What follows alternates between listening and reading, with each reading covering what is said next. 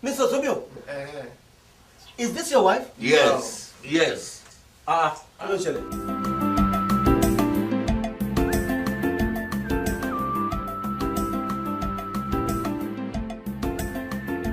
I'm going to enjoy better America.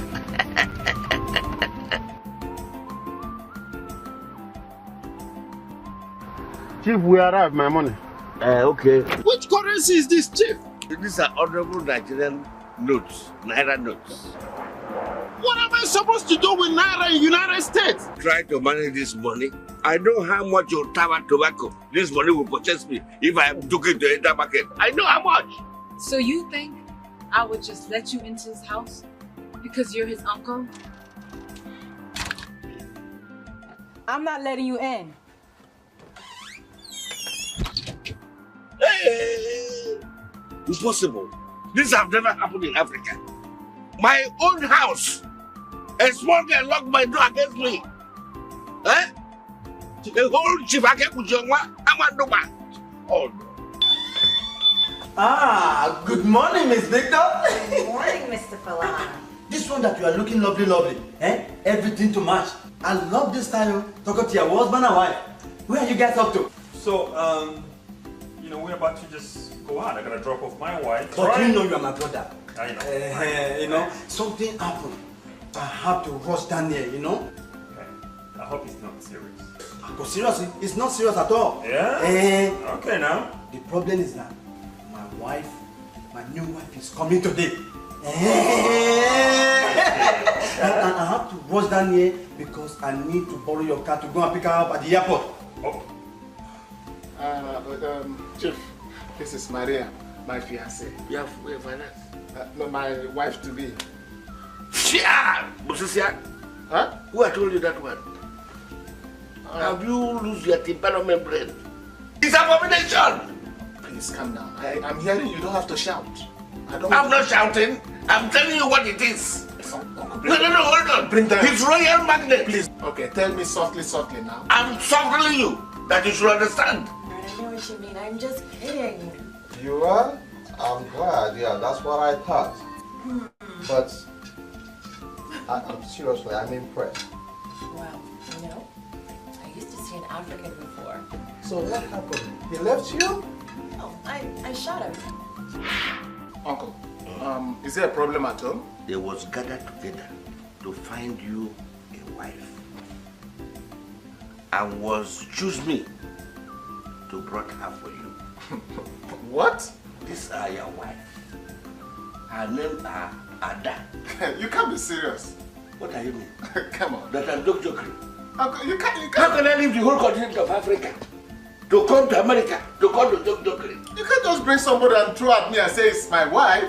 Ada, my daughter, come to greet your husband. Oh, please, you don't need to meet him.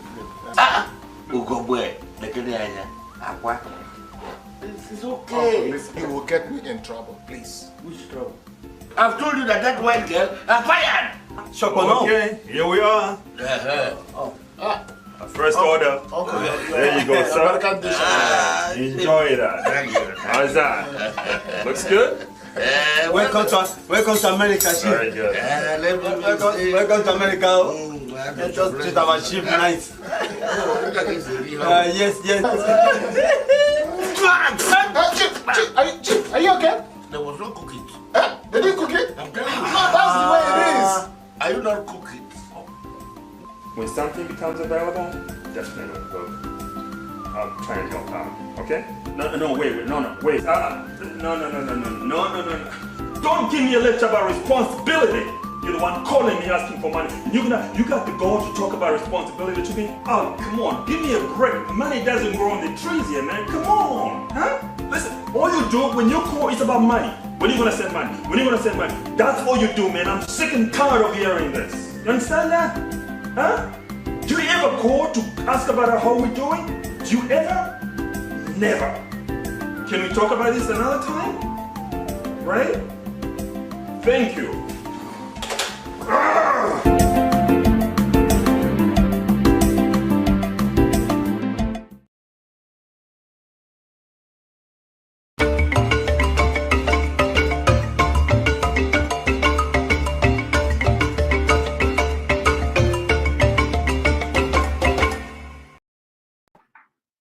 14 of 19 candidates for president in Senegal have refused to attend tomorrow's meeting called by President Macky Sall to discuss dates for their country's upcoming presidential election.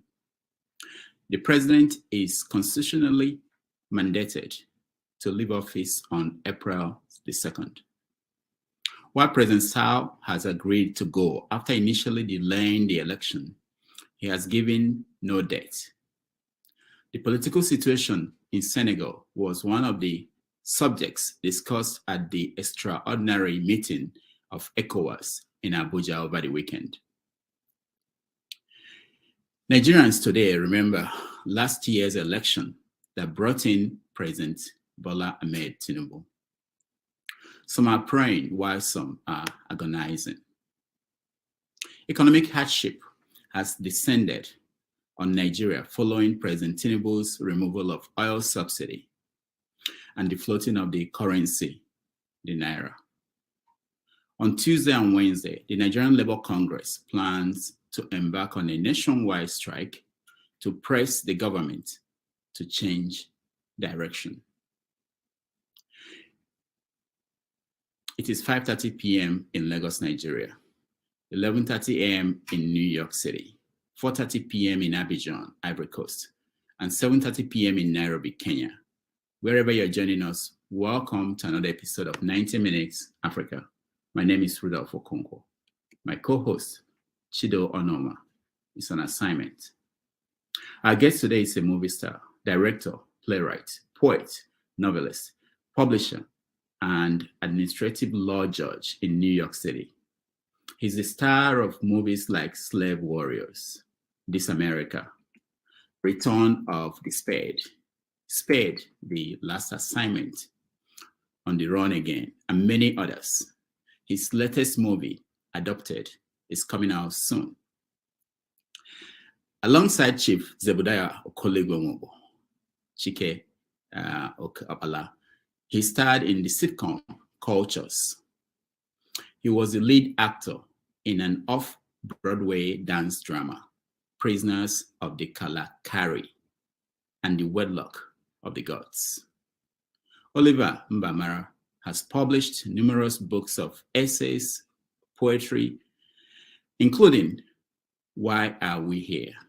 Love Poems and Quotes, Poems of Life, and so many others. His first novel, coming out soon, is called Gates of Tangled Leaves. Oliver Mbamara is joining us to discuss Nollywood and the rebranding of Nigeria through movies, music, and books. Oliver, welcome to the show. Thank you, Rudolph. Thank you for having me, and greetings to everyone who's watching. Yeah, it's wonderful to finally have a movie star on the show. We've been having politicians and people in the academic industries and other fields, but it's good to have a movie star and to talk about Nollywood. But let me start by asking you, where were you this time last year on a day like today, February 25th of 2023? Where were you? I was in New York. You were in New York. Did you follow what happened in Nigeria on this day? Of course. Like every Nigerian who loves to go home and loves to hear about our country do better, we are watching the election, and we expected that maybe we'll get a turnaround of things that will put us back on a pedestal of progress and back to the status of Nigeria as we then know, that made people call us the giants of Africa, the giant of Africa. So yeah, I was there. So 1 year after, what is your impression of Nigeria after that election and all that happened? Well, apparently, the situation is not better. It's actually worse. Because if you look at it from the perspective of the masses, things have gotten worse. So, and I doubt if you go out on the street there and talk to a number of people that you will get. Of course, in any dispensation, there's always going to be those who are on one side and those who are on the other side. But for the most part, you will hear people complain, and things have skyrocketed, prices have gone haywire, and the value of the naira has gone down. I mean, over the past few days, I've seen videos of people on the street complaining, in the marketplace, women complaining. So things have just gone bad. It wasn't what many of us expected at the eve of the election, that maybe after the election, things will start going in the other direction. In fact, many of us thought that it was worse before, and that things would just stop at that point and go in the other direction. But as you can see, it hasn't. Yeah. Now you are the chairman or the president of the Nollywood Producers Association or something. Yeah, Nollywood Producers Guild Association. Nollywood Producers Guild in America. Yeah. In America. I know that people in your industry were involved in the political process during that election. Were you part of any group?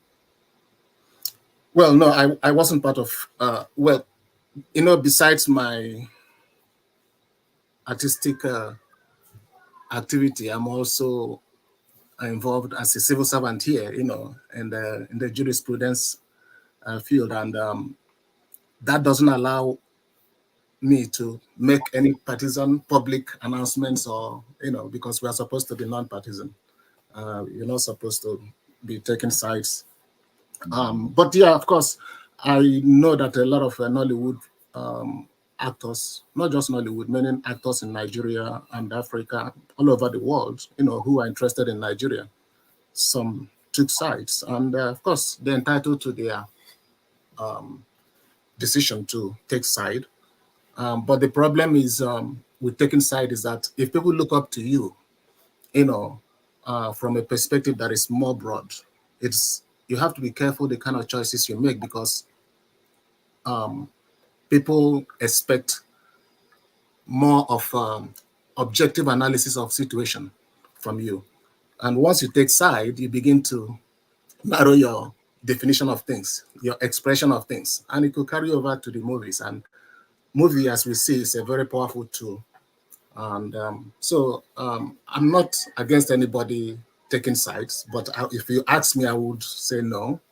It's not the best thing to do, because you have a loudspeaker as an actor, as an artist, as a creative, even a creative content creator. You have an avenue that a lot of people look up to, and when you say things, they take it. And once you put it out there, they take it. Even if you realize later that you are wrong, they've already taken it and they've gone away with it, and it will be difficult to take it back. So usually it's good to sit in the back and try to make sure you provide both sides of the opportunity to make the choices that are educated, right? We don't sit down and say we do nothing, but you do all you can to educate, to provide the avenue for the masses who look up to you to learn and be able to make informed decision. Sometimes people make decisions that are based on not what they think, but what others think. And that is what we've been fighting for a long time. Bob Marley has said it: emancipate yourself from mental slavery, you know, because when you allow yourself to be tutored and cajoled into making decisions that are not even something you've sat down and analyzed, then you're losing your opportunity as a human being to make decisions for yourself. Yeah, but also there's this social responsibility that comes with these positions of being an influencer, an actor, or a musician in a society. And a lot of people who were in that role came out supporting not particularly a candidate, but also saying to Nigerian people, you have to go out there and participate in this election. And they did. But then the outcome, how INEC ran the election and all the court cases, became something that most people did not expect. So I don't know if you were part of any group that said that people should come out and do something, at least participate in that election, which is a noble thing, you know, because if you don't participate, you don't have a say. But I wanted to know, the way it went. You're a lawyer. Most people may not know. You studied law in Nigeria and you're a judge here. How did you see the judicial process as part of that election? Well, you see,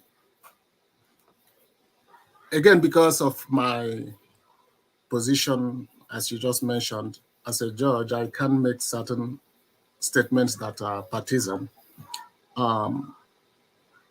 But generally, we expected that the legal system has a way of taking care of itself. And when, the challenge that judges have most times is that sometimes there's what you call public opinion. And public opinion sometimes do not materialize as legal opinion, because legal opinion has to be based on certain proven facts. Okay. And but sometimes there are certain things that are so obvious that you wouldn't expect the judges to come up with some sort of pronouncement that is like a slap in the face as to what everyone thought was supposed to be the outcome of a judicial appeal or whatever it is. And also, that the judges look at certain things that are before them. If I am not the judge, I can't sit here and assess another judge and say that that judge did or did not do this, except I see all the evidence that that judge looked at, and then I can make the same call and say, okay, this is the call I would have made if this case had come before me, right? But again, like I said, the point is that certain things are so obvious that you will expect it to go one way or the other. And then if the judges fail to follow, or not follow, the judges have to follow the materials that are before them and call it what it is. And, it says justice must not be seen. Justice has to be seen to be done. It's not just a question of doing justice. It has to be seen to be manifest. So when you carry out what is justice or what is a decision and it is not manifest to be, it is not seen as manifest justice, then it becomes questionable. And that is where we have some problems with some of the decisions that have been made regarding election in Africa. Sometimes the facts are there, but then the outcome doesn't actually reflect what the facts are. And when you say this, people may think, oh, it's easy to cajole the judges and all that. But the problem is that people take sides. And once they are on one side, they interpret the evidence in one way. Those on the other side interpret it on the other way. And then it's now up to the judges to either stick to what it is or fall to the demands of some forces that would like them to rule in a particular way or the other. I'm not saying that is what the judges did. I'm just saying that these are the challenges that judges face and which the masses also have to deal with. All right. We will take a break. When we come back, we are going to get into Nollywood, the work you do and your writings, and I'll get our audience involved in the conversation. Let's just watch this.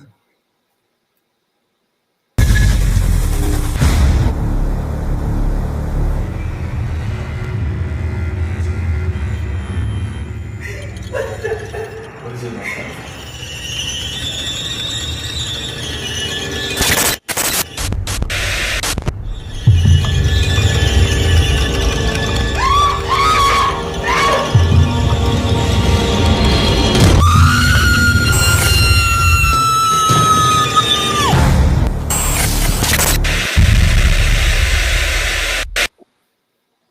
All right, that is from your upcoming movie, Adopted. Let's go back to the beginning. How did you get into movie making and acting when you studied law in Nigeria? Yeah, well, actually, I always wanted to be an actor, or at least an artist. If I write books, write stories, screenplays, and all that, and also act in them. So that was what I intended to do. And when I finished my high school, I also entered I was hoping to go and read theater arts, but one of my uncles convinced me, and entered me for law in Unilag. In fact, he didn't tell me. He kind of tricked me to get my results because I wasn't going to go do it myself. So he tricked me, got the results, and went behind me to actually fill out the forms with my name and everything and my results. And so when the results came out, I found out that I was admitted to Unilag. So I started studying law, and even when I graduated, I felt I was reading law for my family, not for myself. But eventually, I realized that I could also practice law and at the same time practice my creative devotion. So that's how I ended up practicing law and at the same time doing what I do in the entertainment world. And because the passion has always been there, so I never gave up on that. How's it going?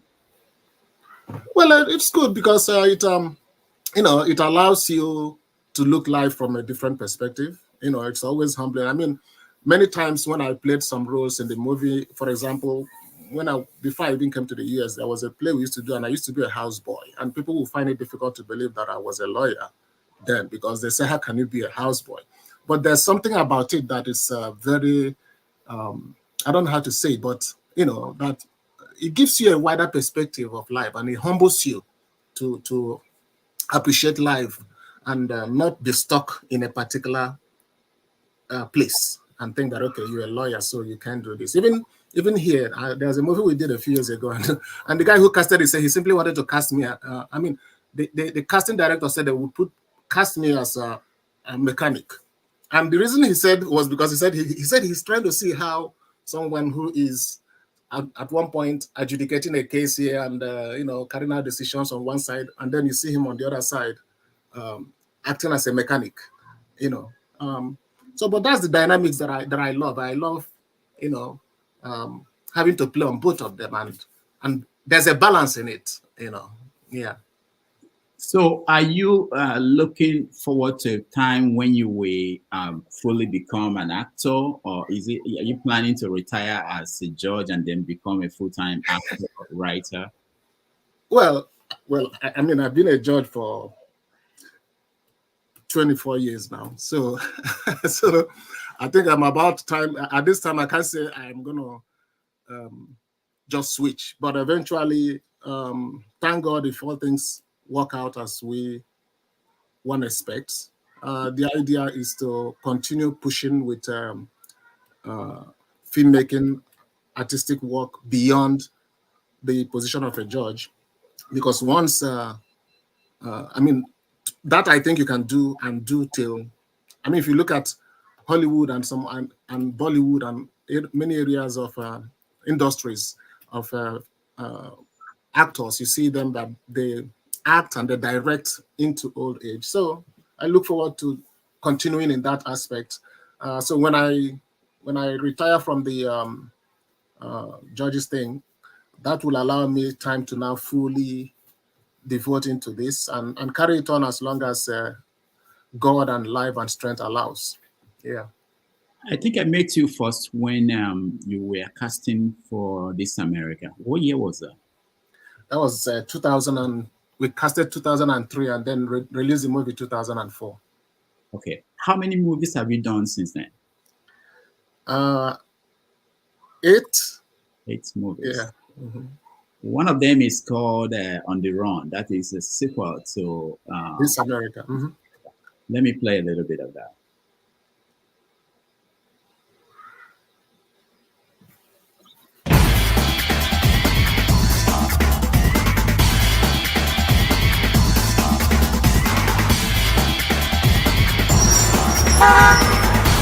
Who? What? I'm sorry. Which hospital? I swear I didn't shoot him! Your bullet didn't hit your husband. You think you can talk to me anyhow because I'm driving a car, eh? Oh, man! Zulu, is it you? I'm coming, okay? You need to watch your step where you're going with this now, son. How about that one? Anita? Surprised? You brought your little Nigerian wife here, huh? That is the true story, right? Yeah. You seem nervous though. Do you need to use the restroom? Yeah, I think I should use the restroom, yes. I'm beginning to fall for you, and that's not good. No, it didn't go well, though. So, hey, why don't you go and sell to your own Africans? No, they were arresting people left, right, and center. Everyone that went in were taken off in cuffs, man. I had to escape, man. All right, listen, I got to get off now, okay? I talk to you. I have to look like nothing is happening. Okay. Come on, bye-bye.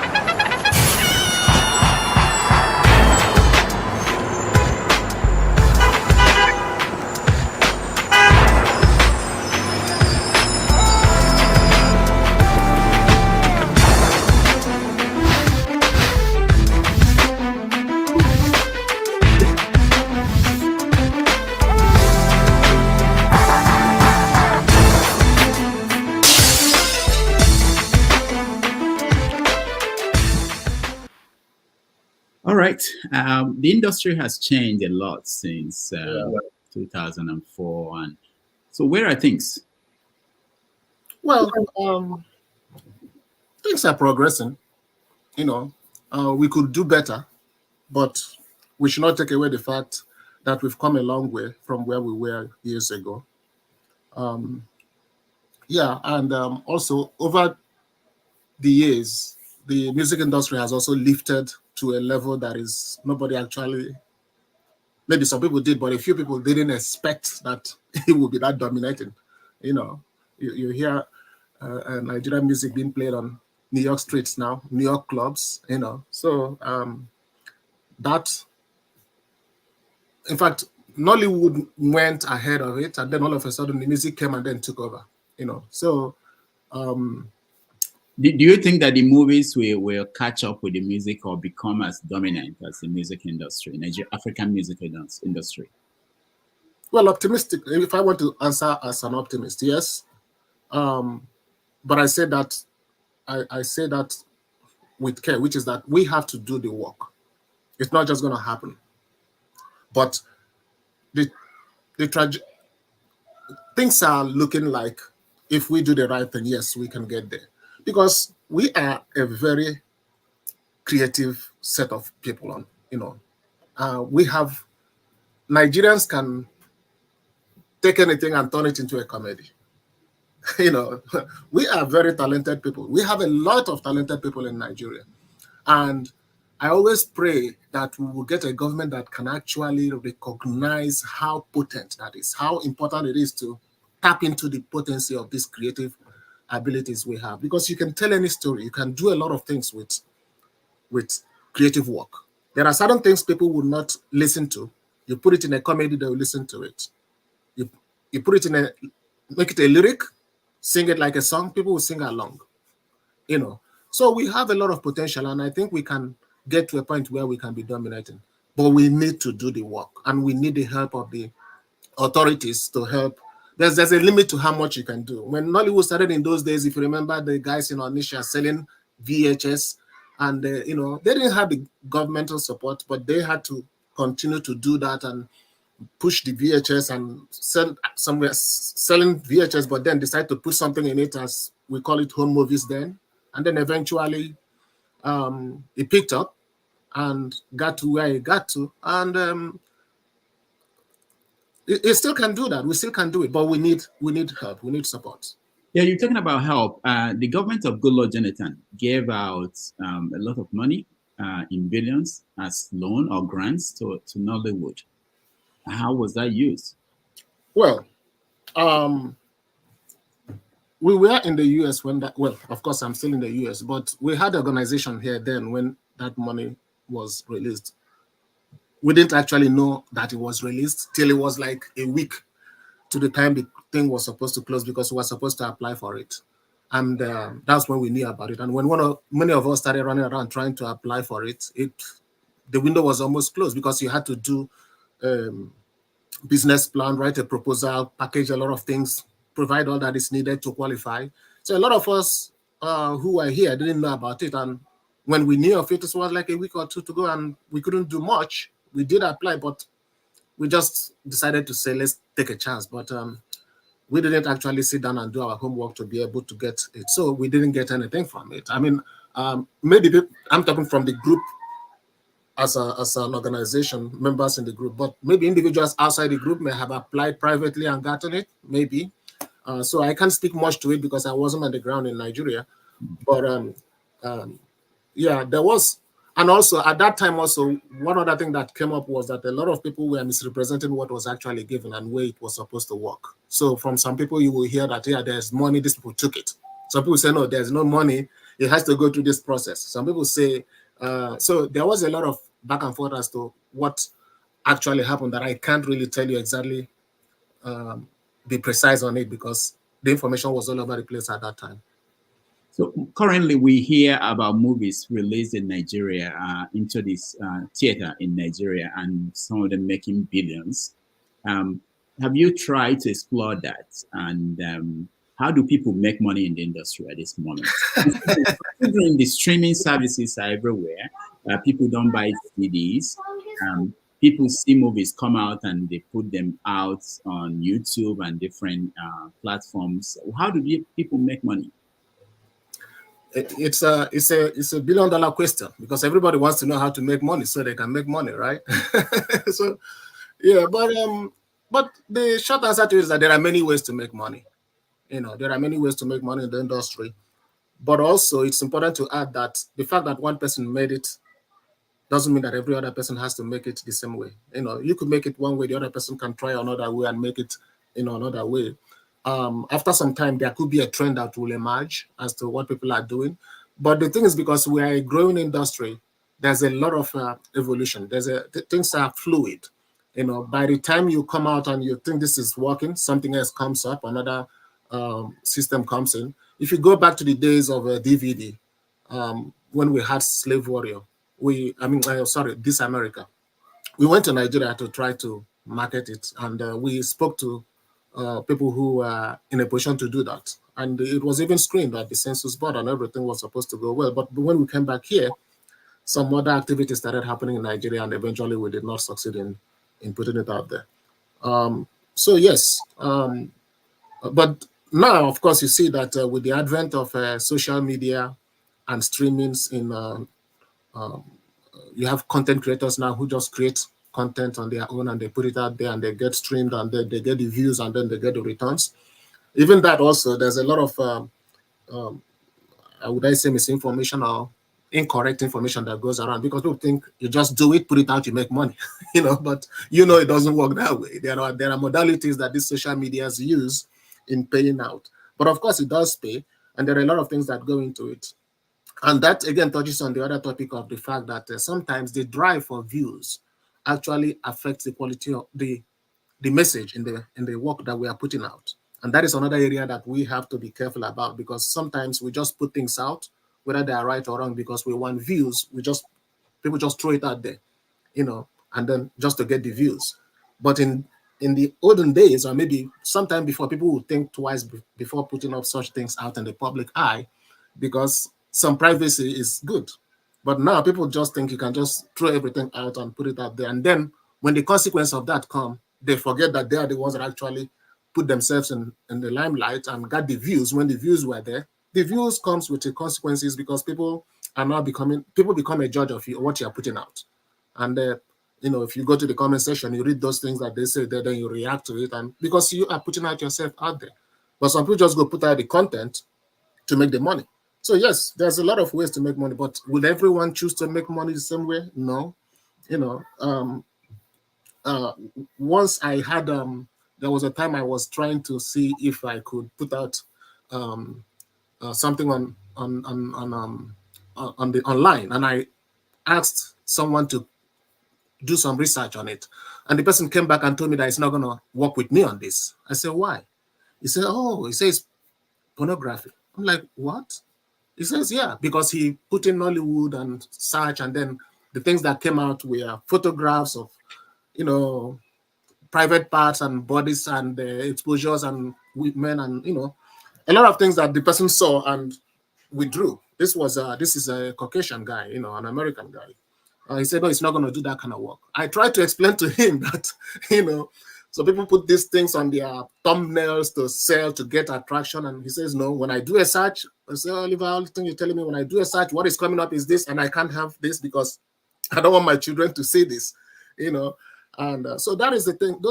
But people do that because sometimes, not because they just want money though. Sometimes they try to follow the mainstream way of doing it and it's not working for them or they are rejected. Then they try to create their own way of doing it. But yet I say we have to take responsibility for whatever we are doing, because when you put out things like that and you just want to get the views, be ready, because it comes with a consequence that sometimes we regret.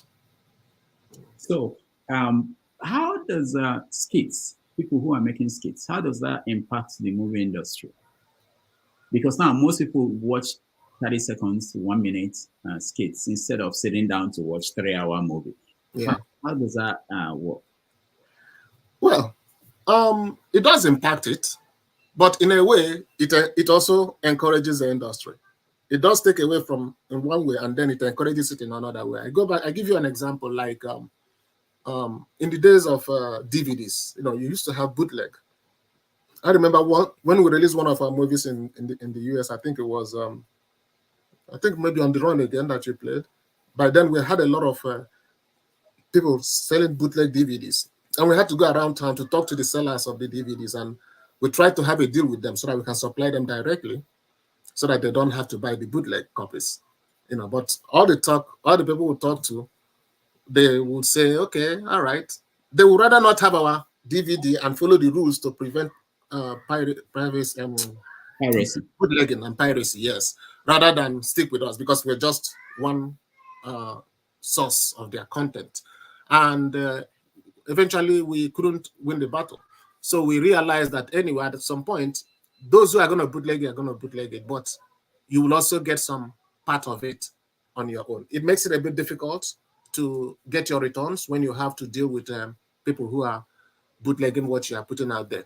But there is also the idea that sometimes they push you to find creative ways of making your content more acceptable to the mainstream or to other, or they make you look for other ways of putting out your content so that you become creative in how you go about it. So those who are making skits, yes, there's nothing wrong with skits, because it gives people opportunity. Those who can't afford big cameras, who can't afford crew or things like that, but have a story to tell. Because I've always been one person who always propagated the idea that we should tell our stories. So if it means people using skit to tell stories, fine. The only thing I always caution is that the fact that you have the ability to put out a skit doesn't mean you can put out anything, and that is difficult to manage or control. But that is just my caution. But a skit will always be a skit anyway, right? It's never going to be a feature film. A feature film will be a feature film. In 1 minute, in 1 hour, you can tell a story that a skit could try to tell in a few minutes. But you want to delve into the details of the story, the background, and what informed it, and out thereafter and all that, so that you can get in a feature film and sit down and watch it as a feature film, revolving around the themes in the story. But a skit, of course, can be a few minutes. You can, tell the whole story, try to tell it in one way, but it's never going to be a feature film. So I think they can exist side by side, right? They can exist side by side. The bottom line is that we are putting out the stories out there, but I always caution that we be careful what we put out. Okay. In 2017, I was in Kenya, and my driver, I was talking to him, and he mentioned, we're talking about Nollywood and everything, and he mentioned that there's this movie that he loved, and that do I know the actor? And I said, what's the name of the movie? He said, Slave Warrior.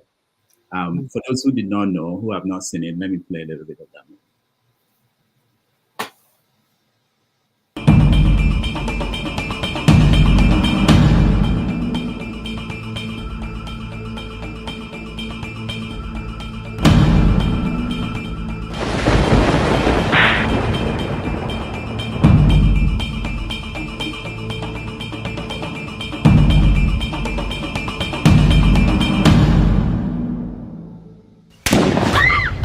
That should be a warning to any others who try to escape. Ah!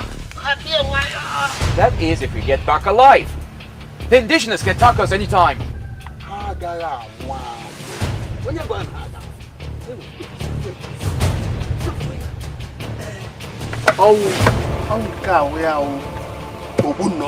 How far is the village from here? Master, if we pass this hill and the next village, we don't enter there. We will catch them off guard. I will catch plenty men and women.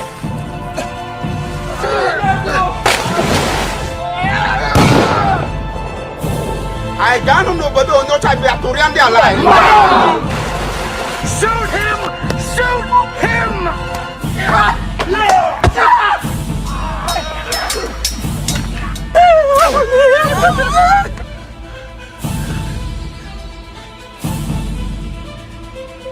Coward!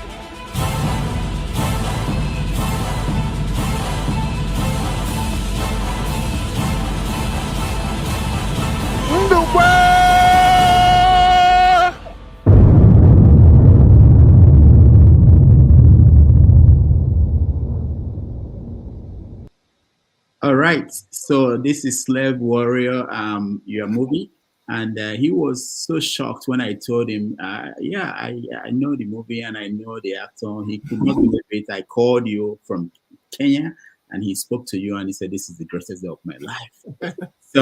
So how is it like? I mean, when you make these movies, and do you know how far they go? No, you never can tell how far a movie can go, and but that is also the reason why when you're making the movie, you try to. That's why I keep saying you be careful what you put out, because you could do a movie and it could move one person, just one, and the change in that person could be so significant than when you move 100 people with your movie. You know. So the point I'm making is that when you put out some content, it could impact something anywhere, you know. So you never know who's gonna like it. You never know who's gonna pan it, but you just keep doing it. But once you come from a place of service, because if you look at Slave Warrior, the reason I did Slave Warrior was when I went to film school here. I went to New York Film Academy. By then I've done some movies, but I still wanted to. I didn't want people to say, "Oh, this lawyer is just doing movies," you know. So I said, "Let me go and get the academic approval." So I, you know, in the classmates that I met in the film academy, and especially our African American brothers and sisters, were of the opinion that, in fact, the opinion they had about slavery was that, oh, we sold them, we sold our African brothers, you know, and somehow a part of me did not understand why we would just sell, you know, because I'm someone who believes that in everything in life there's always a background story.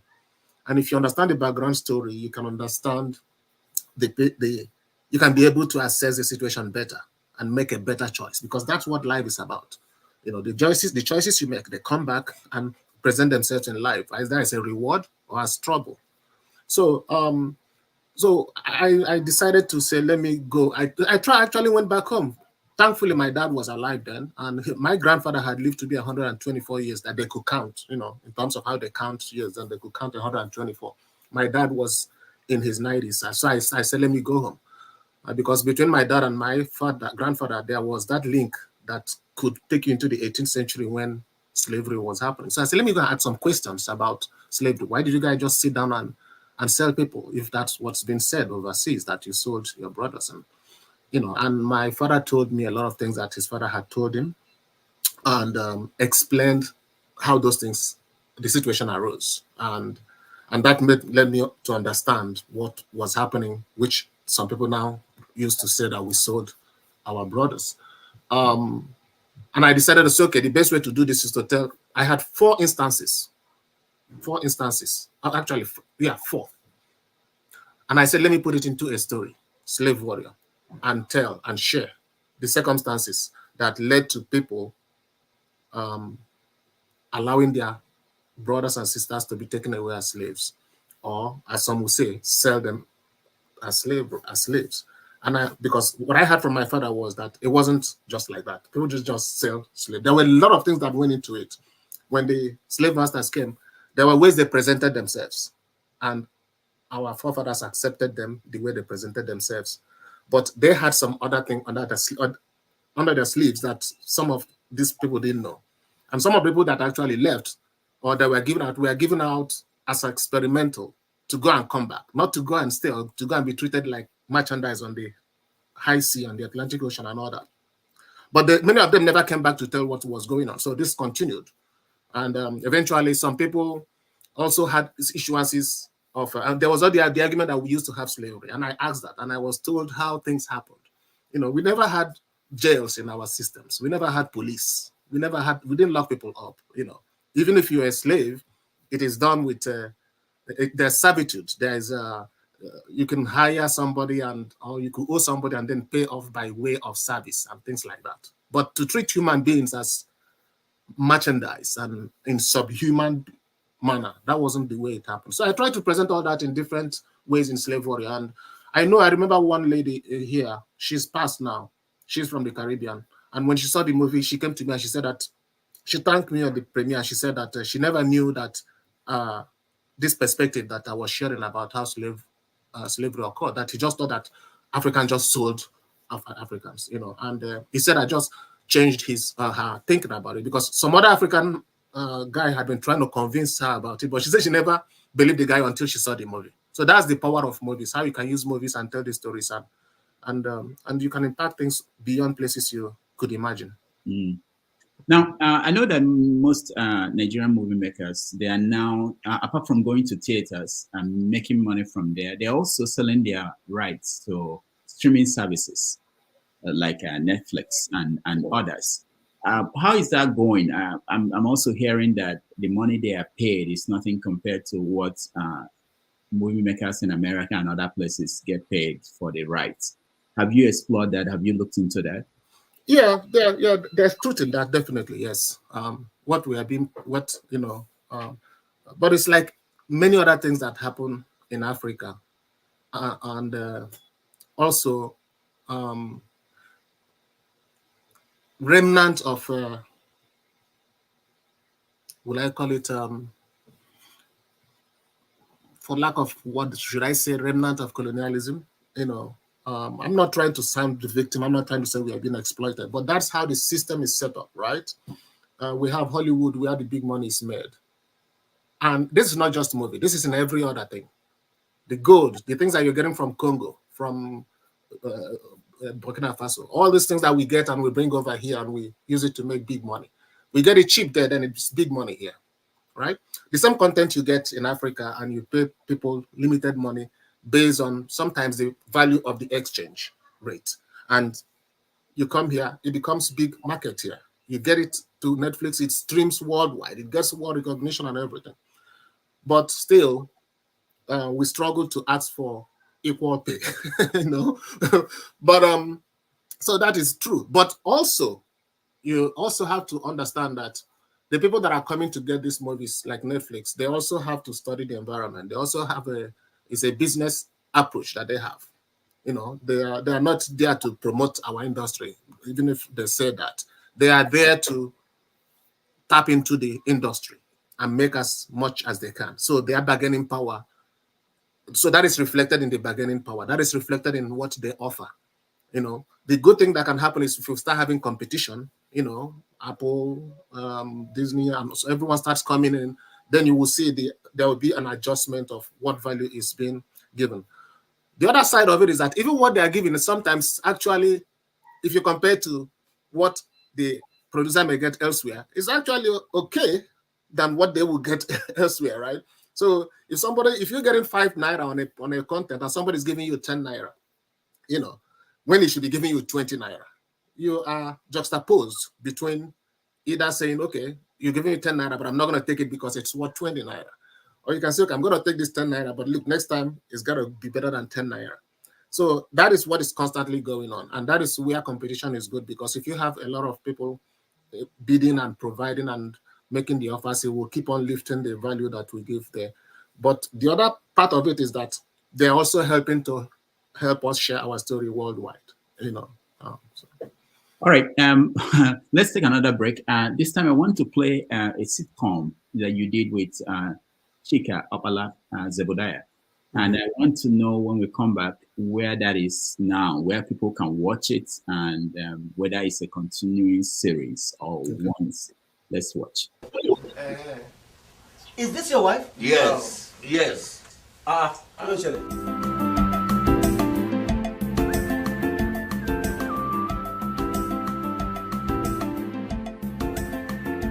I'm going to enjoy it, America.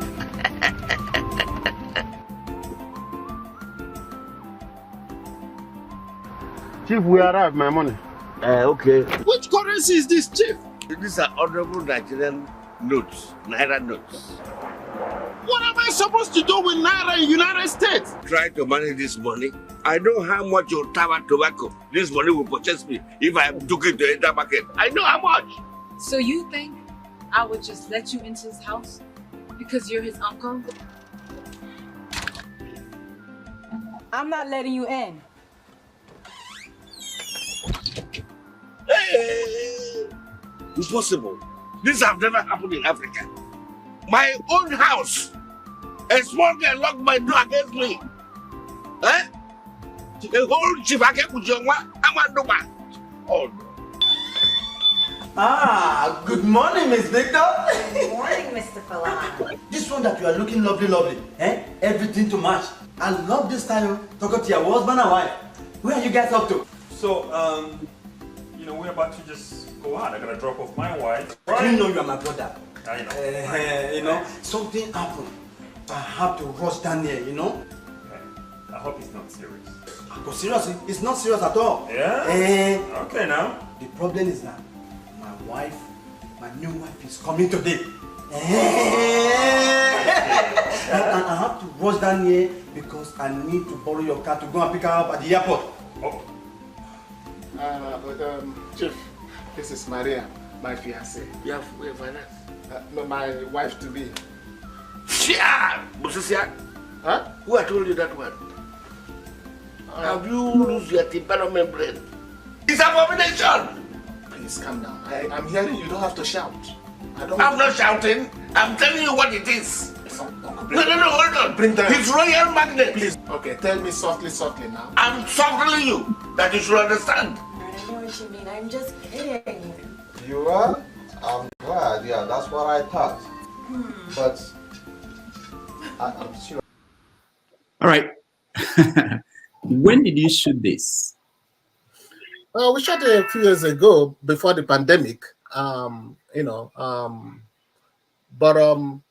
We are hoping to get it on as well. The idea was to, first of all, before I go in there, let me not forget, please. I want to say that I want to use this opportunity to show appreciation and gratitude to Chief Zebrudaya.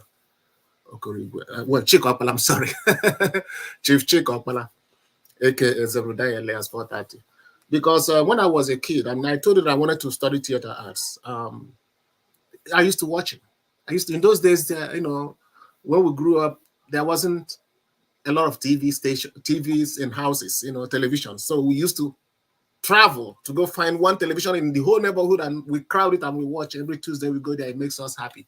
So I liked that, that this man could make us, these people, Zebrudaya, Jegede, Nati, Cladus, Grigori, Ovaleria, they all could make us happy, So that was kind of like something that inspired me to start looking at entertainment as a way of making people happy and keeping people, cheered up every once in a while. And I used to remember then I would tell my dad that one day I told my dad, they said, "What are you going to do?" I said, "I'm going to study theater arts." He said, "What?" I said, "Like Zebrudaya." He said, "Like Zebrudaya?" I said, "Yes." He said, "Is that what I'm going to go study in the university?" I said, "Yeah." But as fate would have it, I remember once Zebrudaya came to the house and I said, "Daddy, here's Zebrudaya that you said you used to tell me if I was going to go study and be like Zebrudaya." He came to your house? Yes. And okay, in Nigeria. Yes, and he met my dad, and I said he was like 360, So, but it was a learning experience for me. The man is a moving icon of humility. He was in New York here, he stayed here. He did not ask me to ask us to put him in a hotel. He decided to share with us in my home, and it was just the most humble. I don't know how to say it, but But the reason that is important is we have to look up to those type of people and that type of character, because it's very sustaining and it's very infectious.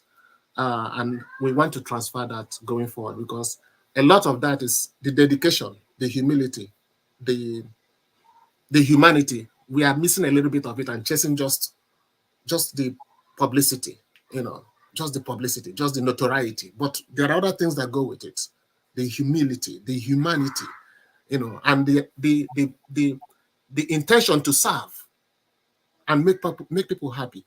Unfortunately, I've had in other circumstances discussed the idea that people like this should be treasured. They've not gotten their share respect and and many of them have passed away in circumstances that make you say, how is that possible? And so that's why I just wanted to say, let me take this moment and before I talk about anything else, because I learned a lot from him as a human being, as an artist, and I think we should cherish people like that. There are still many of them living now. Fortunately, Zebrudaya is still active to be doing the things he does, but there are others who are no longer here, but also there are some you can pick up in some areas, and we should try to. Yeah, Oliver, I'm getting a message. I think Zebrudaya is trying to join us. Yeah, I can see Igbo Basics. I can see in the backstage. Okay, so when they turn on their camera, if they are here, okay, let them here. All right, but so you shot this in America, and yes, and then yes, it was supposed to be put on. Where were you going to? Yes, we shot it. The idea was we were trying to tell a story of the African experience here, right? Because we see some of these sitcoms on TV, and they tell the American dad. So like, what of African dad? What can we tell about Africans? The challenges that we have. Of course, that is also what informed This America. It was a story that we decided about the conflicts, which the title I had for it when I first wrote it was Conflicts of an Immigrant. That's what This America was, Conflicts of an Immigrant as a book. But then when I met, of course, my colleague Betes Gomo and Felix Norom, we decided to turn it into a movie and call it, and then we came up with This America, what it is and what you had. So the same thing with cultures, the one we shot with Zebrudaya, because the idea was to also see how these Africans are living here, because sometimes what people hear that the challenges we have there is not the one we have here. Why would a guy come here and marry somebody that's not African? What are the circumstances that lead to that? And then if you now throw an African woman into the mix, what are the challenges that become manifest? So we try to put that out, but like in many other circumstances also, we didn't have the breakthrough that we had expected, because for some reason it wasn't addressing what was selling, which is the American story, So, but fortunately now we have, at least things are going on now. We at least we have one sitcom now that is based on, I think on CBS, that is based on an African lady. But that was why we couldn't. We had expected that we could get it going, but because we didn't have the connection, I would say, to present it for us, we couldn't make that presentation. So we had on it for a while, but now we decided, we're just gonna put it out as a streaming service and let people go and watch it. And just like in those days when people watch every week, they watch New Masquerade. We thought we could put it out now as a series. So by the grace of God, somewhere in the beginning of March or middle of March, we'll start doing weekly streaming of the series, and it's a long series. It's not just it's not a movie or part one. It's a series, a long series. So if the idea is that maybe we could still get the kind of support we wanted to put it out there, and the story can continue being told in a bigger way, But it's always good to have people see what the life is here, and not just hearing it from others, hearing for those of us who are living through the experience. But doing it in a comic way, that's the other thing, you're not telling it like because it's not all gloomy, it's there are challenges, and that's why initially we called it a conflict of cultures, that you have to live through. Yeah, but it's worth sharing. All right, we are at the 1 hour mark, and there are a lot of questions already for you. People want to know where they will find their movies like A Slave Warrior. But before we go to audience and get them involved in the conversation, let's talk a little bit about your books. You're also a very well-known writer. You've written so many books, and you have a novel that is coming out, and this is a preview of the novel. Let's watch. A unique story unfolds in an epic community unusual to our contemporary world and transcends the mysterious worlds of the beyond. Gates of Tangled Leaves, created by Oliver Mbamara, invites you on a special journey beyond the physical realm, time, and space. So get on board to travel to the far side where reality mixes with illusion and events play out like magic to the novice. Similar to the fascinating realms in the books Talons of Time and Third Eye, or as in the TV drama series Lost, strange and extraordinary realities are revealed. But that's not all. As the story unfolds, we discover the inner journey of the soul. Every choice and action we make echoes beyond death and lifetimes and shapes our awareness as souls.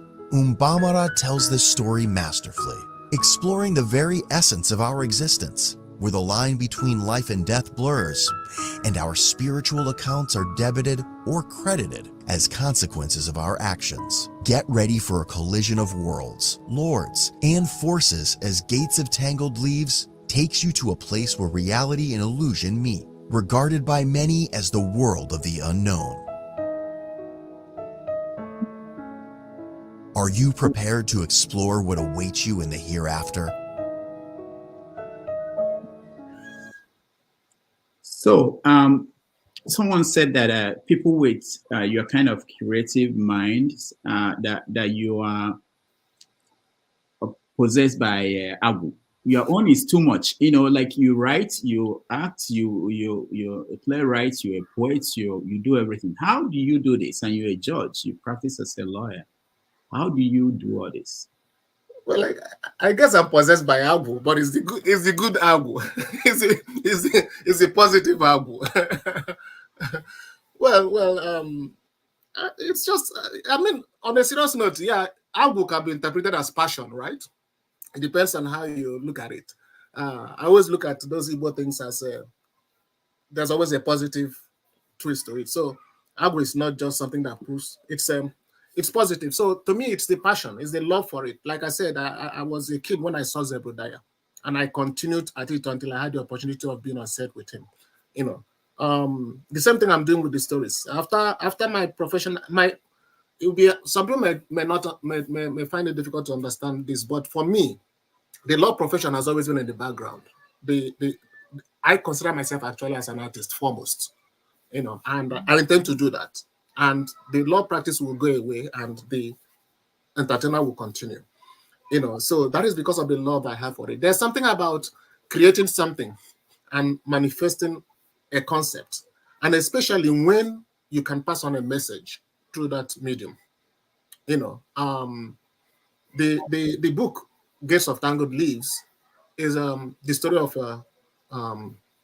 follows the journey of a man who transcends into the unknown world, and experiences things that you would experience. And one of the reasons why I decided to put that story out there is that genre. You don't find a lot of Africans writing in that genre, but we have a lot of stories that could actually be told in that genre. And I figured, okay, in fact, somebody came and told me, he said he saw some of my short stories and he said, you know, you could put this out as because there aren't a lot of Africans telling that type of stories. So I said, okay. And I decided to. You call this class science fiction? Honestly. So where do you classify it now, what you did? I classify it as a spiritual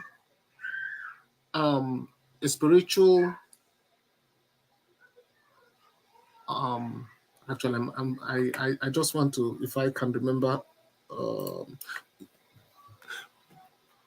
it's fantasy, but I'm trying to remember exactly the way I couched it in the promotion. And the reason it's not easy for me to just say is because you could give it a different name. You can interpret it the way you like.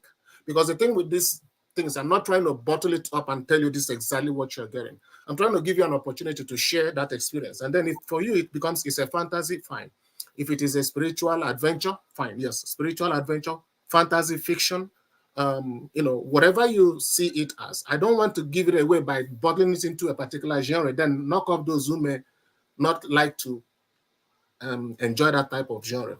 But when you see it, it falls in the category of, you could call it spiritual fiction, you could call it fantasy, you could call it a mystery, you could call it, so it all falls into, there's a coinage I have for it. I don't have it right in my head now, but there's a way I try to count it to try to accommodate all that. But the point I'm making is that it is not important what genre it falls into.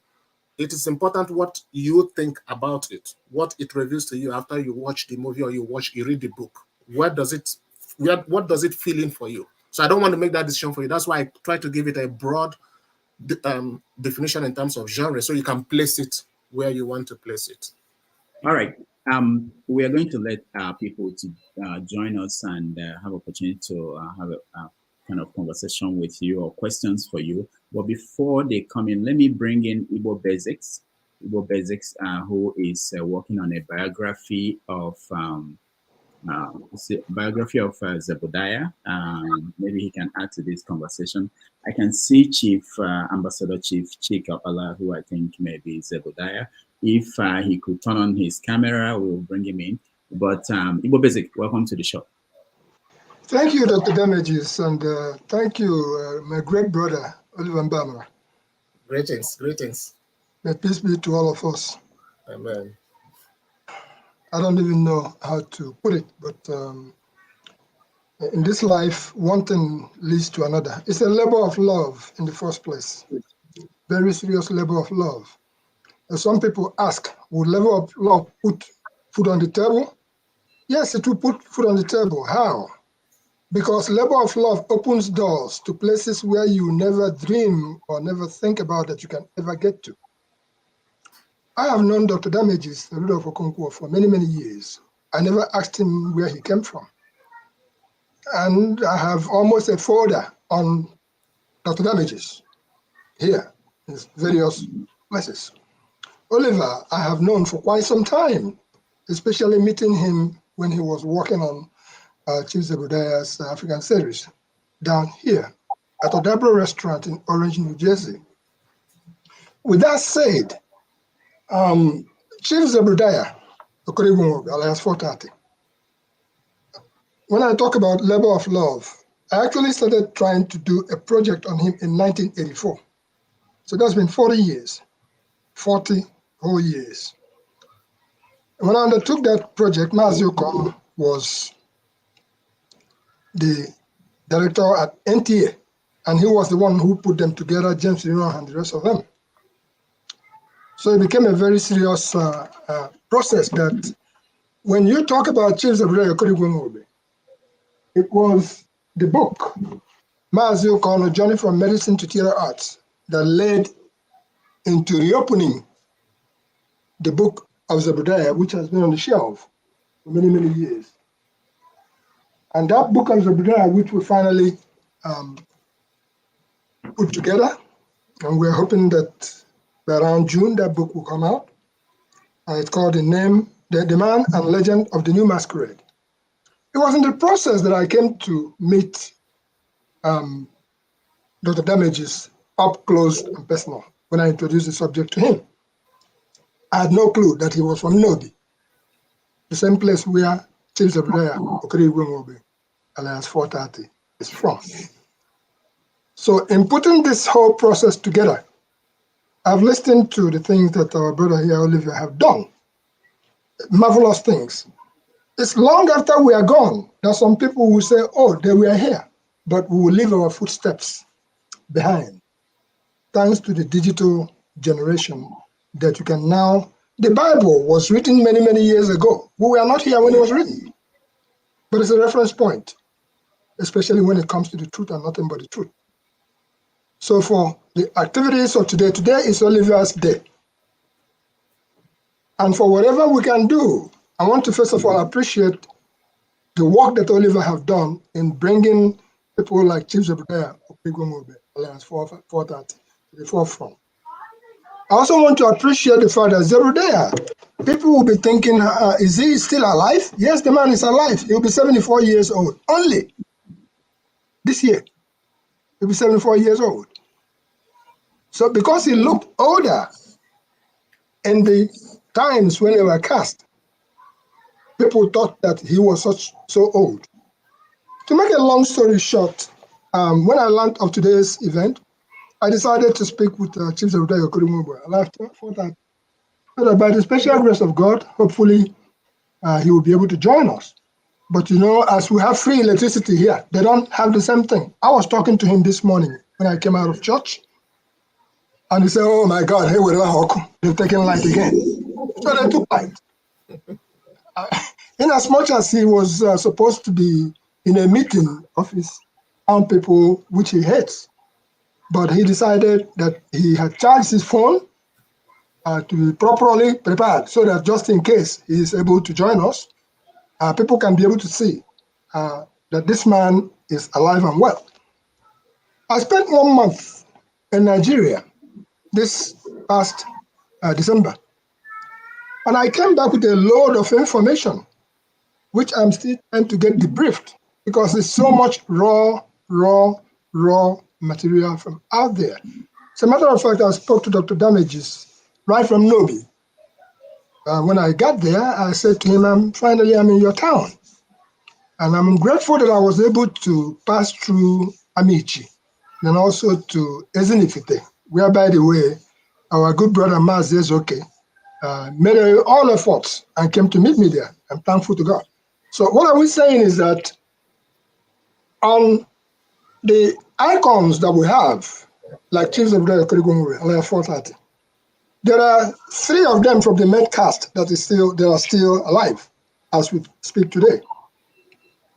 That would be Clarus Davis Ofo, who is in Aba, almost blind, but in this process we've been able to speak with him directly. Then that's also Lizzie Oveme Ovularia, who is in Port Harcourt. We've also been able to speak with him. There are others in the background who participated in Kemo, Peter Doche, the rest of them that participated in the background in making of the new mask. So as it stands right now, after listening to all the ways that we can possibly help put these things forward, last year we did a celebration of Chief Zebrudaya Okorigwe Nwobe's 73rd birthday. Thank you, Oliver, for being there, and also Felix Norom, our great brother, who was also there, and several other people who participated in that. Now he will be 74 years old, coming June, and we're almost trying to beat the clock to see if we can walk this book around his birthday, either before or after, but certainly we've brought it to that particular stage. I want to extend particular gratefulness to Dr. Damages for the work he has been doing and for the things that he's been doing in the background. And I also want to extend our appreciation to Dr. Seli Okogu, who is out in Lagos, working day and night. What are we trying to do? Not just to launch a book. The book might be launched in Lagos, might be launched in Abuja. While all those things are taking place, we came up with what do we do to address this situation. So we have come up with what we call the New Mask Foundation. So the New Mask Foundation is what we're expecting that is going to carry on with the launching. And hopefully if Dr. Kogu is able to join us, he will be able to explain to us a little bit more about the New Mask Foundation. Again, this is Olivia's day. But it is to that effect that I would say for now, when Chief Zebrudaya Okorigwe comes up, that is the man and legend of the new masquerade. But this will not hit the streets until people like Dr. Damages and Oliver Mbamara have seen the entirety of it and make sure that it's good to go. So I'll leave it at that because I could talk and talk, but Zebrudaya, I hope he will be able to join us because most important is both his children. I was with him at his OB at Nobi. And what I saw there is actually a place where we all should endeavor to try to go and see what he has put up there, just in case after we are done. All right. For now. All right. Thank you, Igbo Basics. Thank you so much. And so, Oliver, yes, we are going to open it up for the audience to join us and have the opportunity to ask you questions. So, if anybody wants to, you can join us on the stream. Turn on your camera. We will bring you up. Righteous Man, welcome to the show. Yeah, good evening. Good evening. Yeah, how are you? I'm fine, Dr. Rudolph. Yeah. So you're talking to Oliver Mbamara, and we have Igbo Basics too. Do you have any question for him? Have you seen any of his movies? No, I'm not a movie person, but I have listened to Igbo Basics many a time, and during the days of Zebrudaya, New Masquerade, I was an ardent follower of it, and I'm just happy that the issue that I have to do with him is brought to the global stage at this time. So I appreciate that. Okay, very good. So, any question for Oliver? Actually, for now, no, because I just joined right now, and I've not actually followed to understand his perspective and the things he must have put in place. Yeah. All right, thank you. So, Oliver, let me ask you: you still write poetry? Yeah. How is that going? Who are the poets? Who reads the poets now? Well, poetry is one of those outlets, like I always say, where you can use creative content to say something without having to appear like you're knocking it into someone's head. And again, like I told you, based on my background, I am not supposed to be partisan in making public comments, but poetry allows me the opportunity to touch on on things like this, and the idea for me is to make people reflect, make people think about things, And again, like you talk about creating something and not knowing who you will impact. I may have told you about a gentleman, he's late now, who read one of my poems he was in Maryland and decided to come visit him. He was very ill, but he drove. In fact, he was ill. It was a fatal illness. He had cancer, but he had to visit. And I told him not to visit. He said, no, he had to come. And he came down and we had a moment. And I asked him, how did you get to know me? How did you come about that? He said he read one poetry. There's a poem I called Resurrection. That's what the poem he read. And he decided to come. And he's a big man. I don't want to mention his name because he's a big man in Nigeria. He ran for office, took a senator's position sometime in the north, and has some affiliation with some of the power brokers there. And he has a different opinion from what they had. What you would think like the power brokers' position they had, he had a different opinion. And he came, and the poem was what brought him, and we sat down and we talked. And, so when I write poetry, I'm not writing it for the purpose of trying to reach everyone. I'm writing it because I feel there's someone who may pick this up. And if at least it's one or two persons that gets to pick that up, then that's fine. And we continue to write. In this age now, people scroll things, and if it's not in 2 lines or 3 lines, they just scroll and they move forward. So you're never gonna get people who are gonna sit down and read poetry to the end. But if you have 10 people scroll through and one person reads it, maybe that's the person that needs the message that is in the poem, and that serves the purpose. And we continue to write. All right, we are going to take a break. When we come back, will you be able to find that poem to read it for us? Oh, find one to read one poem? A particular one that moves. Oh, Resurrection. Yeah, Resurrection. Yeah, I will. I think I also have a video of it on my YouTube channel where I did a reading. Yes, a reading of it, yes. Okay. Yeah, either you send me that or you can read it for us when we come back. Let's take a break. And for those who are watching at home and those in the studio, hang in there. I will come back and we will get you into the studio.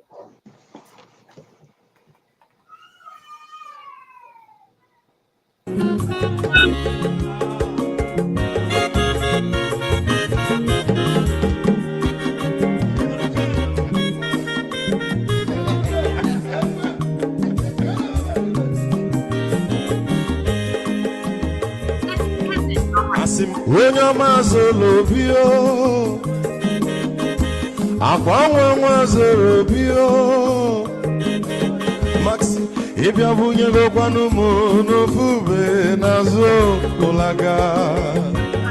olaga ni piazugo. Mama olaga do ni piazugo. Akwa wilo chio biko rapuzoro kona bazia. Onyo mazoro biko abamba watara dasari ibya unyane gwana mo ulaga dori byazigo mo ulaga dori byazigo abamba wilo chilo bikora buzoro ona wazia. Mazi wake up, Odoguna Quaresunaka. On your money, got the lemon. Mazi ni Mazi. You move on with the melody.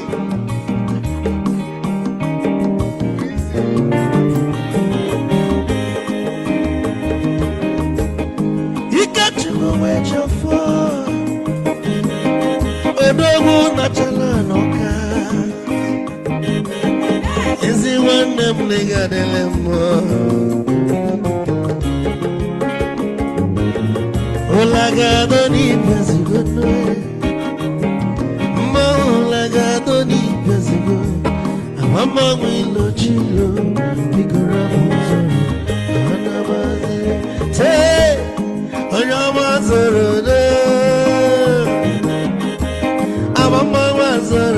sorry. If I were to go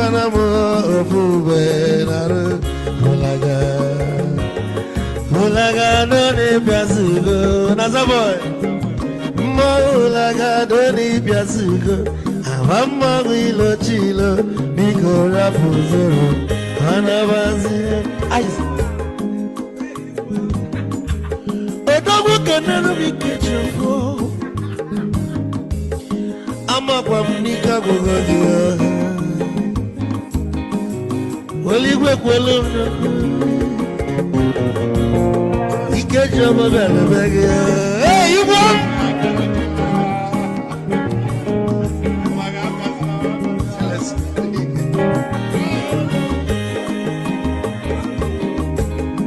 Eku kampu nekene. Amago ndinso. Chukwe mekalumo Ikechukwu negaje. Esi nwanne mekene ni. Ilapu ife nini na-eme wee bịa. Kagosili na anyị na gị bụ nwanne wisdom gaje. Ka nye gị maịkị ka ogobanya bụ egwu. Isili maxi ọ bụ na-etiri egwu a. Malụkwa malụ n'imego m ife ọjọọ. Wee sị gị nwanne m ife ọkụ na-echọlụ na ngeme. Wisdom onume ekene gị. Mgbamanwụ iyo iyo biko lapụ. Zoro, zoro, zoro, zoro.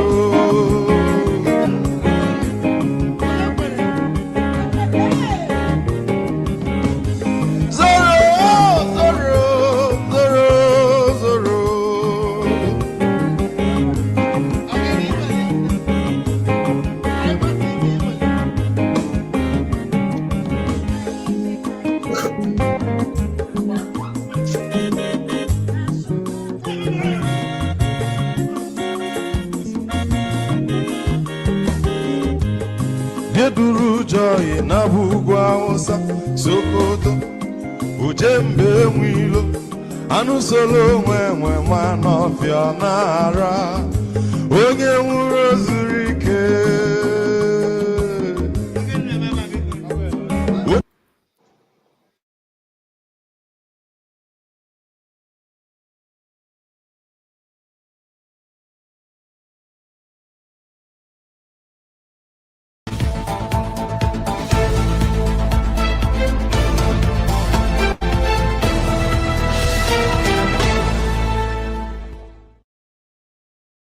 Tell you what they think. We invite you to share your opinion. What happens after, we cannot control. Participants may pound you like this.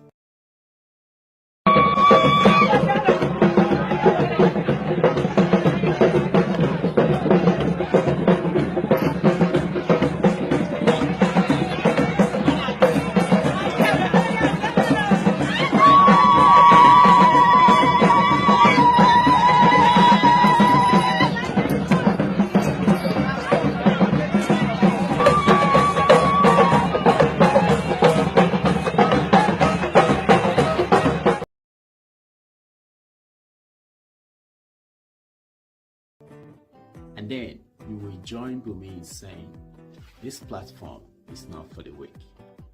We do not start every conversation you hear, but we make every conversation you hear sizzle.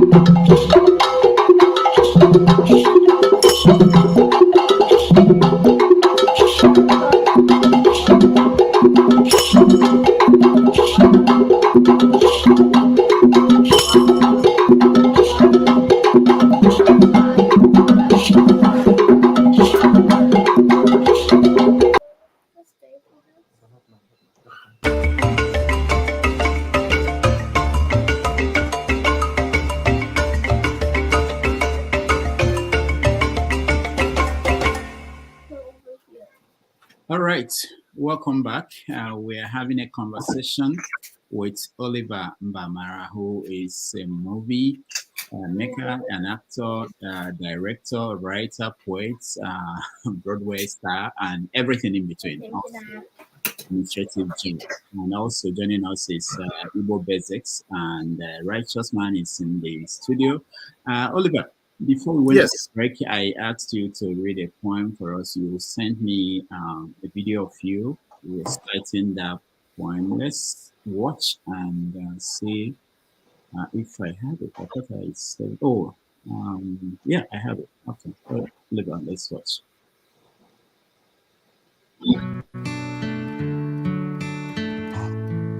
Resurrection, parable of the lost ones. Led astray by illusions and egos, the prince wanders and journeys through life. In search of the glories he once had, he comes to the threshold of reality. To hear the sound of the waking call, the drums of time beat even louder. The wanderer shakes out of slumber. And when the prince has abandoned his ego and humbly lets his fallacies go, he unburdens his mind of illusions and pierces the veil to see within. The light is aglow that once was dimmed. The path is clearer that once was vague. The eternal light shines forth once again. And so, in humbling of the little self, the prince resurrects to that true state and is exalted to higher realms, where he finds his being again renewed, and the true self is again revealed, the spark and essence of God divine, which has been and always will be. Best wishes in this time of resurrection. I'll see you next moment.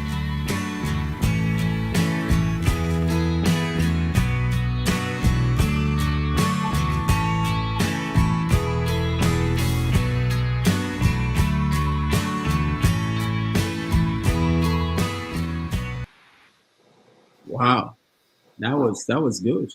Thank you. So there are a few questions here on the comment section for you. Someone asked, where can I watch Slave Warrior? Where can they watch it? Well, we are gonna start doing the streaming on the YouTube channel, which is at Oliver Mbamara. Well, if you search Oliver Mbamara on YouTube, it's gonna bring you to my channel. You're gonna see the two faces of the one was an artist and one is a student, but it's Oliver Mbamara or at Oliver Mbamara 333 at Oliver Mbamara 333.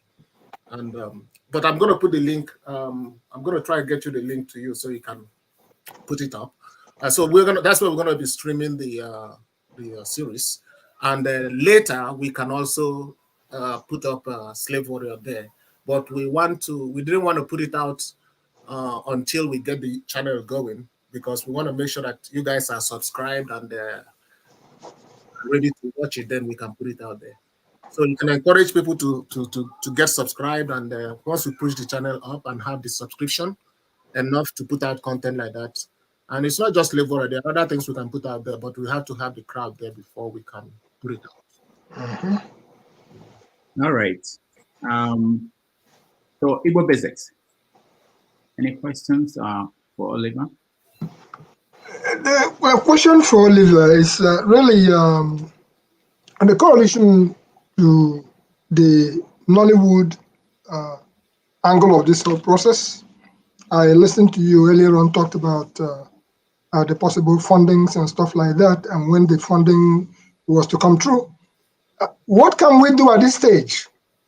I haven't narrated the concept of the New Mask Foundation, because the whole process is like, what can we do so that we don't forget those on whose shoulders that we have climbed or stand on, to make sure that that becomes real, because we have HMOs and stuff like that in the background to attend to their health, not just for their well-being of now.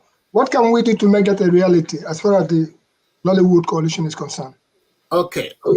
Just before you go, I have Chief Chika Okpala on the line. Okay. So Chief. It wouldn't pick you very well because I don't know where the glitch was coming from. Usually the glitches come from Nigeria, and so we could not. But all the same, I appreciate some of your expressions on some of the shows you have done. Congratulations. Thank you. Thank you, Chief. You can also always get back sometime when the network is better. I think network is a problem. Yes, yes. Network is bad, really. Yes, that is part of what we hope to be fixed, so that people can have easy communication. Yeah. Thank you for calling in. I am live online with Dr. Damages. They're on the line, but unfortunately we couldn't connect you, so I have your speaker speaking into the system. Okay. Okay. Yeah. Okay. Thank you for calling in. Thanks a lot. Thanks. Okay. Keep it up. All right. I'll call you later. Right. Okay. Sometimes it takes a couple of days me trying to reach Zebrudaya. His phone is in his hand, but the system says the phone is switched off. Yes. I tried to reach his wife. He says the phone is currently switched off. That is true. And I'm with him at Nobi, and I'm calling him, and they're saying the phone is switched off. That is true. So I don't know. Maybe when Bat Energy will make its magic, and we have 24/7 light. I don't know how we're going to do it, but that communication needs to establish so that people can at least. Any day we do a show on Zebi, I think we're going to send a whole crew down there to be with him and make sure that whatever it takes so that he can be, because he really desires to be with us, but it pains him that he could hear us, but he can't see us. Somebody on the chat line says, thanks for this life or something like that. You are told that he died some years ago. Come on. He's not dead. The man is here. Yeah. The sad thing is that some of his colleagues have passed away. Lately has been the gentleman that plays Nati. So that's why that rumor is always out there. But some of them are still around. Mbamara is still there, and but the thing is that we don't want to wait for them to die and then we hear that they are dead. Even if it's at this age, we can help them. We can do what we can to let them enjoy some of the fruit of the labor that they have sown. And give them the appreciation while it is due. Not wait for them to pass before we do anything. All right, thank you. Righteous Man, you want to say something? Mr. Mbamara, I just want to ask you this question. The Igbo people says the sound of bitter cola does not reflect the taste of it. The name you gave to that particular movie, The Slave Warrior, what does it depict? Does it reflect the drowning to glory of the Igbo slaves that died in faraway United States? I think one of the states that refused to bow to slavery, and they decided to go down to the bottom of the sea because that word, the warrior slave or slave warrior, I think I want you to expatiate on it. What does it depict? What is the concept of it? Why? All right, thank you. I think you are talking about Igbo landing. That was where the slaves decided to take their lives, go drowning instead of allow themselves to become slaves. Yeah, that's in Georgia. Yes, in Georgia. Yeah, that's Igbo landing. The question you asked is quite important. The thing is that I don't know if you were listening earlier when I said that the reason I did the movie, I went and did the film Slave Warrior, was because of what I was hearing when I came to the US. And people had this opinion that we just sold them, we just abandoned them and sold them, And I went back and asked my father and my grandfather, and they explained to me some of the things that happened in those days. And it contradicted the narrative that we just sold them. So I decided to do the movie, and I gave about 4 or 5 instances in the movie where people can be moved around or taken away, not necessarily because... Go ahead. Yeah, not necessarily because they are being sold. So, and again, I told the story of the lady who has for years been fighting over this, and when he saw the movie, she came and she said that thank you, because now I knew that our people fought back. Our people did some things. It wasn't that they just were willingly selling us. There were circumstances that led to slavery. If the white man did not come bargaining for it, they wouldn't be bringing people over to the Americas and all that. And that there was some effort on the part of the local people to resist it. And that's why the name Slave Warrior was there, that there was some sort of someone who was fighting even though he was under the pressure of being enslaved, he had to fight and try to free his people and free himself from that circumstance. That's where the name came from. Okay. All right. Thank you, Righteous Man. Ovie, welcome to the show.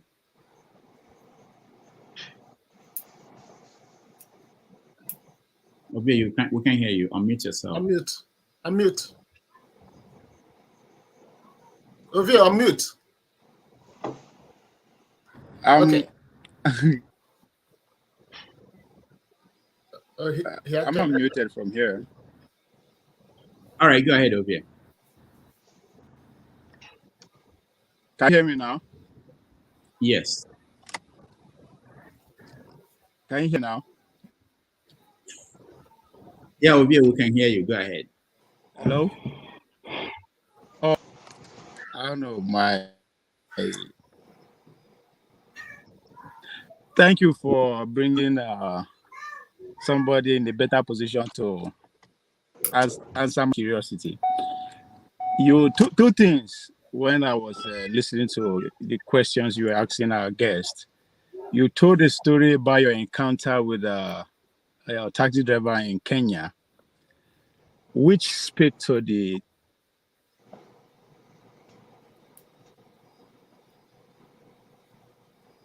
Now, for those who may not know, Via is in America. He's not in Akwa Ibom. Akwanga is in America, but I'm not sure what part of America he is. And Trump will not like this. He's embarrassing America. Internet. Look at righteous man in Nigeria. His internet is doing well. Okay, Oliver. While we wait for Via, let me ask: how much does it cost to bring an actor, an actress from Nigeria to come to America and be in a movie these days? There's actually no precise amount that you can say, this is how much I have, and then I'll go get an actor. There are other factors that go into it, including, are you starting from scratch and negotiating with the actor? Or do you have some history that is going to allow you to step in and have a pleasant understanding? And also, what type of involvement is the person going to get in when the person comes over here? And also, in movie making, we have, royalties, we have deferred payment, we have other ways of compensating people. So what arrangement do you have? Those are the things that are going to determine how much the person will eventually say, okay, this is what I need. Some people may not actually want anything. They just want to come and do it, but at least you got to pay for the flight ticket, Yeah. Now, but I asked that question because I also wanted to explore the idea that, in Afrobeat, you have musicians like Davido, Wizkid, partnering with African-American musicians, like even someone like Rema, I think Rema, with, what's her name? Serena? I don't know the name anymore. The one that... Yeah. Yeah, that they work together, and it's been going on for many years and doing very well for them, for the Americans, and for the Nigerians. But in Hollywood and Nollywood, we've not seen so much of that kind of partnership. What's going on? Why is that not happening? Well, the thing is that, again, like I said, you had asked a question before about why they are paying Nigerians peanuts in terms of if you compare what they pay other countries. And also, if you go back to those some years ago, Nigerian artists were not being paid this much to actually come here. But music, in the Nigerian music is at the top of the class now. So for you to get an actor here, it involves a lot of things. In fact, if you want to bring a Nigerian musician here and is a star, it's going to cost you quite some good money. It's not something that you can just, that we're talking about a different type of arrangement, because he has managers, he has, a lot of things that's going to be negotiated for the person to come here. So depending on how much in demand that musician is, determines how much the person is going to get. I'll give you an example. We used to have the office of the Organization for the Advancement of Nigerians here that hold the Independence Parade that we have here. For a long time, we used to try to get people from Nigeria to come and perform here. And, sometimes we'll get people here if it's difficult. But when you're having that type of arrangement, you take a long time for you to do it, get involved, negotiate. When it comes to film, it's more of a direct thing that you're talking about, a particular script that you want the person to come and do. And if that is the case, how you intend to finance the project, how you intend to compensate the actors, the crew, and so on and so forth will determine how much you're going to come up with. Now, for Hollywood to invite a Nigerian actor here, they have to give us that, recognize the fact that we have become major players in the industry so that they can be able to give us what it's worth to bring people here. And there has been instances before. There was a project I know some years ago that wanted to bring Genevieve here, and myself, I was supposed to also play in that movie, but it didn't succeed because at the end of the day, they didn't want to offer what was needed. But if they begin to recognize the value of these actors in Nigeria, then they can begin to, compensate them and also bring them to feature in big movies. The reason why Rema and Selena did the track, which won an award, I think is it Baby Calm Down, whatever, So it's because Rema has been did the song, it's good, it's popular, it's all over the place. So Selena can find it easy to say, okay, if this offer comes for me to work with this guy, I can work with him because he's already big there. And that's why you see names you mentioned, the video and so on and so forth. Burna Boy, Burna was in, he performed in the Grammys, right? Yeah. So, but when you're talking about at that level, you're talking about a huge sum of money. You're not talking about independent filmmaking budget, which is not as huge as the studios. So the question is, our actors and our film, in the film industry in Nigeria, are we playing at that level where we will be able to exchange that big amount of budget when we're talking about these exchanges? Or are we still at a level where they think they can just get it because we are not paid well, or the industry is not that big as it is supposed to? The industry is big, but in terms of the money, they still do not pay us what we think they should pay us in terms of recognizing us. But when Nigerian films get to the level where music has gotten now, they will have to do that, because now they're doing it. They're getting Burna Boy, they're getting the video, they're getting Rema at that huge amount. Right now, the industry, the film industry is still getting there.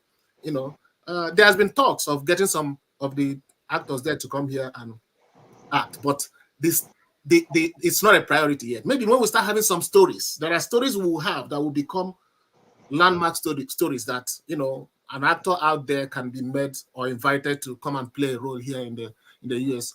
So it's not dead, it's still ongoing. As I'm talking to you, there are people who are negotiating to see if they can get an actor to come. But you don't see it very often because there's still that little thing about them not waking up to recognize the fact that we are a force in terms of filmmaking or actors.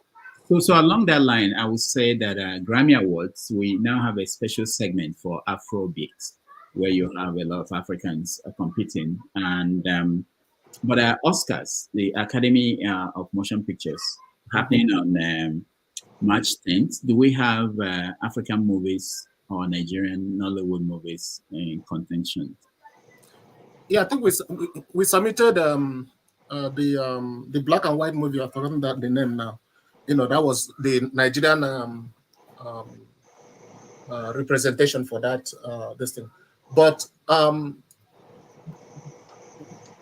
say I think a year or two ago we had Genevieve's movie after it was recognized in Netflix.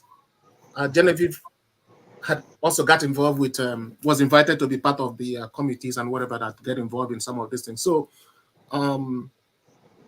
the more that happens, the more they begin to recognize, and the more we can also have people who are there who can speak for us and be able to make it easy for us to bargain and get the big names come here and do those big projects.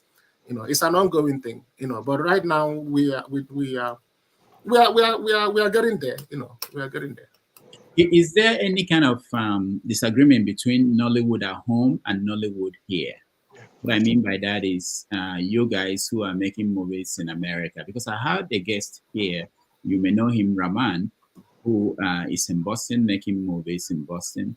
He has a unique way of defining who he is. Do you call yourself a Nollywood actor, or do you consider yourself part of Hollywood?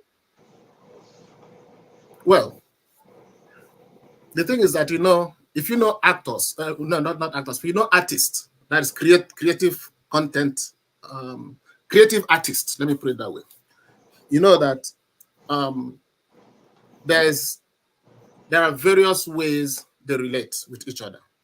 There are those who may want to belong to any organization, and there are those who think that they can do it on their own.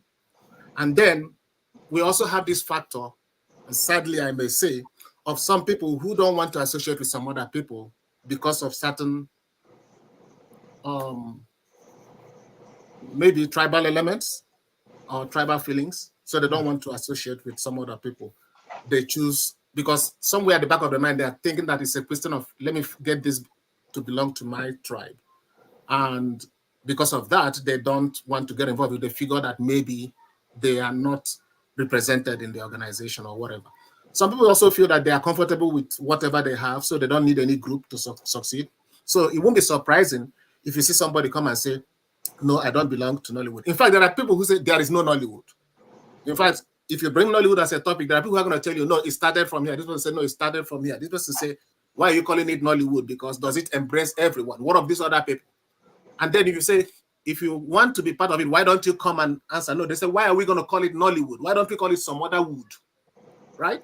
So, but you see, those things are normal when you have artists who have different inspirations and different motivations that push them to act. There are people who come into the business because they see it can make money, so they want to come and make money with the movie making. We had a lot of that in the era of the DVDs before that I talked about pirates in the US here. There are people who come in because they love it. They have the passion. They want to tell the story, right? And they don't care whether it's called any name. The idea is do it and put it out there. You know, so I'm not going to stop anyone from calling himself one particular type of actor or not belonging to any organization. But for me, the name is not important. What is important is that I put out the content that people can consume. And also more important, not any type of content, but the content that can help create that emancipation that we want for our people to be able to also use it as a way of branding ourselves and selling our positiveness out there. So whether you call it this wood or that wood or that wood, it's not important. But I can assure you, yes, there are groups that would not like to, or people that would not like to be called a particular wood. In fact, they get offended if you say you're a Nollywood actor. But for me, when I call me a Nollywood actor, or you call me a Nigerian actor, or you call me an African actor, it doesn't matter. It doesn't change anything for me. But I belong to the Nollywood Producers Guild Association of Nollywood Producers Guild here in the USA, which of course I'm the president. But I don't expect everyone to be in that organization, right? It's open. If you want to be part of it, fine. If you don't want to be part of it, that's okay. It's not going to cause any friction between us. You know, the problem is that when people start thinking that maybe your content is a problem for their content, that's the other underlying problem we have in the industry. There are people who think that if instead of putting out my content and giving you opportunity of putting out your content, I will put mine out because mine will get a chance if I try not to get your own. And that's where it becomes a bit mock and it becomes a bit problematic. But the name you call yourself is not important as the content you put out. Your content will represent what you are. All right. Igbo Basic, hold on. Okay, let me ask this question from the comments. It's from Ifi. She says, please ask him why they have decided to sideline the marketers at Alaba and Opiweka, who brought the money to fund Nollywood in its infancy. So why did you guys sideline Alaba and Opiweka? You say you guys sideline. That's CP's question. I don't know. No. Well, maybe if he could be clearer who she meant, but the point is, you see, the industry has been going through a lot of changes, right? When we did This America, that was in 2000 when it was released in 2004. We tried to bring it to Nigeria we came and we had interviews at NTA Port Harcourt, NTA Lagos and all that. But eventually, as I explained here before, there were some forces that didn't like that incursion of foreign filmmakers coming to get a share of what's already going on in Nigeria and frustrated it. And but we moved on from there. But later, we also found that there are people who would welcome content creators from anywhere in the world, and they're willing to work with you, right? But the thing is that by the time you are working on DVD, first of all, we are doing standard definition, SD. Then some of us produce content in SD. Then a year or two, HD came up, and then doing HD. Then we go 4K, and then you move to 4K. And then gradually DVD started going away. And then people started streaming on YouTube. And now you have Netflix. So each time there is a change, there's somebody that is displaced. There's somebody who had thought, okay, I'm going to make it by selling DVDs. But all of a sudden, DVDs are not selling anymore. The person is stuck with the DVD. So the person gets sidelined. It's natural for the person to blame it on something. But also, there are people who may also say, okay, when YouTube came up initially, that was before Netflix. People were submitting to certain stations. I don't want to mention their name. They were submitting to those stations. And initially, they felt it was good. Later, the story came out that what they were getting were not good. People started pulling away and started opening their own channels. Now you come to YouTube, you see a lot of people have channels. And a lot of them are doing well. So they don't want to go back to those people that control it. But each time there's a move, there's always somebody that is displaced. So it is easy to think that somebody displaced you. Now, the people in Onisha who started the VHS, remember, when they did Living in Bondage, they started with VHS. Remember how it wasn't that they sought out saying, we're going to go make a movie. They wanted to sell VHS tapes. Then they find a way to sell it to the homes. So they put a home movie on it. And all of a sudden, Living in Bondage came at that time. It was an opportunity. They grabbed it, and Living in Bondage came up and introduced the current Nollywood at that time. And VHS soon turned into VCD, if you remember. Then VCD, DVD. So the person who has a bunch of VHS gets displaced by VCDs. The person who has VCDs, invested in VCDs and structures to help VCDs and market with through VCDs, gets displaced by DVDs. And people have DVDs. I have some DVDs here of some of my films, but DVDs are not being bought anymore. So we're now talking about Netflix or YouTube streaming. So each move keeps displacing one person or the other. So that's why I don't know who he is to hold blame, but I personally did not displace anyone. But I can guess that that's maybe what may be the problem is that the dynamics keep changing. And as it changes, another person, now you have the cinemas, right? Initially it started with Silverbed. Now it's no longer Silverbed that is dominating things now. So it keeps changing. And I wouldn't use the word somebody displacing somebody. I mean, maybe she has a particular precise point. I don't know that. But in the industry generally, it keeps moving. And people, sometimes, you're talking about people who do skits. Maybe today is skits. Maybe tomorrow it becomes series. Maybe not series. Tomorrow it becomes short films. It keeps changing. And we keep going at it, trying to adapt so that we can continue to pass on the message. All right, thank you. Let's welcome the flagship. Flagship, welcome to the show. Thank you, Dr. Rudolph. Can you hear me? Yes. And welcome to our guest today. My apologies. I joined in midway when you were presenting.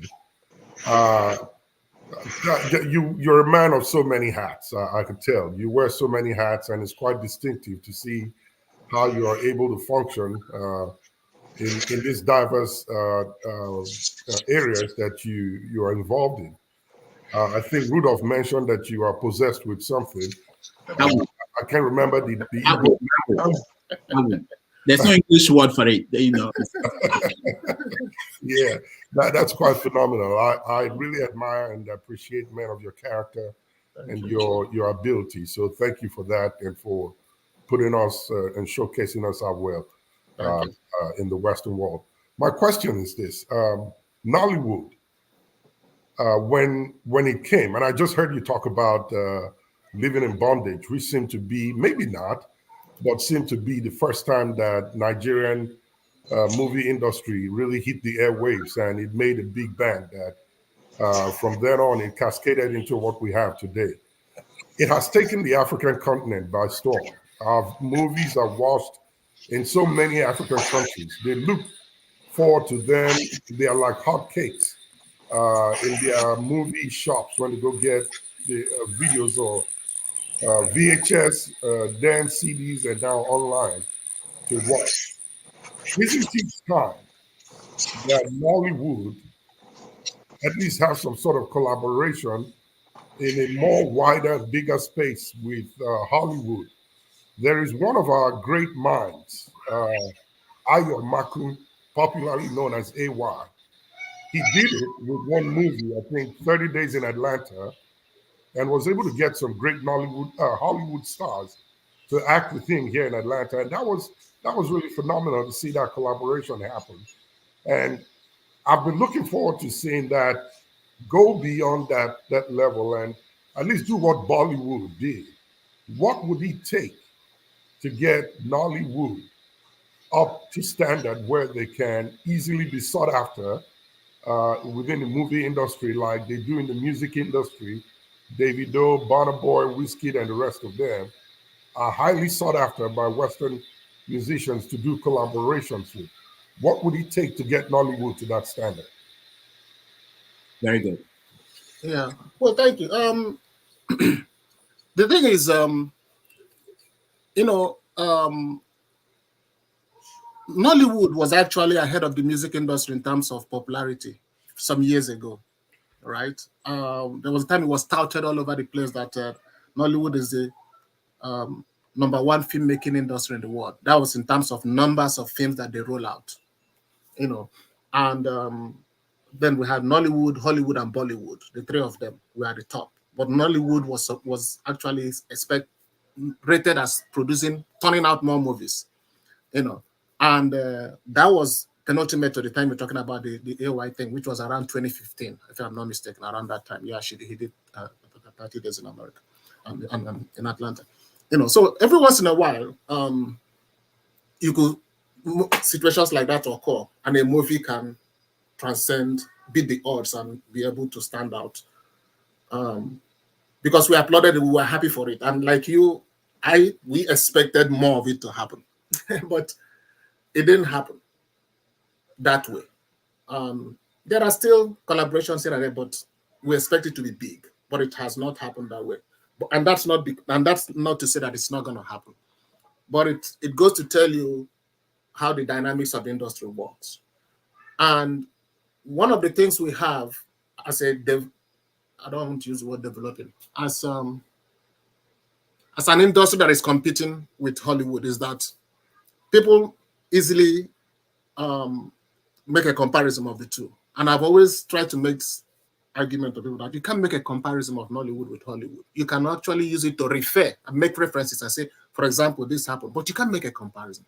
Because Hollywood, in fact, the history of Hollywood in this America is actually a different story again. It started somehow and then evolved into this Hollywood thing. It wasn't it didn't start that way initially. So we still are in the game. We can still get there. We will still get there. But part of the problem we've been having is because we have,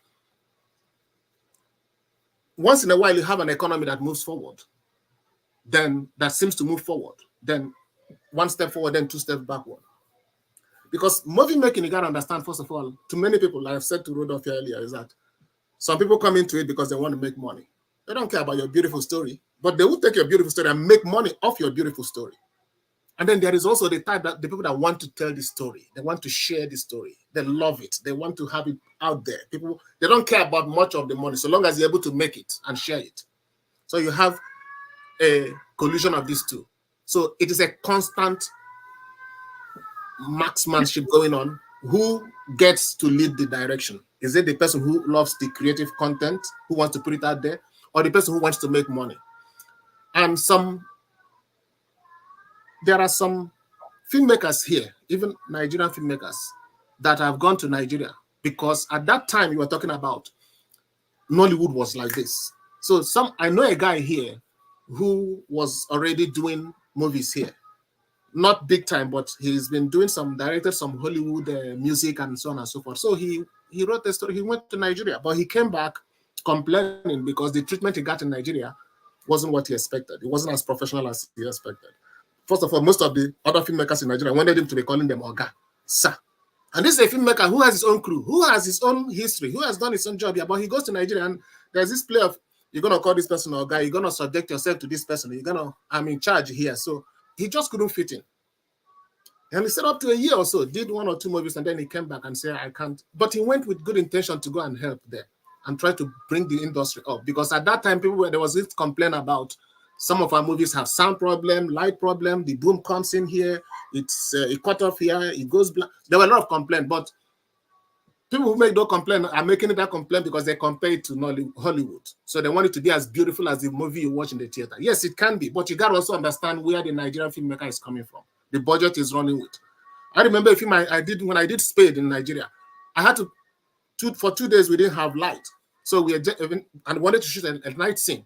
So we had to get a generator to pump the light. And the generator, you could hear, we were fighting not to get the generator into the sound of the that is being recorded by the camera. So these are some of the challenges. And then we had to use vehicle light because we could not get the light going. We had to use vertical light and point in some direction to just get light there. Because first of all, we have a budget, we have a deadline, we have to leave that vicinity at a particular time. And this is the last night. What do? If you want to come back, it's going to cost you more to get the artist and the crew back again. And you don't have that kind of budget. So you're short-handed. You do the best you can in the circumstance. I tell you, Nigerian filmmakers are some of the most creative you can find in the whole world. So, but we need that a little bit of the help. It doesn't come. So because of that, every once in a while, a movie like the one you mentioned about could make it to show that we can do it, but to sustain it is a bit difficult because things change. And as things change, especially in terms of how do you sustain the actors and the crew. And if the actor and the crew is not sustained, sometimes a movie can make it big, but the actor and the crew, they are not sustained. So the next time it becomes a flop. And so have we gotten to the point where it is consistent that we supply the quality and the environment that made that movie succeed? Have we sustained that level? No. Most times it's a trial and error for us. We keep trying, okay, let's try it this way. And they say YouTube is working today, everybody strips to YouTube. Or they say, okay, Netflix is working, everybody goes to Netflix. But maybe one or two will work and then the other ones will work. We give up, we try. So we don't have a structure that is in place in Nigeria. I wish we can have just like a ministry that is devoted to just filmmaking, and just focus on it so that we can have a structure in place. Study it, not just go there, give money. Not say, okay, I give you 5 billion. No, what 5 billion? In the Nigerian environment, you can't give somebody money without monitoring it. It's just going to be a gift to somebody here and there. You give the money, but create the environment. Allow it time to study and get acquainted with what it takes to make big movies like that. And there are a lot of talents around that can help sustain it. But we need to have somebody at the helm that has a structure. Every time, for the past years, every time in Nigeria, there's always, it's working this way for this person, and it's working the other way for the other person. And we are all in the same filmmaking industry. But it's not working equally for all of us. Some people, it works in one way, some people, it works in the other way. So you got to have an environment that is controlled so that people can have a structure. Before you make a movie, you say, okay, this movie I'm going to make now, it's going to cost me this amount. This is who's going to go here, and I'm going to get this amount. I'm going to get this amount. So this is the amount I'm going to ask for. This is the profit I'm going to make. Therefore, this is what I'm going to use for advertising. This is what I'm going to use for publication. This is what I'm going to use for distribution. Everything is in place and checked. But we don't have that structure yet. It is beginning to come. One or two, some people are beginning to do it at some level now. So it's coming out there, but it is not across the board. So what I say is we are still at it. We're still going to get to the point where, I believe so, that we're going to get to the point where we can be able to push out movies and have more collaboration with Hollywood. But Hollywood always looks at the money. They're not there to just come and help Nigeria and make Nigeria look good. That's not why a producer or a distributor in Nigeria is just going to come. He's going to come if he knows he's going to make his money. If he's not going to make his money, it's just a beautiful story. It's a beautiful story, that's fine. But, I have some other story that I need to make money to sustain my industry. And that's... Thank you very much. Rudolph, do I have a second for one more comment or question? Yeah. Well, hold on. Let me ask this question from the comment section, then I'll come back to you and Bibo Bezos. So there's a question about, I think you answered it a little bit about the quality of the Nollywood movies compared to that of the Hollywood. Someone wants to know whose idea was grab your copy. I don't know what that meant, but I think it may be something that comes up with in the movies or at the end of the movie. My own idea is 71 Iweka Road. Who owns the building? Can we preserve it for posterity? Right. Honestly, I don't know who owns 71 Iweka Road. I don't know, but on a more serious note, what you are saying is some of the things that is missing because we don't have a structure that caters to such things like that. We just talked about Zebrudaya. We just talked about, look, before Zebrudaya, before Masquerade, there was Eji Obama. There was Habat Ogunde. These people started it in those days. So it's not like we are new in this thing. But how much of it do we sustain? I'll tell you this, and let me be careful how I say this because I'm not trying to implicate anyone. But some of the, and Igbo Basics know what I'm talking about. Some of the recordings of Masquerade, or let me not say Masquerade, some of the recordings is NTA, right? Because it's not just Masquerade. Some of the recordings, you have Cockroach at Dawn, Village Headmaster, a lot of things that entertained us in those days, right? What museum do we have that preserves this content and these creators? Many times you go to pick up a tape, things fall apart, for example. You go to pick up or look for a tape, and they tell you, you get a tape, it has things fall apart on it, but you play it. I'm using as an example now. I'm not trying to implicate anyone. I'm just saying, for example, you have Masquerade, you pick it up, and then you play it, and it has a coverage of another station or another event. Masquerade is wiped out, or things fall apart is wiped out. The content is gone. So why? That tells you the level of value we have for the content. That tells you the level of care we have to protect those things.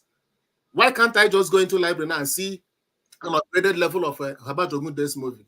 They may have it, I'm not too sure about that, but Eddie Oboma's movie, Living in Bondage, all packaged and upgraded.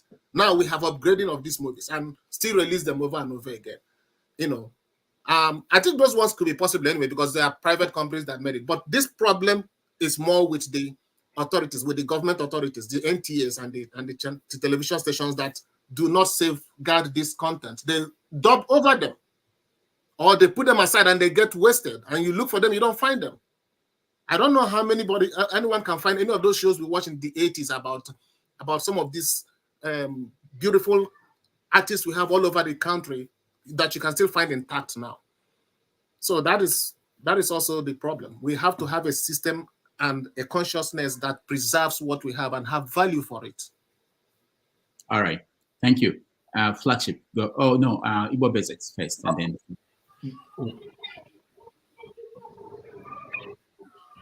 Unmute yourself, Igbo Basics.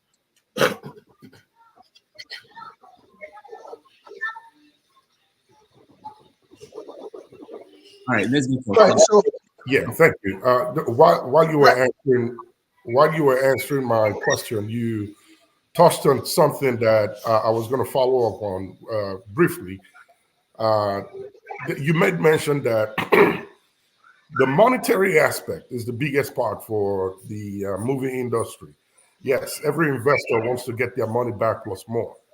But the story, the content, the creativity, what value it holds that can get me or the viewers glued to their screen for the amount of time that show has to be on is tantamount to having you put out there on the global stage. My thing is this: the education part of it is big aspect in terms of sustaining Nollywood. Sustainability is our biggest problem. We are not gone past the level of light, sound, action. And like you mentioned, cameras this way, mics this way, booms this way, things interfering, it reduces the quality. And it doesn't make a viable investor look at the industry and say, let me put my money here and maybe get more out and push this guys ahead. So why can't, and what is Nollywood doing to have its actors trained beyond light, sound, action, beyond the theater arts that we do in our universities? You get a bachelor's degree, master's degree, and maybe a PhD in theater arts. That's the theoretical part of acting. There is the actual practical part, which you have to go to an academy for. Will Nollywood, or can you guys who are in the business think of a way to bring this academy to Nigeria where the actors are trained beyond just natural skills? Yes, we have the creativity, we have the knowledge, we have the ability, but there's more to know than just standing in front of the camera and acting shows. So is there space and room for the educational part of it to get the actors in Nigeria know that beyond being able to act a certain way, there are intricacies, there are things that need to be known and how it needs to be done. And this requires an academy to be done. Why and how can we get that academy instituted in Nigeria to broaden the knowledge and ability of all our actors? Very good point. The short answer to that is that is already being done. There are people bringing in the experts now to teach these lessons, and it's been going on for a little while now. So if you notice also, the films that used to have those booms and noise, and it's beginning to disappear. The films are now better. The quality that is out there now is also improved. So that observation is right, but it's been addressed, or it's still being addressed. We're still trying to do that. But we could do better if we have a ministry that focuses on, you see, the reason I keep talking about ministry, I'm not trying to just hijack a ministry I just threw at Nollywood. What I'm trying to, you have to understand where I'm coming from. Besides the political class, or the political, what I call it, political field, one of the, or the oil, anyway, let me say, besides oil, content creation, Nollywood is one of the biggest employers of labor in Nigeria, right? But again, you got to remember how security has impacted on that now, because I know actors who used to act Monday through Friday, Saturday, Sunday. Now, they don't even act Monday through Friday, Saturday. There are certain days that they don't go because maybe there's a sit-at-home going on, or maybe there's a curfew not to stay outside on a particular day, or there are areas that they can't even go because they can be kidnapped. In fact, there has been Nollywood actors that that's been kidnapped recently. You know, so that now reduces the time and the freedom they have to invest. So what am I talking about? I'm talking about security. Years ago, I wrote an article that I called Investing in Nigeria, the Security Question. Security impacts a lot of things. It's not just security about just driving on the street and being safe. There are other things. Investors, Flagship asked about getting people to come and invest. If so, you got to look at Nollywood making, filmmaking as an investment also. Do I invest in an industry where it is unpredictable what's going to happen tomorrow? Will I make my money back? What if I start this production and somewhere the actors get kidnapped and the crew gets injured? What happens to the money I'm investing? Am I good to invest this money? Is it going to come out? Because actors and crew members are going through a lot in Nigeria, trying to put out the content that we see on the screen. And it's easy for us to say, oh, they have booms and it's not nice and so, but you got to take yourself back to where the environment they are working in. And if you have a ministry, the reason I keep talking about ministry is that you got to understand the value of Nollywood as a channel to express who we are. And then you can give it the support that it needs to be able to survive. Today, we have jeans and baseball hats all over the world. It used to be here, hip-hop, before hip-hop music came. You know, all of a sudden, now you have baseball, people are wearing American jerseys, American musical attires and materials that is now becoming a culture in some other country that is actually rooted in America here because of hip-hop music or R&B and things like that. So why can't we also do the same thing for Nollywood? Why can't we start telling stories that begin to export our culture? Instead of just painting, choosing the negative and leaving the positive, why don't we pick on a lot of the positive things that we have and export it through our movies? But if we understand that, we also have to understand that we have to support them. And that means if you create an environment where they can thrive, they can be able to propagate that out and also sustain the economy by employing more hands, actors and crew members, employ them, provide them the sustainability they need to survive.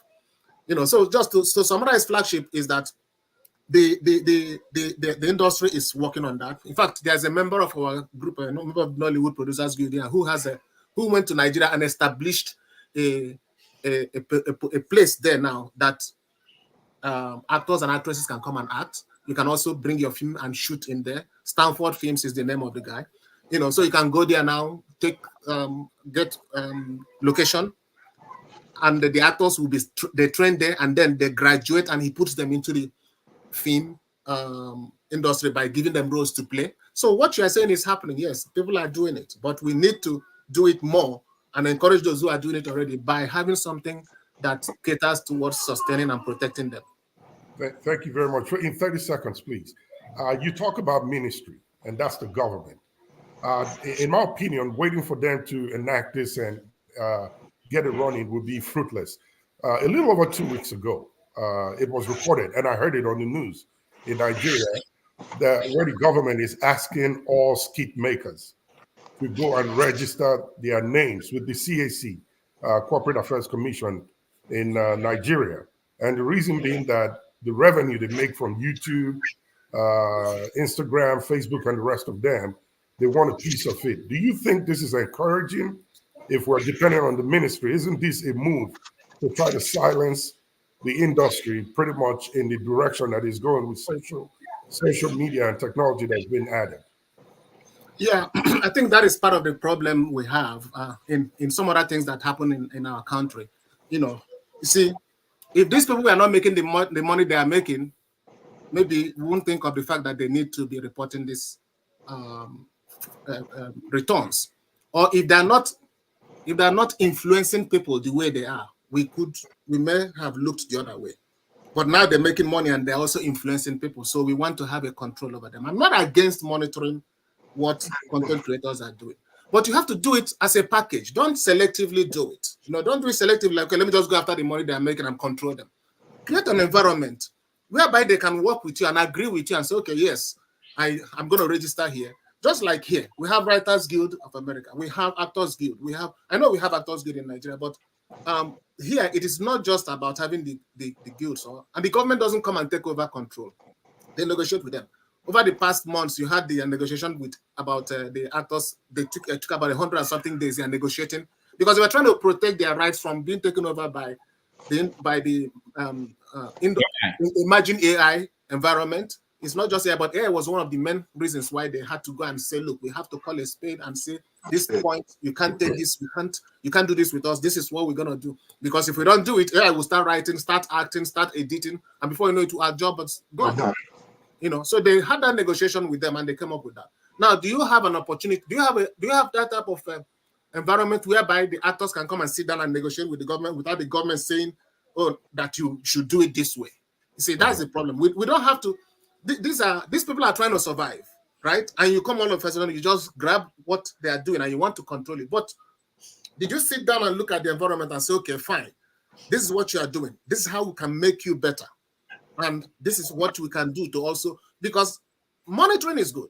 Part of the problems why Nollywood had a problem here in the USA was because when DVDs was out there, I know how many meetings we held and the committees we tried to set up to control piracy because people were bootlegging things left, right, and center and diluting the fee and the amount of the DVDs. So we said, if we can control it, have people come together, decide how many can be released at a time or what is the guideline before you release, we can have a control of the amount. You can't just pitch an amount because people are you go to a store, they say DVD $5. This person say DVD $10. This person say $9. People are just throwing prices all over the place. So it's good to sit down and organize them. But don't just go and make it seem like you're coming after them. Because people are trying to survive. They're going to resist you if you come with that approach. You got to give them a chance to know that you are coming for their interest because their interest is your interest. And your interest is the national interest that eventually lifts everybody up. And this it's not just concerning filmmakers. There are other things in Nigeria that are like that, that we need to address. We don't come after people because we want to control them. I don't know the thing about, we like control. I don't know why, but, even if you want to control somebody, you can give them freedom to control themselves and you just observe and you just coordinate or moderate and let them do their thing, That's good. Thank you so much. I appreciate your answers. All right, thank you, the flagship. We're rounding up. Let's go to Igbo Basics. Yeah, that leads me to when I was talking about you never know what you got until it is gone. I think that was a song from the 80s and stuff like that. Some of us grew up from the school of hard knock. And we believe in infrastructure. And we also believe that this world is a stage. You dance your own, you get out of the stage, whether you like it or not. Some others will come to dance. When I heard Oliver talking about he wanted to study theater arts. And that reminds me of the story of Mazi Okono. Mazi Okono, who came to the US in the 50s. He came to study medicine, but he ended up studying theater arts. And it was in that process that he ended up in movies with the greatest of Hollywood. People like Clark Gable, people like Doris Day, people like Sidney Poitier, name it, he was there with them all the way to John Wayne. He acted in 8 movies in Hollywood. And along the road, he intertwined with Olabisi Ajala. Now you hear about Ajala travels all over the world. That was Olabisi Ajala. What that led me to because we've discussed here from DVDs. Some young ones don't even know what to talk about DVDs. And when I was doing this from Teacher's Pet, and that was with Clark Gable and Doris Day, these are some of the greatest American actors. I have to first of all convert these things from here into a digital for me to be able to bring it into and then cue it in. And I learned a lesson, copyrights.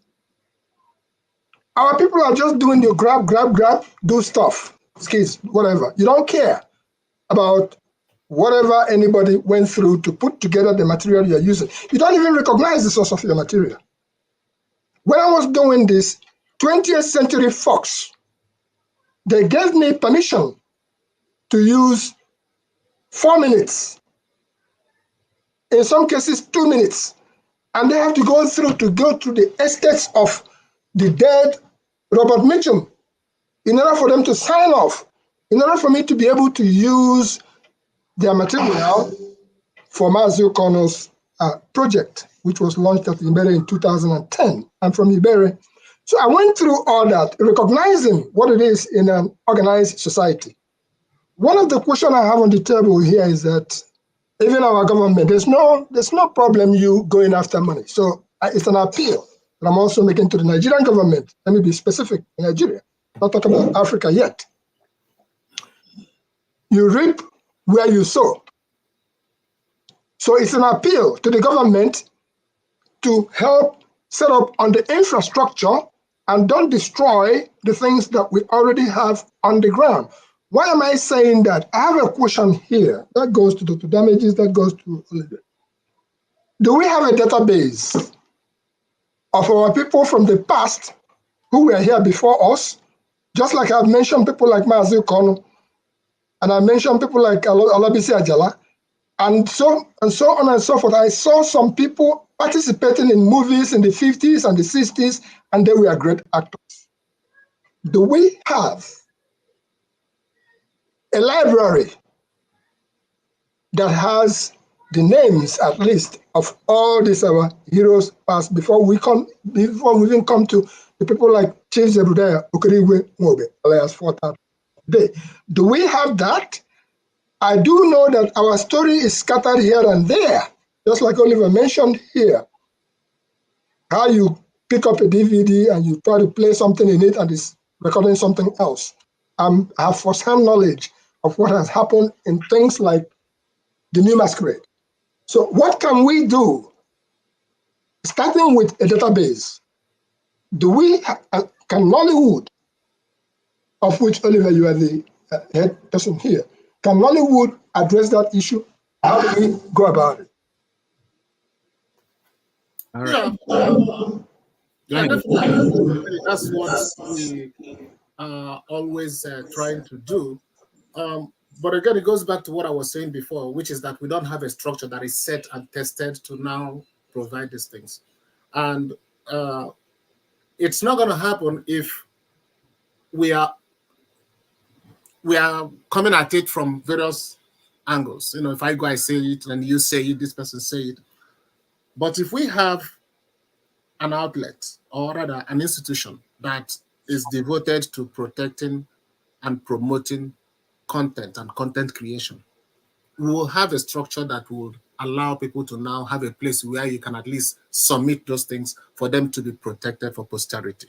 You can also have suggestions that you can make, and it's going to extend beyond Nigeria. There are content creators in UK. There are Nigerian content creators in UK. There are Nigerian content creators in Canada. There are Nigerian content creators in Germany, in Europe. You know, if you have an environment where these things can be put together and people can come and reach somebody and have it done, it will happen. One of the things that I don't want to go into artifacts spreading all over the world in times of the colonial era, where they were taking artifacts from all the places and putting them together. They eventually stored them in some place. At least you have the museums like the British Museum and so on and so forth. Last week or a month ago, some of them were returned, and they continue to get returned because at least they were preserved. Some of the argument that they use is that, oh, we are preserving it for you. If we didn't preserve it for you, you would have lost, which of course you know that is just an excuse. You didn't come. when you came to Benin, for example, and ran the people down and came back with your forces and overran the empire and took their thing. That's not trying to protect it for them. And that happens a lot. So that's what they say. But the point I'm making is that there is at least an argument that you can have that, okay, we can have it organized for you if you give them the chance to bring it. So if we create an environment where people can say, okay, submit your movies or store these movies. In fact, the ministry itself will be the one sourcing for these movies. They will go get source it. You go to film festivals here. There are film festivals in America here that have African films that are done that Nigerians have never seen, But these are good movies that you can also take and you store in those places and have them, organized as a database that you can look at, and not just the movies. The content creators itself. I talked about Ogunda and they do bomb up. Some people who are creating content never knew people like that existed, and they don't know the role these people played, And thank God, people like Zebrudaya, they are here with us now. That's what we are still talking about, because when nobody's going to live forever, I will live one day. I may not be there anymore. So if all these people are gone and there is no way of monitoring their roles, then there is no way for us to see what we can pick from and continue the journey and continue the struggle and continue the duty of trying to pass and share creativity. So database is fine. All I can say is that we will continue to raise the issue whenever the opportunity provides, so that we can have a central place. Because where are you going to store it? If you don't have a central place, where are you going to store it? You have to have a central organization or institution that is created for this. It's very important. It's very important. Any government that can come and say, okay, you know what? It's not just a question of saying, call it a Ministry of Sports and Entertainment. No, create an institution that is practical, that is going to go out there devoted to sourcing and protecting our content. The content we are protecting contains our culture, our language, our traditions, who we are, that you can never see if after some time people continue to pass away and take the knowledge with them and pass away. So we need to sustain them. All right, thank you. We are, I think the next person is, let's go to Righteous Man. Righteous Man, go ahead. Yeah, thank you very much. Mr. Mbamara and Igbo Basics. Ovie, good evening. And my brother that just spoke for a long time. God bless you all. Igbo Basics, I want to ask you this question. Since I joined this global platform, I've discovered that you have a very large network, and you're a custodian of history and events that may have happened before some of us were born, or when we are still little kids. I remember then, far back in 70s, there's one program they call Ichuk. Lama Jugoji, Okechukwu Ekenze, and the rest of it, Is there any way, like what you are trying to do with Chief Zebrudaya Okorigo, is there any way you can, grab the details or the performance of these guys and just like make it a unique event that is going to usher in the new generation that are coming? Because like my kids, they don't know about this names I have mentioned or this content I've mentioned. Ichok used to be the order of the day in 70s and early 80s. Wabisi, Chukoke, those names. So is there anything you are doing? Because for now, just like my brother rightly said, we're not going to live here forever. Sooner or later, we go our different ways as God may have it. And we still have people like you and Zebrudaya around us now. What can you do to make sure that these things are protected? And finally, Mr. Kando, I greet you in the comment section. You asked of my number. I've already written it down there. You can pick it up or also contact Dr. Damages. He'll give you my further numbers. Thank you. All right, thank you, Righteous Man. Igbo Basics. Yes, Righteous Man. Some of us, the role we play is something we naturally find ourselves in. In answer to your question, That is what we are trying to accomplish with the New Mask Foundation. The New Mask Foundation is something that we are looking at that goes beyond just the launching of the book of Zebrudaya. It's something that goes into even taking care of their well-being, their healthcare, or whatnot. Those things are being worked out in Nigeria. But to be frank with all of us, sometimes we don't even know what we have that is around us. Just while I was in Nigeria, I ran into a couple of my homeboys. Two of them were players for the Super Eagles, Ikechukwu Uche, the Uche brothers. I know they are from my own specific Amankalo Ibere. I never met them. I have seen great things they've done. I was with them, and I said, oh, that's the first time I'm meeting you. Congratulations for the job you've been doing. Another person I ran into was a young man named Joseph Odum. He acts in the movies. And I was wondering, what have you? I said, Madame Koi Koi. I never heard about Madame Koi Koi before, but there are things like that that are out there. What have we set out to do at Igbo Basics? Sometimes I come at it from the perspective of the places I know, all the way to Jos, where I grew up briefly. And when we talk about the Jos Museum, and when I go back into talking about people like Uncle Lemi Ijoma, who is in the Rotary Club, and a whole lot of things that we have amassed along the line, it brings me back to those who were born after we have already started the game. When I talk about the infrastructure, it pains me that nobody is grabbing it and running. Before some of us, I met a man named Achibaba here in New Jersey. That man had a library of only God knows what he had. Achibaba eventually died. We celebrated him. Everybody who came around here met Achibaba. Another person, Dr. N.K.O. Chukunta. Chukunta was in Essex County College here.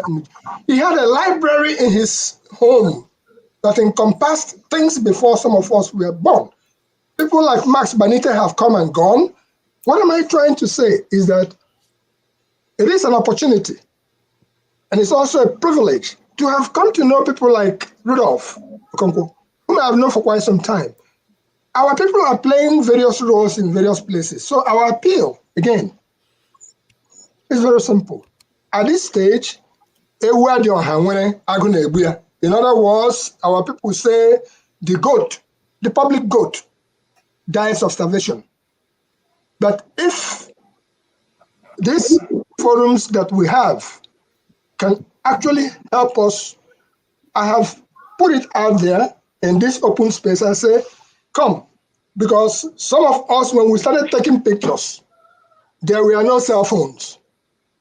What we were doing was taking pictures with film. And we amassed a bundle of pictures that you cannot even think about. I think about people like US Africa Online, our good brother from Houston who has gone on to CNN and the rest of it. And I think about Rudolph Okonkwo here. What did I say to you all here? I said that each person that we have run into that have done magic in the past, we tend to build a file or a folder on the person. And all we say is this: while we are still here, come, grab it, reach out, whatever you can do. And righteous man, by the next time I come to Lagos, I will seek you out. The same way I sought out Madam Prisma in Lagos. The same way Mazi Oke came to meet me at Ezinifite. The same way I ran into things that are in the villages. Listen, what we do now, we're practicing what I call bushcraft. What is bushcraft? For some of us who came in the 70s, and we are getting ready that by the time we are done here, we're going back to the villages, back into the bushes where we came from. What you have behind your villages is what you in the town cannot even begin to think about. And that's why when I ran into the young man, Joseph Odum, who played in the movie Madame Koi Koi, I took him beyond the streams to see what was going on there. And I could see this young man's natural outing coming out. He said, oh, I can bring a movie set here. I can do these things here. In essence, they say FOC in Abafo. Now I realize that what people don't pay for, they don't value it. But when people pay for something, they value it so much. But because we are offering it, come and take it, oh, everybody seems to be playing deaf ear. But thanks to people like Dr. Damages, who has made it possible for us to continue to put out the information that this world is a state. It pained me. That's the same question that people were asking Mazukon, is he dead? I thought he was dead. And today people are asking the same question. Zebrudaya, oh, I thought he was dead. Thank God he's not dead. You all have his voice here. The man is alive and well. He will be 74 years old in June. And we intend to celebrate him this June. If any of these people can be a galvanizing point to some of us. Now I came to meet Peter Ego. Peter Ego was the person who was responsible for putting up both the village headmaster, the cockerel done. He was under Peter Ego that all those things happened. I came to meet him in this process. So we need that coalition between those back on ground and those of us here. And to start with, what we intend to do is to begin to register our head office in our village. All right. Thank you. Let's final question will come from Mazobie, and then we let our guests go because we agreed on 2 hours. We are approaching 3 hours. Okay, go ahead. It's like that agreement will need to be revisited, though. I had to stop in the middle of shopping, run 200 miles an hour to get to my hotel room just to make sure I get my question across. So, Momo, we. Please, Rudolph, give him all his time, please. He has been very patient. All right. Yes, first I'll say the flagship. Thank you for applying the street slogan. No good for anybody. I see how you are pressing on disagreeing with this the way he's answer your question. And again, thanks for citing that movie 30 Days in Atlanta, which was directed by my own personal person, name of Robert Peters from Ososo. Just my, somehow related. But anyway, again, to our guest, Mr. Oliver, appreciate your time and your knowledge and what you've been doing so far. Thank you for also correcting the fact that the question Rudolph asked, and Flagship also make mistake and ask that question, trying to say when the only we will get to that where the music industry is today, which is to me is a retrogressive question. It fits for what we are experiencing in that industry today, but to say that Nollywood should be aiming for where the music industry is pretty much come from a place of naivety, if for the lack of words. But again, I disagree with you. All I hear you saying in an attempt to answer Flagship excuses, right? People in power, government, lack of investment, and all that. I said it's an excuse, but at the same time, as a Nigerian, I felt again I felt insulted with that because Nollywood, where Nollywood has gotten to, can only be, I mean, everybody has a story to it. Can only be expressed in terms of everybody's experience. Dr. Damage was, making an example about his experience in Kenya with his cab driver and how the man felt and all that. Instances, I remember my experience in Nairobi, Kenya, and Kasarani, Kenya, anyway, in 2010, which are as a track and field athlete, are two main events in my life that I don't think anything can be, quantified in terms of money to it.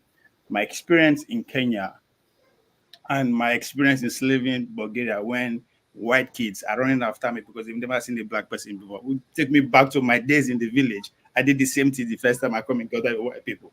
That experience I cannot forget.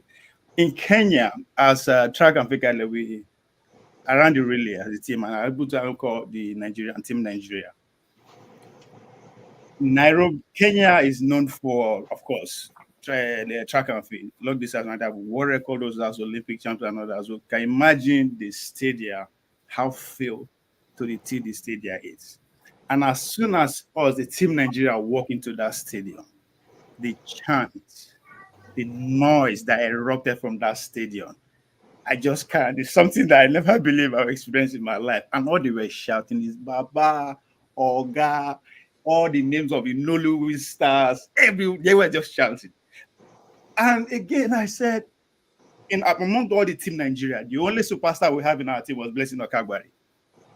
And she was not competing at that time. It was her that was competing. So the effect of Nollywood across the world cannot be quantified. So to be saying government investment, to me, is lack of vision and greed, which span across all the elites in Nigeria. I'm not singling you out directly, but I'm using it as a point of contact to the rest of the elite, just to tap into our religious deities. So it is lack of vision and grit to me that we make Dr. Damage and Flashy to be asking, are we ever going to get to where music industry is? But I'm glad you corrected that notion. You also went and gave example with the exploits, comparing them with Hollywood and Nollywood. What not happened? To me, what I see here is that is what is happened to our sports legends, our also music legends as we see them today, the likes of Davido, Bonaba, and all that. Because if you go into them, start doing your research, they are all signed to Atlantic Record, Rockefeller Record. In other words, they are mortgaged to this foreign corporation. Again, just like back in the days, the same mistake the elites of Nollywood make. As soon as they come to prominence, you're all running to Hollywood. They want to fit in. Yes, even if you fit in, you cannot be a king. You cannot be that original person that you are. You'll be trying for the rest of your life to fit in, and you cannot fit in. What stopped us with that level of prominence that this institution has getting to? With the actually level of relationship they had at one point with Nigerian government, Rudolph pointed it out. They enjoyed some kind of, a lot of money was given to the industry. No structure was put in place to say in the next 100 years, the rest of Africa, this will be their home. I did not see an attempt to take, instead of a theater course from a department in the university, to turn it to a whole institution where other nations will come and study. I did not see an attempt to build hospitals, to build all this infrastructure that will span hundreds of years. I mean, when we see our Nollywood stars coming to beg for just few millions of dollars to do operation, it's sickening. With all the attainment of that industry that can stand anywhere on its own, without the assistance of government or anybody, they have attained that reputation.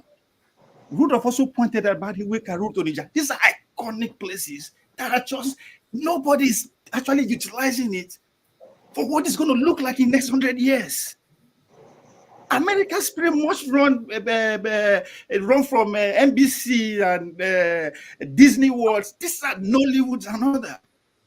So, to me, it is lack of vision and greed that is also applicable to our business elites, our politicians, every one of them.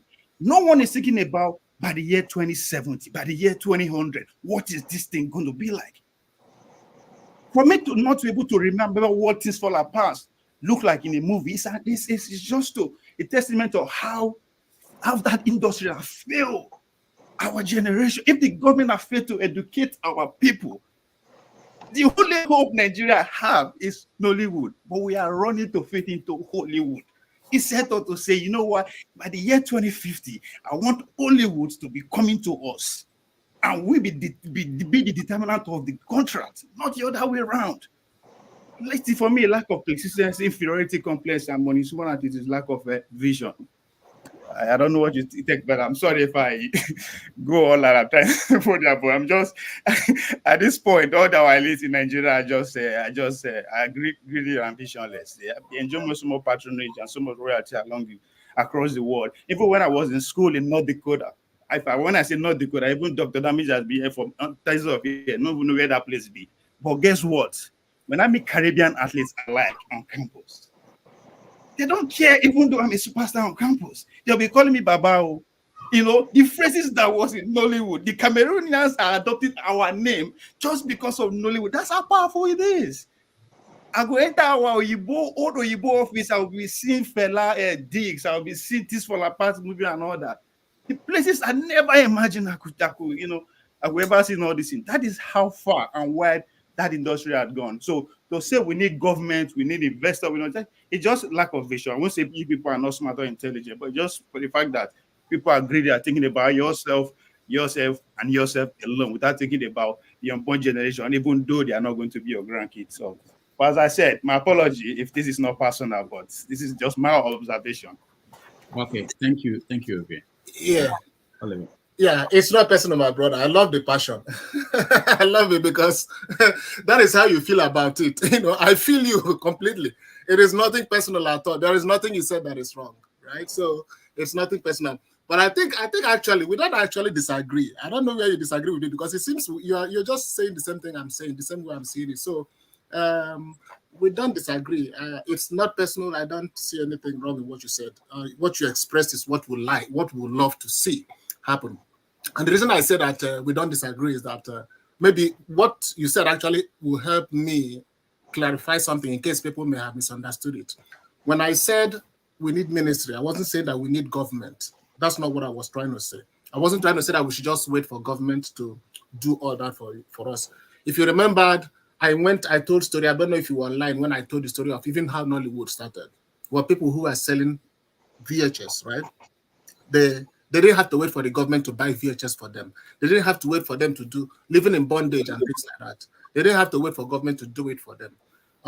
They had to start on their own. They started selling these VHS, then they started filling them with content, and then it was called home movies, and then and so on and so forth. Then all the trend began, and then we begin to, do it. And those era of the booms coming in and so on and so forth. But as time went on, it continued to improve, and now people are putting big money in movies and they are cleaner. You're not seeing some of the problems we used to see in those days. And it will continue to improve, So that is to say that I'm not saying that the government has to do it for us. If that's how it came out, then that's not what I meant. The reason I'm talking about ministry is that you have to have a central point. You have to have somebody that is, okay, I'll give you an example. About maybe 7 or 8 years, 6 years ago, maybe, I've forgotten exactly when, some guy came and took the name Nollywood.com. Before then, there were people like myself and some other people in the industry that had names attached to Nollywood. So we have like NollywoodMovies.com, NollywoodTV.com, and things like that. But some guy came and realized that there was no copyright attached to them, and he jumped on Nollywood.com and took it. And then went and gave a disease letter to all the guys that are. This guy is not a filmmaker. He's not interested. Remember what I said before when I said there are people who come into this and see it as an opportunity to grab money. Others come in because they love the industry. Now, this guy comes and jumps on it and says he wants the name. He didn't want the name because he wanted to roll out a movie. He wanted to get money. He wanted to use it to grab money. And he went and sent a disease letter to the other guys that were using the name. One of my good friends, Oshafisa, who was already running a big media outlet that he was doing with Nollywood. He disrupted the whole thing and told the guy to give up the name. It was even, we had to even think of going to court and everything. And it happened that at the time we were battling that, so we as a group came in. I remember from Nollywood Producers Guild, we wrote all the guilds in Nigeria. We had a list of all of them. We sent them a letter saying, this is what is happening. Somebody wants to take the name Nollywood.com, and Nollywood has to belong to Nigeria. We as a guild, as an organization, we don't have enough money to fight because the guy is talking about big money. But we can do what we can on the ground with the little we have. But this is a battle we think should not be left for us, just the Nollywood filmmakers here. We are very minute if you compare us to the other people that are involved in the whole thing. But we're on the ground here. We have to face this guy. So we are doing the job, but we need you guys in Nigeria to come and help us. We wrote the president, the chairman of all the guilds, actors guild, producer guild, everything in Nigeria. Not one of them responded to say, okay, this is how we're going to support you guys to fight and get that name, Nollywood.com. We continue to go. I engaged some lawyers, we tried to continue, entertainment lawyers, we went going to court trying to fight it, but at the same time, we wanted to just shut this thing down. And I had an opportunity of the then minister came to New York here to have a talk, to have an event. And she said, "Oh, Nollywood is our second largest employing industry in Nigeria. That Nollywood employs more than anybody else." And I was there, so I stood up, said, "Thank God." I say, if you know that Nollywood employs this, we have a situation here now. We've been fighting them, and we need to be able to go to court and get these things challenged. But the way this guy is saying it, if you have any vote that you have towards supporting this industry that employs more than the second most employing industry, we need, even if it's just, if you want to name a lawyer here to come in, because we are paying the lawyers that were doing it. So if you need to get a lawyer to come in and help us so that we at least are a bit relieved in that respect. And this Nollywood is not for us only, because Nollywood.com is all over the world. And she said, "Oh, well, Nigerians, although you always want the government to come in, why don't you just go do it?" But we've been doing it already, and we are having a problem, and we need the government to show that they are interested, because this is Nigerian property. It is not Oliver Mbamara's property. Nollywood is not me. I will pass and go, and other people will come and continue Nollywood or whatever they want to do with it. It's not the individuals. We are just channels that are doing the role we have to do at this time. We may do it better, we may not do it better. Somebody comes in next time, pick it up, and continue to run with it. David is signing major contracts like you talked about now, what these guys are signing.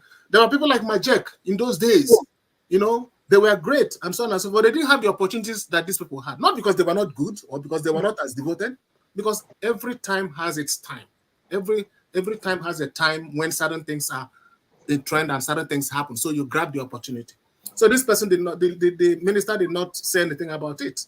And I asked him a question. She refused. She declined to do anything. And I think the Nigerian organization for NIDO, one of them was the chairman was in the floor, and he said he was going to get in touch with me. So, but anyway, long story short, that didn't happen. We didn't get help from the guys in Nigeria. We didn't get help from government, and we continue to fight the battle. And so that is, so when I say, but if you had, imagine if there was a ministry that is devoted in protecting Nollywood, I wouldn't have to come and start asking the question. I would simply just go to that ministry, submit that information, and with the power of government beyond what I as an individual can do or what a group or organization can do, the government can have influence and be able to protect and get that name back for us. So that's what I mean when I say ministry. I'm not saying that the ministry, you should rely on the ministry to give you loan, to give you, no, we've been surviving without them. None of my money, all the movies you see here, none of them was given to me by government or it's our sweat. We do the civil service job, the 9 to 5, and we save the money and we use it to do the movie because we love doing it and we continue to do it, right? So we are not depending on the government to do it, but there are certain things that the government can do because we are operating within the vacuum of that government. We're operating within the industry that runs and succeeds in the economy. You see now they're talking about content creators coming to report, right? Because why? Because they feel that they have a territory that these people are operating in. So they have an influence, they have a decision to make, they have to get involved. That's what we are saying. We don't have, there are many things. Are we going to talk about the guys that are dying, that are not getting the respect that they have, they're not getting the treatment that they have? We're not going to overflog that. Why can't a government ministry be set up to cater for these people who have given so much in creative entertainment and take care of them in their old age? In America, we have the social security system. We have the elderly people programs that help protect these veterans, and they will honor them and respect them until they pass. Why can't we have something like that? You see, so individuals, there are certain things we can do, and we're going to continue doing that. But we need the support of the government, not because they can do the movie for us or they come, but they need some structure. Like we're talking about, I talked about content loss, right? Private people still have their content. The ones that got lost is the one that was running in government television stations like NTA. The ones that were produced privately, individually, I have all my films, I have them. Yep. But NTA doesn't have the ones that run through them. NTA, the government. So that's what I just wanted to clarify. I'm not saying that we should rely on them. No, that's besides the part. Yeah, but Mazio here, but you see, Oliver raised Mazio here. No, Mazio here. Hold on for 1 second. Hold on for 1 second. Oliver raised a very important issue here. What is in a name?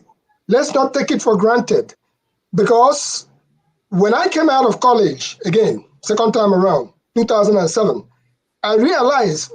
What I did was specialize in web and print. I realized the force of a domain name. Then I realized that there was another town. This is from my hometown, Ibere, and from a place called Igbere, where Mazi Okono is from. I realized there was another town in West Africa called Ibere, spelled exactly the same way. I zeroed in and bought the name Ibere.com, Ibere.org, Ibere everything pertaining to Ibere. I didn't buy it for me. Some people have approached me, they wanted to buy the name. I said, hell no, that is for the town. So that is the importance of what is in a name. And what Olivia is talking about is akin to what the force of an organized institution can do when it comes to their name. Elon Musk, or whatever is Mr. X, was able to shut down somebody's account because they have that kind of force. So if we have that kind of force, and Nollywood belongs to us, here in New Jersey, there's a guy named Abuja Restaurant. He's from Cameroon, but he knew the name, and he took it up, Abuja. And people would think, oh, he's a Nigerian. No, it's a Cameroonian. So let's not joke with what's in the name. I will leave it there, Ovie, because I'm going to say, Ovie, if you check and you see, you as a sportsman, do Nigeria even have a list of all their stars? Do they have a database of all their stars? Let me not go into some of us who ran bicycle in Enugu Stadium in the 70s. I was a gold medalist in cycling. That record, if you ask me, I don't think they have it, but the pictures are there. Over to you. Sorry, I have to torpedo you.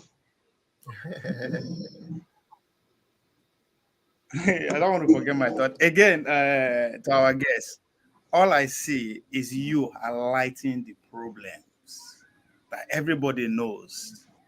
The question is, yes, with the kind of government that we are operating in Nigeria, there's pretty much nothing you can do without one way government interfering or want to be part of it, want to take over it. Yes, no doubt about that. But that is what the beauty of democracy is all about, right? You have a chance to persuade the public to put your mind there to bid your bid for you. If the minister is not listening to you, that is because it's not from you. You did not contribute in being a minister in any shape or form. So at this point in time, we should learn how to play the game. The game is for all of us to be. That's why I was very particular about the elite who have the resources. This is Nollywood. We are practicing democracy, a game of persuasion. Who's better at persuading the public if not Nollywood? So saying that the government is not coming to time with you is an excuse. You have 4 years to change them. You have the resources, the knowledge, the expertise, the reach. So saying one person is somewhere in the name of government official is being on it is an excuse. What are you doing about it? The idea of somebody who wants to take your name is also speak to the lack of vision I'm talking about. If you discover something that's worth the while, you don't care if you are going to sell it, it's going to attract patronage or anything. What the first thing you will do, you go ahead and secure it. The fact that I'm actually explaining this, my people from the South, is something else that baffles me. These are business people. When you discover something, immediately the first thing is that, okay, this thing is worth it. I am going to secure it. So for you to be battling an ordinary citizen for that name that you created, is still boiled down to the lack of vision I'm talking about. So instead of highlighting the problem that we already know, yes, the government is impudent. There's no lack of this. We all know this. But are we going to die just like that? There's no way around it. We are smart people. We are human beings. If the law, it is not favorable, the law is not the Bible or the Quran. We can change it. If those who are in charge are not ready to change it, we can engineer people who can change it. Now, I'm not saying that, oh, this is something that will happen overnight. That is why I say vision. By the year 2050, Nollywood should be sufficient in any way. And the second part of my question is that the appetite of running to go and be a Nollywood, Hollywood star after you don't become somebody is what I don't. I think to me is what is killing everything. Because when I use the video and the Bonaba as an example, I said people who are in charge of making those billions for them, they are right, are not Nigerians. So in the next 10, 20 years, they will be wiped out. If those guys say, we are not going to release your record, they don't have any money to play it. They can do it. So we are deliberately and directly giving our culture, handing it over to people that will monetize it over us. So that's what I'm saying. Why run it to Hollywood when you're already a Nollywood royalty? It's killing us. I use Basic used me as an example as an athlete. Yes, in the history of 100 meters, before the man called the Asafa Powell and Usain Bolt came into the scene, before you run 9, any athlete in the world that run 9, either be training in America or live in America. But those two guys, they say, no, we are not going to America. They were able to, the guardians, the elite of the Jamaican athletic royalty, able to convince the government that if you can switch the school system totally with that of America, because that of America is something our athletes, we are going to be in competition with this great nation. And that's what happened. Usain Bolt refused to go to America to train. He refused to a scholarship. So everything they buy was Jamaica. Nobody knows his secret. That is the beauty of you trying to steal originality. And it was a risk for him, right? He said that will make it, he doesn't make it. But it's a legacy that we are talking about. Why are we running to Nollywood when we are already a royalty? So what is the lesson for the upcoming artists or the urban generation that after they don't make money, now Hollywood now be the hemo? Indians are a good example. I know they see the way Indians are wrong, because the partnership there, the Chinese are doing partnership around that, but they never let sense of their originality. I'm seeing that within our own industry. And as I said, the industry is suffering the same thing. So what can we do, or what is the elite in that industry doing to make sure we're able to keep our originality of what they think about it? Because I think we are running for acceptance, right? When Flashy used that 30 Days in another example to say that is the biggest movie we are, even though the project of mostly Nigerians, but the originality is still not there. You can't still compare it to the Things Fall Apart of these days, of yesterday. So there is no hope in sustaining our industry. All right, Obie, thank you very much. Oliver, you can then answer him and maybe make your final submission. It's okay. Let me just answer. I hope he's listening. But the thing with I don't really, like I said before, I don't know where Ovie seems to be disagreeing with me, because he keeps saying things that we have been saying here before, which is that we got to do better for ourselves. That's a summary of what he said. We got to do better for ourselves, and we are doing it. I think I don't know whether it was Righteous or Flagship that asked the question, and I said that there is an organization in Nigeria that is training people, and I mentioned one of our guys here, Stanford Films. He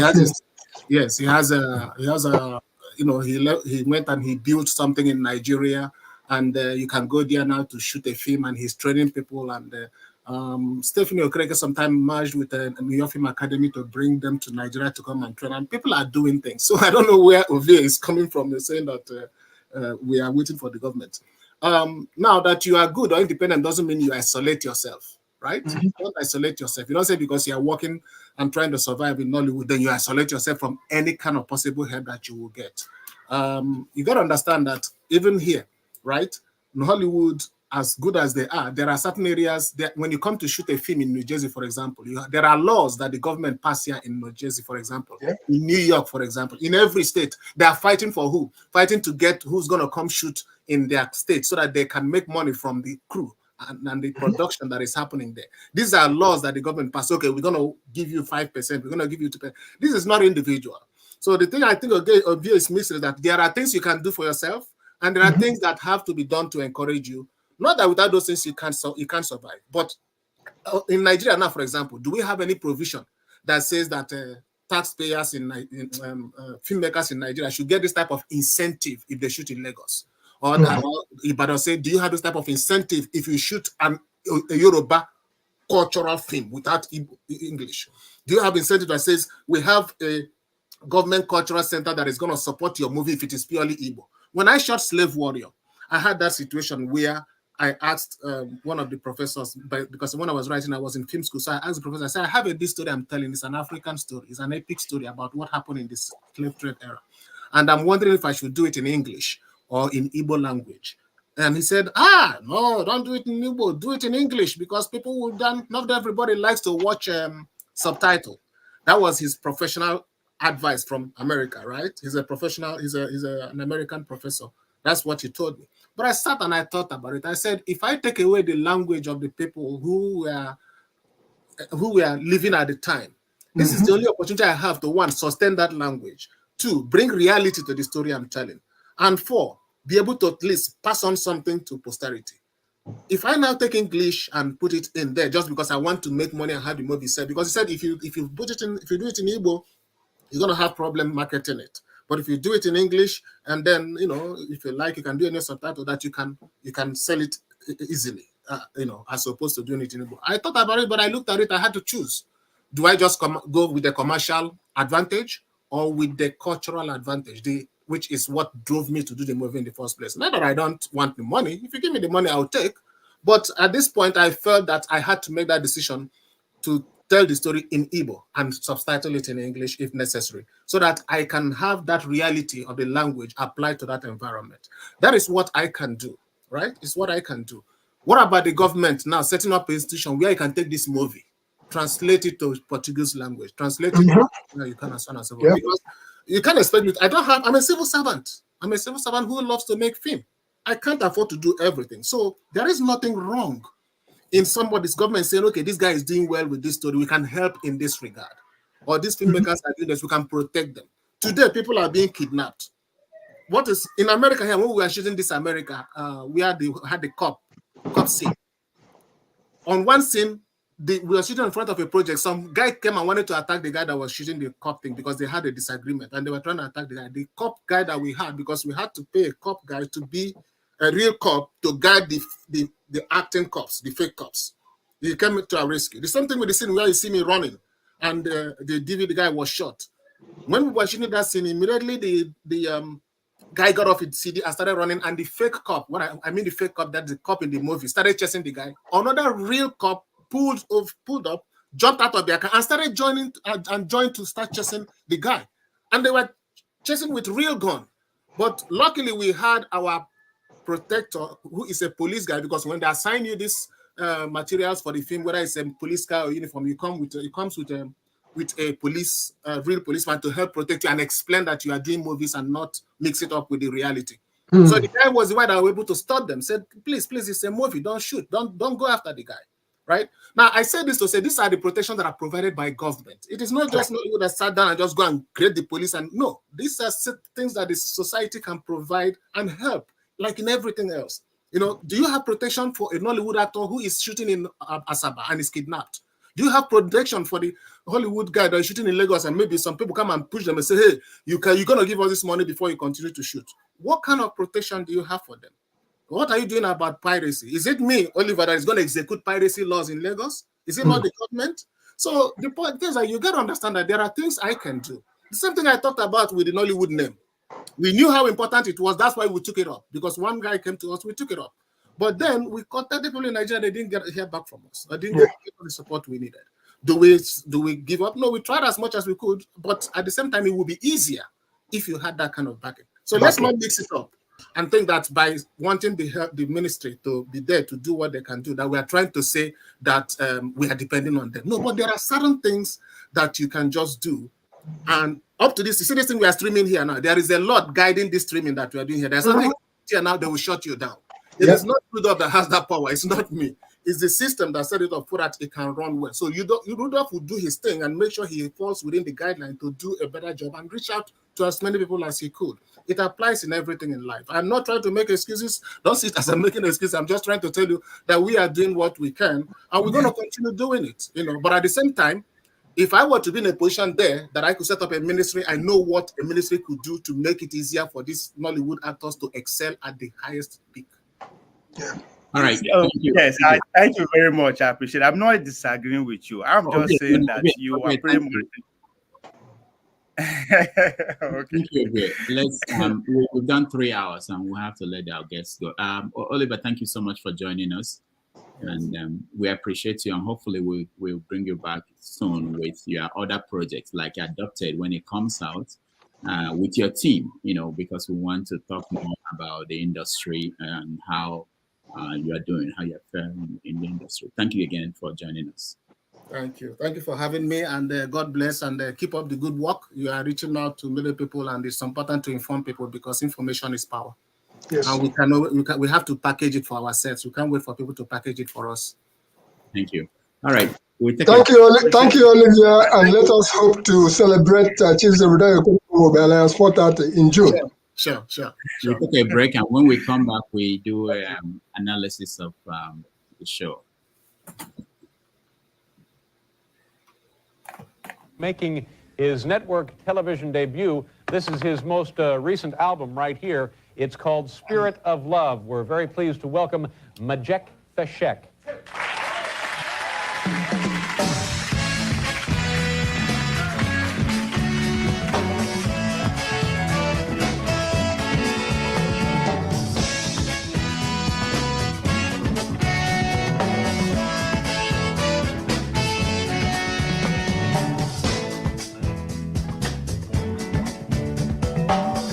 Arise from your sleep, Africa.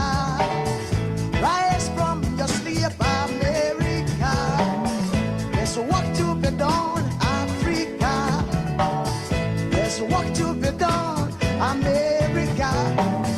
But if we unite, we will be free. So long, too long, so long, too long.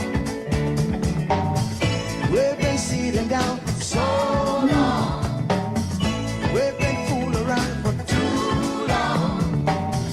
We've been sitting down for so long. I have not been fooling around for too long. So long, so long, too long, too long, so long, for too long, too long. Hey.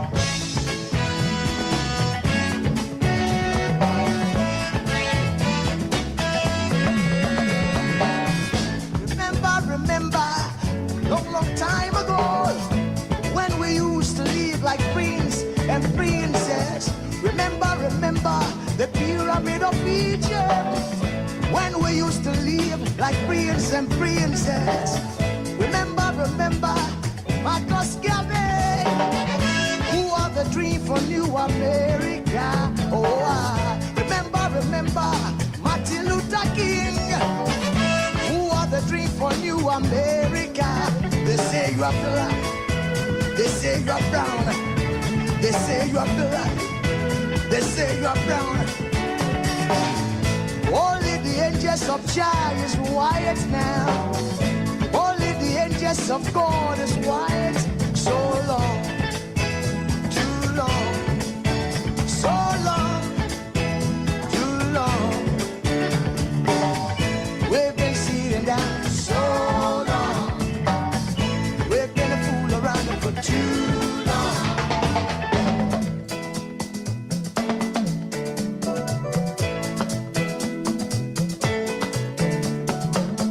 Arise from your sleep, Africa. Arise from your sleep, America. There's work to be done, Africa. So much work to be done, America. But if we unite, hey, we will be free. So long, too long, so long, too long. Pressing down for so long.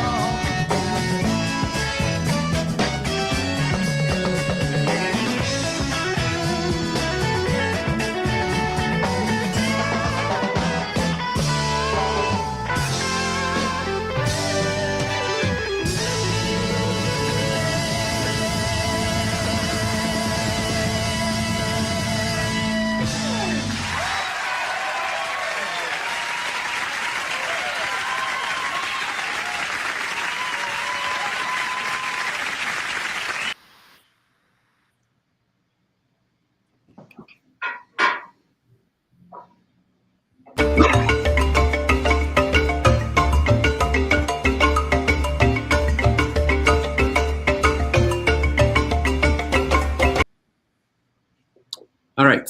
Welcome back, everybody. And it's nice to see you guys on this beautiful Sunday afternoon here in New York City. Igbo Basic, thank you for hanging in here. The flagship, Ovie and Righteous Man. So let's have a review. Facebook basic now. Now I'm going to collect the remaining backbones. No,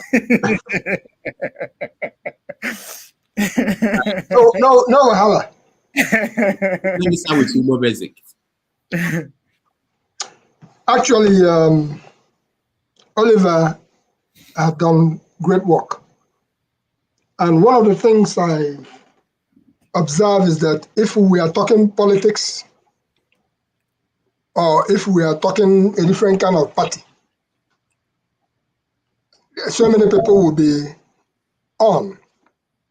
But yet, a lot of these people, they listen to Nollywood movies. And I mean, these days, thank God, in America, you're driving down the lane and you're listening to music on your radio.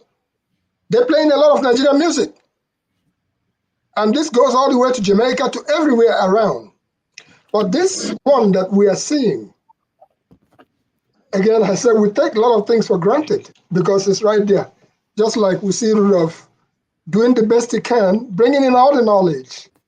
It's not easy what Rudolph is doing. I really do appreciate Rudolph Okonkwo for everything that he has been putting in, the professional ways that he has tried to do all these things, and then to try to bring in talents to us.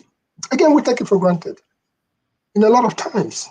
So it's not asking too much that when we have people like Oliver who have been doing work in the background and people around appreciating them. That's why when I come on, I said labor of love. Labor of love. I've run into Rudolph in quite a few places. And we go out there, how we manage to get there, how we manage to come back, how we manage to continue the journey. People don't seem to understand. So I will appeal to our people, once again, to not take for granted simply because you are seeing these things, just there like say, not be nothing. It means a whole lot. It goes into our sight. Like the music you just played, not the Majek Fashek. I mean, we've had the luxury of meeting Majek Fashek here. We took it for granted, but that man is gone, and he's gone for good. We're not going to see him again. The other one you played about Zoro. You can be, this thing is getting into the minds of the people. Throughout last night, that was singing in my head. And I keep saying, you don't know the impact of the power of what we are doing for those who seem to understand it. And for those who were not here, when Naira was 42 kobo to $1. And when you look at that scene where Zebi said, this is Honorable Nigerian Naira. And then you can think about it today, Honorable Nigerian Naira. And then you think about what is happening now to lay the foundation. They tell you that it took more than 10 years for Professor Barton Naji, the event that is about to happen tomorrow in Aba. May God help us. That bringing 24/7 power supply. Can you imagine what that, I mean, I can't even imagine what Oliver was talking about, how they were shooting movies and they were using power lights to bring lights to certain places so that they can just, so these are some of the basic infrastructures that we are talking about in the background. And what Oliver has done, like many others that are working in the background, is something that should not only be encouraged, but like the gentleman we met at Princeton University, who says that when I asked him a question about what are you doing to bring, it was on the Things Fall Apart 10th anniversary. And I asked him a question about what are you doing to make sure that others can join? He said, listen, I'm not seeking out. Those who need to seek me out will seek me out. And it was indeed a privilege to have been there and to also have seen what is going on in the background. Don't take things for granted, our people. Please do not take things for granted. Appreciate, not only appreciate, now that these people are still alive, if you can, can you imagine that some people have the guts to go to Zebrudaya's studios, the Zodiac studios, during this past holiday and broke in and stole something from there. So there's no more sacred places? Hello? Are there no more sacred places? So we need to actually find a way. Again, like I talked about, a database is very important. Some of us do have individual databases here and there. If anybody can hook it all up, that will go a long way. So we appreciate the presence of Oliver today. He lives somewhere here in Carteret, New Jersey. I've had the privilege of visiting his home when Chief Zebrudaya was there. And then again, places like Odabro Restaurant in Orange, where we have been at, where they came to shoot some scenes of the movie. So what the Indians are doing is what we who are here should also attempt or try to do, if not better. What do I mean by that? I'm engaging people from my village or people from different places to start doing, pick up the phone and call the bank here now. And who answers you? Somebody from the Philippines. Is it not because they are better organized in terms of basic trust? You must have that basic trust. And places like Dr. Damages have been a trusted channel. And that is why some of us will come out here and try to say, this is what we know. This is what we are leaving behind. If you care, reach out. If you don't care, no wahala. So they come, so they go. Barak go remain. All right, thank you. Thank you so much, Igbo Basics. The flagship. Thank you, Dr. Rudolph, and again, to everyone on the panel. Good afternoon. It was a great conversation. I enjoyed every bit of it. And like I said when I spoke the first time, I admire men of his nature who wear so many hats and are so very involved in every aspect of life that they put their hands into.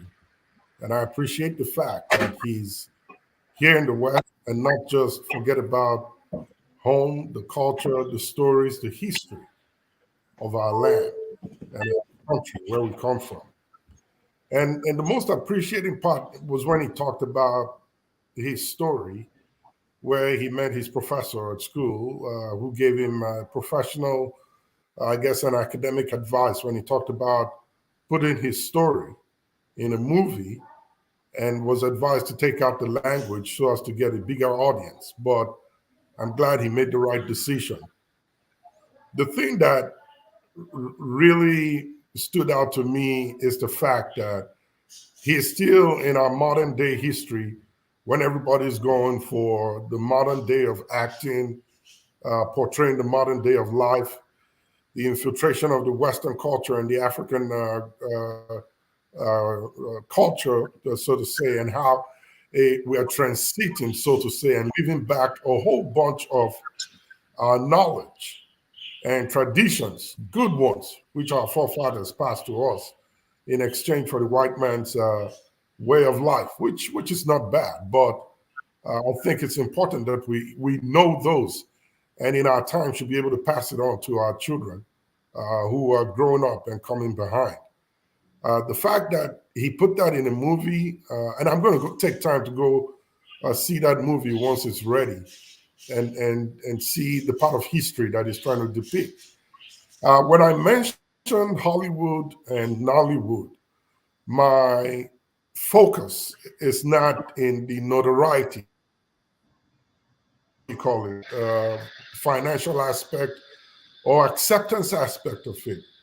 But I'm talking about the influence of Nollywood on the global stage, how we can tell our story that will impact the way of life in other cultures. Things fall apart. Chinua Achebe's novel is groundbreaking, phenomenal. And I really can't tell you how excited I am when I hear that a lot of the Western universities here study that literature till date, because it has so much of the African or Nigerian culture that the white man thinks that this is good enough to learn about, to study, to know, and maybe to imbibe it within their culture if it allows, or if they are willing to. That's the part that I'm talking about. How do we get our history and our culture told. And I'm a big academic fanatic. I believe in education. I really do, because if you are not educated, you are lost in life. And one big aspect of our education, humanly speaking, is history. If you forget your history, you forget who you are. If you don't know your history, you don't know who you are. And you will continue to make the same mistakes that your forefathers made in the past. History is very important. In the Western man's language, it is said that experience is the best teacher. Simply put, history is a good teacher. It makes you avoid the mistakes of the past as you navigate your way into the future. So Nollywood has to find a way to put these together, enshrine it into their act, and sell it out to the world. Great that we're making money out of it, but we still want to let the world know that this is who we are. This is where we're from. This is our tradition. This is our culture. We have to figure a way to get into the lives of the Western world so they know and read about it and understand it. Their culture is so much taking a huge grip on ours that our people and our children back home, I'm talking about the 0 to maybe 25s, maybe 30s year old, they really don't know what culture and tradition is about. But they know everything about the Western man's culture, that they can speak the language without even leaving the shores of Nigeria. When you speak with them, they speak like they've been abroad, or maybe they were born there. They know about everything that happens here. But ask them about where they are now, where they live. Some of them don't even know the road to their villages. Not to talk of the culture, the traditions, the heritage, rich in its ability that we have back there that nobody's looking into, and we've so much forgotten. For the sake of time, and I'll end with this, I wanted to throw a question to him, but it was going to come from the political angle. And I hope he's listening, and if he's not, maybe those, and I'm sure the people who will need this will be listening also. I'm talking about Nollywood actors, skit makers, and the rest of them, including our that are back home. Our country is at a crossroad right now and is going through a huge challenge. We are at the verge of losing a lot if care is not taken. My question to him was, or is rather, what role does Nollywood have in this time that we're in? And I'm speaking from the educational aspect. You and I know that one thing that has so much grabbed the attention of our people, the young adults, I'm talking of the 50s and below, back home right now, is skits, Instagram videos, short movies that the everyday Nigerian youth can get an iPhone or a good camera and just shoot and make a 5-minute skit and put it on the web and it goes viral. What role does Nollywood have to educate these ones that are their attention is grabbed by these short skits that make them just laugh and entertain them, and that's it goes? How can Nollywood get good information like Igbo Basics was talking about just now? How can we get the people informed? Maybe through the skits, these little short dramas, put in the real vital information that they need to know that will help transform their mind. Because if we can do and effect a transformation in the minds and the way of thinking of our people back home, the young ones, we can then start to change the culture. We can then start to redirect them and focus them, point them in the right direction. So Nollywood has a big role. They need to start thinking about making the skits, getting vital information that will educate the people about their rights, about what the Constitution says, about what they need to know, the role they have to play, what they need to put away, give up, and where our country is right now, and the actions that we need to take to help navigate our way from destruction into where we need to be, which is success like every other country in the world. So I hope he's listening, and I understand He has a civil office. He cannot say or make any comments in reference to politics or be partisan.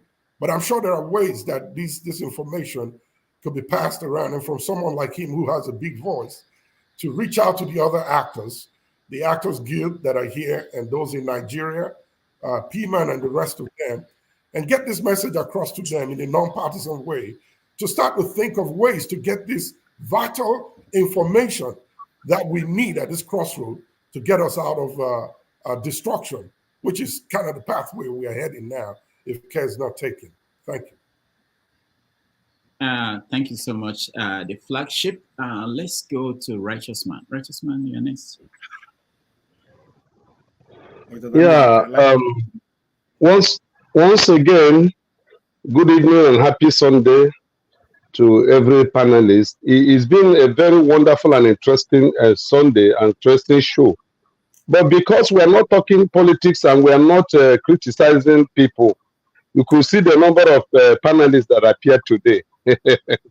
But I tell you, this is one of the best shows I've ever enjoyed in your platform, because this is dealing with the realities of our culture and tradition, and trying to see how we, restore the dignity of our labor, of our heroes in the past and in the present. One of the things I have learned from your platform is meeting Igbo basics. Each time I listen to him, I acquire wisdom, I acquire knowledge, history. He's a man that I've really worked so much from the things he has said and references he normally make. I say, no, he got a lot to offer to us before we go back to Nigeria to rest thereabout, OVA is always controversial. OVA, you were, the statements you made, somehow it was sounding political. But one thing that I got this night from Mr. Mbamara is a very honest and humble man. Very honest and humble man. And he responded to your questions in a very humble way, At a time, it looks as if logically or indirectly, you were putting words across to him, classifying him as one of the elites.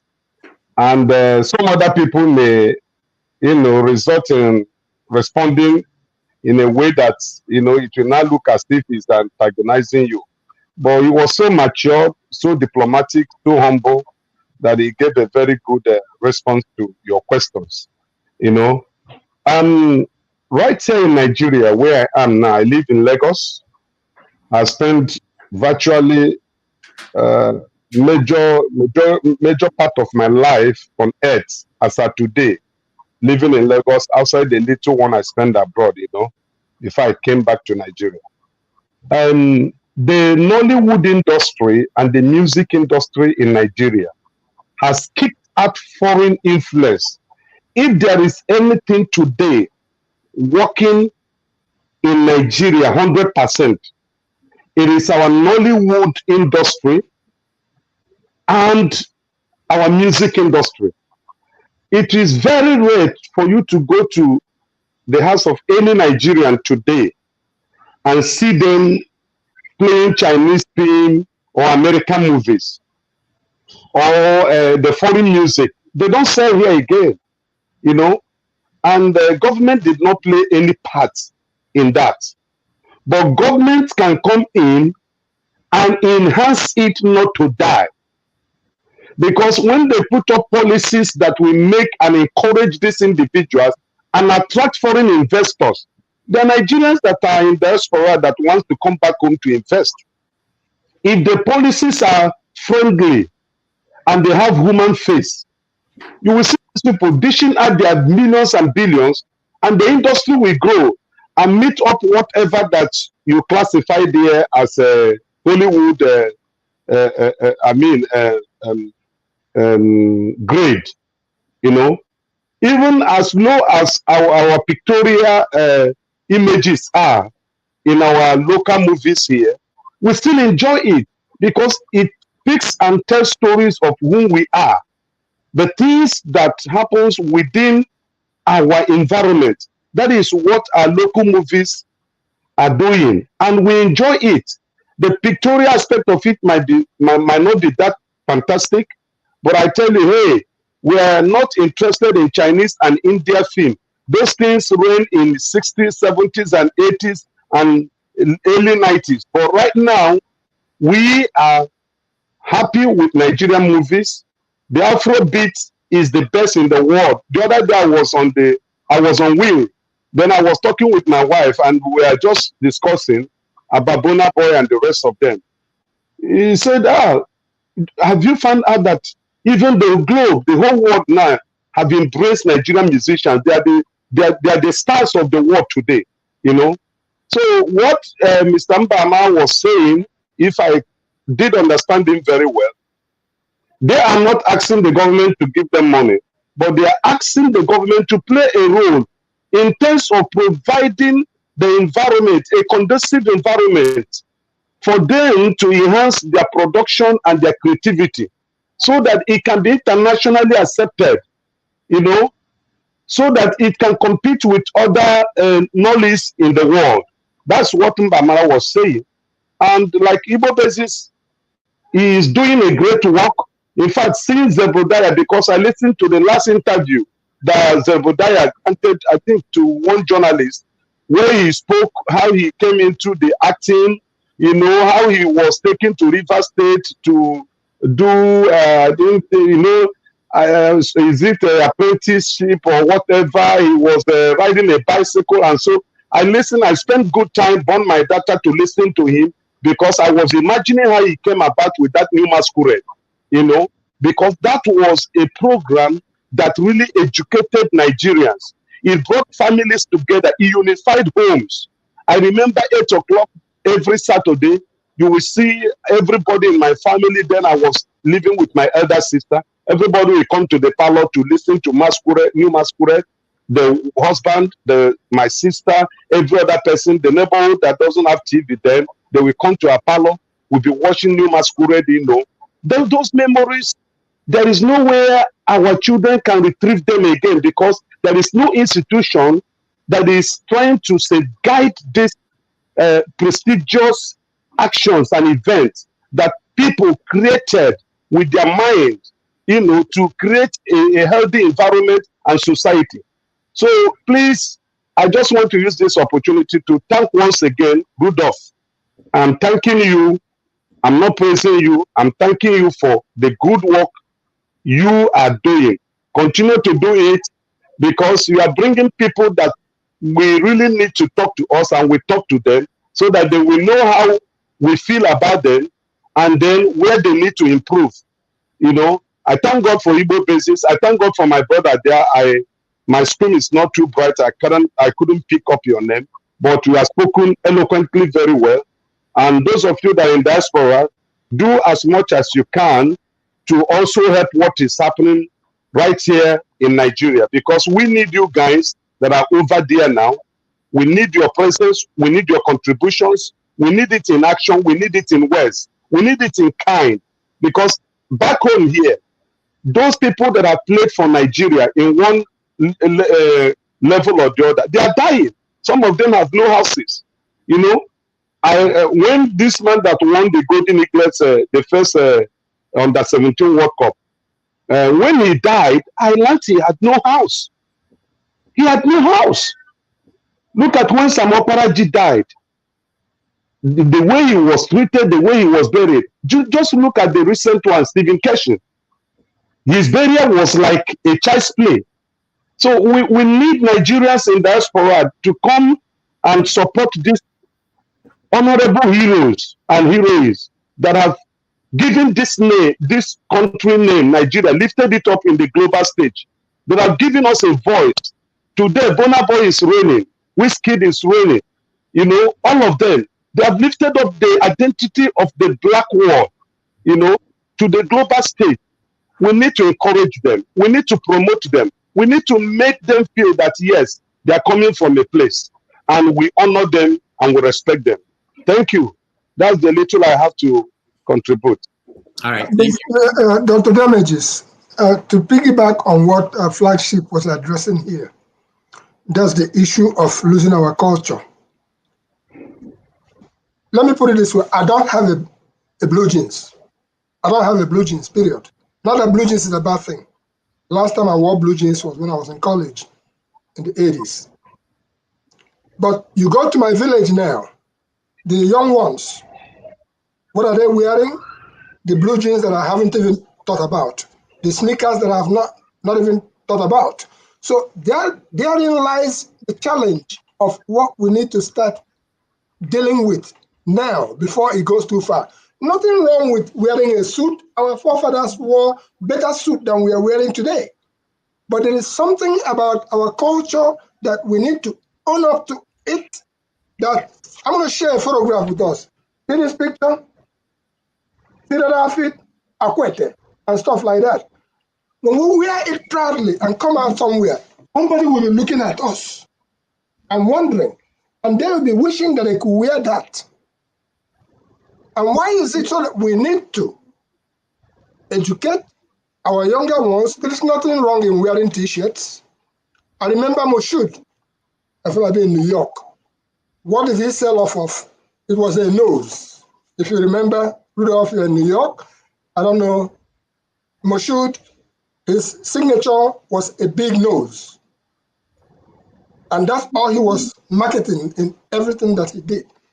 So it's an appeal that while we are enjoying or imbibing or welcoming the Western culture, for us to also go back into, when you see people like Chimamanda, I haven't seen her, or Okonjo-Ngozi Iweala, I have not seen them on a suit yet. I'm not saying they don't own a suit somewhere, but they represent. And indeed, those are some of the things that we have to start making our young ones to look at that, to be proud of it, because before the Oyibo man outfit came, we are Jola Owa. We are doing all kinds of things. We just need to modernize those our Owa into something that wherever we go down the street, we're just proud of it. So that is my little contribution as to the answer to Flagship. It's a concern, and we need to address that from the younger ones as it stands now. Let them be proud of what they have. All right, thank you. I can see that Ovie is sleeping, and I will come He's back. not sleeping. He's not. He's thinking. But after Ovie, I'll give you guys a chance to weigh in. Final thing we're going to discuss is today is a year since the election of 2023. So 1 year after, a lot of people are doing some things across Nigeria, praying and wishing Tinubu all the best and other things like that. But I want to know what you guys think, and then we will call it a day, unless I have somebody to monitor who will moderate. Okay, go ahead. This is my observation, I think, generally, and specifically these elites, when you put them on a hot seat. And Flagship, thanks. The question you intend to ask, I think, is actually embedded in the question that I'm asking him. Right? You said something very important too along the way, which is human beings. Human beings are storytellers. And when you are not in the business of telling a story that has the capacity to actually shape history, shape society, and we should hold you in a very, very high esteem, but at the same time treat you as such. The question you asked, because and again, my observation, I don't know if it's because all our life we are used to complain, or it's part of our education. When you ask somebody to just give you a solution, your own solution, we are not saying what you are saying it has to be graded. What do you think can be done? You will just go back and be telling us the problem. The problem, we know government is the problem. But for God's sake, government is the people. People make up government. If there's anything we should learn from Tinubu is that he single-handedly dislodged the military elite from the first position to the second. How did he do it? He did not say, man, this military guys, he no go fit do am. No, he get to work. You say government is your problem. Government is your... Yes, we all know this, but people make government. What are you doing to make sure people that hear your language, you understand your industry, are represented in the government? I'm not seeing any. Tell me what you are doing. If there's any reason there at all. No, you keep telling me government. I know there's a problem. Just like the question of like Jesus, tell you the problem. We know. What is a solution? Even though your solution is off point, but just tell us that you are thinking. Because the way you are approaching it, next year somebody you complain again. Just like that, it will be a. Why do we used to complain when we know our problem? We should stop repeating it. What is the solution? Your solution doesn't have to be accepted. But put it out there to know that okay, you are a thinking person. Are you thinking? That's just the difference. That's what I'm trying to get from him. I'm not saying there's no problem in the problem that government is not. It's there. It's obvious everywhere in Nigeria, every sector. I mean, I'm from the sport industry. I know, and that is the fight I'm fighting my federation. We should deliberately go autonomous. It can be done. When you keep waiting on government and these government officials are not ready to actually think outside the box and innovate, what do you expect? It's because they're getting free money. We are not ready to work, and that of Nollywood is pathetic because they don't need anybody. Out of nowhere, they have risen to be number 3 in the world. What else do you need? You just need people that think. Somebody is dragging your name with you. That's because that guy is thinking. He say, if I go register this name now and I win the case in the next 100 years, my generation will never suffer again. It's not about him. So people don't think. Nollywood actors will come and say, I need surgery. Like, for God's sake, your industry has been top of the world. What arrangement did you make to partner with the best hospitals in the world? Because of your image. You don't need government to do some kind of things. Now, when you see the struggle, yes, you need support from everybody. You've done it without the support of, so are they thinking? That's what I'm asking. What are the solutions to all these problems you are highlighting? We know. Are you making any move? Because you occupy a very important place in history. Okay. Just like okay. Let me put this out. People basically was complaining, making a point about how young kids are wearing jeans in Nigeria. How did they get to hear about it if not in Nollywood movies? It's not Nollywood movie. I can tell you about New York, but not coming to New York because I don't see Nollywood movies. And that was my question. Why are we catering to these people? They have acceptance. We have a big market in Africa, 1.something billion people. We don't need their acceptance for us to sell our thing the way we want to do it. So and I know you understand what I'm getting at, but you find a way to get around it, which is okay. I know that, but the fact that, and that's why I ask, isn't our education, or I just say we don't do suffer it? I understand we are conquered people. Why do we always like to repeat our problems? As a form of question. Ovie, thank you. Let me just do a monologue to be random. And KJ, do you want to? Are you in a place? Can you wait? You've been coming in and out. Do you want to go first? Yes. Sorry. Again, sorry for coming out. That's because I'm not in a very stable place. But unfortunately, I would have loved to listen to our guest today. I didn't have the opportunity to.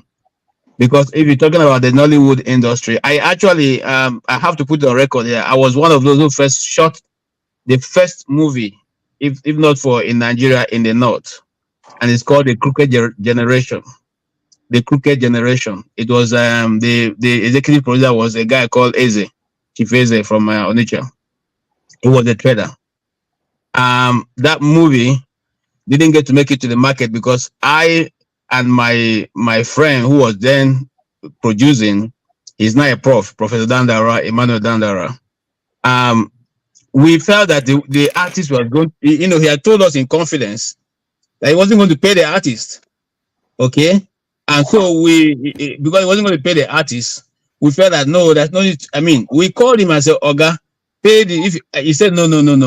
You people just do your work. When you finish your work, I'll pay you off. You people I'll pay, but the other people, I will settle with them whenever I finish selling the movie. Anyway, that brought about the end of the movie because we felt, me for instance, and he also being a lecturer in theater arts, and me being a theater arts graduate, we felt that was too much. These are fellow artists, and so we, out of moral standing, we disassociated ourselves from that movie and discontinued shooting it. Now, why am I saying that? I'm saying that to say that, just like Ovie is saying, the Nigerian movie industry has always highlighted what the problems are.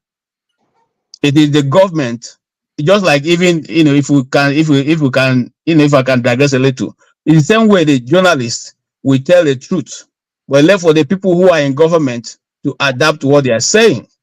Now, right from the origin, the Nigerian, the movie industry, now known as Nollywood, has always, hit the nail on the head. Remember, it was because of hitting the nail on the head that government came out with a policy that you can no longer do movie about certain issues in Nigeria.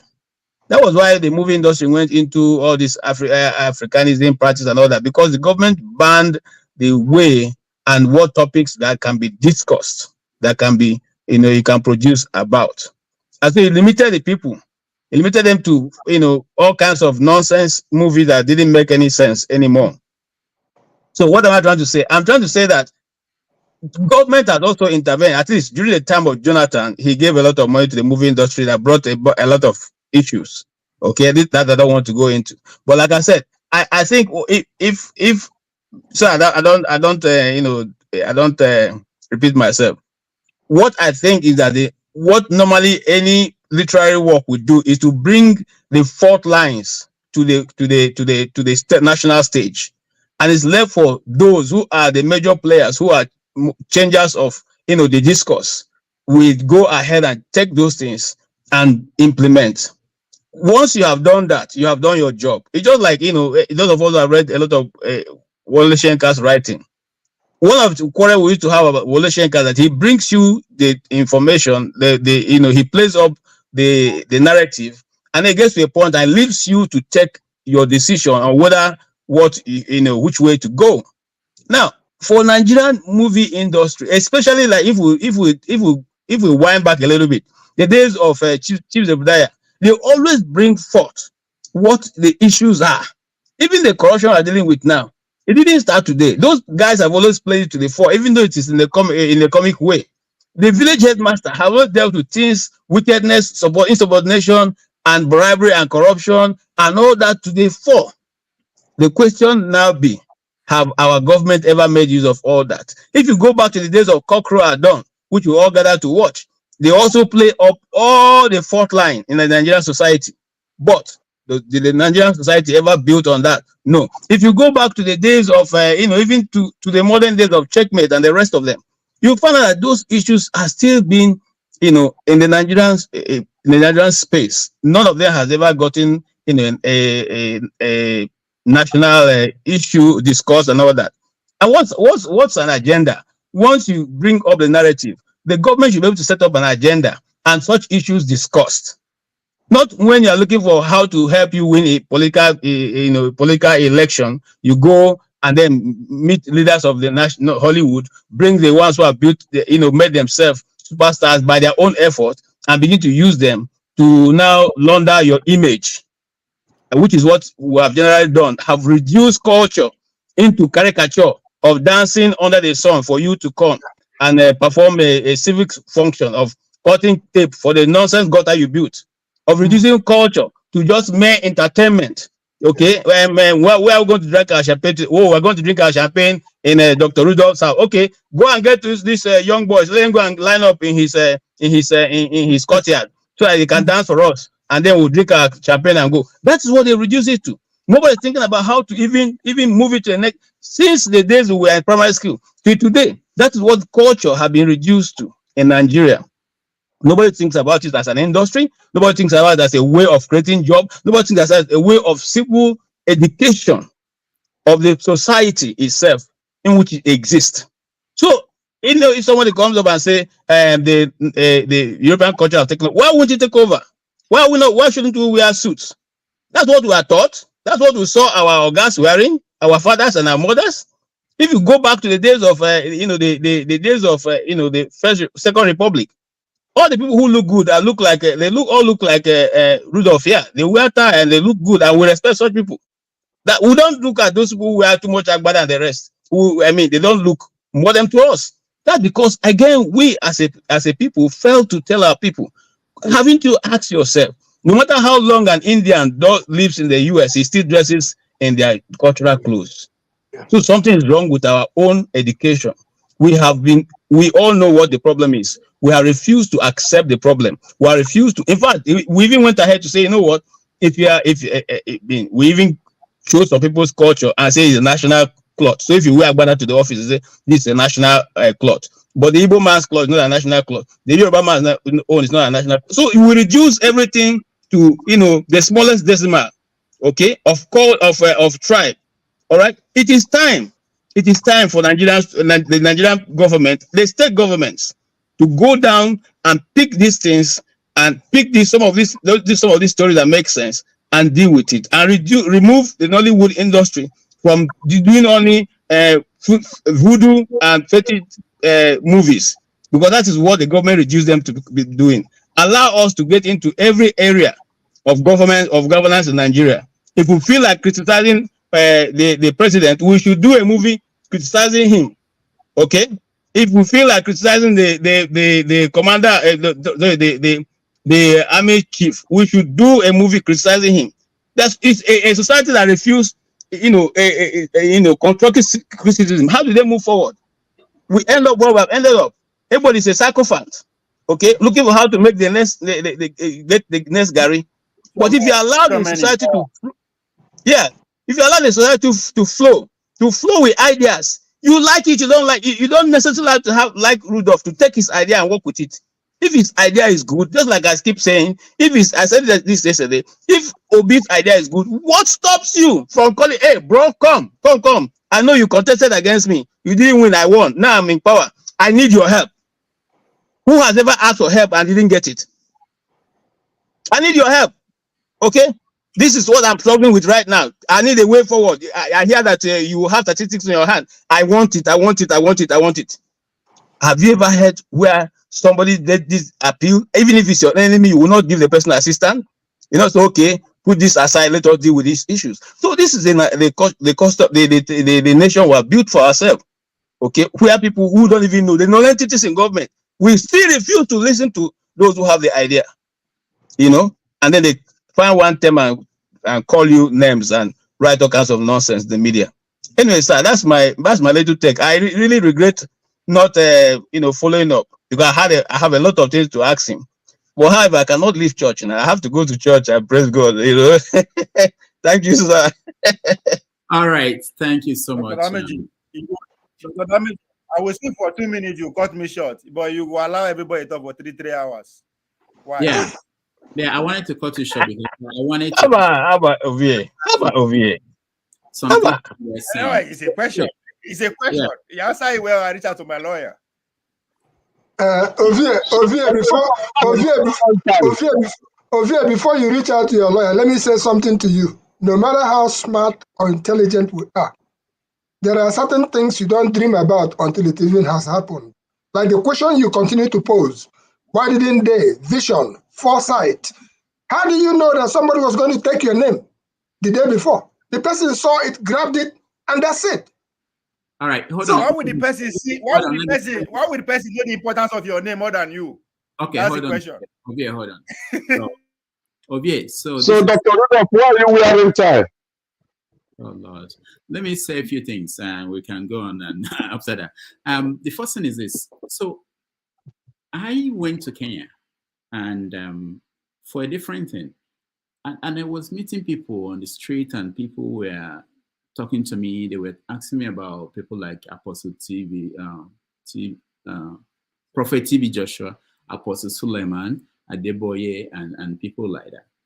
When it comes to music, they will ask me about P Square. People, they like Nigerians. They are fascinated by Nigerian culture and Nigerian society. And then until my driver asked me about Slave Warrior, and I've seen the movie. I knew Oliver, and I because when I talked to someone, I said, I would say to them, do you want me to talk to Adeboye? Do you want to talk to Adeboye or P Square? Do you want me to call Burna Boy for you? And they would be excited, I would be laughing like I'm just kidding. But when this guy said slave warrior. I said, oh, do you want to talk to Oliver? He just said, like everybody else, yeah, call Oliver. And I called Oliver from right there in his taxi, and he spoke to Oliver. He couldn't believe it. He thought I was a genius. This man knew Oliver. Oh, this big movie star. And it made me think about the impact of what we do. And there are so many people who work hard, but sometimes they are not recognized.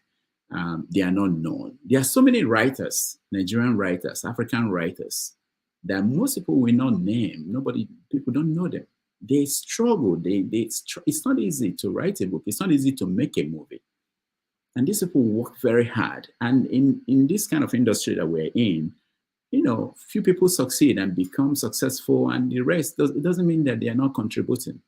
So I have special interest in making sure that some of these people are given the spotlight. At least we hear them, know what they're doing, and not wait until one day you hear that something happened to somebody. People will be like, oh, I feel bad. I used to read him, I used to know him, and things like that.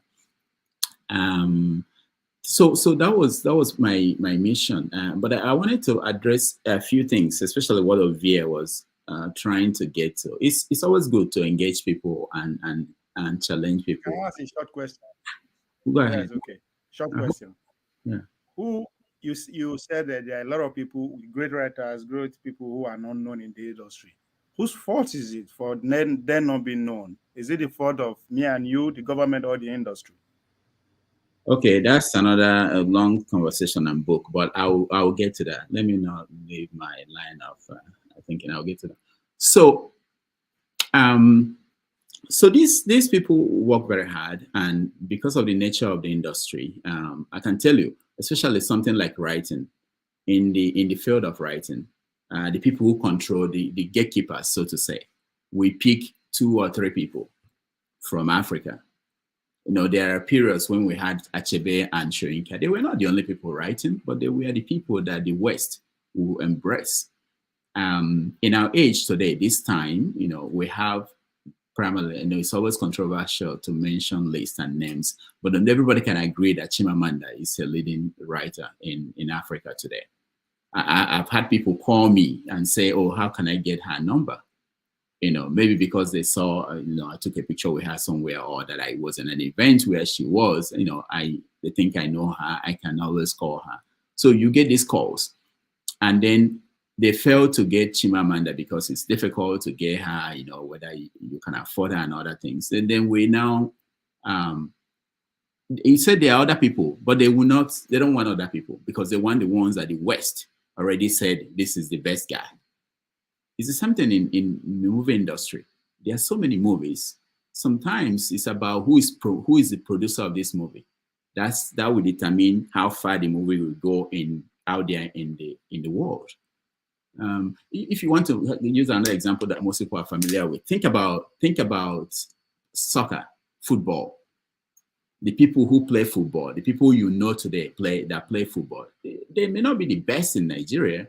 Maybe they had opportunities. Maybe they played for the right team, other factors.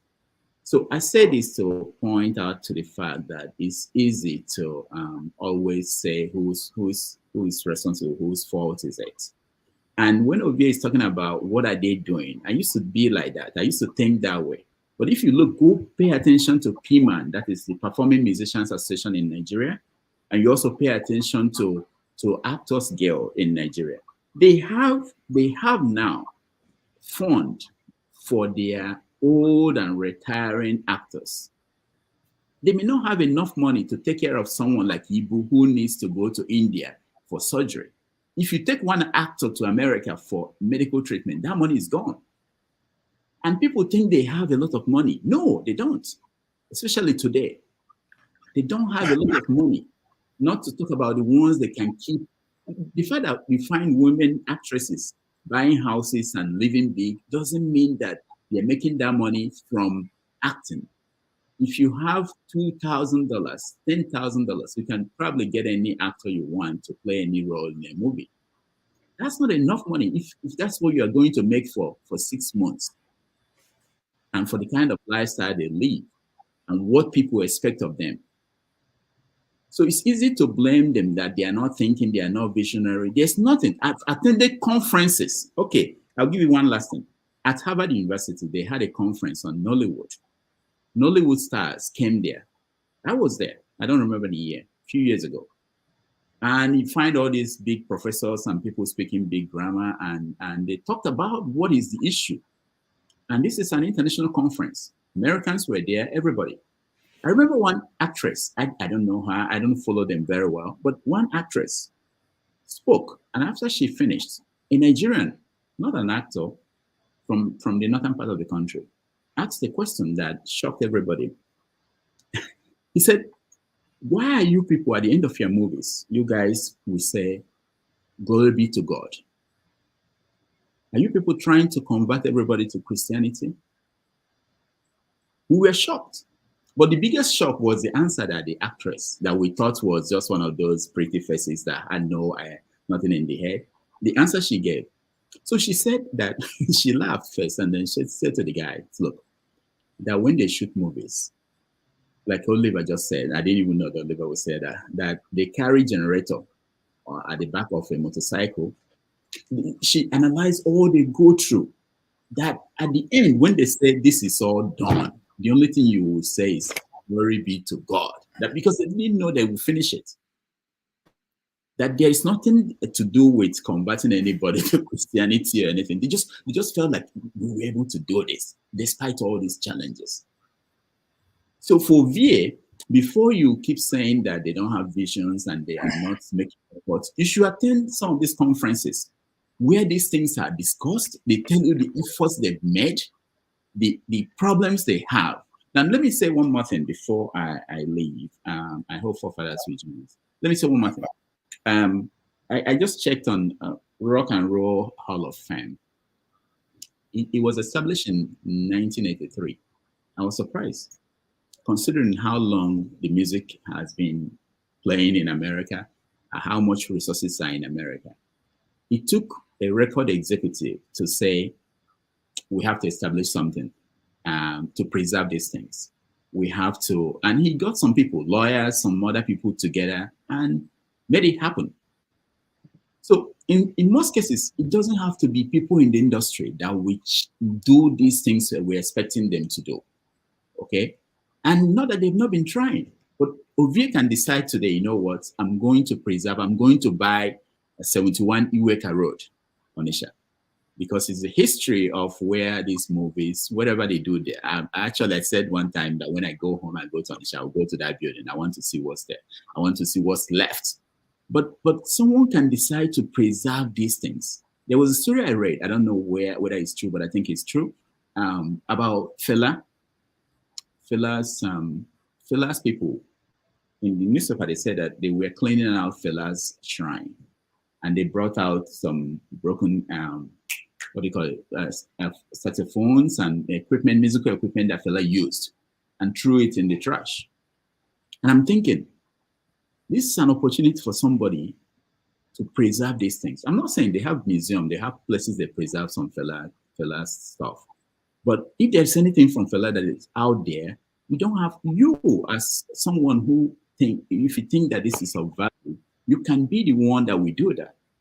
So sometimes it's very easy to criticize, and I've done that. That's what I do when I write columns. But I also realize, I acknowledge that it's not an easy thing. People think, people try. If you get close, you know how much they have been trying. There are difficulties. All right, let's summon for this. Rudolph, before you just hear this, before you go hear this, also know that I'm also pretty much from a similar industry. The question I'm asking is not what they have done. That is there. It's visible to the blind and audible to the deaf. Not necessarily what they are doing. It's about, is there any plan for 100 years? That's the question I'm asking. I'm not saying nobody. And I'm asking this question because they are able to build that reputation. They singularly take themselves to that height that we are seeing them. It is not due to us or anybody. So when I'm asking question, what is the vision to preserve all this into the next 100 years? You talk about generator. Again, isn't that a shame? Let me finish me Igbo Basic generator. That industry, all their exploits, they could not actually capitalize on their image to have a place or industry, power plant, it is a shame. So again, who is responsible for that? Don't say me or government. Then you're talking about is an outsider coming to make things happen. Yes. And that is again where I hold them responsible. Their business is to advertise. Their business is to tell story. How well are you packaging your story to attract outside investor to go that route? Again, they have everything. If I want to do marketing, I will go Nollywood. Anything I want to do, I have to go to Nollywood. Politics I want to they'll go with Nollywood. They have everything to be self-sufficient. That's my question. I'm not even saying what they have done or what they are doing. No. Is there any plan? It's a harmless question. Is there any plan to make sure these things doesn't happen again in the next 50 years? This question here is the plan.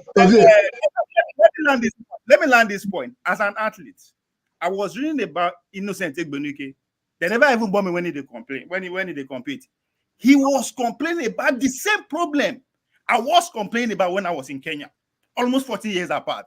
So if we are not careful, this same question I'm asking, we'll go ask them again in the next 50 years. So the question is why? Is it that they don't have plan to be self-sufficient or to do all these things? If you want any Babalawo to come and invest, you have the mechanism to convince the Babalawo to come and invest. I don't know how, even if I have the vision, I still have to come and let them get everything that is required to change everything they want. If they want to turn government upside down, they have what it takes. So it's that they don't understand their power. Stepping to what Flagship is saying, what is even planned to even have an institution? Just education, educate people.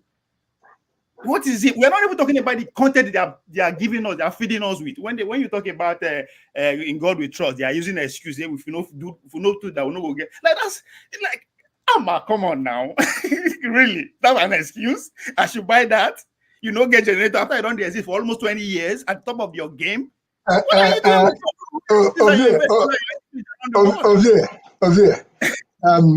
me put it this way. You're talking about 100 years ahead. Let me be blunt. KJ is here. This is the second year that I passed through their village and I ran into what we call Ila Oso Uzuakoli. Ila Oso Uzuakoli is a cultural, and the previous year I ran into it. It caught me unawares. I took some quick shots. This time around, it breezed past before I could whip out my camera or to even stop. And that is culture right there. So next time that I pass that way, it's often in the month of December. I'm going to make sure that I don't miss out. Instead, I will stop next time to capture that moment. What am I saying?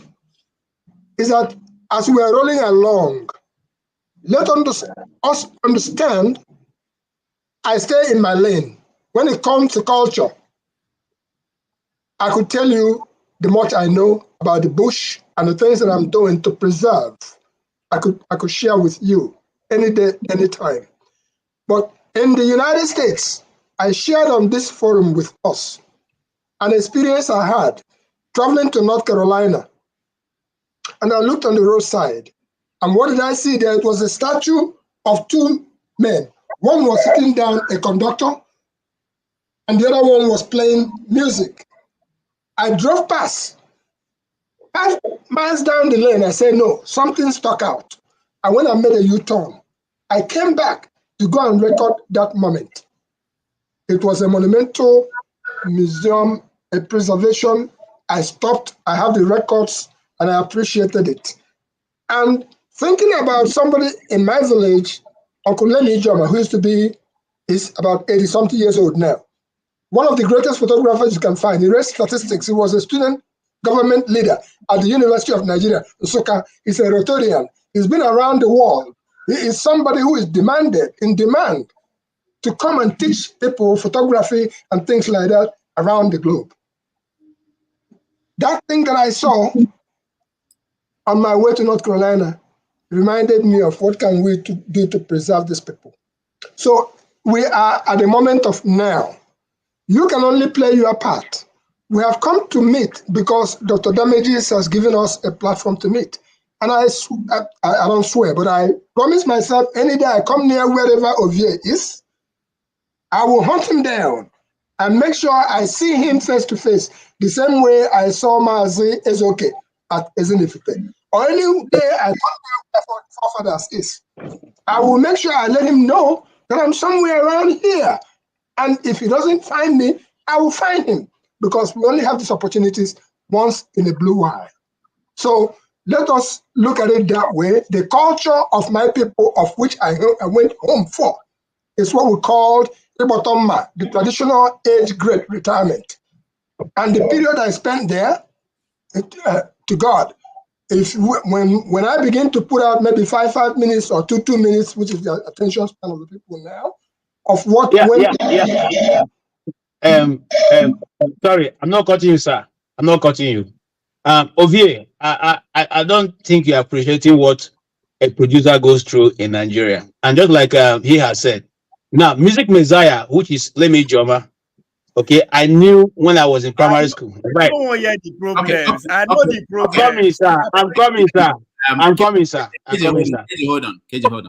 I have to go. I just want to thank everybody. I really need to run. It's 4 p.m. here. I have to take care of something. Forefathers, please, can you continue the conversation? Thank you, everybody. I will see you guys next week with a new guest. Ibobeze, thank you. Thank you, Dr. Damages. AJ, thank you. Thank you, Forefathers. Please put me in the background. I'll be back in a few minutes. All right. Thank you. KJ, don't tell me what the producer is going through. Tell me what he's doing to stop what he's going through. I want to hear that, not what he's going through. We know what he's going through. You are muted. KJ is muted. Forefathers. Is he muted? Yeah, he's muted. Yes, it's muted. Okay. Yes, Okay. Yeah. Now that's where I was going before you interrupted me. I will not say rudely though, but I will say you interrupted me. Anyhow you put them, I go take them. Okay. Now listen, I'm going to speak as a producer for once now. You see, when you have assembled your team, I'm telling you, Ovie, from the scratch of the matches to the last of it, you are dealing with variables that you never anticipated. You are dealing with variables that you never even thought in your planning will ever. Let me tell you, I've gone to shoot in a place and we now have to turn it to prayer and fasting because of the juju people who are in the town who was insisting they will do ritual on our behalf. Okay, I'm coming, sir. I'm coming now. What is your plan? I hope I just pray you let it up. There is no way you're going to make sure it doesn't happen, because in Nigeria we're not shooting inside studios. We are shooting in real live locations. In other words, if your story is written in a village, you go and look for a village that's suitable for your story and shoot there. We are doomed for life. We are doomed for no, life. Now listen to what I'm saying. Now listen to what I'm saying. Right now, you got to give me a chance. If you don't want us to explain, how then will you hear? Now, government, I'm coming. The government of Lagos State is now trying to build a film village. The government of Enugu State is also trying to construct a film village. Okay, already you know that Jos, as has always been, has been a film village. The whole of Jos, you could see the whole of Jos because those guys have been dealing with film for a long time, so they understand, what is involved. So you can actually go to Jos and within a short time. In fact, Jos is the only place where I think you can freely shoot anybody harassing you too much. Okay, but apart from that, honestly, to tell you the truth, I like what you say. I like what you said. Lagos is doing some. Those are solutions. Those are the things I want to hear. Not that. No, there are solutions. Even the federal capital right now is building a film village. And until you shoot in a film village where you are in control of the variables, you cannot say what is going to come in a day shooting. I just want to know that something is being done. I'm not saying something is being done, but Ovie, hold on for a second. Ovie, my brother. If you don't know where rain begin beat you, how you gonna know when the rain stop? I wonder. No, we know where rain begin beat us now. Which are the problems? We know the problems. We all know. We not be saying narrative, but what are you doing? And he just said something. Wait, Ovie, when you say you know the problem, Katie was going somewhere. Listen and learn. Listen and learn from the ant. No, listen and learn from the see, ants. most of this- KJ was going somewhere with his narrative, so let him learn, and you can come back and in. Let him. No, please, can you just give him the moment? Give him the moment. I don't have the voice. I don't have the strength. Give him the time. No, he hasn't finished. Let us for a moment. But okay, you are the one who you are the one who disturb my train of thought. Give the I wanted man to a chance. Let him take his time, please. Thank you. Okay, so Ovie, right now, honestly, you have distorted all my thoughts. So I'll leave it until another time, another moment. I have a potential. Hold on, Mr. Basic. You guys are not understanding me. You have actually answered my question. You say Lagos State is doing. Hold on now. You answer, and I like that. I am not going to say what is Lagos State doing. All I wanted to know, what are they doing? It's very simple. I don't know what. So don't repeat the problems. I know. What are you doing? He is not repeating the problem. You are not inside the belly of the well. You don't know what the man has in his mouth or in his mind. Let us give him a chance to say his piece.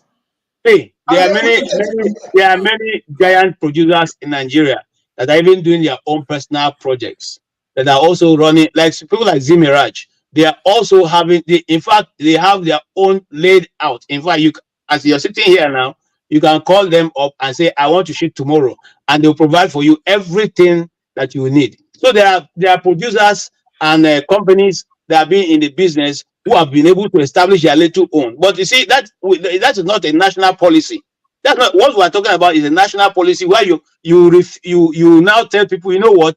If I feel like talking about the FCT minister in a movie, nobody should stop me from doing that. Nobody should tell me that this is the only area you can shoot your movie on. Nobody should tell me that this is the only place. So when that is done, then we know that government is working hand in hand with the movie industry. It should not be only story about witches and witchcraft. It should not be only story of family issues. It should also include stories of the Civil War. It should also include stories of the Nigerian army failure to be able to apprehend bandits and miscreants in the bush. It should also be a story of, any story that, just like it is in the US, you are free to shoot and tell any story that you want. Okay, you are free to do that. It's not anybody telling you what to go. Forefather, how can you be raising hand now? You are the moderator now. I didn't raise hand, did I? Wait, Oh, sorry. I think I got frozen. Have you done? You don't finish. Yeah. I think my hand didn't just froze. It's not me. KJ, what is my question? KJ, what will be my question? Your question is, what are they doing? What are the producers doing? Hold on. Why are you telling me what is the government? Those are problems. We know. You that's why I said you've already answered my question. You say Lagos State is doing this, Justice is doing this. That's okay. That's all I'm asking for. I am not asking for me to know. People are watching us. What is being done, either by government, by individual, by anybody? It's as simple as that. What is being done that I don't know of? You are telling me problem. Government will stop you from doing this. You will say me should make movie for this, make movie for this. We all know this. These are not secrets. Those are problems. We know them. What are your plans so that in case you not succeed today, the next generation will succeed? Will not come and complain the same thing you are complaining about. We know the problem now. I'm not asking what is the problem. No, that's not my question. What are your plans? I'm not even saying what are the right plans, though. I'm not going to challenge your plan, but do you have something that, we can say, we are busy. Just as you said, Lagos State is doing this, Justice is doing this. So that's it. But the questions are, the executive producer, if you want to produce this, then go stop up. We know. That's not the news. As I'm telling you, I can relate to that industry. I'll be smart person, had the same problem. Where did they now we get? It's just like if you ask me now, what are the problem? What are the solutions that we are thinking to make sure Nigeria Track and Fleet be better than this? I will tell you, we are pushing for autonomy. Because if Athletic Federation will get autonomy, we can able to actually evaluate our athlete, which is our product, and make it them to the world, look for sponsor and all that. It's our plan. Is it the right plan? Maybe no, but there's something. Somebody is thinking.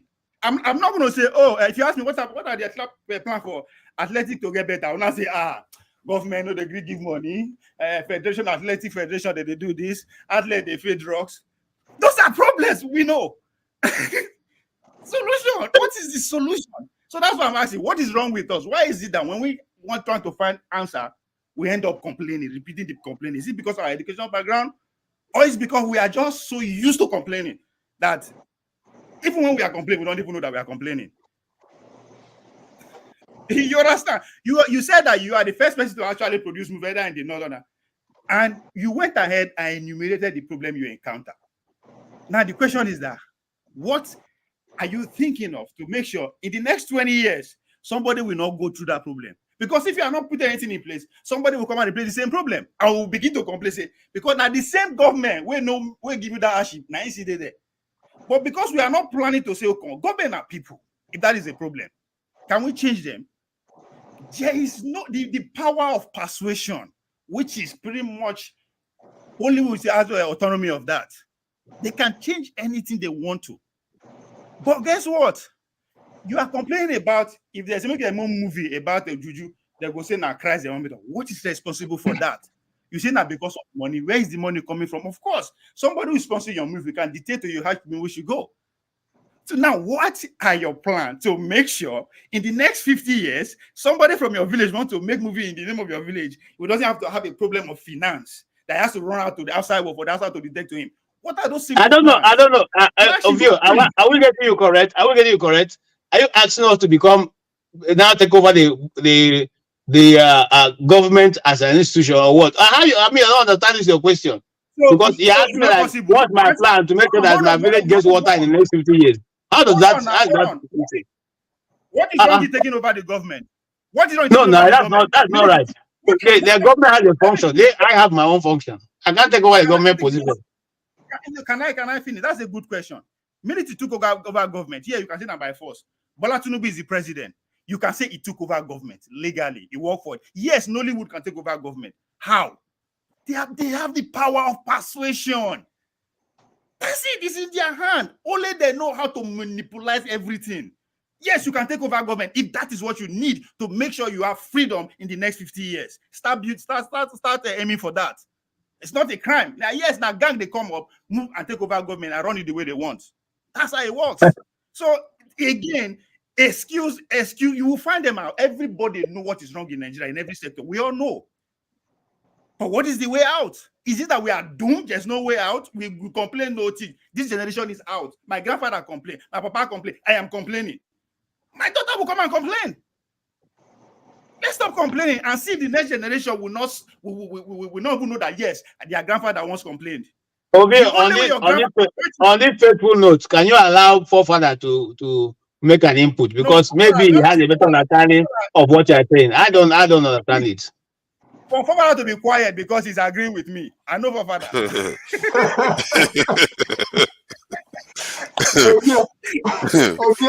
Okay, you just reminded me of my late friend, Professor Sisi Nwako, who taught me a lesson. The lesson he taught me each time we go to a meeting and I try to speak, he will pick me. If I try to speak again, he'll pinch me.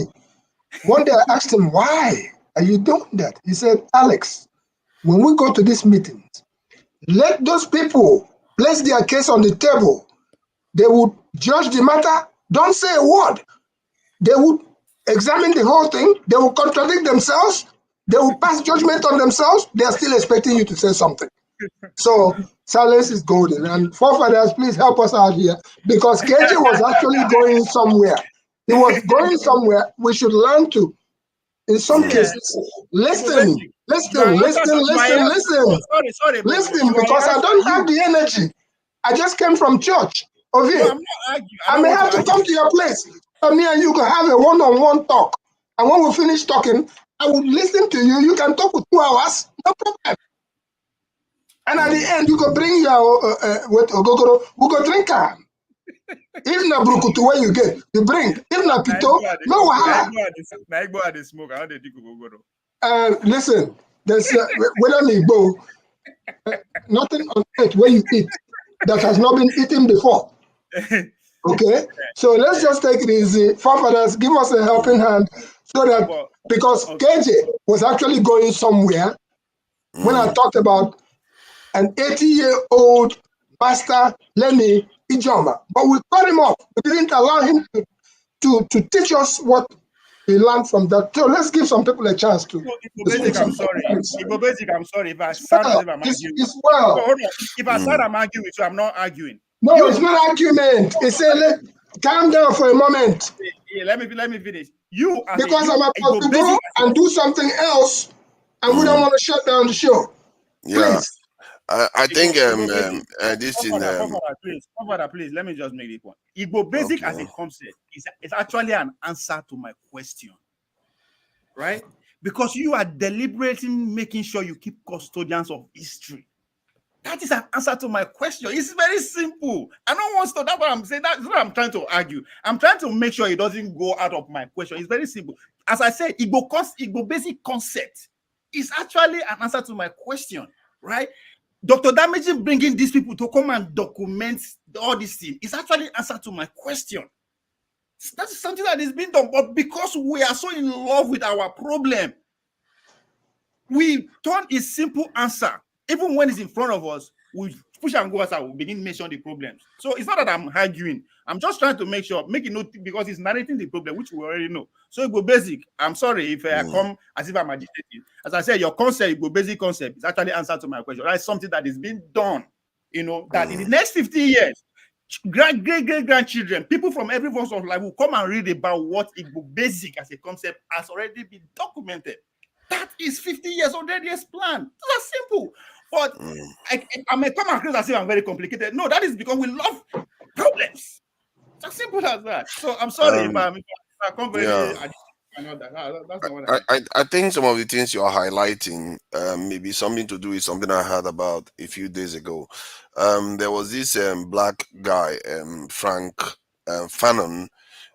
He used to be like a revolutionary and a psychologist at the same time during the 40s, 50s, and 60s. I think he even went to France, this in Algeria. And one of the things he found was that people that were colonized seemed to have some psychological problems that is debilitating them, actually. And it's weird because they don't normally tell you this on the English. I don't know how I stumbled across it even. Maybe YouTube is trying to push me into some of all these things. So this is a black guy and he found these things. He said he was finding some, I think I will probably may want to highlight it there. He was finding that the people were suffering from certain things that just didn't appear normal to normal French people. Then he linked all these things to colonialism and the psychology of how it is affecting them. Maybe that's something that OVA is trying to highlight, like we are in love with our problems because it looks like we are stuck. And even I experienced that stuff. The other day I was on a panel and I said, if you feel you can't reason objectively on any topic, recuse yourself from it. Try to learn how to detect when you are like that, because some topics are so close to you that you can't be objective discussing it. Take yourself away because you're not going to be productive in that conversation, and people like Ovie will find that you are stuck in one place. And that is what I think what Ovie is highlighting, that we are in love with our problems. I think it's a form of trauma or something. It freezes you in place. And you may not even recognize it at first.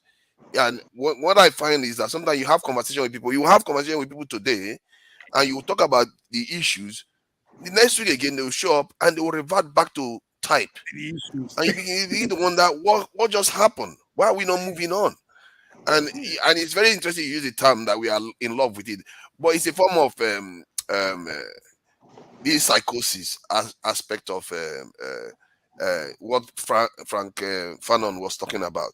And who knows, maybe there are ways to deal with it. My own is that if I know I'm unproductive with a discussion and my position is just so frozen beyond reason, where I'm seeing evidence and I'm rejecting it, I will recuse myself because but I try not to ever get to that point where I lack objectivity. I would rather just say I agree with you very quickly. Once I see evidence, I move on.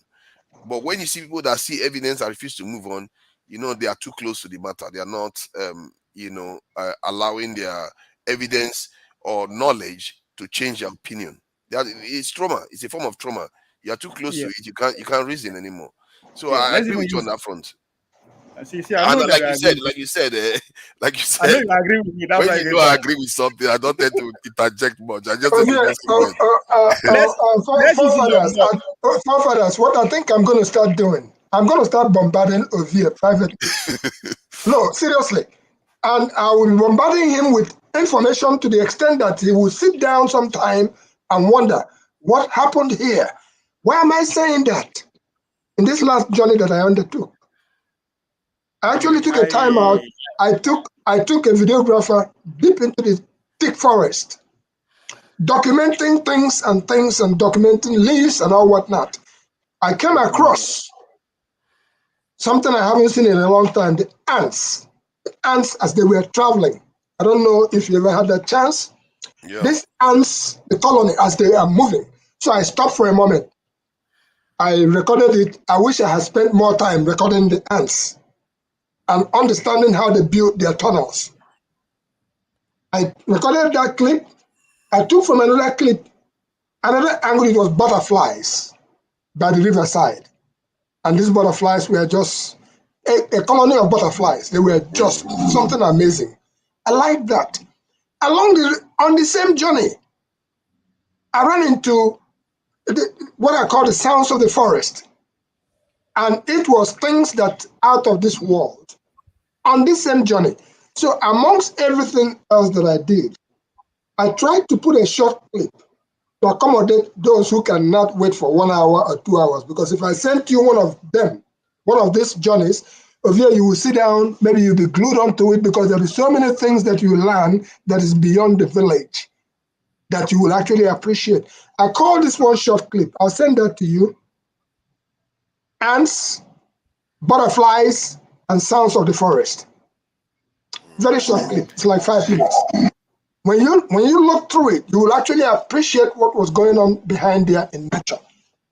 In another channel of the same journey, I went into the stream to see the place that I cleared the previous year. And there were so many youths, so many young ones who actually came enjoying the stream. Over there, it was like a bazaar inside the river. But then I decided to do something unique. Walk past, enter the bush, and what I found in that bush, if I send it to you, you will say, wow, was actually a resting place where some of the young ones go there. They make a bonfire there. They do all kinds of things there. They actually made their stools and stuff. It was another angle. And what am I saying is that I record these things for posterity. And what I'm doing now is some of the leaves that I have forgotten their names.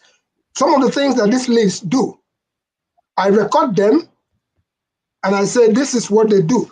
You talk about smoking, but there's something we call Bema Abubara. Give me the wall, I'll carry the wall. It's a yam tuber. Bema Abubara. It's a yam tuber. If you dare eat that yam, you will become extraordinarily strong that you will say, give me the wall, I will carry the wall. I document, I know where this would start. So let us for a moment relax. It's a Sunday.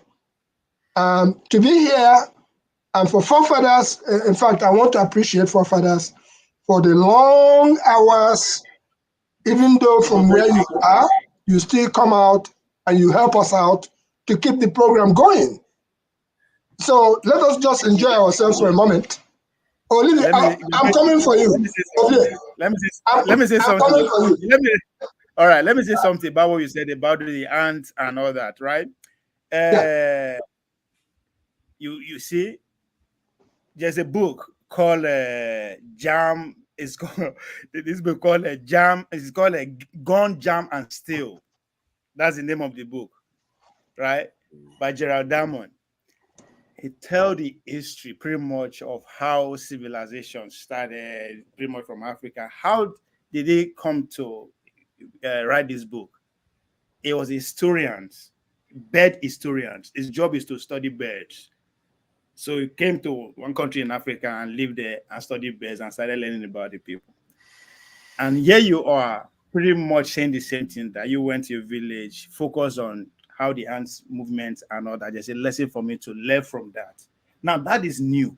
Imagine if I did not challenge us to stop complaining and start talking about solution or what plans we have. You wouldn't have said this. And the benefit of what you just said, imagine if I have a project or I know someone who has a project that needs information about ants or that part of the world, I would refer you to him.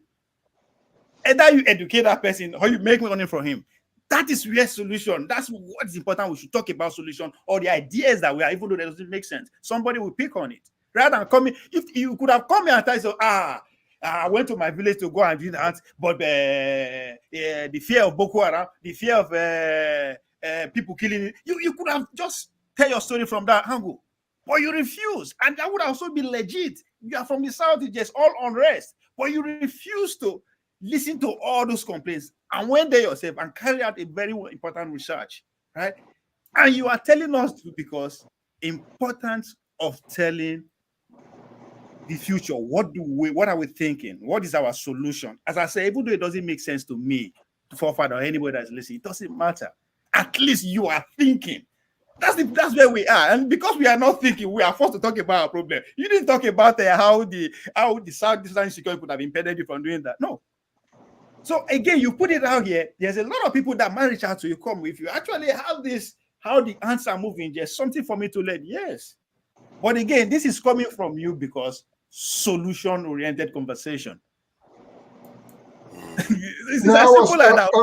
was looking for what I saved your name under. I looked Ovie. I didn't find Ovie. There was a name that I saved it under. Maybe now on our politics. No, not beyond that, because I spoke to you on the phone before. Yes. I spoke to you on the phone before.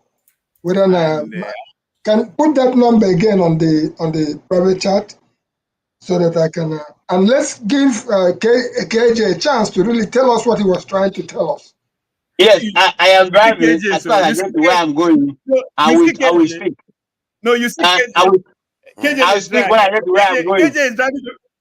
So you can't talk. I will speak. KJ is driving. I will speak when but Obie, think about it.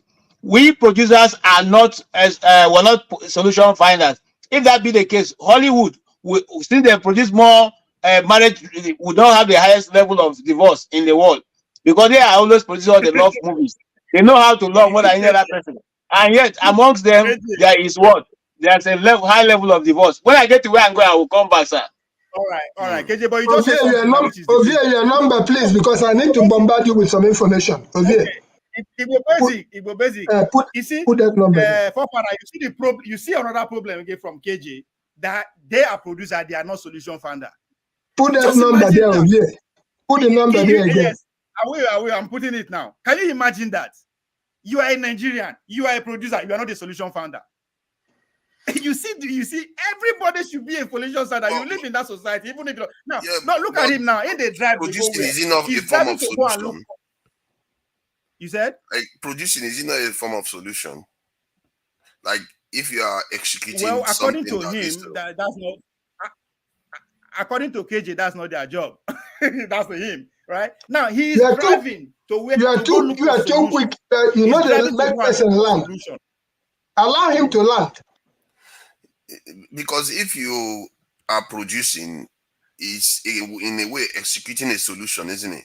Like if you find that you want to the solution is to start manufacturing and somebody decided to start producing the cars, that person is executing a solution of exporting.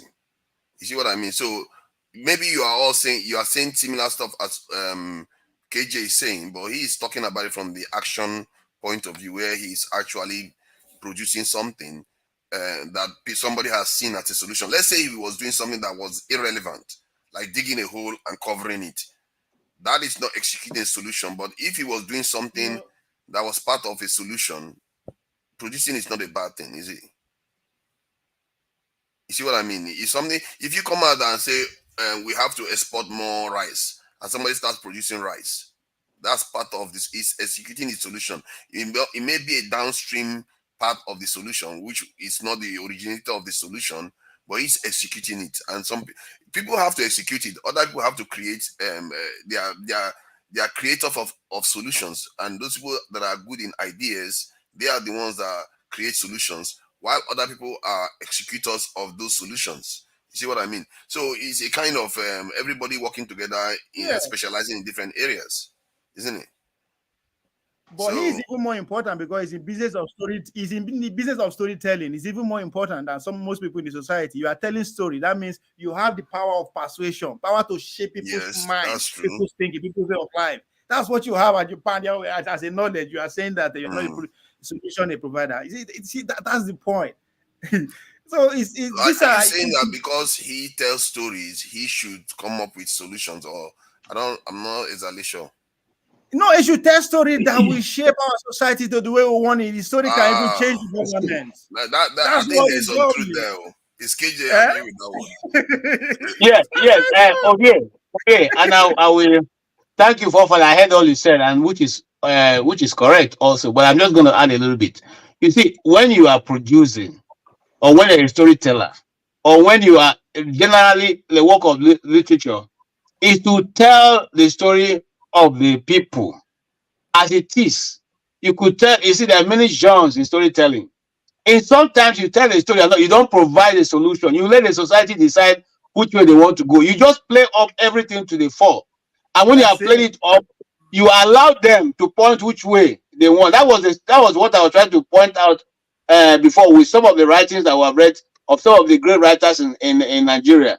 You see, we used to have an issue with people like Wole Soyinka, who sits at a very high level and then tells the society, this should have done, this should have done. But people used to quarrel with that. People used to quarrel with that because you are telling us you are above the society. And so you can provide solution to where society should go. But many people who are mostly on this right side are saying, no, you bring up the issues.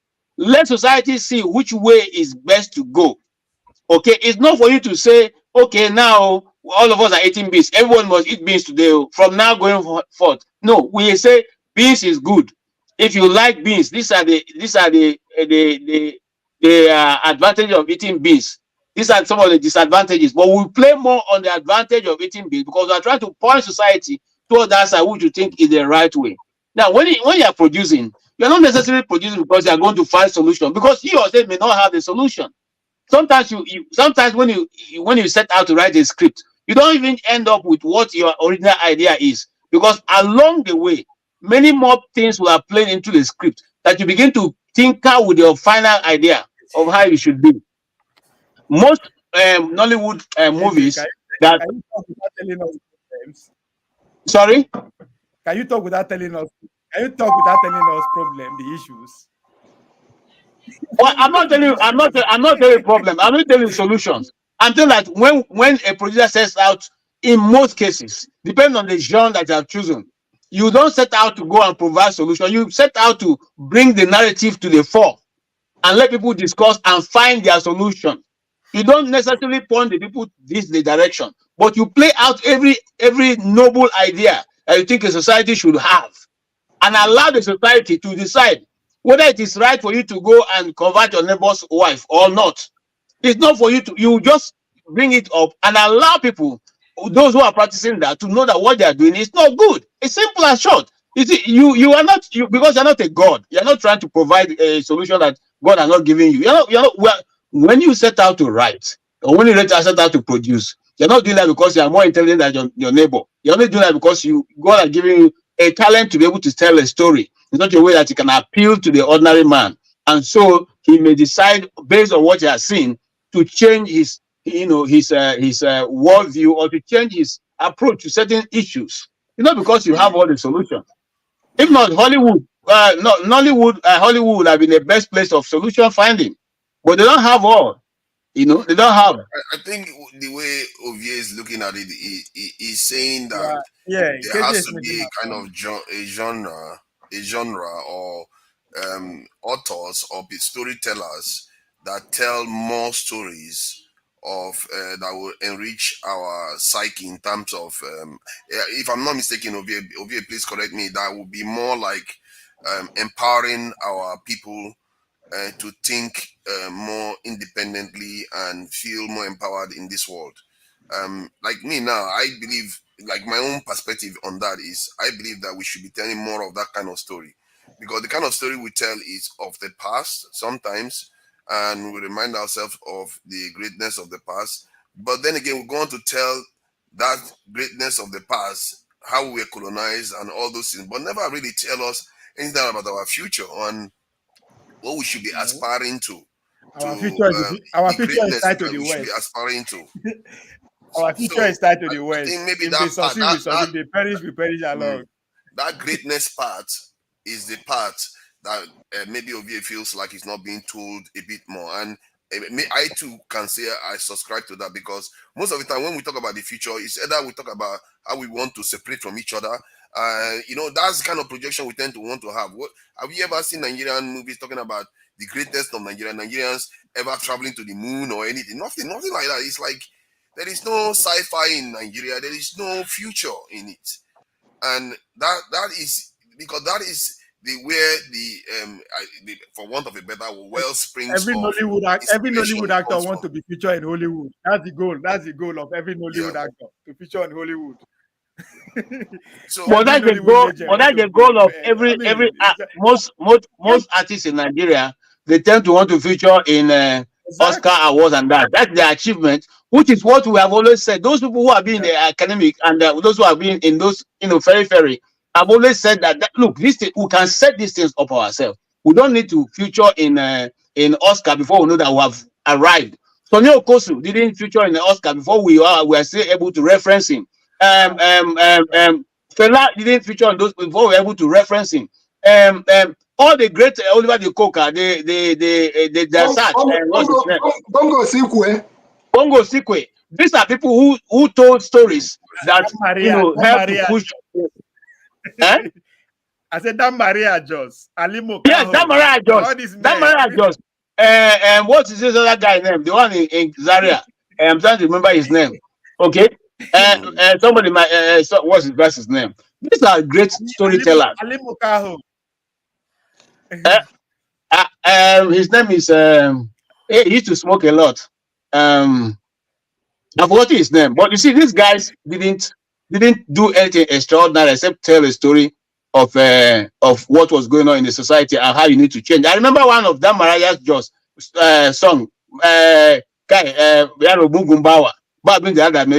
which he says that this boy is so stubborn that nothing that worries him. Talking about children who are stubborn and why you should not be stubborn. That reigned in the north. Everybody listen to that music, And then when you begin to behave anyhow, they tell you, hey, Mugumbawa, that is a foolish boy. Now, KJ. Yes. Now, KJ, yes. What is the probability that in the next 100 years, our great-great-grandchildren will be talking about that Maria Jos? No, we're talking about the video and dancing with backyard, your backyard. Your You see, no. Listen. Hold on. I hope you're not mistaking creativity that have gone to the dogs with what you're talking about. Well, it's not about creativity now. If you're talking about creativity, it's a different ball game. What happened? I am talking about preservation. I'm talking about preservation. I'm talking about legacy. I'm talking about tomorrow. Igbo basic people, they always make fun of Igbo basic for talking about Chief Zebrudaya. They don't understand what Igbo basic is doing. Igbo basic, people will come and understand what Igbo basic is doing in 100 years' time. If he's not doing what he's doing, the life of Zebrudaya will just go like that. Nobody will know about him. That is my complaint. What are we doing? Which is what Igbo basic is doing. Which I said, Igbo basic concept answer my question. He's doing something for the next generation to come and say, they used to be like this. Why can't we do it? Why are we so far away from this kind of life? Because that's the question we are not asking. And with next generation, you come and ask, why? So we used to have that Maria Jos. We used to have Oliver the Coco. What happened? If we don't preserve those history, question will not be asked. And we'll come they confused again. Oh, our people sell, our people come. We'll be confused again. Our generation to come will be confused about today's history because there's no deliberate attempt to preserve it. Just as we are confused about what happened in the Biafra. Everybody get different version, right? What happened before Biafra? Nobody knows. There's no deliberate. One can say it's a culture. We don't have culture of maintenance or whatever. But are we going to die like that? we know fit think again. Right? We can't think again. I think it's a pertinent question because there was a video I saw today that was shared amongst the private chat in this now about Indians. I wish I'm trying to share the video even if I can get it. It shows how deliberate these people are. The man was talking about how the Indians were, they were living from hand to mouth. He said from sheep to mouth. That's what he said. And how life was really hard for them, and then they went on to build what they have now.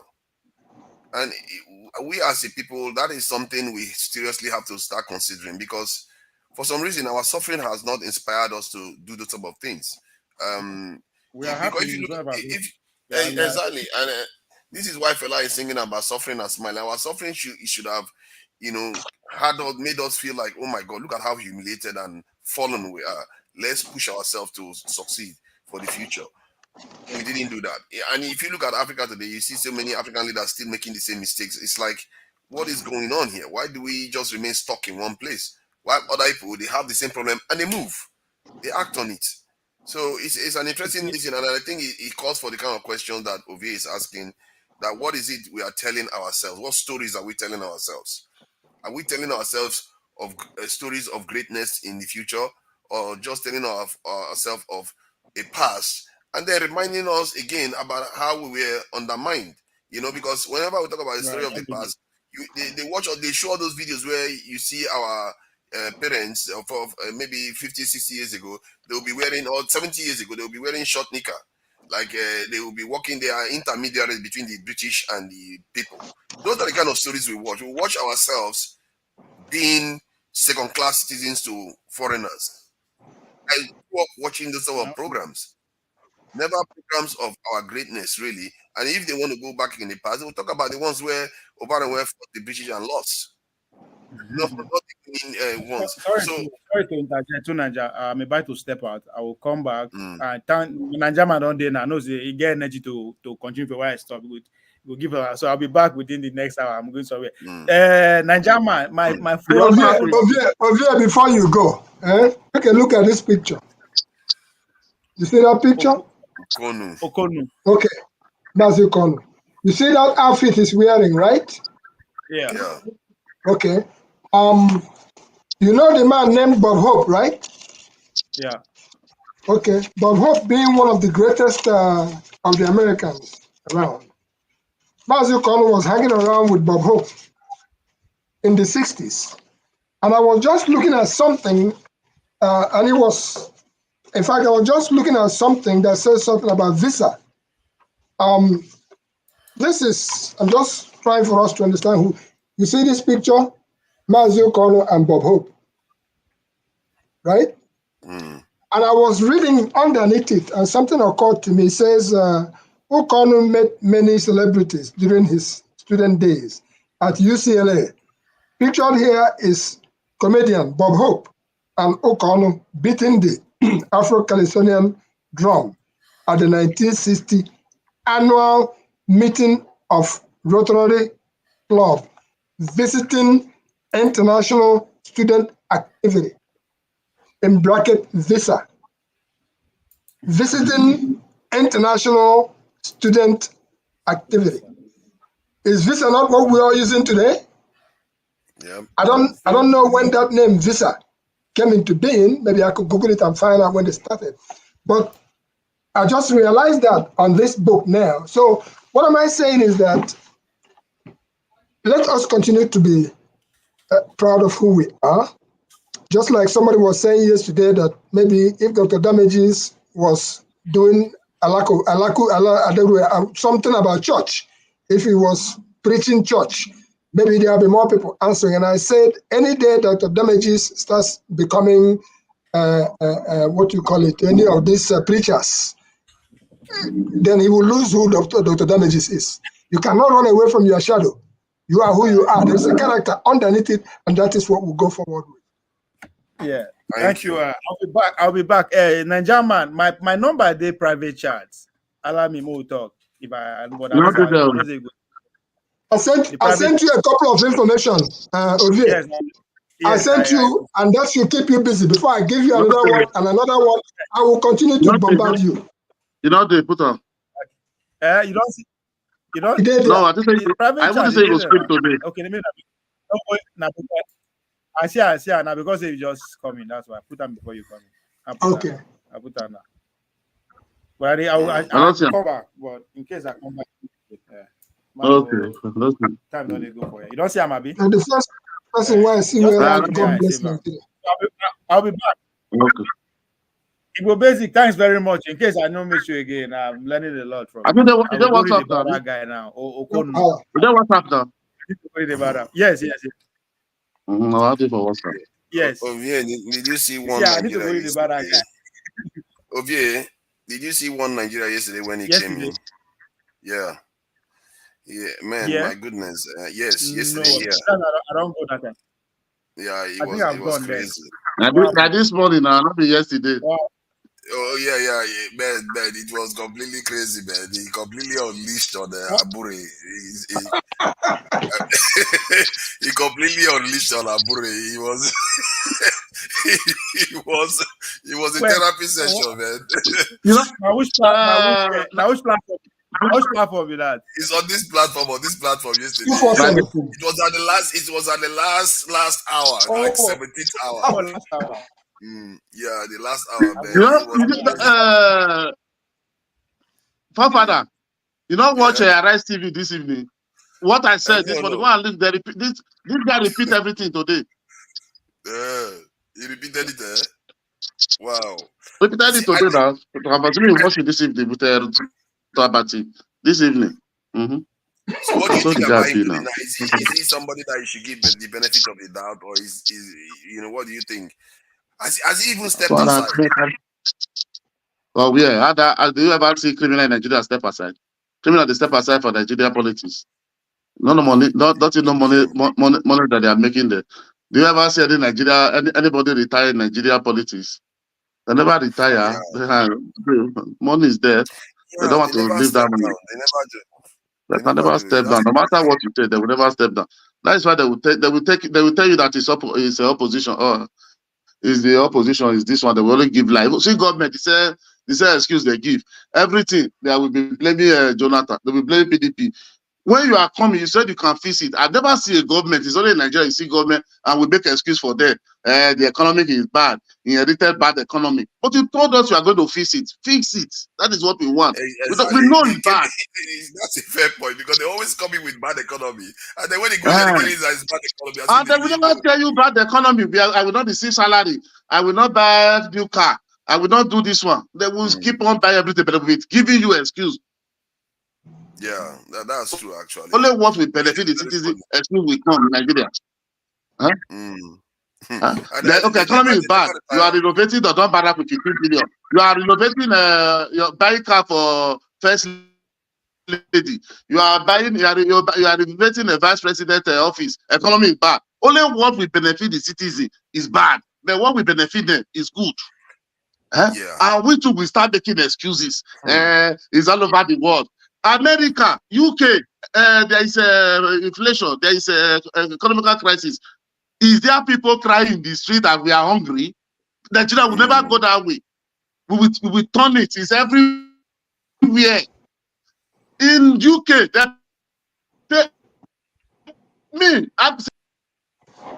your audio is skipping in and out. It's a shame. I do like the way you see things. He can, the Nigerian man can simplify things very, it's like, when you said the economy is good when it comes to them, but it's always bad when it comes to us. When it comes to deciding their own salary and all the perks, the economy is good.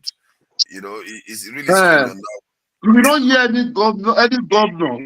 We say, okay, I just came in. Economy is bad. After 1 year, before I could receive salary, food for free. Okay, no. Nobody should cook here. Don't keep cow. I will be paying for my food. I will only be receiving salary 50%.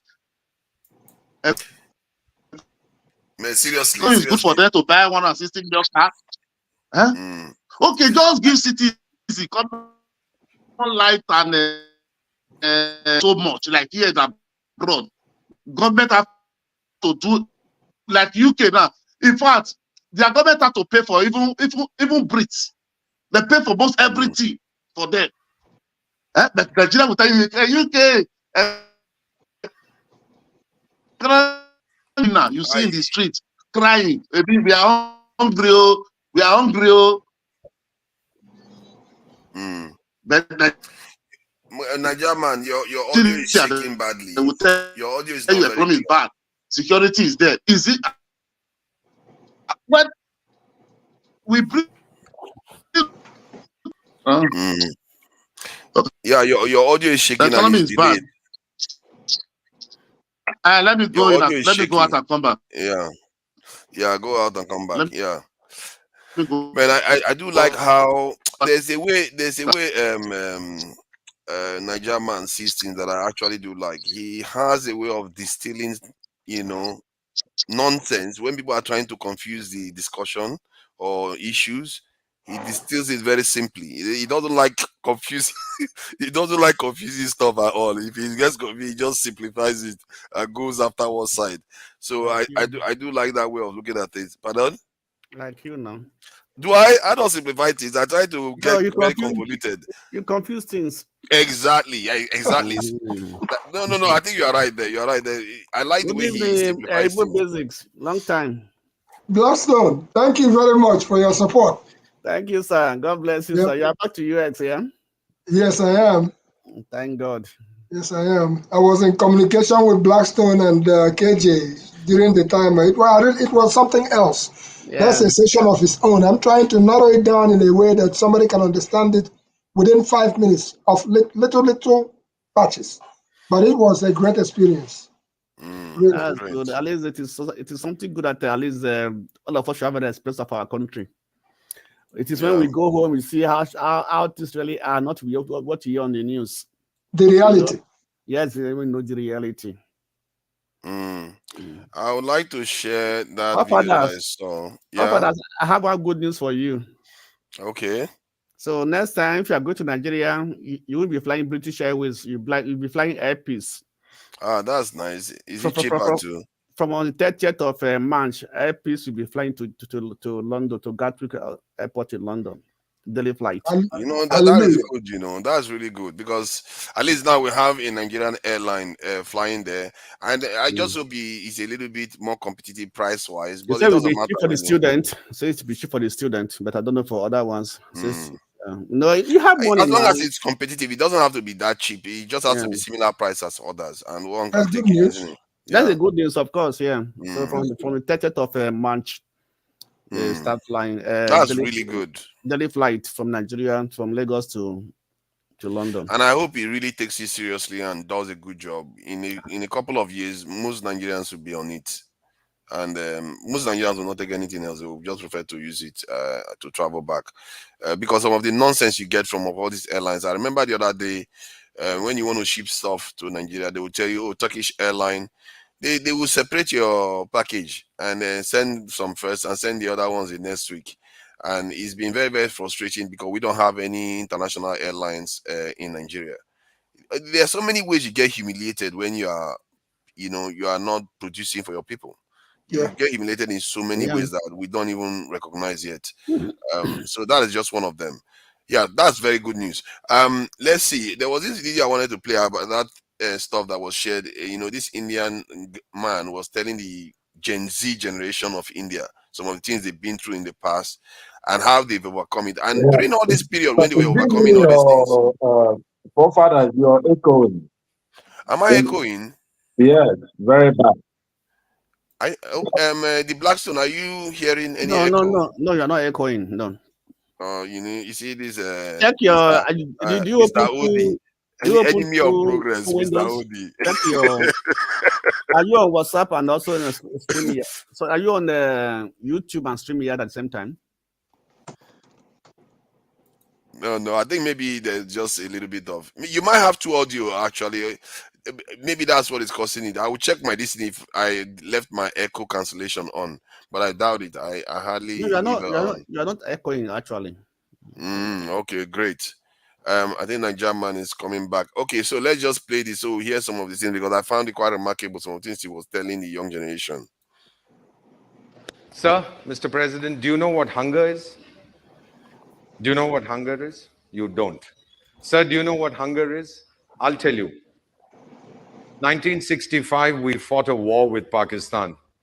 1966, the rains failed. Do you remember that, sir? 67, the rains failed.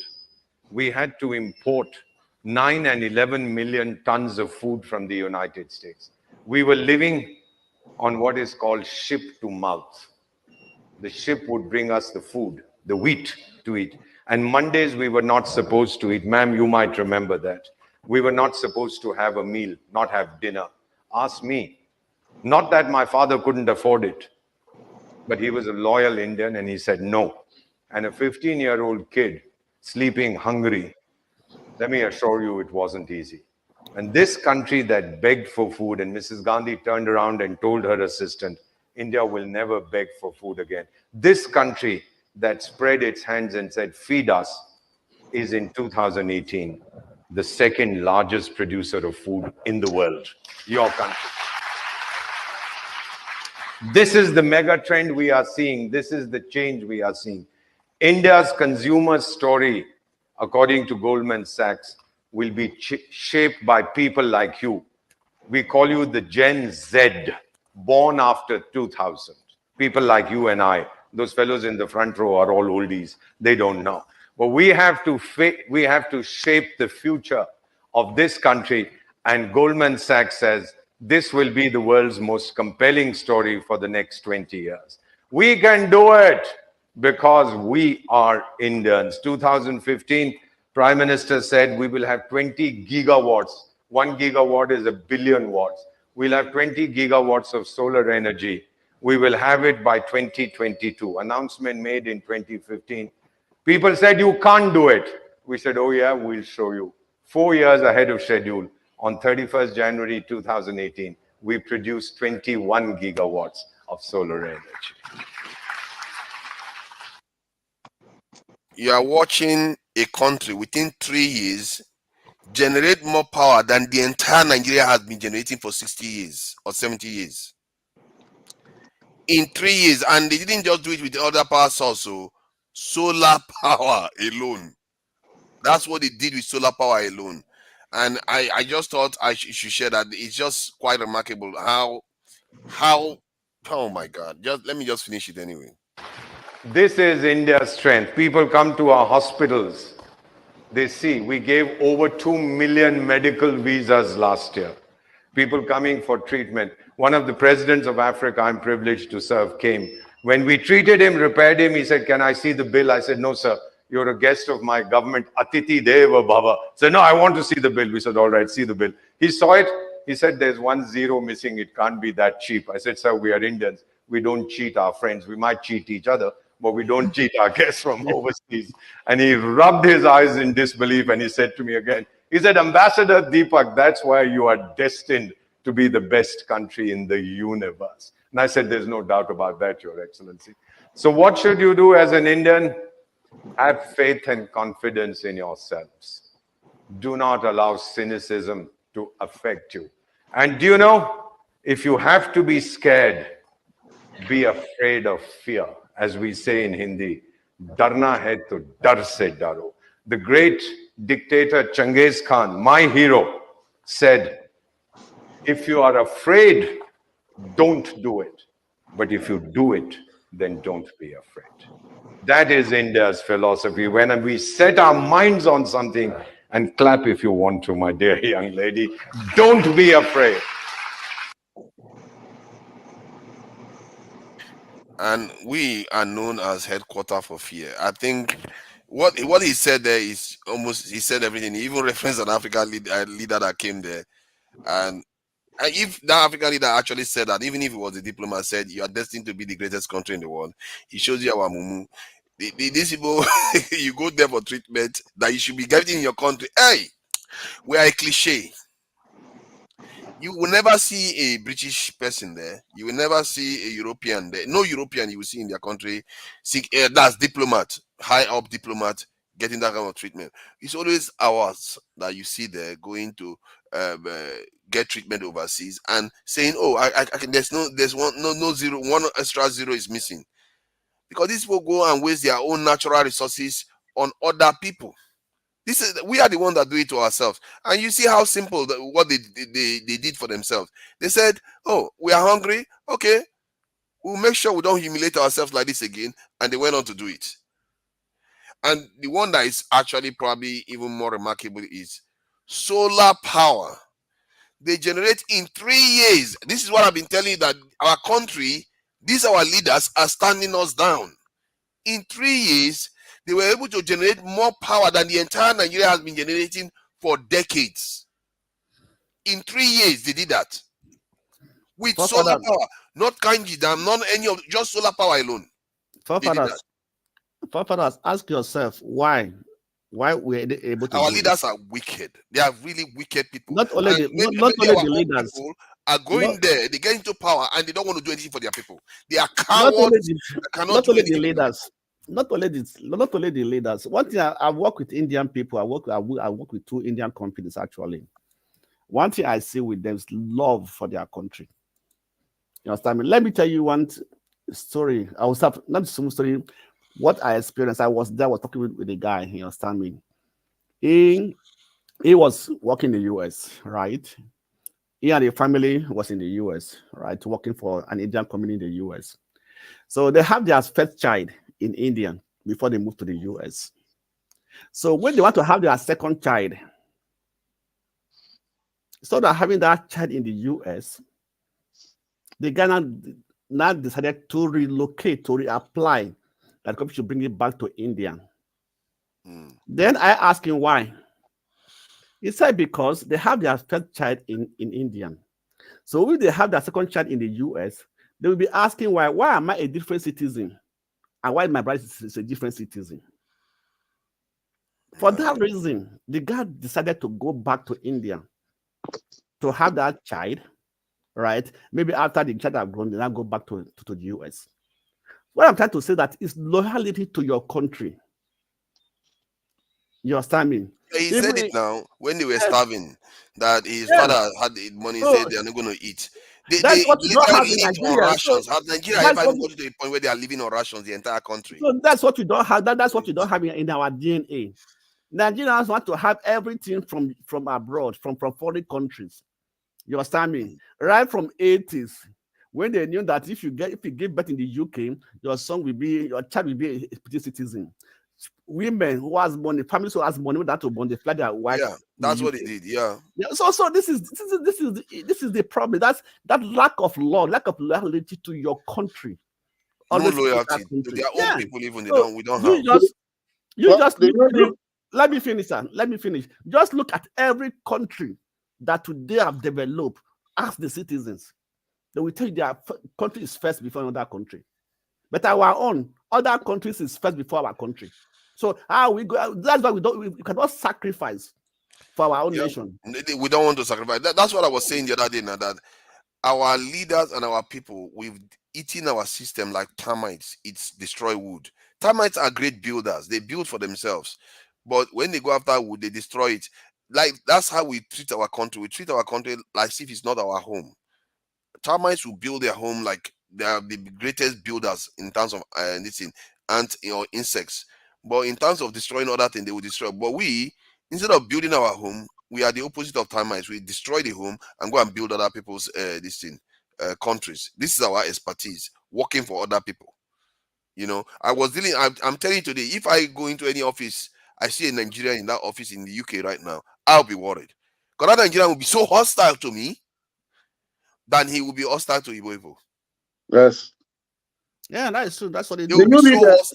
Did you read the Sarah Reporter this evening? Father? No, I didn't. Read Sarah Reporter this evening. That is to know the kind of people we are in Nigeria. Nobody we will blame government, and with the citizen, our own is even worse than the government. I want to look the government as if they come from another planet. Where they come from another world. They are not our parents, they are not our brother, they are not our uncle. Sarah Reporter this evening, I think about this afternoon. Nigeria, people are crying of hunger. Some people, they have to tighten the presidential guard in Nassau Rock today and give instruction to the chief of staff, to the president, that are tightening more security that some people, there's a suspicious coup that want to take place. Look at what is wrong with Nigeria. This is the 4th time since last year that the army have been warning that people are disturbing them, that coup should take place.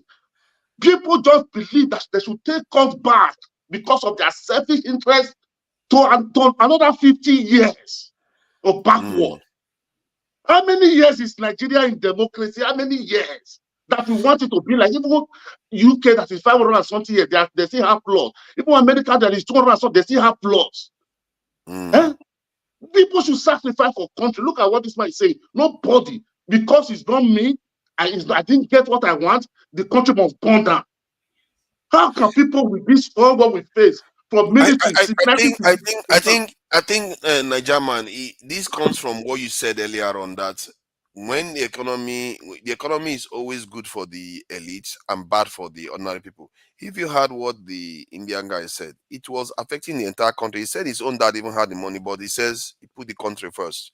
And in their regard, these people, when you have leadership that suffer with the people are willing to go through anything with you. This is why I've said it before. I said the Chinese, even during that same time when it was 1965, that's the year the Chinese tested their nuclear weapons. They were living on rations too. Most of the world was suffering. We were basically heading towards a civil war then. Most of the world was really suffering. They were living they were really hungry. People were dying. And they went on, they made all those sacrifices, and look at what they built today. But we don't seem to understand because our leaders themselves are not setting good example. The Chinese top brasses were living on rations too. You have to behave like the people. Otherwise, people will not support you. Wait, the people... First time you said something that people are suffering. They are using millions, billions to renovate Donda Barrack. Who is going to stay at Donda Barrack? Who is staying there? You see, that kind of stuff is the stuff that give people trust issues. Who's going to be staying in Donda Barrack in the first place? Right? So you are using billions to build a new house for the vice president. Don't he have a house in this economic crisis? You understand me? You are using billions to buy brand new cars for the first lady. These are the white people. Like I said, and they tell you to buy a Nigerian maker, you refuse to buy. Are not suffering with the people. That's why people are saying we don't want it again. You understand me? If one of us is going through, Mr. Blasto, you don't understand. I understand where you are going. Exactly the same point. Me too, I am. But we cannot say because these people are like this. Why are the citizens not coming together and look what has happened in China? Look what happened in France. Look at what happened in the other world in Spain. The citizens have to come together, but we are divided because we let the politicians divide us. If we, the citizens, come out, we say, yeah, this is our country. The sovereignty belongs to the citizen. Nobody can take power from us. But we don't do that. And why can somebody that because those people are bad, they will not say, some people will not be saying military should come back. For what? Let me ask you a question. Somebody asked me this question. He said, why can Nigeria now go into the street and demonstrate? Why is it a pocket of demonstration from state to state? Why can't they now organize one massive demonstration in the whole country at the same time? That was somebody asked me. What is the answer? Because they have been broken. You understand me? That's why they cannot come together and organize. The people that they were organizing those days, those demonstrations, they're not more interested. They're not more there. No, I totally disagree with you, Mr. Blasto. During the election of last year, only on Twitter, on WhatsApp, on Facebook, people will do 1 million march. They will put it 1 million march. All states and the 6 states, they do 1 million march. Yes, the question now. What are we talking? The question now is this: why is it not happening now?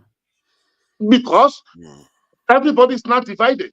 Some people say no, the election didn't go our way. So that's what I'm saying. So that's what I'm saying, that they have been broken. You understand me? So that division is part of the way they used to separate everybody. Everybody will be on their own. It's like all is there, all you to your tent. Yeah, you see, but what you are saying is that sometimes we too I think what Nigerian is saying is that sometimes we make it worse too. Like when there is protest now around the world, in Nigeria, I mean most parts of Nigeria, and suddenly you hear some Southeasterners say, "Oh, we are not going to go and protest. Let them suffer." It's like, how does that even help solve your own problem? When you have a chance to actually come together and achieve something, it's like, let's say you're fighting for electricity, and now the entire country is on the same page. Let's say you were the one that was doing it and they were not following you before. Now everybody is on the same page, and you'll be like, no, I'm not going to join. To make it less likely that electricity is achieved. How is that a logical behavior? You forget, even after that protest, you still need electricity. That is the kind of behavior we tend to portray. It's something that just it's like a perfect storm of total self mutilation, where we just damage everything. And I was really shocked. I don't even know where those narratives come from. I was very shocked that this week suddenly the Southeasterners are saying they are not going to protest anymore. I'm like, where did that mentality come from? Who creates this narrative? Okay, the best thing now, people are calling for military to come back. Is that the best thing, the solution? Okay, because we have to clear illegality with illegality to just destroy the everything. And many of them, according to one guy, say many of them were not even born when the military was in office. Let me announce it. Military, they don't rig elections; they cancel them. They cancel them. If you think they don't throw you in a guard room, sometimes you disappear. Nobody sees you again. Bye bye. That's military attitude. The reason why people are calling for military is because the dividends of democracy is not showing. Our country, these useless politicians have turned it to just they are not showing any signs of trying to change. That is what is making people mad. They come into office knowing how upset people already are last year, and they come in and look at what they are doing. They are just repeating the same thing again. They are already stealing now. They're already catching some of them stealing. You see fellow Nigerians sabotaging the country. The entire thing is chaos, and that's why people feel like a military person needs to come in and knock some heads together. And if they have to clear, some people don't even care. They even want a dictatorship now. They don't care whether it's a dictatorship. That what is happening now is total chaos, and nobody seems to want to take charge. Tinubu is not looking to take charge. That is the problem. That's why you're getting. That's why you're having people call for military. And can you blame them? Look at the anarchy these people are presiding over. Okay, now the Arewa is say, okay, let's separate. Why the Ohanese didn't come out and say, okay, let's have a meeting, a discussion on it, and let's separate? The Afenifere should come. The Yoruba Sotudwa is going. Why is the Afenifere is not coming? Okay, let's separate. The Arewa, the Arewa Consultative Forum have called for it. The Arewa leaders are called for it. The Arewa women are called for it. They are in the news. They are flying every day. Separate. Okay, why is the Ohanese not rising for it? Why is the Afenifere not rising for it? And let's go back to where we are coming from. Nobody should bring military. The military can never work. Everybody needs military to come to people of Nigeria. It's enemy of Nigeria. Nigerian, we are talking about separation. You understand me? If we cannot solve this problem today, you understand me? With separation also solve the problem. That is the best one. Let me finish. If we cannot even rule ourselves together now, you understand me? Do you think that each of the region will also be able to rule themselves? Because it's the same problem. There are also ethnic groups in each of the regions. You understand me? It's the same problem we are. It is the people. Let's actually realize one thing, that it is our mindset. It is who we are. Not the system, not the country. It is we, the citizens. It's the way we reason, where we think. You understand me? That is the issue that we have in Nigeria. You understand me? Go to anywhere, ask any Nigeria person today, what are you want to say? Tell you, I'm going to leave Nigeria. I hate Nigeria. I don't know. It is only Nigeria I see that always declare that hate their country. You yes. And the worst thing, when they come to diaspora, they'll be telling their friends, what are you still doing there? Who to leave the country? We continue our going I think it's a psychosis. I said it earlier on. I think I probably need to share some of that video about somebody that investigated people that have been colonized. There's a psychosis going on there. Because if Nigerians hate their country so much, when they are playing football, they are dying, fainting and dying of heart attack. They love. You see, you love something, but you don't care for it. Papa, that's not really You that don't funny. even know When it you comes do. to Papa, sorry to cut you short. When it comes to football, have you not seen people killing themselves because of Man U and Arsenal or Chelsea in Nigeria? Another person country. Other country, they're killing Yes. themselves, they're fighting themselves. That's football, not because of the country. No. I think you, but you hardly hear that people are watching it, fainting and dying. No, and I've the seen fact that people. I've not. Yeah, of course, I hardly hear about it. You understand me? Even I don't know. This last African Cup was the only one I've heard that people fainted or died. The previous ones have never happened. You understand me? So I guess there's something. And this one was quite serious because I was surprised that even like people I know said they know of somebody that did it. That is how strong. And I think the reason why it happened, maybe people were shocked to find that they felt it. They felt nationalistic to an extent because they spent so long. Altruism was also there. Altruism was also there. Altruism. There was. What do you mean altruism? People that spent and well, they don't have the health issue now. You have the health issue that what is it, the Cairo? You have the health issue before. Yeah, there's health issues is often involved. You have health issues. You're not hearing me out. It's like, when you have legs and you've not used it for a long time, and suddenly you discover you have legs. If you try to walk, you fall. And it's almost like that Nigerians have never been patriotic for a very, very long time.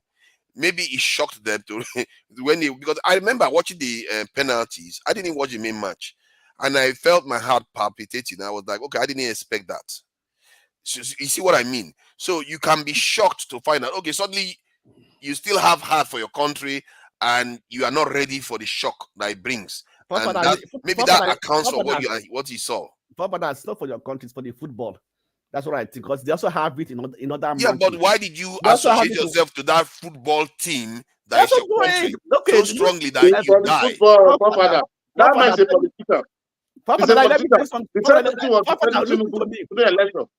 listen to me. All British clubs, all clubs in Europe, they go to Africa and go and open their so-called club school. They go academy. They go and sell their jerseys and everything because they know Nigerians are one of their major supporters. See, it's not the same thing. Do you know how many billion people watch that tournament? It's higher than the ones that watched this in American top football that they said they had the highest rating this year. But it made the African one got more than 5 times the view, or maybe even up to 10 times the view.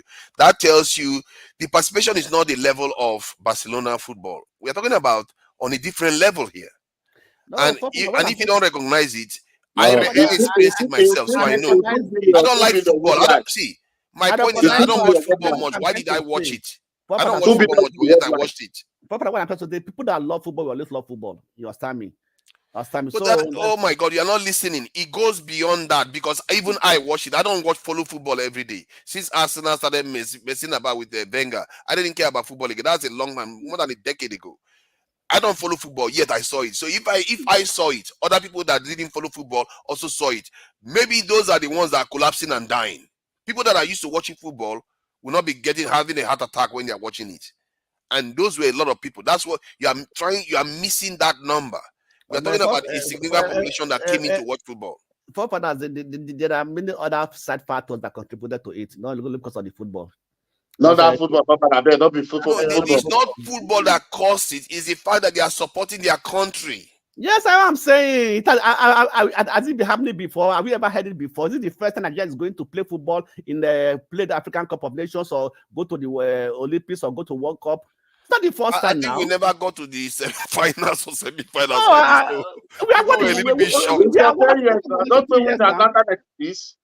win Atlanta so that we celebrate. We are won African Nation 3 times now. We are won it 3 times.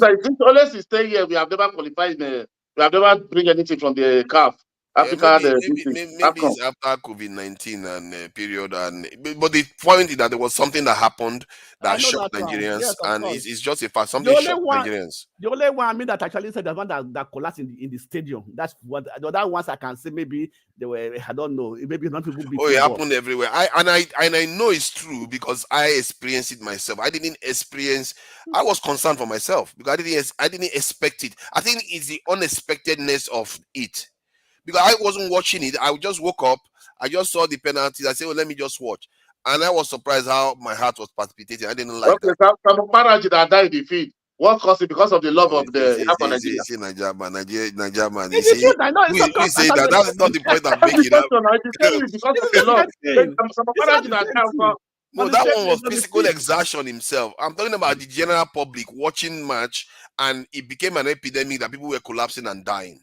There is a difference there. It's only one man at that kind of No, it's only one man. And it's only one man. I'm telling you, I know people. Somebody in my area died.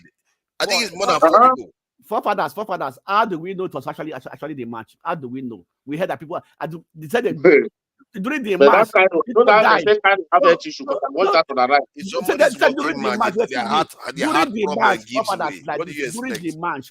During the match, these people collapsed and died. They didn't say they were watching the match. The only one we know that were watching the match was the man that was in the stadium, live on that stadium. Cairo. Yeah, you see what this guy is saying. You think you see the kind of something that he's doing. He's trying his best to make it look like you see. I think you are trying to say that Nigerians don't love their country. No. I don't think that's what. I don't think that's what. I'm not saying that. No. I'm not saying that. That does not matter. That like me, I don't watch other matches. I watch every Nigerian match. Even the main match I watch. You understand me? But if you are talking about Nigerian country, do they watch Nigerian local league? Do people watch Nigerian local league? Do they watch it? The point I'm making is that we are almost. This is why I say it's maybe a kind of psychosis where John Abba, talk to us. Something we care about. We don't even recognize the message, sir. What decided? Don't mind the Blackstone, Jonaba. The Blackstone. Hallelujah, praise the Lord. You need to mind your business. When he comes here, Right on, Papa. Rascality behavior. When he doesn't like, he wants us to believe that Nigeria said Nigeria. That is what he says. Oh, I'm not saying no. Forefathers, let me find No, Papa, don't go to that way now. If you know the way Nigerians talk about Nigerians, you understand me, about Nigeria, you sometimes will be disappointed. No, I agree with you on that. I say some of all those things. No matter how bad it is, our country, all this to talk about division, this and this, it doesn't help anything. It doesn't take us to anywhere. Let's find a pathway to that, to who we want to be, how we want the nation to be. We have to find a pathway to that point. And we should stop putting people who has no vision, people who doesn't know what to do in government.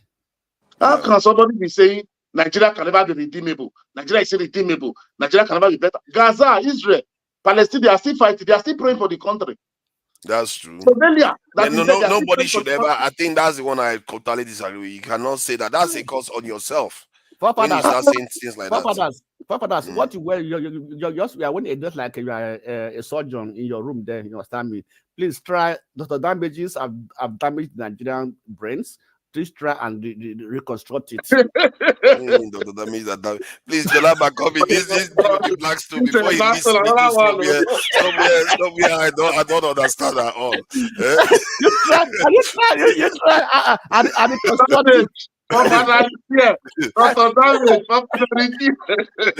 Blaming Dr. Damages now. Welcome, Jalaba. Good evening, my fellow brothers. And Igbo Basic, been a while, the Blackstone, Nigeria Man, and Odi. I watched the clip that you showed, and how the man, what they projected and what they accomplished. And I was thinking, I believe is the people also, we need a leader with a vision.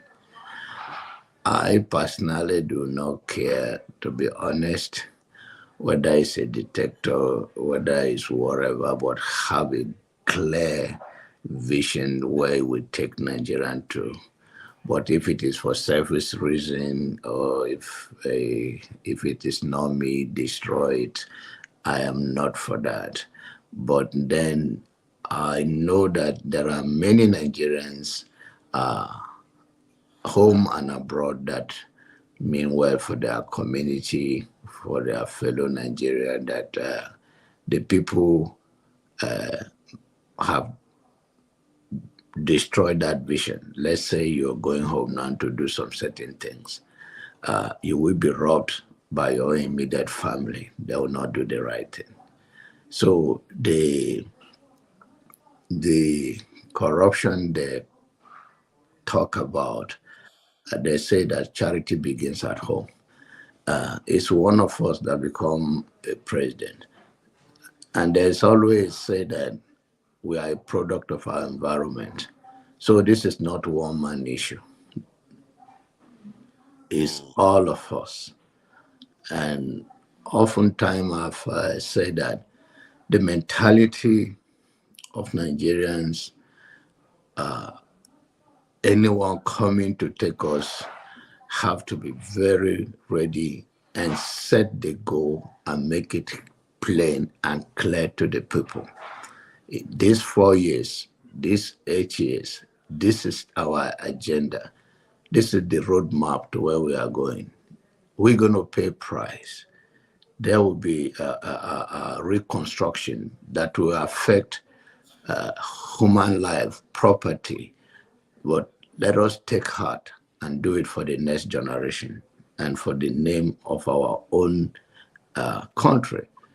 But in the situation where you see that ordinary person that you are trying to lift up is trying to pull you down, it's difficult to even to get anything done in that kind of atmosphere. And that is the problem we're all having. And it's a long walk to freedom, but it's possible. But we need a leader with a clear vision. I don't know, you guys mentioned about the military trying to take over. I think if there's anything like that, I think they should retire some of the top immediately. That's the way you should go. They will just resign them or retire them immediately, give them early retirement. Because our problem is not military. Some people believe military, but it's not about military only. The mindset from every side, we need a leader. And I hope that we all talk to ourselves in our dining table, in our barbering shop, wherever we gather as a community. How do we begin to change our orientation? How do we begin to love ourselves? How do we begin to appreciate? How do we put our own gift to work? And let us start doing that. Some people, to be honest, people are just being hypocrite. Some people are afraid to even tell their family friend they are traveling, they are coming home, they are going to these places. Yeah. Because there is a say that a man's enemy is in his own household. So we need to begin to have an open dialogue with ourselves, right from our own household. And then we also collectively, we can now become a better society. This issue of this is a thief, but it's not a thief enough because it's related to me. Or this person is bad, or it's not bad enough because it's something I will share something or whatever. It's affecting all the whole society. We have to come together as a people. Like I always say here, I understand some of the issue I speak to, how it provoke people, but the truth has to be told. The truth is bitter. I told you guys this is opportunity for the whole Nigerian, since this the hardship or whatever is going on, that it's not sparing anybody. Nobody should act like they are exempted. Nobody is exempted in this, except you are just trying to be hypocrite. This is how we galvanize But unfortunately, we have no leader. The opposition leader, whether it's Atiku or B or anybody that have that followers, is not utilizing it. Because this is the time you push back, it's okay. And the other, we say check and balance. We don't have check and balance in our system. Where if we just, okay, to your tent, oh Israel, it's okay, I throw it away, it's not affecting me. No, that's not true. We are all affected. It's the same air we are breathing in Nigeria. It's the same road we are all traveling in Nigeria. It's the same airspace we are all flying through in Nigeria. So anything that affects one of us or any region affect all of us in one way or the other. And this is about time that I think, and I always say, nobody become a husband or a wife to fail. Nobody become a leader, no matter how wicked you are to serve your people. Even if you are a dictator, at least your aim is to make name. So nobody become a leader. I don't believe that, whether it's Jonathan, whether it's Buhari or the current president, I want to become a president of Nigeria to fail them. No. But also we cannot, we will speak truth to the power that when you don't plan, then you plan to fail. But sometimes this thing is real. And I think we all have to learn as we share our love for our country that this is the right time we all speak out. Nobody, I don't think all of us want to be in abroad. I don't think so. I think if Nigerians have whatever we are all looking for here, we will be glad to be in our mother's land. We will be glad to die side by side in our community with those that we have lived together and we die together. And that is why it's a heartache for so many people. But we have now formed a common way of, okay, how do we start working on it? Because one person, you will be tired.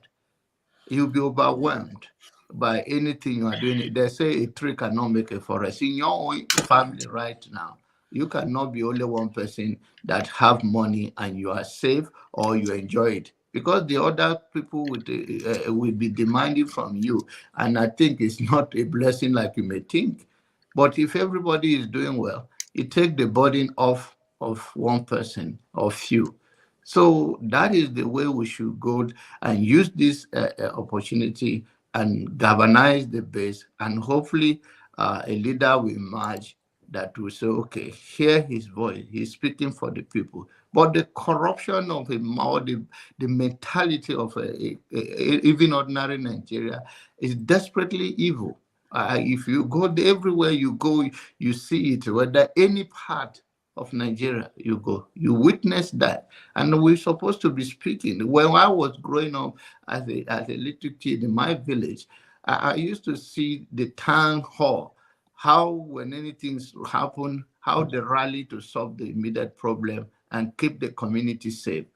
Right now, even the vigilantes in the village, you cannot trust them. You cannot trust them. Yeah, it's very interesting you use that trust term because I have never really seen any other community where they are going to somewhere, they are afraid of telling their fellow countrymen. That is almost unique to Nigerian. I don't know about other African countries where they are scared. They do it first before they tell their family members. It's really, really strange, some of the things that we practice. But that said, the bigger point is about, for me, the one that blew my mind is that India is able to generate 20 gigawatts of electricity in 3 years with solar panels. More than what Nigeria generates, we've managed to generate for the entire 60, 70 years of our existence. In 3 years, they did that. That shows you how useless what does that we have done to ourselves. Pardon? Why does that surprise you? No, it doesn't surprise me. No, if you look at what I've been saying forever, is that listen, I'm commenting on need, because when this stuff, when people say it, there are people that will tell you that, oh no, our situation is different. Stop comparing this thing. It's normal. And you hear people doing analysis and telling us we should wait 40 years, 50 years for anything to change. But I think it's commonplace. We know Nigeria it's not working. Nigeria is not working. It's a failed state. Don't you know that? So listen. No, that is not the point. Actually, the point I'm making is that the people, just like what you are doing now, the people are the problem. That's my position. I'm sorry, I'm to kind of interject, but you jumped the queue. You jumped the queue. Let's allow Odi say something else, because Odi was here earlier than he went out. That's fine.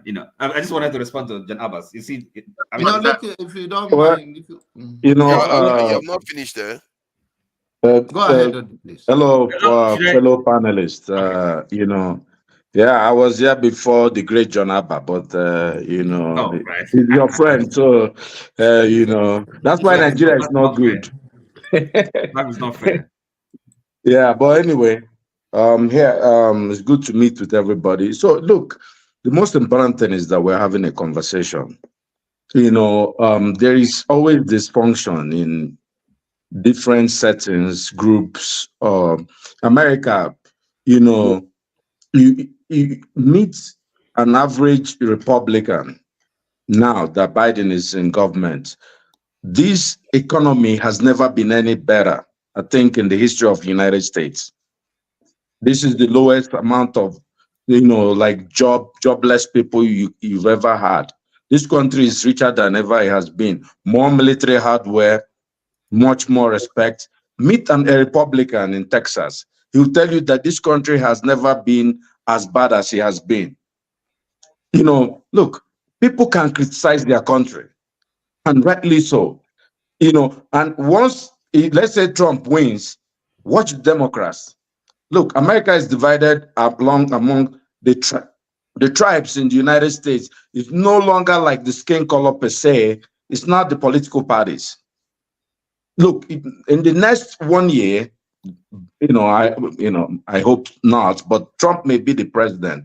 And if Trump becomes the president, the same Democrats that were saying, oh, this country is great, everything, they will say, oh, everything, this is the worst you've ever seen.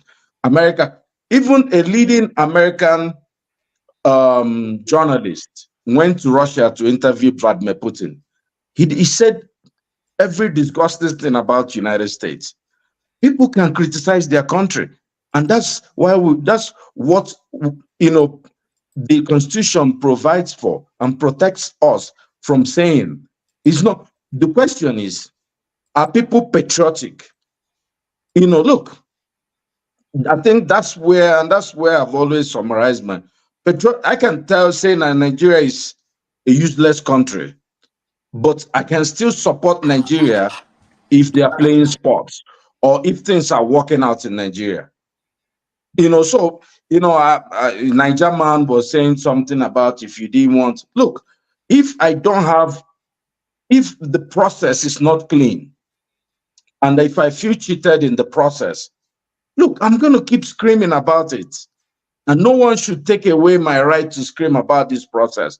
You talked about India. I listened to the video. I didn't catch all of it. It was echoing on my own end. The guy said, oh, the poverty and the hunger then was during the war. If I remember, if that's what he was referring to. After the war. After the war, yes. Odi, sorry, Odi. No, Odi. let me land. I'm going to go Let out. Olumide, come on, man. You just let came me land. in. Let me I'm land. going to go out now. Sorry to... I'm going out too. I'm going out. So that's, I'm going to come back to the... Let me land with my point. I'm leaving. I have an appointment. People. Let me tell you. Forefather said, oh, has this ever happened in Nigeria? My brother, the word Kwashoko was fully conceptualized in Nigeria during the war in Nigeria. There's when the Gaza war is going, there's so starvation. And when you see people getting good lentils, food, and, look, these Gaza children are looking good.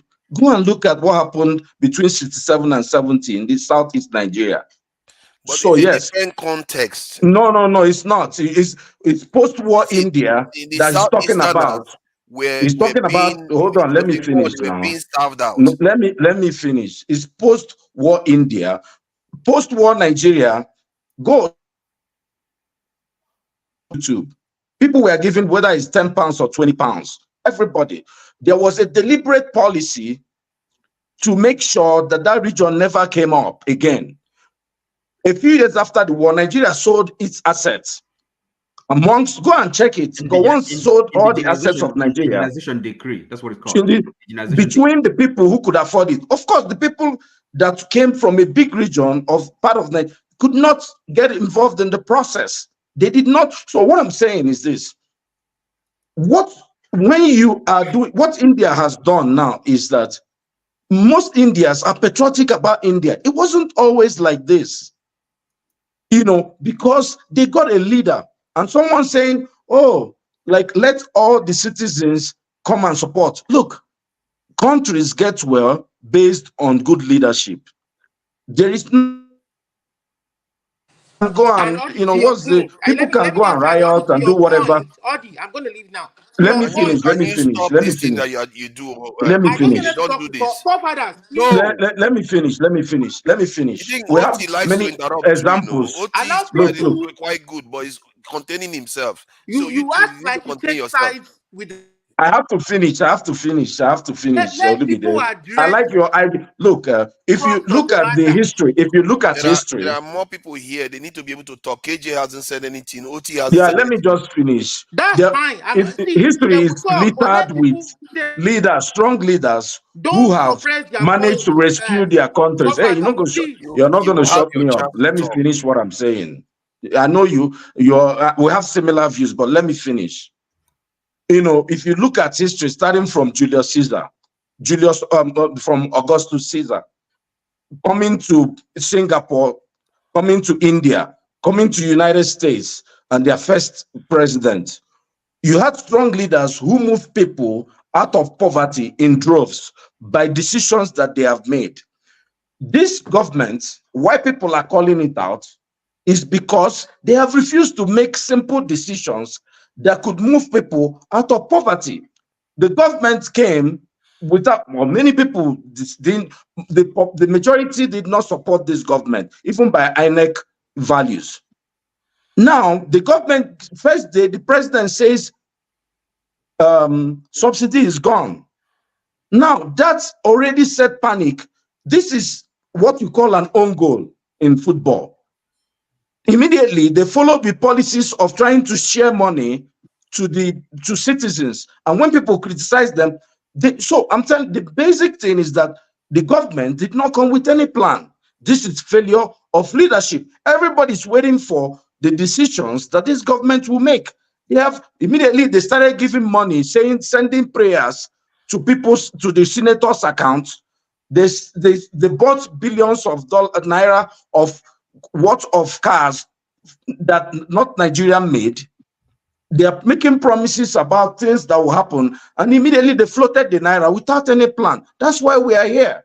It's because of failure of leadership. It is not, stop blaming the citizens. Citizens are doing what they're supposed to do. Nigerians love their country. Many of us want to return back to Nigeria. If I'm to summarize that clip, it was about citizenship, patriotism, sacrifice, and courage. He ended with courage, and that's another part that most Nigerians have never shown. Have we not been patriotic enough? I think can I come in now? John Abba, it's like the chicken is coming out to root for you. I'll go to the backstage, guys. You are now talking against the government. But let's make it louder. No, I'll just go to the backstage. Yeah, take me to the backstage. Because the idea that the Civil War context was about a war that they are John Abba, the chicken is coming on to root now. Let's speak out louder. You need to stop this now. Come on. Nigeria. You and this your warm light in the background. I will put you backstage. You need to stop this now. Come on. This is Nigeria now. That's how Nigeria be. They always be the queue. They always want to speak the truth. Whenever OT is here, I'm not going to let you interrupt because OT is quite good at it. But whenever he's behaving, you should. I hate to listen to rubbish. I must say. What is rubbish? know. What is rubbish? Nobody say rubbish. In the context that India, people sometimes talk rubbish. Let me just make a Instead of you to criticize your government, where you should criticize them. This is their own belief, not rubbish. Somebody saying rubbish. Let people have their own view. Olumide, you need to stop it. You are not trying to troll us here today. Let me just say 15 seconds quick. Because he made that this in example about the civil war. The context the Indians were talking about was after they finished fighting with this Pakistan, not even within their country. They were poor. And the entire nation was poor. They were not eating certain food, yes, and they make the sacrifices to get themselves here. That is what he's talking about. He's not talking about whether when they fought each other, they didn't starve each other out. It's about a poor nation that had to survive on other people. The entire nation, not just targeting a specific population. I think was it KJ next or OT? OT, please go ahead. Yeah, please go ahead. Why I wanted to step back is because really, I mean, after listening to him, I wonder what else am I going to say? Because some of these things are quite simple. I don't know why all this our never guessing, people just talking. Is it like, I mean, because we like coherence in our thought, or that we have such a short memory? Now, I listened to John Abba. Somehow he's asking the question, wondering where are our leaders? I mean, looking up to the opposition. I mean, the opposition. Yes, remember we had an election, and somehow, not somehow. I mean, these opposition leaders you're pointing to, they lost. They didn't win the election. Okay, so we have a government, a leader of the country. The president is the leader, right? So he's the leader, and I wonder why you are, looking for other leaders. So, and that means if this leader cannot lead, so he doesn't fit. It doesn't. It's like a square peg in a round hole. He should give way if he cannot lead. So, as I said, Odi quite clearly summarize the problem. It's a matter of leadership. All these things we're talking about, I don't know. We cannot always try to reinvent the way. Okay. You lead, the people will follow you, and it is not point happen talking about loyalty or patriotism. All these have no meaning. Okay, people are individuals. People are grappling, facing a daily battle to survive, and I'm talking about patriotism, talking about trust, talking about courage, talking about all loyalty, all these things. The country, the leadership, political leadership, is failed. And if you don't have a leadership, no organization is going to make any headway. When you have the proper leadership, okay, now you see the people, it's quite easy to lead people, when you have a vision, do the right thing, making the sacrifice, leading by moral example. It's not pontificating, it's not telling the story, it's not saying one thing and then doing the other. Come on, it doesn't work that way. This is quite simple. Because sometimes people talk and then sorry to cut you short. When you talk like this, you all think that governance is just like a very simple thing. Even the Canada you are. Listen. I'm not saying the governor. Let me ask you a question. I'm asking you a question. So Blackstone, what is making governance back home so difficult for those people that they can't do the right thing? Give them a self-defense. Yes. I'm not even. Let me tell you one thing. Let me tell you understanding of it. Okay, listen. Oti, don't worry. You take two questions. Olumide has asked you. I hope you noted that. Then the Blackstone ask again. Let me tell you one of the reasons why it is difficult for most leaders to. I thought you were asking a question. No, you're asking me a question. I'm going to ask you a question. Yes, I want to ask you. No, go ahead. A question. He said, "What is it? Corruption is one of the things. And corruption is from the top to the bottom." Right, that's one of the reasons why it's difficult for you to make a law. Okay, right. Okay, is that a question? My question I want to ask you is this, right? If you are the Nigerian president, tell us how you are going to rule that country. Oh, come on. Hypothetical question. Now, first of all, yes, you're right. Corruption. That is everything he has been talking about. To be fair to him, that's everything he has been talking about. Hold on. It's simple. Okay. Blackstone. It's simple. Corruption from head to stone. So where do you, how and where do you begin to solve it? From the top, not from the bottom, right? So as a president, if you're not corrupt, okay, a president of a country, and then people, you know, then the country, the Nigerians, you have ministers know that they're not corrupt. They're not going to be corrupt. Or if they are, they know that there are going to be consequences, right? So you're already 70% by the president not being corrupt. It's already corruption solved 70%. This is it's not magical thinking. It's common sense. Not because I understand that's in 1960. We have never had a president who was not corrupt. No, listen. You can understand that. It's not a difficult concept, right? If you're on top, you're not corrupt. You are transparent. Excuse me. You ask a question. Since 1960, have we never had one leader that was not corrupt? So, Blackstone, you are contradicting yourself. Excuse me. Complaining that Nigeria cannot work. That's what you are saying. You can't Nigeria work. is corruption from Since top to bottom. 1960, you are saying it yourself. And I'm telling you, we can't work. if the president, the person on top, is not corrupt, and his the population, those that he's leading, know that he's not corrupt, corruption will go not 100%, but at least 70%. And here we make it clear that I'm not gonna stomach it. I'm not gonna put up with corruption. His ministers, permanent sex, all these people. I would be moral leadership. It is simple. I mean, what is complicated there? Okay, are you not telling me that president will be going to every region to region? No, I'm going to tell all these things. I just laugh sometimes. When you say this, I just laugh. You know. Excuse me. So, Blackstone, you guys, you and Nigeria, one Nigeria, whatever, one Nigerian, lie.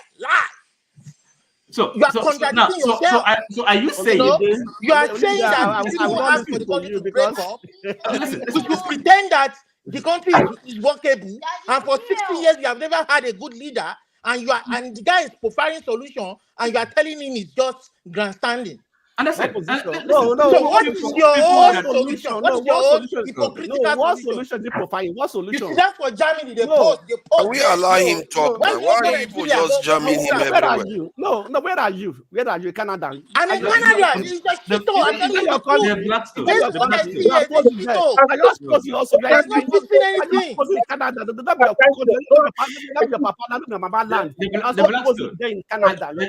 truth. There's no fixing. I beg, forget that. Stop just jabbing at people left and right. You're going to have your turn, Olumide. You are never straightforward. Blackstone, you just beating people. I don't know what's wrong with all of you. If there was slave now, you're about people. Can you stop with this type of talking? What is wrong with you? You've gone tribal now. You see, on Nigeria, don't lie, on top of you are being disruptive now. The Blackstone. So now the thing is, okay, of course, there will always be corruption. There will always be law breaking. There will always be criminals. Okay, but then the thing is this: when you break the law, what happens? There will be consequences from top to bottom, and again from the top, right? Now, because if those on top break the law, and it's not just only from the top. I think no. First and foremost, from the top. That is why it is leadership. That's so why. Are you telling me the corruption in Nigeria is just 1 year old? No, excuse me, sir. That is why it's from top head. No, my question to you, OT, are you saying now, summarizing everything, that we all understand the corruption in Nigeria? So the corruption now is just 1 year old or whatever that this president came in, that the corruption in Nigeria started? No, of course, I'm not saying it's 1 year old. It's systemic. Okay, that is what we are speaking to. We are speaking to that, and the notion that you are listen, Janabas, we're not saying the same thing, okay? And you see, I'm not saying we are saying the same thing. Okay, we're not. So now, therefore, what you're saying is this, okay? I mean, it's like we kind of we don't know where to start to solve this problem. I mean, that's the impression you're giving. Or now you say leadership. Okay, you're looking up to the opposition, those that contested. No. I think you choose and pick to what you hear, and you change the narrative to what you want, to how you want to. You are not telling that because somebody is corrupt, one minister, the president should go and fight that person. What you're supposed to be asking, what is EFCC and ICPC doing? What is their job? That is their job. It's not the work of president to go and be fighting corruption. Come on, listen, is my friend. See, My friend. I think the president has a say because. Let me go ahead. Answer his question. You see, the thing is this, okay? You see, that's what look, and the kind of system we have, this presidential, right? In that country to play. So we have the courts as well, the EFCC, all this is, but don't these are kind of agencies of government, okay? Look, the buck stops at the presidency, right? He's number one. So if we're talking about leadership, political leadership, he's the center of the universe, right? Okay. So, and if he is failing, nothing else will work. It's as simple as that. Are you with me? So this is not difficult. It happens everywhere, right? So you fix political leadership, even everything, but your cultural whatever, your cultural state, your educational. We have heard you. You are the same thing you are repeating, right? My question to you, all my saying to you is that Odi, OT, are you referring to me? No. I have heard that. I talk about Odi that left, and you continue almost the same submission. But my question to you on the issue is that you have answered that corruption did not start 1 year ago, and you say it's epidemic, it's been rooted, and now, like we all understand a level of leadership that when it happens, it stops at the desk of the president. He can fire, if things are not going the way he wants and all of that. But then we are saying practically that the corruption in Nigeria, that we have to have a dialogue from every side because it's in our family, it's in everywhere in Nigeria. And if almost 100% society are corrupt, which means if you fire this person, the next person you're going to bring is also already corrupt, right? But you can set a standard whereby, as a leader, you set an ideology, the pathway that we are going. Maybe you may not accomplish everything in your tenure, but at least you lay the foundation, and we are lacking that. And I say there should be a check and balance. They cry out the leader of any party of the masses. But you are saying that the election just ended, and these people that are here, that are illegal and all of those things. That does not, what of if, do you think there's any perfect election anywhere? No. John Abbas, you see what I was getting at is this, okay? Look, I'm saying, again, I was really trying to kind of emphasize the point, about where responsibility, where ultimate responsibility lies. Okay, now because these other leaders, there are leaders everywhere. In your family, you're a leader. I'm a leader in my household, right? Okay, so now, but we're talking about a country, and therefore is the number one man. Okay, so he sets the weather. He sets the tone, and every person ought to follow.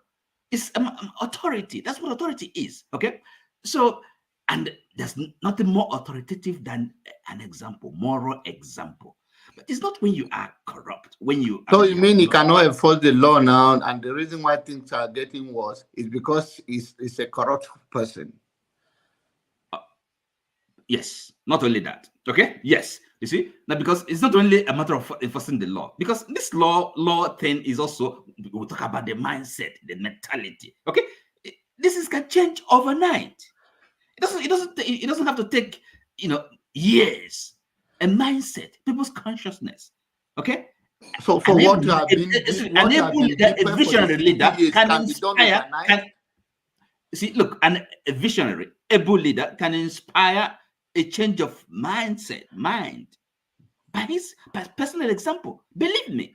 I know that. I said in my statement that if we have a leader that have an ideology or a clear vision, I say, okay, bear with me, and there is a roadmap to where we are going. I think citizen does not mind going through that. But when there is no a format where we say, okay, this is where we are heading to, then that gives people worry. So I do not understand of anything you guys are coming to criticize me, and I don't even care about. Let me help you augment the answer you gave It's KJ. It's KJ's. KJ, I'm not trying to comment. take. I'm not trying to take. I'm just trying to augment When you Otis' give us answer using Otis' spot. I'm sorry. Okay. Don't get, Use 30 don't seconds get to make your KJ. point, Olumide. So 30 what I'm seconds. trying to say, John Abba, what we are trying to say is that there's a process. See, democracy is a process, and the process for leadership involves a cycle. Every time that cycle kicks in, it's an opportunity to reset the leadership, because this leadership is the one responsible for making laws and policies that direct the very affairs of the country. Everybody is involved, whether elected or non-elected, every citizen. And the citizens are trying, go and give it to mommy, I'm coming. Go and give it to mommy, I'm coming. Go and give it to mommy. So it involves, you understand, everybody. Every day, companies are taking decisions, they are making policies, government parastatals are making decisions, they are maybe punishing or disciplining erring staff, sacking erring staff that have been involved in corruption. But every day when we read the papers, we don't see that happening with government officials. We see millions being misappropriated, billions, and we don't see the people that were elected to leadership showing good example. That is why we have this. We have lost faith in the system. And when I say a cycle, we had an opportunity to reset this cycle in 30 seconds, 2023. and you are making a whole speech. It's KJ's turn. One last It's line. not In your turn. 2023, we had an opportunity to reset Why this are we cycle. not considerate? But that faith in that cycle was demented when the people had an impression that they were rigged out of who they wanted to choose. And now the man that you are choosing that is there doesn't have a clue what he wants to do, and then you're expecting miracles. The next cycle is 20, except something happens before 2027. We have another cycle to get Are it you right. going to respect some other person's time? You understand? We have another cycle to get it right. Father, you moderate now. No, I'm You allowing understand? him to use his own We decency have another cycle to get it right, and not just the presidential cycle, governorship cycle, Olumide, local okay, your government time chairman is up cycle. now. KJ, I apologize. Take your turn. Yeah. See, let me just make one quick 30 seconds remark. Unlike Olumide, I'm not going to take more than 30 seconds. Leadership and the people, I think they have a kind of symbiotic relationship. Like when you eat and you go and write an exam, if you eat poison, you're not going to do very well. And depending, and sometimes if you eat some relatively okay food, you'll be fine. They have that kind of relationship. It's not only one-sided. If you could eat terrible food and go and perform very well, in other words, you can create good leaders from nowhere. But most of the West time, that you copy what the you eat democracy affects from. how you behave. You Hold on. understand? The West you copy Man, the this guy, democracy man, from. can you just stop it? Come on. You can You're moderate putting now. it on. It's okay, KJ. Please go ahead. Go ahead. It's okay. Oh, okay. Again, I want to draw us back to today's topic, which is rebranding Nigeria via movies, music, and books. They so far on the project, the trajectory or whatever that we're taking is not going to get us there, and we don't seem to be agreeing. The little knowledge I have about leadership is that everything rises and ends in leadership. So if you have a good leader, majority of the countries that have developed, have taken shape in the recent times, are not. It wasn't done by the majority of the people. It was done by a leader who had a vision.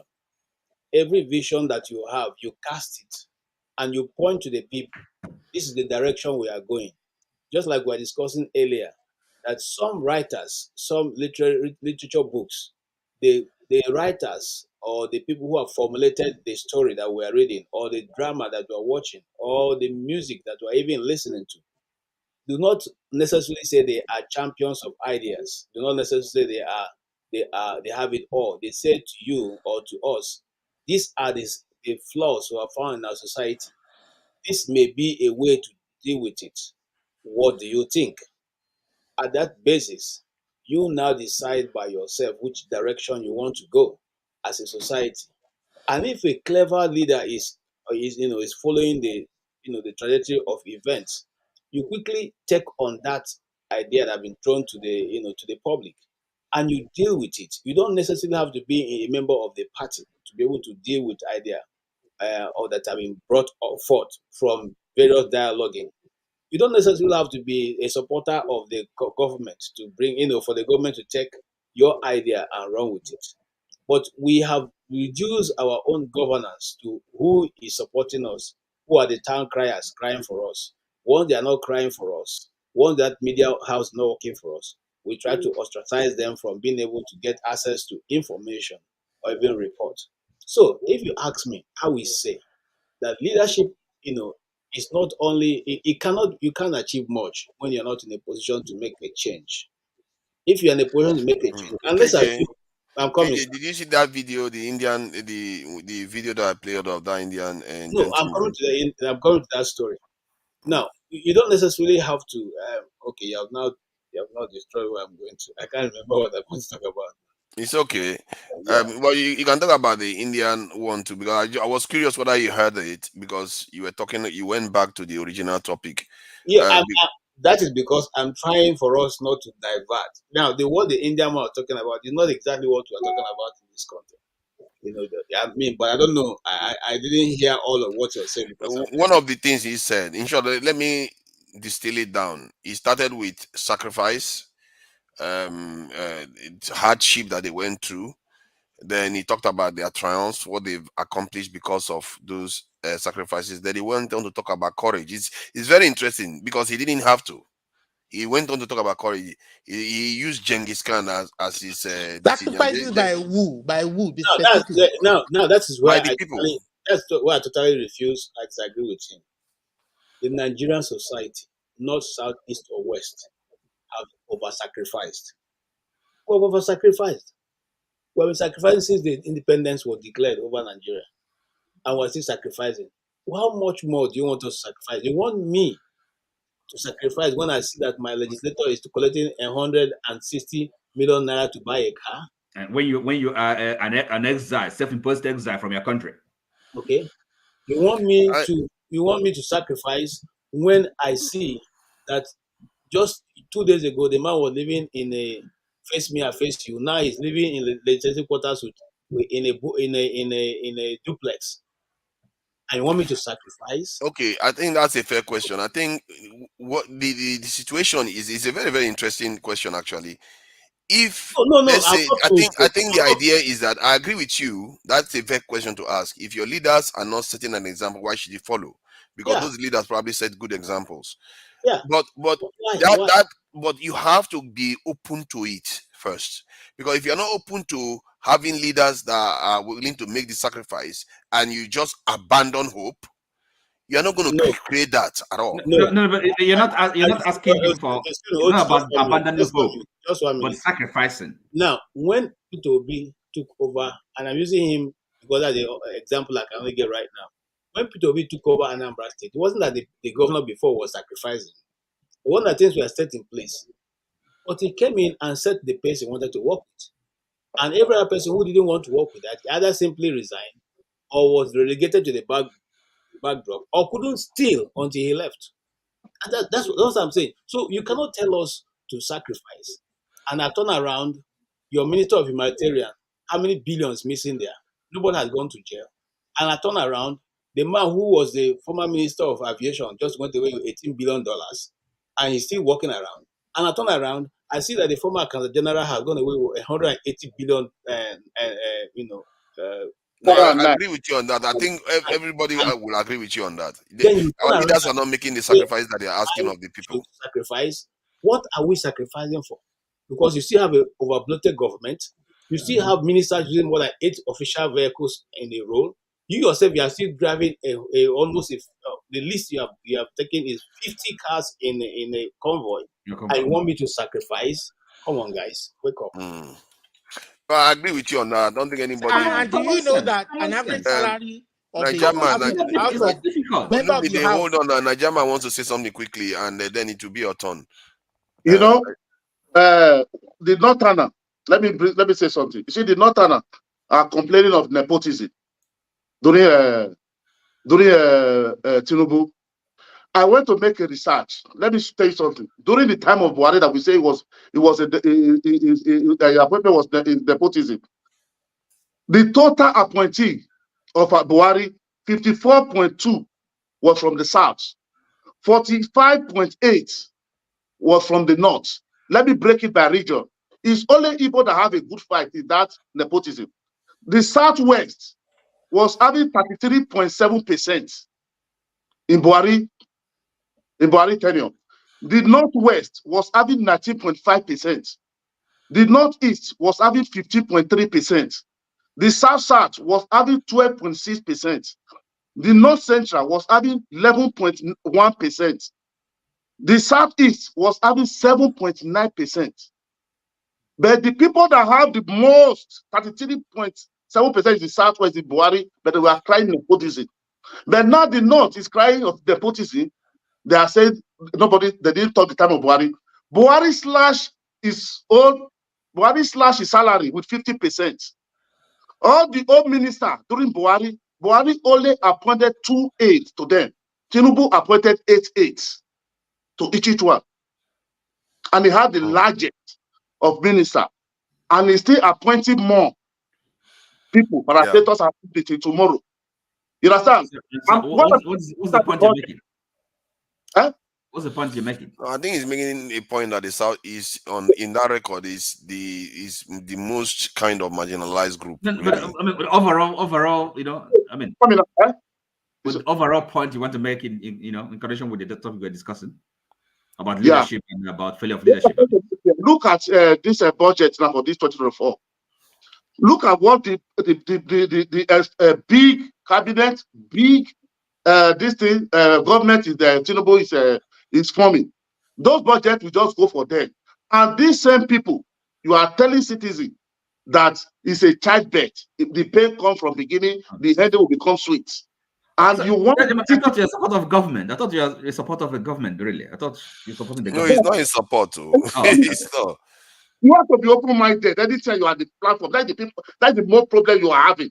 See, you know the problem I have with Nigeria watch, people like Nigeria, Nigeria man, or Nigeria man, or Black Stone, is that they always see they contradict themselves. You are the one that contradicts yourself most. You don't even understand what they are talking about. Hold on. We can't hear one person. See, sometimes people can hold. Sometimes people can hold. Maybe you should say your stuff in German. Okay. So they come on, stop. Stop it. Don't let me tell you. Sometimes people can hold two different opinions that seem opposing each other, because I think Niger man, he believes in certain things, like he doesn't like military coup. It doesn't mean he supports the government, like what he's saying now. It doesn't. You see what I mean? So people can hold opinions without necessarily supporting the government. So if government, because you don't like government face, or you don't like Tinubu face, when you not do something good, because the bad one is do, you have to clean up. No, I don't do that. I criticize government. I don't criticize the country. I criticize the government. If I want to criticize Nigeria, I criticize APC. I criticize Tinubu government. I cannot tell Nigeria cannot be redeemable. Nigeria is dead. No, that is where I was born. God created me there. If God doesn't want me there, can I have my turn? Thank you. Yeah, okay. To be fair, Nigeria, let's allow Olumide. Olumide hasn't had his son. So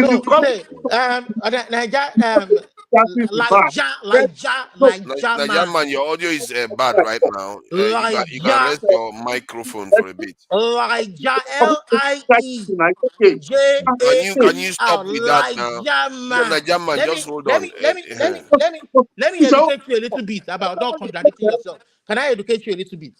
You know what they call consistency. Let's say, let me educate you about consistency. Let me talk to Nigeria man. Nigeria man, they can't hear you. Your audio is shaky. Can you please mute him so I can have my turn? Hold on, Olumide. Hold on. I think I want to help Nigeria man's audio, because whenever Nigeria man tries to talk fast, the audio cuts somehow. I don't know why. Because I try to finish on time for somebody else to get time. You just try to get me upset. It's not you have made your point now. You are for and against. You have made your point. For and against. That's why you're confused in your head there. It's not confused. The fact that you don't like that is confused. See, Nigerian man, take it easy, man. Come on, Look at calm it. down, Nigerian man. Oh, let's not start insulting each other. Let's take it easy. I think Olumide is always jibing like that. Stop talking like that, Olumide. Come on. Okay, Olumide, no please problem. go ahead. Let me.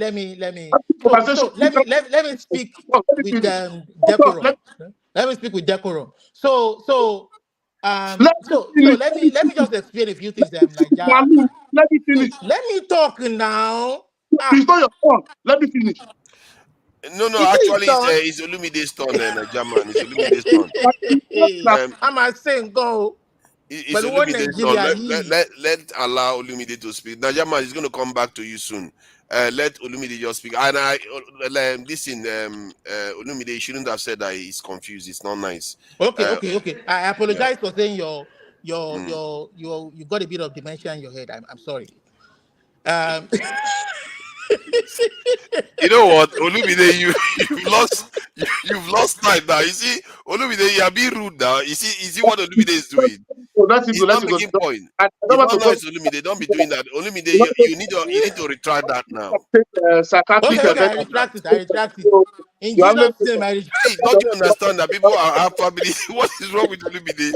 People have family members watching. Nigerian man, you should know that you just clean your leg. Forget him. Just in Jesus' name, I retract. Okay. Amen. If somebody say amen, I'll say amen. Okay. You don't have anything to say. You shut up. You must not back. I have lots to say. Come on, listen. You keep quiet. Man, take it easy. I know that you are very action oriented and no nonsense kind of person. All this gra no go fit Nigeria. All this gra now to sit down talk on the table of brotherhood. Leave it. Nigerian man, just leave Olumide. Olumide will drive you crazy today if you carry on going after Olumide. Just leave the guy. What Nigeria beg. Olumide, please go ahead. Nigerian man, stop omitting yourself now. Stop omitting yourself. We need to orientate and educate our people that we want to get things right. We want to build this country on the foundation of integrity, honesty, you understand? And the spirit of one country where everybody, regardless of your ethnicity, your culture, and your language. See, even the Fulanis are welcome in Nigeria. As long as they behave themselves, they go through the normal process, get a passport, register with immigration. They have they want to involve themselves in the community, buy land, go through, whatever you want to go through. Don't come and kill people on the farm. Don't come and tell us you own your Madam Ford, your forefathers own the land. That's Bokom and BS. And when it comes to building that country on the foundation that we want, the one country we want, it doesn't matter who wins that election, whether it is the Yoruba man, whether it is the Igbo man, whether it is an Ido man. Nigerian man, just leave it alone. Let it be free and fair. No country is 100% corruption free. We see it every day. But it is the transparency and the honesty with which you fight this evil that bedevils the society. When people commit a crime, you arrest them, you prosecute them, you don't sweep it under the carpet, you don't say, it's my party member, please let it go. If the EFCC chairman is not prosecuting a known case of corruption, who is giving him the signal not to hide the file inside the cupboard? Who is not letting him work independently of his work? Why was he even appointed in the first place? Was it because of the purpose of delaying justice? Is that why he was appointed, to do the party's bidding?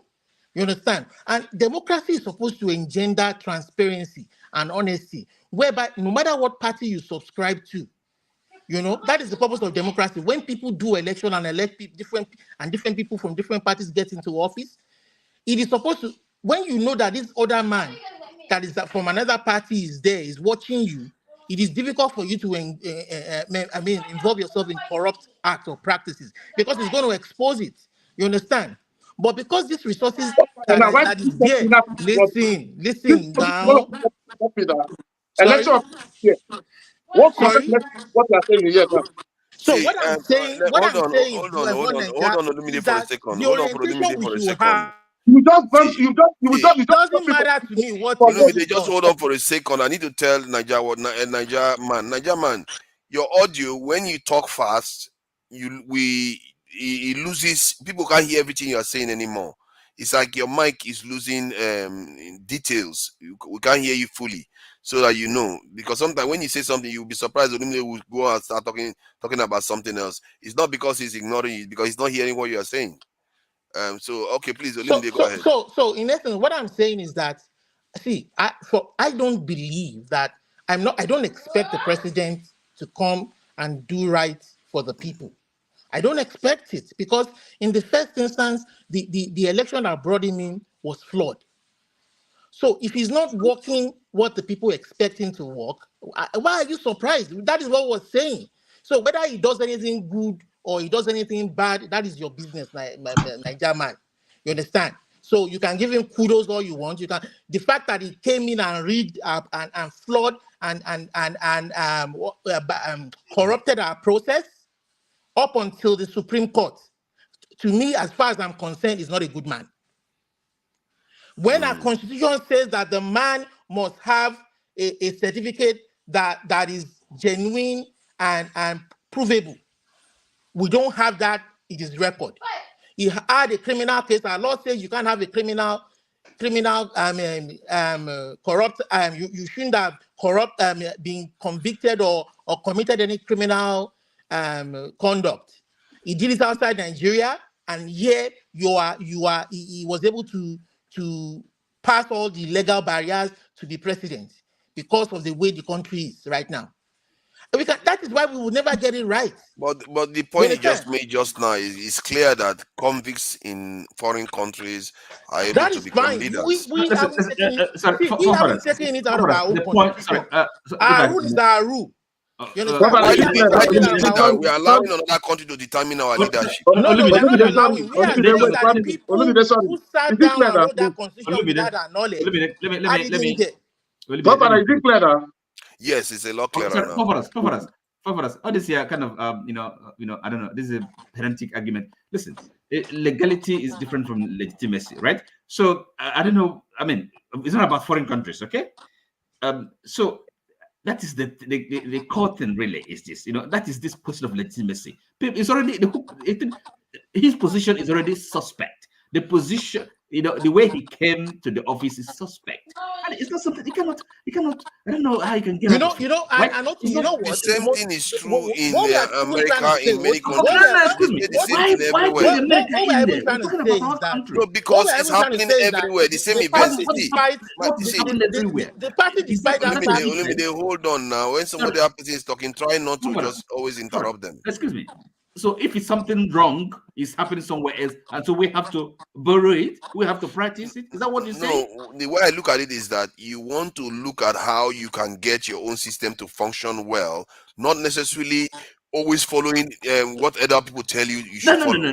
Listen. It's not what other people. Look, it's our constitution, the way Nigerians understand their constitution, and what it's inscribed. Or what is inscribed? Okay, right? Can I find but what it is inscribed is that if another country convicts somebody in your country, you are not allowed.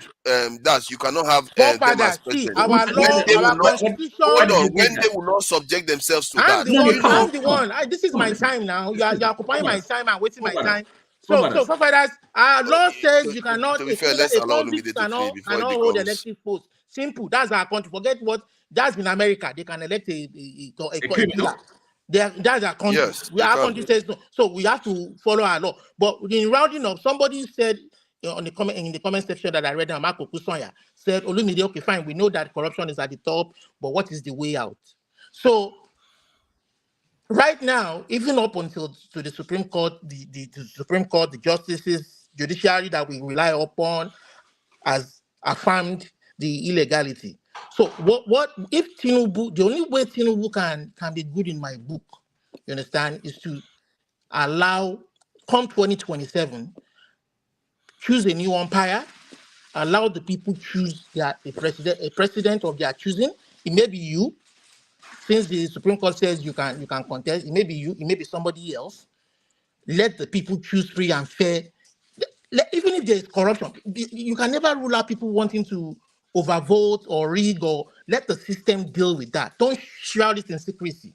You understand? Let the people choose who they want. When they start that process and they know that they can choose their president, that man that comes in will know that after 4 years, if he doesn't perform, is going out the door.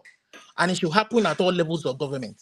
State Mr. governorship, local government. And if the president wants to come and implement his own program, because Buhari came in and he lied when he came in 2015.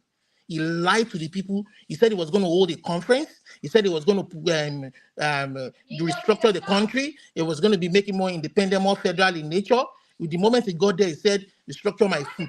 You understand? He came and lied to the people. And then in 2019, he rigged himself there. That's what is happening. See, everything Olumide has said is true, but it still doesn't mean for me, the only sin the politicians in Nigeria have committed is they didn't develop the country. Because all the things you are describing is and happening how in did every that other lack of country. development happen? What did they do with the money? They stole the money and put us in perpetual debt. That your children, your grandchildren, your great-grandchildren will find difficult to pay back. Okay. Is that the kind of country we want to give to our kids? Thank you, Olumide. I think we get where you are coming from. KJ, you wanted to add something. Let me say this. I don't know where Olumide is getting all these ideas from. How do you want, if you are the one, assume for 1 minute, that you are Tinubu, when 2017 come, you give power up. How can you do that? KJ, I will answer that. It will be almost cheap. Let him finish now, Olumide. You are being quite disruptive. Let him They finish. cannot mind one gaslight you, KJ. One gaslight you. The first say they fight for he has the not brother. The finished. first He say has they not fight for finished his Nigeria. point. Okay. Yoruba, one gaslight us here. Listen, there's no need for us to be unrealistic. It's not Let going me to happen. Nobody will do that. Who is president? And then you say you have done wrong. Even Yaradua, when he said his election was flawed, did he give up the power? The thing to do is for you to walk from the point where you are to the good point where we're expecting you to walk. No, I'm not saying that he should leave power. I'm not saying that. I'm saying that he can change himself into my good book by conducting a free and fair election in 2027. You understand? Good book. You got good book again. You understand? Who are you? Where to I don't tire for this to man. be my good book. I don't know who is for Nigeria. I'm not body. It doesn't have to be my good book, but you want to continue. I can see how Olumide would drive someone like Nigeria your slavery country. And I'm telling you that Nigeria will not be a slave land for me and my descendants to come. It will be our own Yoruba nation, independent nation. So there's no one is fighting for Yoruba nation. Go home now, I help you. Go home, I help you. Don't be hypocrite here. Your Nigeria, your one. So there's no one is fighting for Nigeria Yoruba man, stop this Agbero behavior or me I go start my own. When is Nigeria man, stop this Agbero behavior.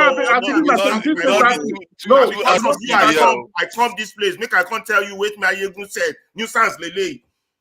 Nuisance lele, okay, nuisance lele, okay, but nuisance lele, but nuisance lele. I think it's Ferrari's turn. Ferrari, did you see the video that we played of the Indian? Father, leave that video alone. Can we the Blackstone? Can you stop the Blackstone? You want to start your own rascality? No, leave that video alone. Can you allow me discuss with the panelists too? See the video. I don't know whether you saw it. About what the Indians did. I think you didn't see it. So maybe I should refresh your memory about it so that you can be able to comment on it. Because this is something that is very interesting. Play it again. I'm looking to play it. Hey, God, the Blackstone. Can you give me a little bit of this piece tonight? You know when Blackstone starts, don't let it go. No, no, you are AI now, so I have to ginger you. All right. Let me just play it quickly again. Mr. President, do you know what hunger is? Do you know what hunger is? You don't. Sir, do you know what hunger is? I'll tell you. 1965, we fought a war with Pakistan. 1966, the rains failed. Do you remember that, sir? 67, the rains failed. We had to import 9 and 11 million tons of food from the United States. We were living on what is called ship to mouth. The ship would bring us the food, the wheat to eat. And Mondays we were not supposed to eat. Ma'am, you might remember that. We were not supposed to have a meal, not have dinner. Ask me. Not that my father couldn't afford it. but he was a loyal Indian and he said no. And a 15-year-old kid sleeping hungry, let me assure you it wasn't easy. And this country that begged for food, and Mrs. Gandhi turned around and told her assistant, India will never beg for food again. This country that spread its hands and said, feed us, is in 2018 the second largest producer of food in the world. Your country. This is the mega trend we are seeing. This is the change we are seeing. India's consumer story, according to Goldman Sachs, will be shaped by people like you. We call you the Gen Z, born after 2000. People like you and I. Those fellows in the front row are all oldies. They don't know. But we have to shape the future of this country. And Goldman Sachs says this will be the world's most compelling story for the next 20 years. We can do it because we are Indians. 2015, Prime Minister said we will have 20 gigawatts. 1 gigawatt is 1 billion watts. We'll have 20 gigawatts of solar energy. We will have it by 2022. Announcement made in 2015. People said, you can't do it. We said, oh yeah, we'll show you. 4 years ahead of schedule, on 31st January 2018, we produced 21 gigawatts of solar energy. This is India's strength. People come to our hospitals. They see, we gave over 2 million medical visas last year. People coming for treatment. One of the presidents of Africa I'm privileged to serve came. When we treated him, repaired him, he said, can I see the bill? I said, no, sir. You're a guest of my government. Atiti Deva Bhava. Said, no, I want to see the bill. We said, all right, see the bill. He saw it. He said, there's 1 zero missing. It can't be that cheap. I said, sir, we are Indians. We don't cheat our friends. We might cheat each other, but we don't cheat our guests from overseas. And he rubbed his eyes in disbelief and he said to me again, he said, Ambassador Deepak, that's why you are destined to be the best country in the universe. And I said, there's no doubt about that, Your Excellency. So what should you do as an Indian? Have faith and confidence in yourselves. Do not allow cynicism to affect you. And do you know, if you have to be scared, be afraid of fear. As we say in Hindi, darna hai to dar se daro. The great dictator Genghis Khan, my hero, said, if you are afraid, don't do it. But if you do it, then don't be afraid. That you can see in 3 years, that is the one that really knocks me sideways.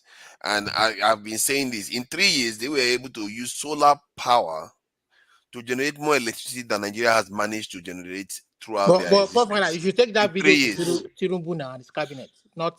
It tells you how wicked and the kind of things we have done to our inflicted on ourselves. Something, and when we're having this discussion, they'll say, oh, it's going to take 20 years. It's going to take 10 years to fix electricity. No, it shouldn't have to. But who is saying that? Who is saying that? Oh, believe me, I've been on this panel where they said so many things like that. Before you move on that solar panel issue, if solar panel was so good, the developed world, the West, would have been relying on it. It's not a reliable source. I think you are not understanding what I'm saying. I'm saying solar panel is not reliable, but they were able to, something that is that unreliable, they were able to use it to generate 20 gigawatts of electricity, Because which is higher than Nigeria's 11 gigawatts that we're generating throughout the entire So Fafara, country. even if people on this panel are You know how hard that is? what about the government? What stops the government from acting on it? Our problem is that we are killing our system instead of building it. Because our antics, some of the things we do is attacking the system. Me from Canada, I in the kill system. I mean, You heard what he said. Now, you heard what he said. He said, don't give in to cynicism. No matter how things are. Who now? We see the people back home. You are one of them. I call it Nigeria, Liberia. It's my turn. Why is everybody talking when it's my turn? I don't know. You call Nigeria all kinds of names yourself. You call Nigeria Liberia. Listen, all this placating and what you call is streamlining and trying to drag people along to praise what is bad. That's why what got us to where we are today. Call a spade a spade. We are not doing well. We are not doing well. Your child cannot come home with a D or an F, or they do A, B, C, D, E, F, here, not F9.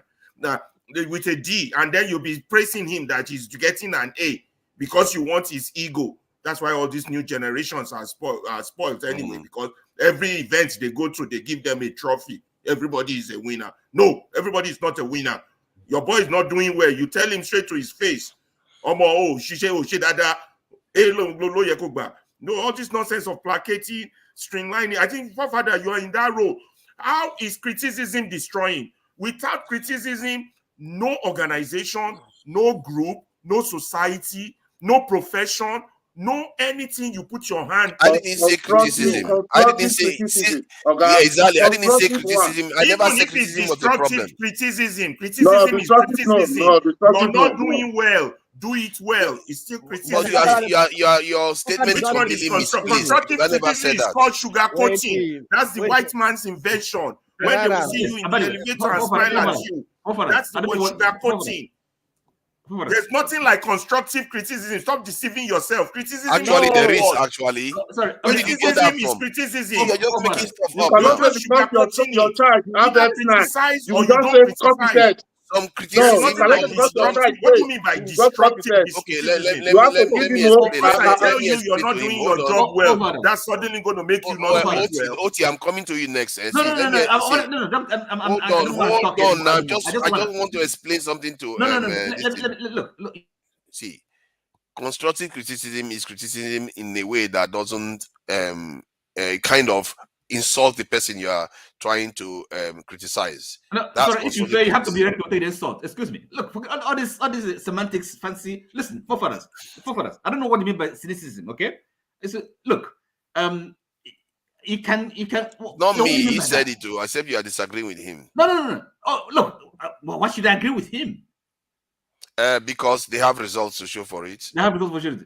You can be cynical. I mean, look, if you have to prove the results, but their fruits, you shall know them. And having faith without works. He's got results to show for it. No, excuse me. Faith without works is useless. So all these things you're talking about, look, excuse me, the government, the political leaders have failed. They're not doing well. Pure and simple. Why are we all this? I mean, I don't understand all this gyration. It's simple language. These people have failed. They're not doing well, and then you blame people for being cynical, for not being loyal, for not being. No. I'm not saying you should not criticize our leadership. Who said that? Nobody said that. Too.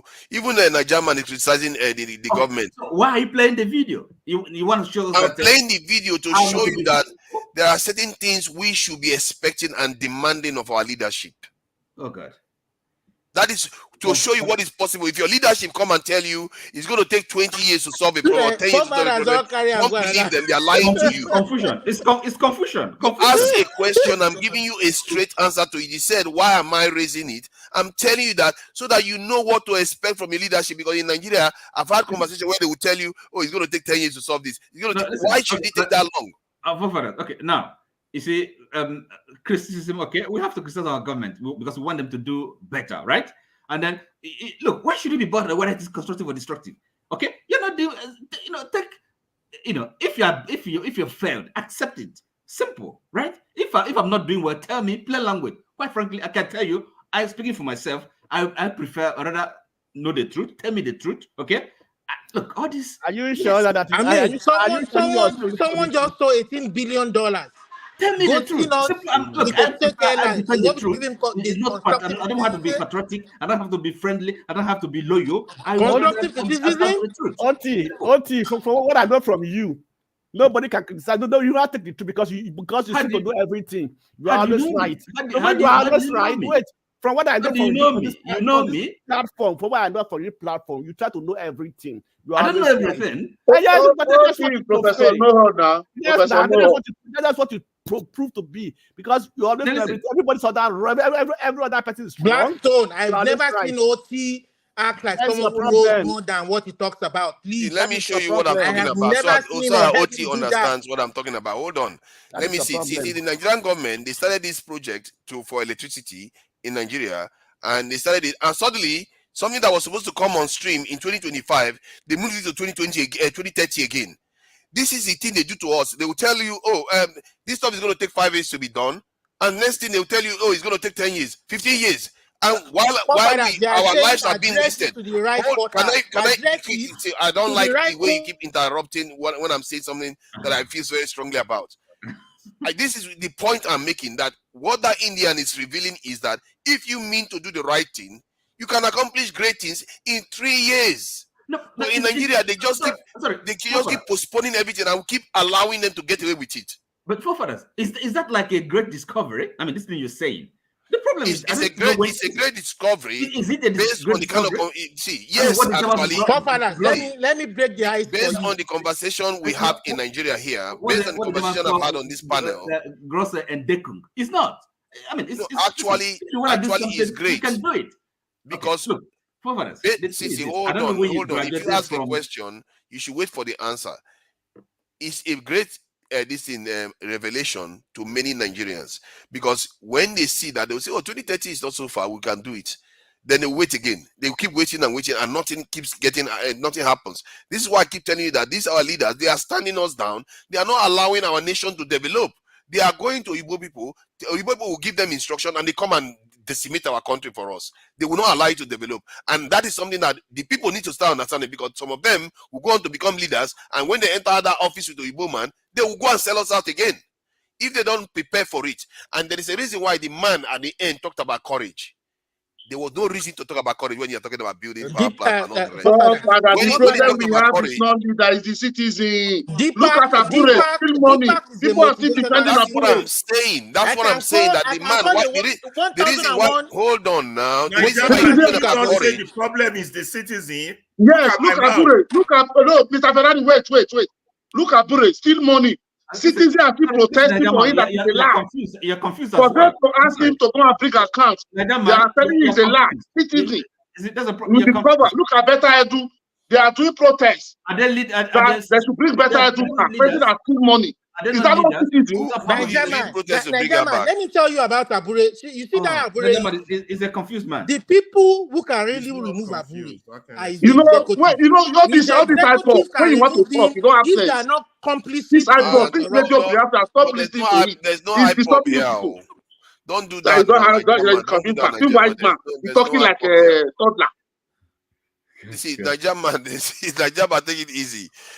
God help us if just open their gutter mouth. Talk to anybody in Nigeria the way they like. See, what do you know about confused? You are not confused. You don't know you are going to Biafra. You don't know you are going to IPOB. You don't know you are going to Nigeria. You are confused, man. I'm sorry. You see, listen.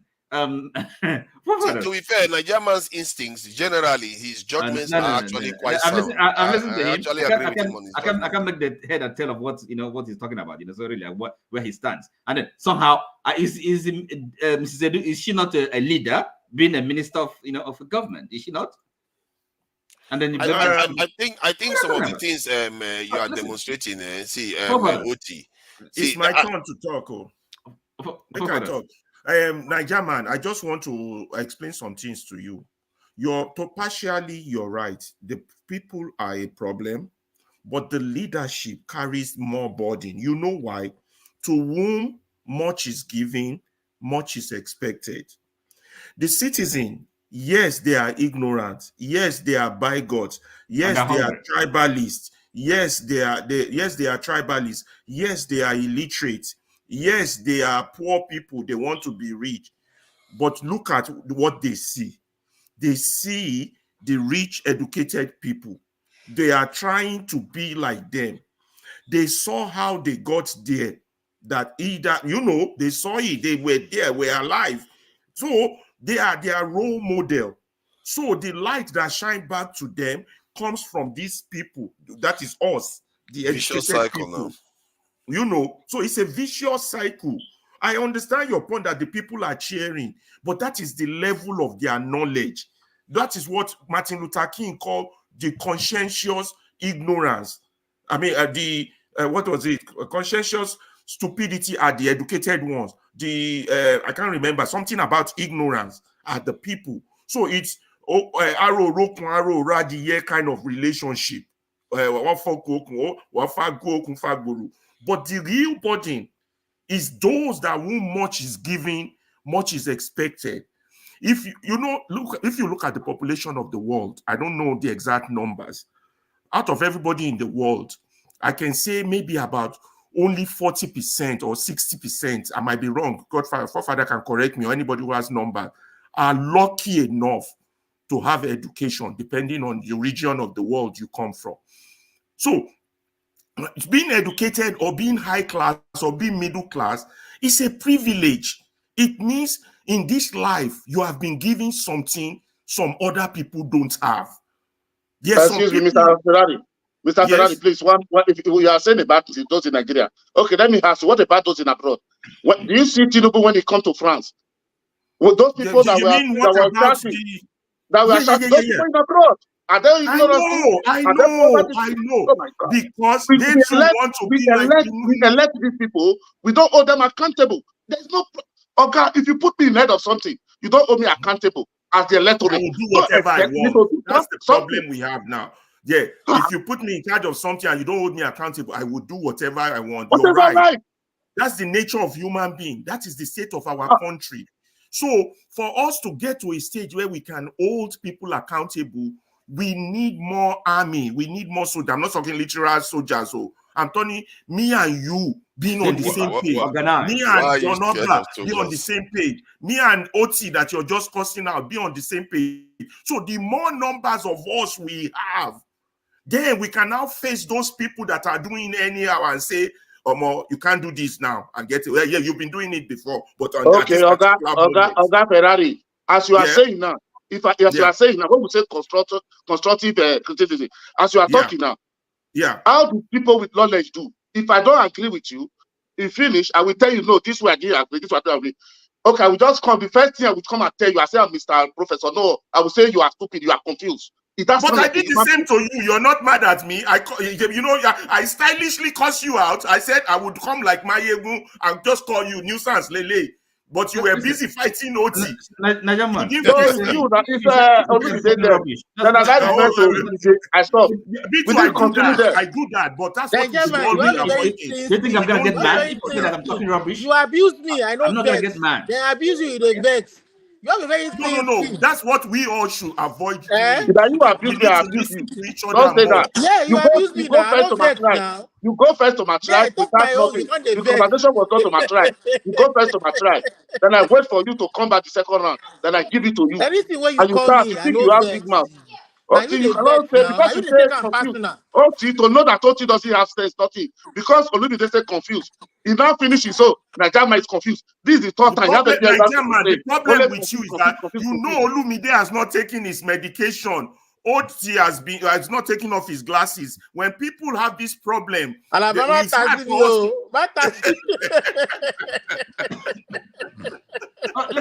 Najama, of course you can be. We cannot get anywhere if we keep it for no country matter. Now they hot us. I beg, no vex. I mean, I beg, make we apologize. You are the one that's confused. You are the one that's confused. Don't say I'm confused. No, not your Olumide. This one, you are confused. You are the one that is confused. That's your head where you like honest. So say I say wait, that talk about put down your head this morning. But put down your head.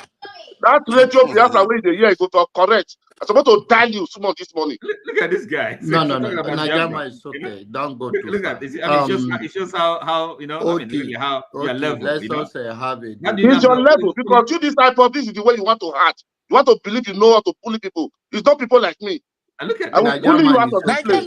If you know how many times I don't abuse your number, if your number still is tomorrow now, because last go. No, we can abuse. We are all mature men. I'm a mature man. I have 4 children. My 2 sons is university here. You understand? So somebody cannot come. I've never abused somebody unless you abuse me. I'm not trained like that. You can't just tell me. Anybody that this one is that you are confused. You are confused. Only abuse, you know. What's wrong with you? You can be confused, and I can tell you. Your family, your generation, you are confused. The sky will not fall. I don't know what they're talking about. No, I will the sky fall. Do you know what is sky? Do you respect your head? That's all I say. You want to say sky for? It's okay. Please, Dajaman. You're confused. Only one word. You're confused. You're confused. No, it's okay. Najaman, let's go this route, please. At least this is all what we talk about Nigeria. We are the Nigerians, and we that in diaspora if your eyes have seen, your ear have heard, and what your eyes have seen that is humanly possible, even if you can create your own, you can copy it. So it's no limitation, but then let us know that people watches us all over the world. And if we present ourselves like this, I don't think we are doing ourselves any good. I understand Nigerian anger of the language that OT used when he came in. Is I think he came with the word rubbish and all of that. But then we all have known everybody with some some similar character that we all exhibit here. Lamide interrupt you anyhow. Is known to the platform already. We all have known ourselves. So please don't take such things too far. You see, or evening, wherever you are, just calm down. And sometimes let's take a higher road. If somebody, you say something and is not happy, you can politely apologize to the person that I don't mean it that way. So that we don't, that is not our aim here. Our aim is to use this medium to speak truth or to reach out to our people in one way or the other. And there's a book written by Joe Austin. It says, I touch one life, and one life that I touch a million. So sometimes if this word drop on someone and have a clear vision, the person can run with it and go even deeper than you that started it. So I think that is the aim here, where we can also speak on our issues and our different view. And nobody is right, nobody is wrong. It's just your own perspective. So, and everybody is entitled to their own. And I hope we all grow up to take criticism, and as we give to others, we also can take it. So that is the measure of a man, not that you give and you cannot take. So please, but in any case, we all meant well. And it is the passion we have for our country.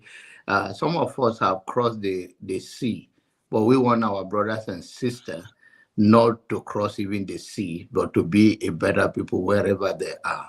So please, let us have that in mind, that we are all still one Nigerian, we all speak to the same issue. We may have a different view or have a limited of the zone or the tribe or the religious or that we are trying to reach. But end of the day, I think we all mean well. So please let us not go. Thanks, Pastor Janaba. Okay, look, you see, the thing is this, okay. Look, if you, there's a saying, if you cannot take the heat, don't get near the kitchen. Listen, I know the words, I know the language I use, okay, and I know the kind of person after saying something I start apologizing, because because I am careful, I choose my words, and I don't insult people. I may insult what you say, the opinion you express. Then what a reasonable person, what I would expect you to do is just ask me, if I say, for example, that Nigerian man is confused, you should ask me, how am I confused? What, so that is the clever thing to do. It's not, insulting me, calling me IPOB or whatever. You don't know who I am. You don't know me. You don't know whether I have any association or not with IPOB. By the way, so and the thing is, okay, the question that you had an argument. You are IPOB because anybody who doesn't say bring down Nigeria it doesn't love Nigeria. That is the way people do. What may I do for OP? I don't think you do 1%. Again, that's nonsensical.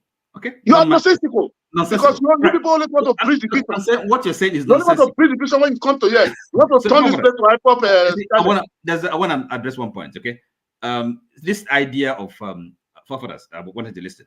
Because we had whether an argument, a criticism should be constructive or destructive. Okay, now in a political arena, okay. Because politics is a kind of, it's a battle, it's a game, it's a war, if you like.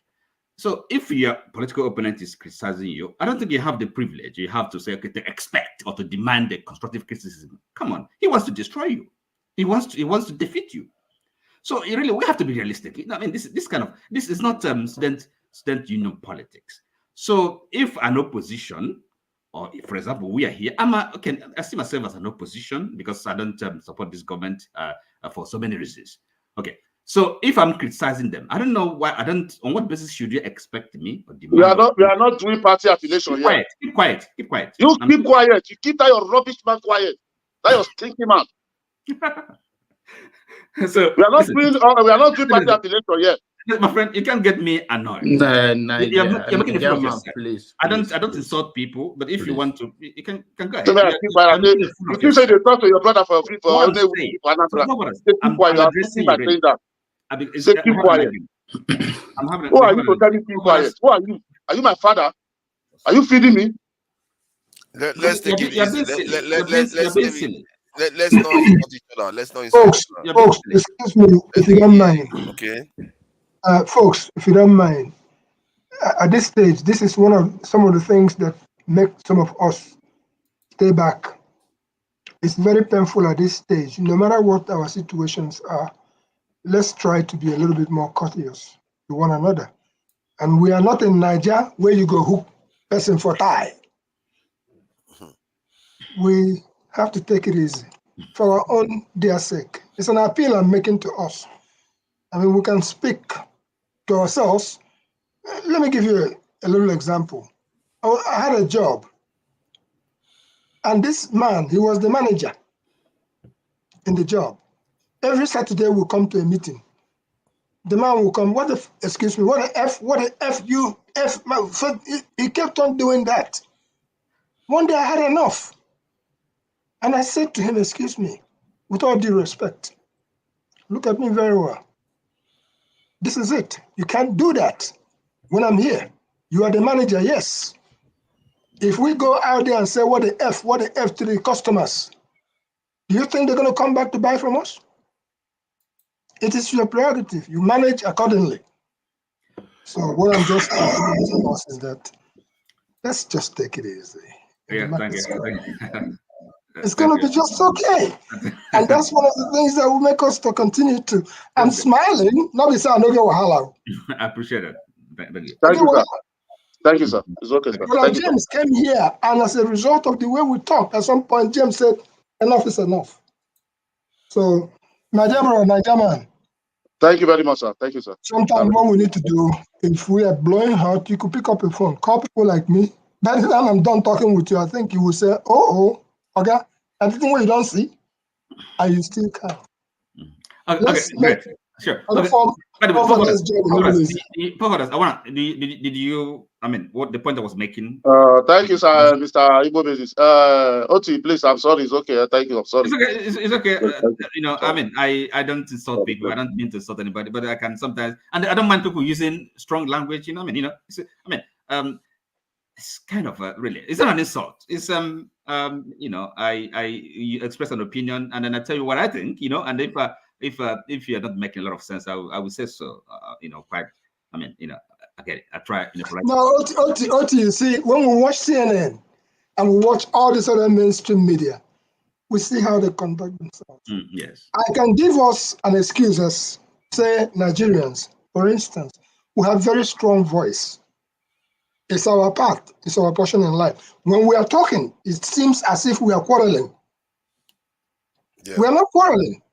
But if we just add a little bit of it's well. I get it. That's great. That's great. So anyway, I try and moderate my language too. Okay, so I want to tell me whether I'm right or wrong. Because sometimes I like to have my views where kind of either vindicated or or negated. So you were kind of particular, or about whether criticism should be constructive or destructive. And I'm saying in a political debate, when we're political competition. You don't have the you don't have any standing to insist that your opponent should offer you constructive criticism. Why? Are you why? Do you agree with me? If you ask question why, then that's what I'm going to answer. Yes, because yes. So I'm saying. So if you don't agree, because you stand a better chance when you make constructive criticisms to progress on the topic that you are discussing. If you make constructive criticism that blocks because the other person could receive it as a criticism in a negative way, and then it stunts their their dialogue with you. They will just start becoming defensive, and even in other words, start using destructive criticism on you too, and you to put your back up, then the problem remains unsolved. Okay, sorry. We are poorer for it. Don't forget the context, political context. For example, in the both of us are here in the UK. The House, what goes on in the House of Commons. So, do you think Wednesday's Prime Minister's question time, the opposition, the leader of the opposition, is he going there to offer constructive criticism? Often it's actually relatively civil. Actually, the government down. To an extent, to an extent, it's constructive, because you see, that's what I'm saying. It depends on how you perceive constructive criticism. What they do in the House of Commons, that's why they don't use "you lie" or "you are stupid." So if you do it in the House of Commons, you are breaking the protocol. You'll be in trouble in the House of Commons. So there are certain terms you don't use. But if it can, it maybe you won't say you're lying, but you're not telling the truth. So, which is the same thing. Hi with me. So, I mean, I do agree that decorum is needed. Yes, decorum. But sometimes criticism can also be very harsh. Your job is not to kind of. It can be harsh without being necessarily insulting, but it can be harsh. And yes, and some people may not take that. And I would accept that. A lot of people, the majority of people will accept harsh criticism that is not insulting. It's not personal, right? But some people can mistake that harsh criticism to mean an insult or something. I agree with you too. There's a line there. The job of opposition is not to uphold the government. If possible, let the government fall. Olumide. You get a chance. You see, Olumide. If you are APC now, when you say political, let's put it on. Sorry, Mr. Oti. Let's put it on politics now. If I'm APC, you are Labour.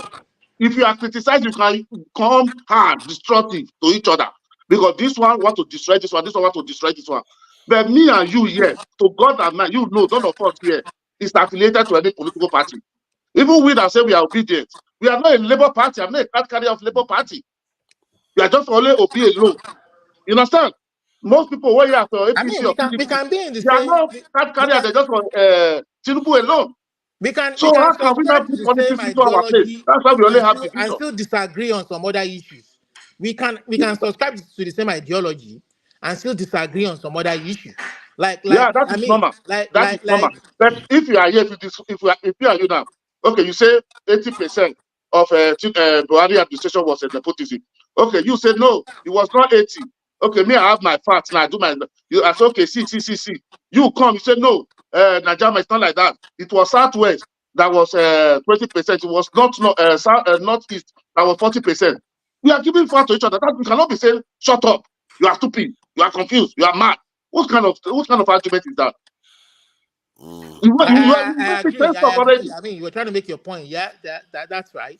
So yeah, you're trying to make your point. So I'm not going to begrudge.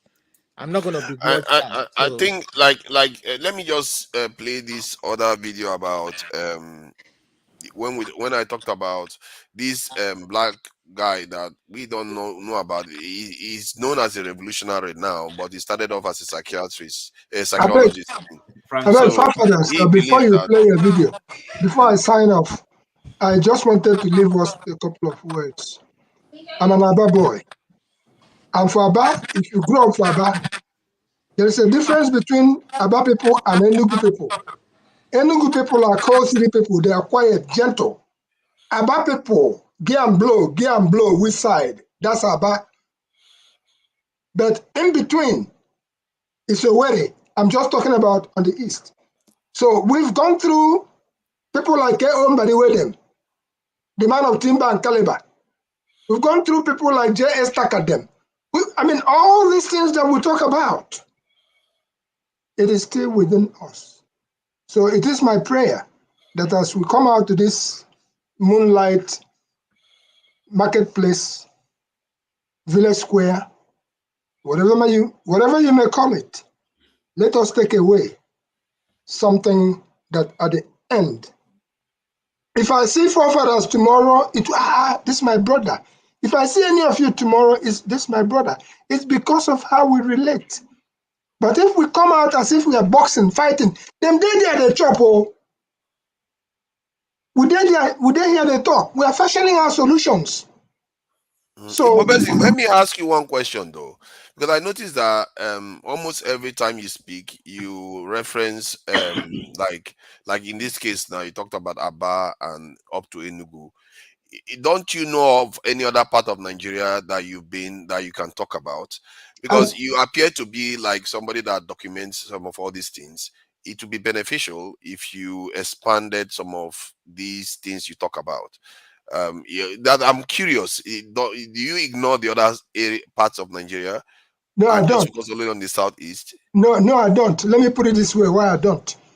Because I grew up in Jos, like I keep saying. I went to school, 1962, St. Teresa's Boys School, Jos. Had my load of experience there. And anytime I have an opportunity, I go back to Jos. And where do I go back to? I go back to Jos Museum, the museum in Jos, which is one of the greatest museums we have over there. I trod through Benue State because my uncle Lenny lived in Benue State, and he still lives in Benue State. He spent all his life in Benue State, Mr. Lenny. So with that, let's go to the west. I lived in Lagos. Number 1 Olubimi and longest street, Ijesha Tedo.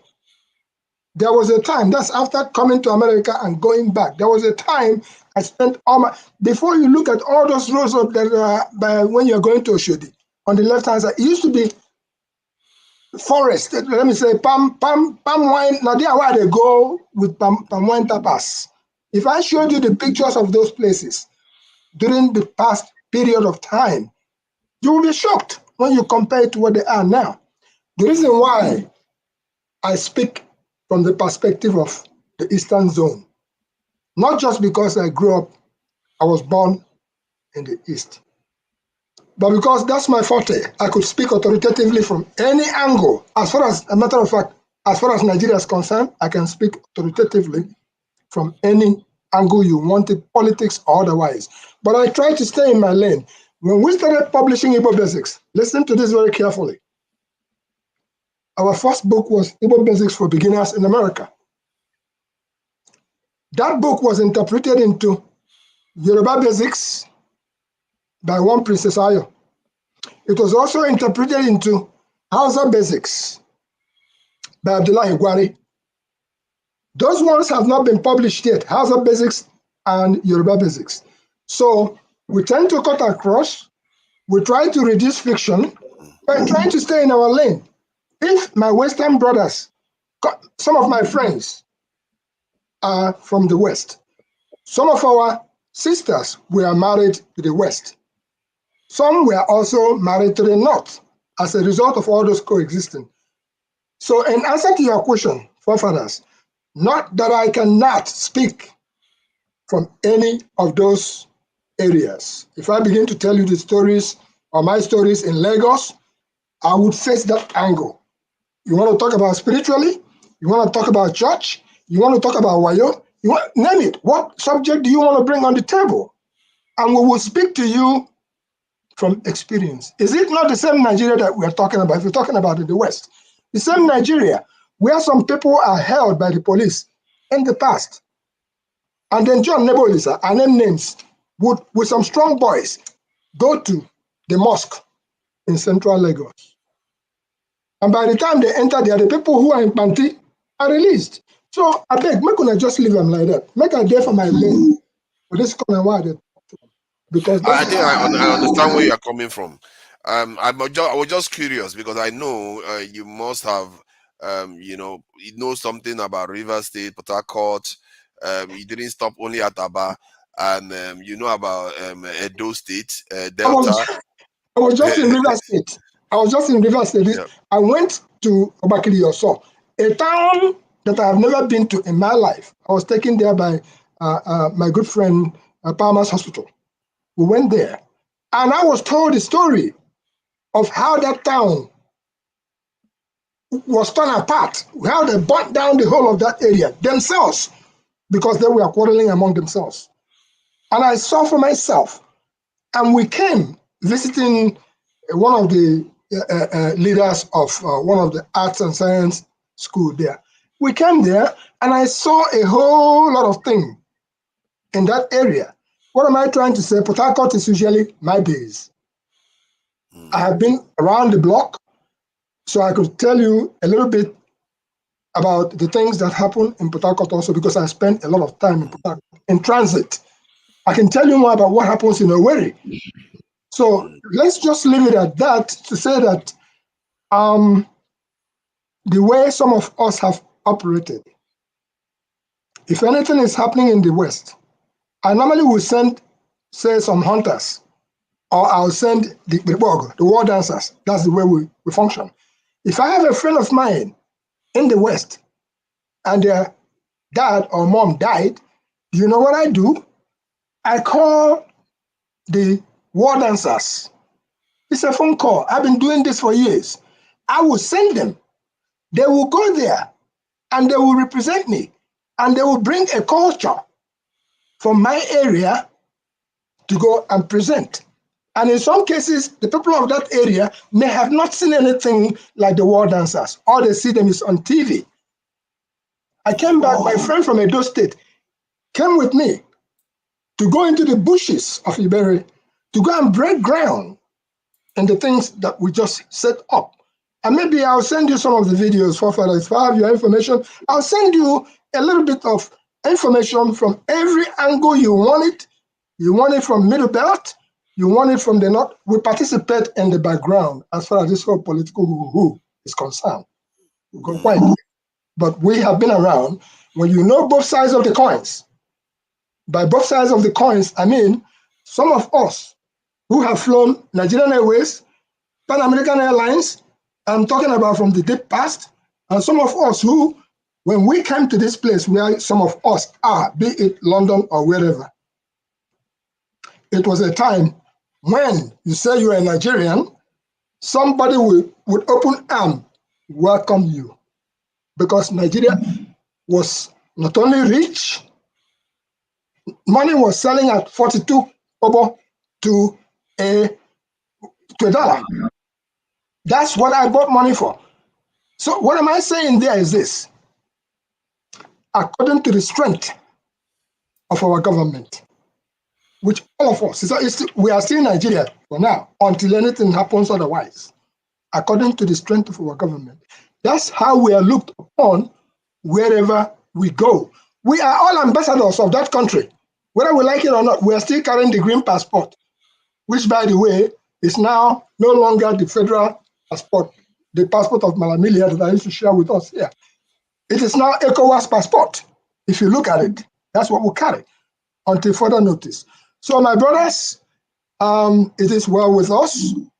I prefer sometime if you have anything that you want to know, because Hunter never talk everything when you see for bush. Thank you. If you talk this time that I went, you know who were my people? The hunters. I came to realize that they have organized themselves properly. Abia State Hunters Association. And here is their slogans, because they went into the bushes with me every angle. They say, Abia State Hunters, Abia State Hunters. No hunters, no meat. No farmers, no food. Go figure with that slogan. That's interesting. So they are trying to hunt all the bush meat that is left in the forest. We are going to run out of we are going to run out of meat at this rate, because that's the population. all the grass cutters are they are going to. One is 27,000, 30,000 in Nigeria. No, they have gotten wise. Those things have gotten wise, including all those things that they've gotten so wise. They're so smart. For you to catch them now, it's want to eat everything now with all this hardship. You can imagine they too will be feeling the pressure. It's not exactly very friendly to them. Now, the hunters are even more organized. How is that helping? You see those slogans when they say no hunters, no meat, no farmers, no food. You can take that to the bank. But let's not forget where we started the conversation of today, which was on Oliver Mbamara, the great artist who came here. And for those of us who were able to listen and participate, I still bring it back to the fact that people like Chief Zebrudaya, we do owe them a duty to just show appreciation before they go, because sooner or later they will go. So let's try to the little best we can. That's why I went to meet with him at his Obi, at Nobi, which is, by the way, Dr. Rudolph Okonkwo's hometown. I went there for the first time in my life. And the things that they have left behind are the things that we should really look at. And we appreciate that that's a place you can shoot movies. They built it like that. And I had meetings with him while there. And when I was leaving, he said, "Did you look at the gate?" I said, "Yes." And he told me, he gave me an interpretation. What did you see when you saw the gate? Talking about the gates of Nigeria. It's both courage and everything else that is a symbol of that particular gate. So my friends, we will celebrate Zebrudaya in the month of June. He'll be 74 years old. Since somebody asked earlier and thought they told us he's dead, he's not dead, he's alive. And he spoke to us somewhere on the phone today. So let's try the best we can to keep cutting across. John Abba, I hope to see you one of these days. Thank you. Thank you. Remain blessed. Yeah, thank you, Igbo Basics. I will really And don't appreciate forget that. I'm retired now from active community service. I think you have done more than enough. I think you've done more than enough. I think you No, but the probably journey have. is just beginning now. Yeah, thank you. Congratulations. Thank you. Practicing bushcraft. Thank you, Yeah. brother. Good night. Yeah, I think half of Southeast is in somewhere in his apartment in America, because he's taking everything there. The cola nuts, the calabash, everything, they're all there. He's taking everything back there. And I hear what you said about River State. Actually, it's very interesting, because we were talking about it yesterday, how River State, they really did a lot of damage to themselves in the last 2 decades, and it's more recently they are beginning to fix things.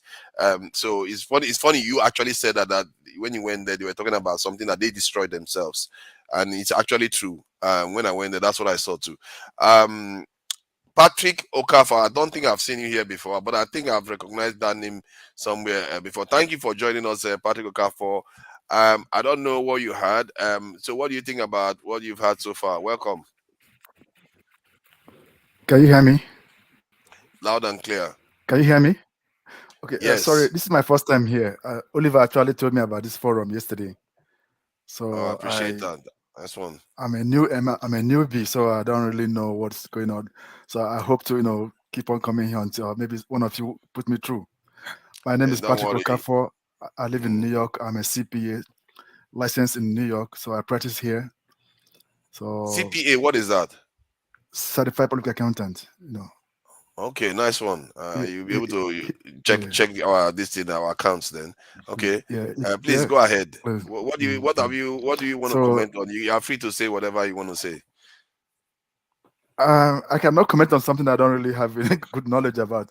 This is my first day, so unfortunately I've been tied up the whole day. So I've not had anybody brief me. But I work with Oliver, we're close, so he would brief me what it's all about. So next time I'll be ready for you guys, please.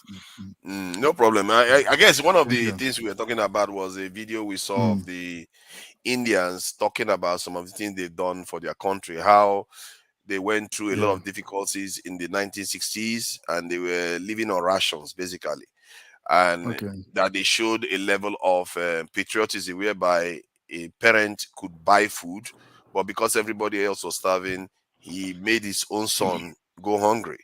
That's the testimony the man was making. And then they went on to become the second largest manufacturer of food, from starving, living from sheep to mouth, because they bought food from America. They said from sheep to mouth. That's what they were living on. And that they went on to become the second largest manufacturers of food.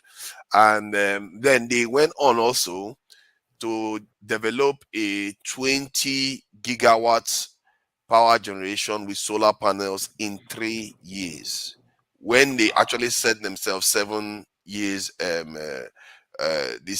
timeline. They went and accomplished it in 3 years. And then he summarized everything up by saying, as a people, that you need to be he talked about an African leader coming to enjoy their healthcare too. which is not exactly flattering of us. And then he summarized it by saying that you have to be brave in this world. He was telling the younger generation of Indians that you have to be brave, and when you do anything, you should not be afraid, and you should go ahead to do it. So that was basically the gist of this thing. And for me, what stood out is the ability to make a change very quickly, and when nations mean business. But we have not managed to do something that they did in 3 years. They generate Nigeria's total energy capacity is 11 gigawatts, and that is 4,000. We have 4,000. No, yeah, the one that is available is 4,000. 11, but the distribution the problem now. We have 11,000, 15,000, 15,000. But they went on to generate 20 in 3 years with solar power, which is not easy. With solar power, they did that in 3 years. It just shows you the gap of performance or functionality that others have over us. And I don't know whether you have anything to say about that. What I have to say is that, talking about Nigeria, because, all these things you're saying about other countries, you are saying it with, with Nigeria in mind, To me, whole thing is a mess, I don't see any, any sun in the ray of sun, coming shining in Nigeria because of the imbalance. Something has to change. I mean, in terms of the structure that we're having right now, it's so messed up. We don't even know where to start. So until we get, things right, I'm not even saying the whole Nigeria. The structure, something has to happen. The tribalism, the corruption, this has to be fixed. If they were to ask you to name 3 or let's say 4 top problems of Nigeria, what would you say that is preventing us from developing? One, the injustice that's going on, for many years, you understand? And we're not a nation. We're not one. The disparity between, the tribes we are not united. We're not united. And the way things have been happening over the years, I don't see any unity coming. I don't see, because it will take a lot. Where you see a certain set of people as, inferior to the rest of the country. Sorry, if I'm asked, injustice by whom and against whom? I'm an Igbo man. I'm talking about the injustice against the Igbos. Until it's addressed, Nigeria will not move forward. I'm an Igbo man. What is the injustice? What is the injustice? What is injustice? Yeah, what is the injustice? It depends on, is there any definition for injustice? What I'm saying is... No, it's what is the injustice against the Igbo? Political representation? Is that what you mean? Or infrastructural underdevelopment? Or so many, we are not seen as human beings in Nigeria. Oppressive, Nigerians are not, Biafrans are seen not to be part of Nigeria based on what has been happening. Okay. Maybe under the umbrella marginalization, more or less. Yeah, it's very painful, and there's no end to it. The way, based on the trend, no end. Okay. So it has to be addressed first of all. We can't say I'm happy Obi is not the president today. I'm very happy because what could he have done? What could he have done? Tell me what Obi would have done. But could it be that what you are experiencing as injustice is similar to what maybe the Northerners will experience as poverty, lack of development, and Southwesterners will see it as corruption, but they are all manifestations of nation that is dysfunctional? I'm not even thinking about the Northerners. To me, the civil war appears not to have ended. The war is still being waged against Igbos. That's the way I'm saying it. But if you look at it, because the question I asked earlier on is about different perception of the same thing. Because I've spoken to a Southeasterner once, and believe me, you sound very, very, how do I put it, polite when discussing Nigeria compared to him. And in the end, when I asked him what is the solution, and the things he listed, I was shocked. That's it for me. It was almost as an epiphany. What he basically listed, I said, but all this is that he listed are things a Northerner wants, are things a Southwesterner wants. You just want a nation that is functional. Permit me to correct you or redirect you. Really, that's my experience. Hold on, but is it the 3 regions of the country? Of course, Nigeria is bigger than these 3, Yoruba, Hausa. But there's no parallel. There's no parallel. In other words, is for example, if the Igbos in the Southeast are talking about oppression, marginalization, injustice, I mean, for you to equate that to perhaps the perception or feeling of poverty in the North, there's a difference. I mean, a category difference, so you really can't begin to compare. Well, how is it different when they are suffering more than let me explain. The difference is this. No, because in the first place, I mean, the North wouldn't say somebody is responsible for their poverty if they consider that as as a problem, as an injustice. Okay, because we're talking about injustice. Yes. So if they say in the North, Nigeria Nigeria is unjust to us. So okay, and then that injustice, if they specify it as poverty or underdevelopment, whose fault is that? I mean, after all, these people from their region, in the leadership of Nigeria, they've had more than their fair share of leadership of Nigeria. So who are they going to blame for poverty? So that's what I'm saying. It's a wrong. That's why I try to explain to you that it's perception, the way you perceive it. You perceive it as a form of injustice. They see it as a form of their leaders are incompetent. They are poor. It's not justifiable. I mean, there's no equivalence. There's no parallelism. And then again to the West. So is it corruption? Corruption that is something that affects. I mean, Nigeria as a political entity, is our system is wrong. Again, you cannot. In other words, I think the point I'm trying to make is this: look, what people from the Southeast might be feeling is quite particular. It's peculiar. There's a singularity. I think there is a little bit of a misalignment of expectations. No, it's not. Let me explain my point. Let me explain what I mean by misalignment of expectations. Because sometimes, and this is what keeps us in this vicious cycle. Well, let me just make the point. I don't agree with you. You see, look, you are not listening. You have not even heard the point let him finish. I'm trying to make. Let's hear him out. See, there's a misalignment of expectations because sometimes, let's say a northerner expects, some things to happen and they don't get it. They will say their leaders, because they will know many of their leaders have run the country. They are not going to perceive it as and somebody inflicting it on them. They are still going to perceive it as their leaders are incompetent and they are poor for it, and they are not going to be happy. They have their own grievances. Now, that is a grievance they will have amongst themselves, and that's why you see some of all these Fulani and all these problems. Fulani and Hausas, they are fighting in the north too. And then you go to the south, west, they will say their leaders are corrupt. Their leaders are incompetent. All those sort of things. That's how they perceive Nigeria. And they are not happy too. The South, they are stealing all our oil. And they fought and the injustice, all of them happened to them. They hate Nigeria too.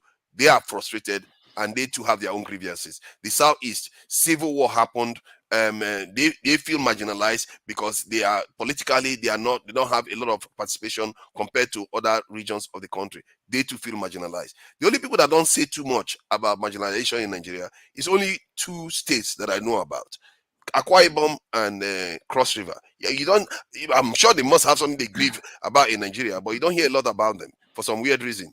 Maybe everybody's ignoring them because it seems like their own pain, nobody cares.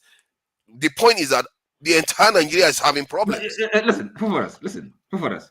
You see, quite frankly, it's not that I, for one, I don't, this, I don't. But to say that your own pain is more than other people's pain, you are missing the point. For us, look, let us not sometimes argue unnecessarily, okay? Okay. I for one, coming from the Southeast as well, I don't, this kind of, I don't want to make this, for me, make it an issue, victimhood, okay? But again, you really have to be, realism, okay? Practical experience and truth, okay? All this moral equivalence you're trying to draw, it's not there. It's not sustainable. And how? No, excuse me. Look, first of all, a region was affected. I mean, if we want to be concrete, okay, and truthful, because if we cannot tell ourselves the truth, sometimes this argument becomes pointless. Because in the end, is it just to win an argument? I'm not interested in that. No, but look, you see. It's not because I'm from the Southeast, okay? But when you think about it, a region affected by a war, okay? And then from every indication, I mean, there are signs everywhere that this war seems not to be over. Some people are still waiting, okay?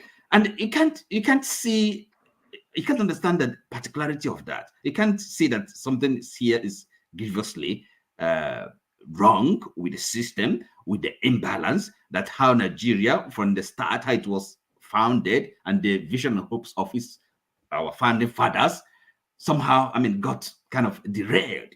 And, you know, up to today, the system, the polity is still affected by, you know, the interregnum, the military interregnum, you know, the coup and the civil war.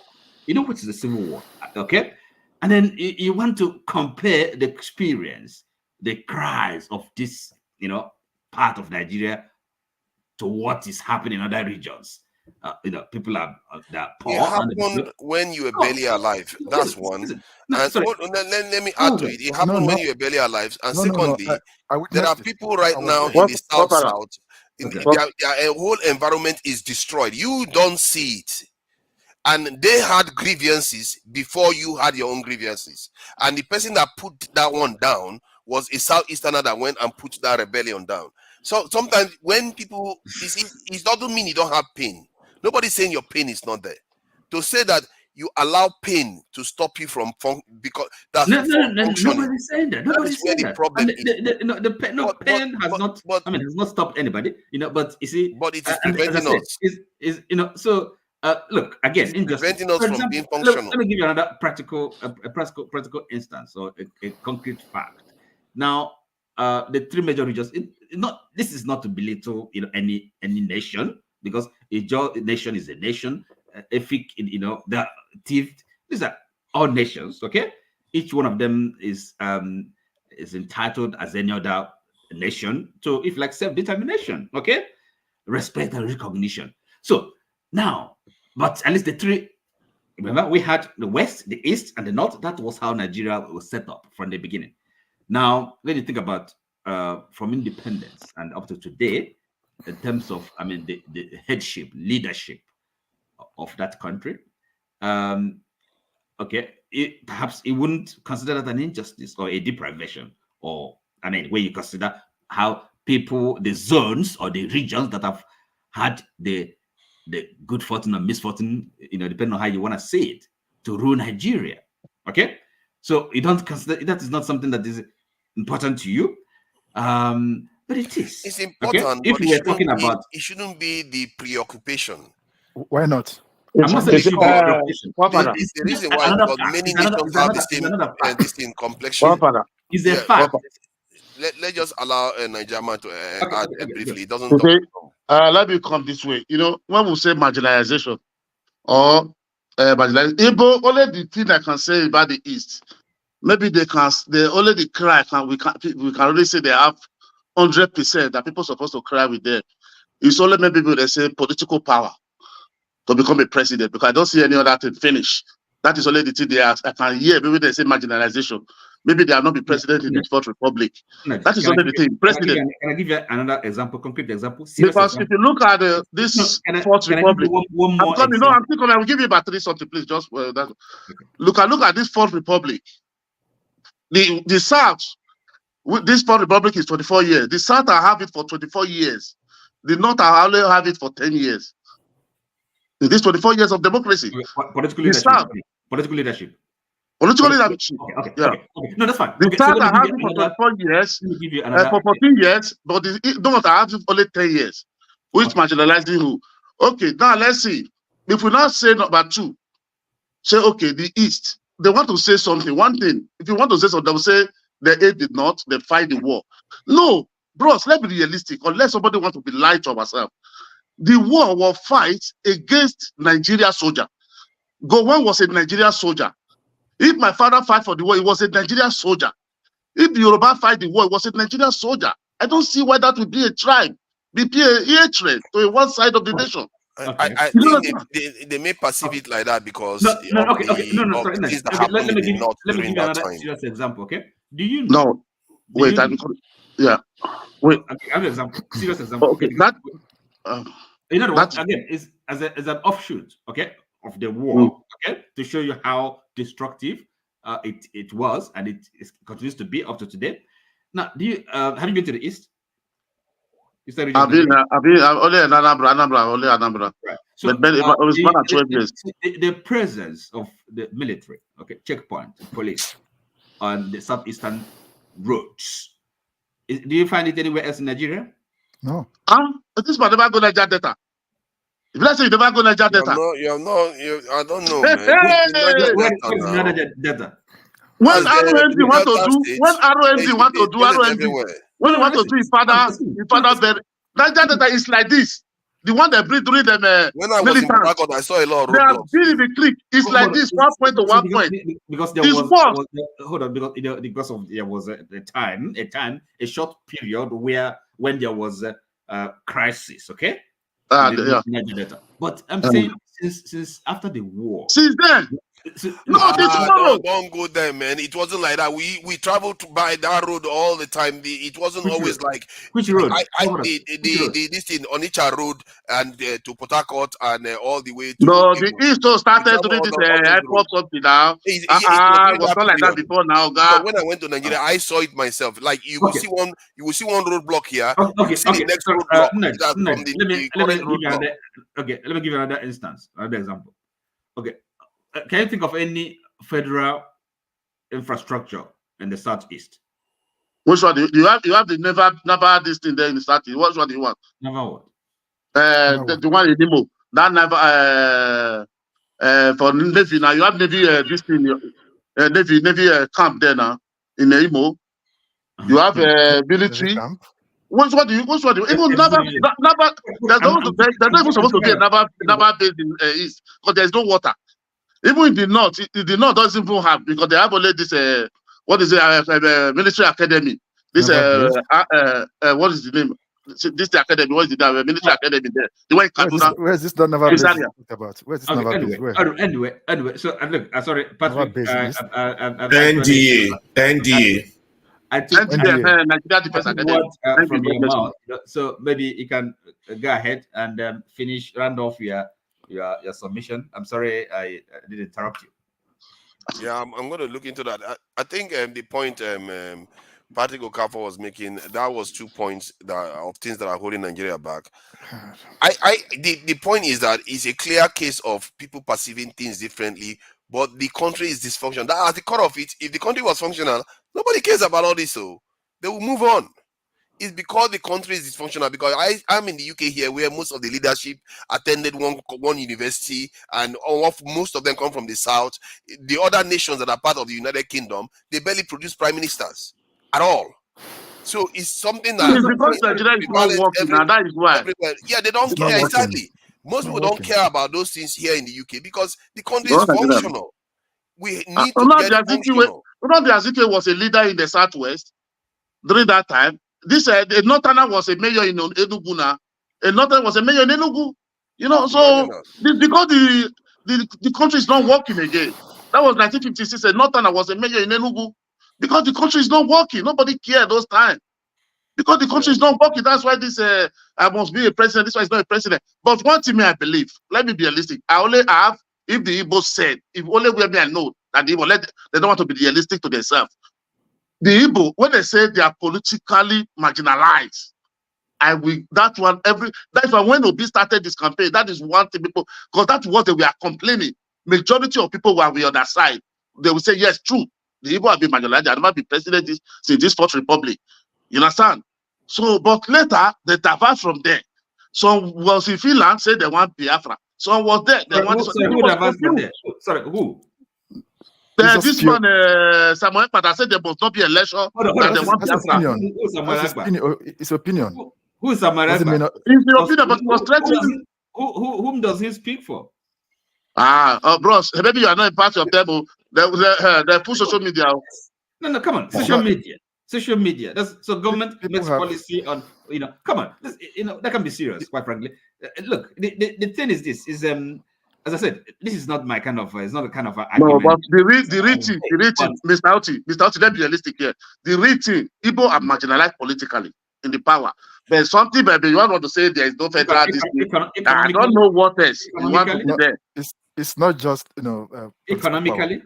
The Igbos have to. Who have the economical power in Nigeria? Who is the business power in Nigeria? See this Roga. Who? Some people, they be the business guru all over Nigeria. Is that what you call economic power? Oti, don't have nothing. Oti, please, can you tell me any federal government presence in Delta State? Can you tell me any federal government presence in Delta State? I don't know, Paul. I don't know. I have to say. Okay, there is no federal government presence in Delta State. Tell me any federal government presence in Edo State. You don't know. Tell me any federal. Tell me any federal. Amadia might help me. Can help me answer that question. No, I want Amadia to come and save you. You don't care because it's not your problem. That is the thing. This is what I'm trying to explain to you. My brother, But you don't notice your problem. It's only your problem. my brother, Nigeria fail every one of us. And 1 minute, Nigeria fail every one of us. So don't. I understand with your majority, say the 3 major ethnic groups.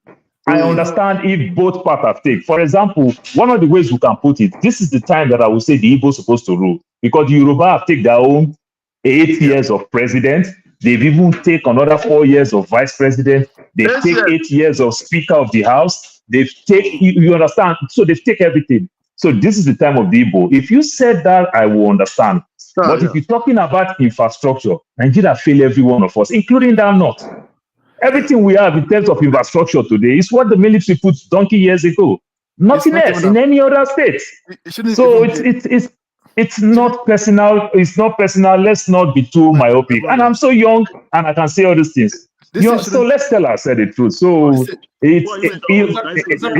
political powers, I will understand, and I think forefathers spell it very well. Because the North have leaders. The leaders does not represent their people. They represent themselves. The Southwest have this thing. Jonathan became president. He failed his people. One university, nothing he put in Bayelsa. He didn't do nothing. He was building Alamajiri schools everywhere in the North. He didn't do nothing. So which means he himself too, he also failed his people. You understand? So the thing is just funny. So if you're talking about that politics, let's play politics. I quite agree with you. Outside that, nothing. And the rest of us that have even had the privilege of having presidents, you understand? The presidents still fail their own zones. Obasanjo lose in his own town. He lose in his own place, Ota. Obasanjo lost 2 times when he was president. He lost his vote and everything. And he did not even do his road. Ota road, where he has his best friend. Let's allow I would like Okafor to say something about what he's had so far. The whole thing is so painful. It shouldn't even be about. I'll join you guys today. It shouldn't be. Thank you for coming in. It shouldn't be about an Igbo man. So what I'm trying to say is this: it shouldn't be about an Igbo man being the president or Yoruba man being the president. Want somebody there who will look at all the sections of Nigeria as one. Doesn't have to be an Igbo man. Doesn't have to be a Yoruba man. I went to school in Unilag before I came to the US. I have no Igbo friends. All my friends are Yorubas. All my friends, I have no single Igbo friend. Get the point? It's the leaders, these people that think that once they find their way to the presidency, it becomes a tribal thing. During the war, my father told me, an Hausa man lived in the village in the east. I was born in Benin. I grew up in Ogwashuku in Delta State. My father told me how an Hausa man lived in our house during the Civil War. And an Hausa man, nothing happened to him.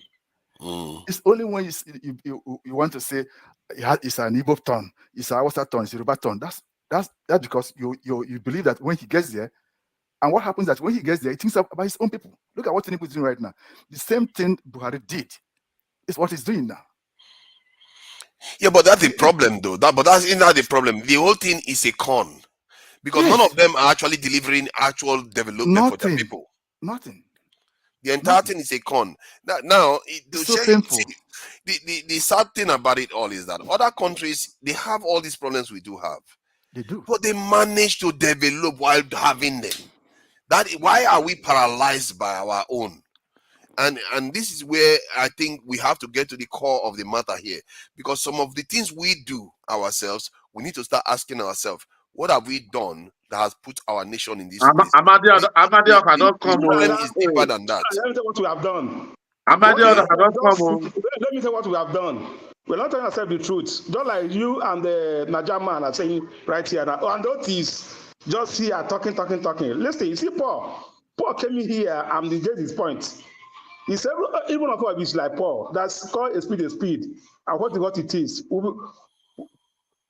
see, we are going to be fine. But the way you guys, I believe to you guys is, the way you guys are going, especially Nigerian, that's not the way. If you want Nigeria, you see, Paul came in, he make his point, and everybody reason, everybody understand what he just said.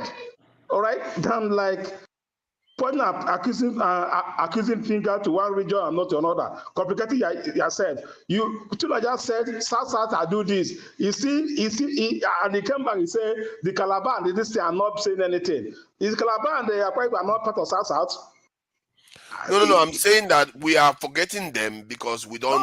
Everybody don't talk about their problems. South are doing this. I don't know part of South. You know they are forgetting them. Listen, if you know, I'm talking about some different specific areas that have problems. Let's put it through this. Let's be in the track. Let's be in the track. You are talking about South. Talk about South. You are talking about Niger Delta. Niger Delta is not only people in the river area. Imo State, but on those people of Niger Delta, we make people to understand where we are coming from. So when Najama said Niger Delta, or in Niger Delta, it doesn't. Yoruba people are part of Niger Delta. Some part of Yoruba are part of Niger Delta. Some part of the Igbo speaking Yoruba about that. You're conflating. Yeah, I get what you mean. I wasn't describing a geography. Another one you said you are talking about NDCC or NDCC or Niger Delta. What is NDDC? What is Niger Delta? Niger Delta Development Commission. Even the Imo and the this thing, they are already in court. They are going out of it. What are you saying? Amadioha, you see, Ken Saruwiwa that I mentioned is not the entire South. He was all about the Ogoni people. He wasn't fight. His struggle was not. It's not like when Nnamdi Kanu is fighting for the entire Southeast. The South, they have different groups in the South, and the reason why I highlighted this in Akwa Ibom and Calabar is because for some reason nobody seems to talk about their own issues in national. I've never had one person bring it up here. Because if you don't bring your case to the court, nobody will talk about it. Let me tell you, that's why I heard some people tell you that why is Igbo complaining? Lord Najaman said, why we be talking about we are being marginalized. If I don't bring my case before you, you can't talk about it. The Calabar people, I'm so many friends of them, they're not attack their complaint. They take actions dramatically instantly. They don't what I said the only marginalization is political. I don't say why people complain. Please, that's not what I say. Okay, everybody is here. Listen, guys, listen. If you want to move forward, all right, let's leave this calling of Igbo, this, that. I talk about one Nigeria. Let's leave all this Igbo. I talk about one Nigeria. Because the way you talk about my own tribe, I be feel angry. If I talk about your own tribe, you feel angry. We are going nowhere with that. Nobody be happy when they talk say Igbo do this, or I come and tell that. Edo do this, Calabar do this. If you're from that, you're not going to be happy also. So if you want to talk about one Nigeria, as you guys are proclaiming, your name is Niger Man, let's leave everything and talk about one Nigeria. What would make us and stop pointing at accusing finger or one why are you calling my name? The man that brought Igbo matter, you didn't face him. You are facing me. Okay. Let's go back. We have taken the mic from Patrick Okafor. You know, he's still a gentleman. He's not gotten very rascally. You know, like most of the panelists here. Yeah, all these people that like to jump queue. Can we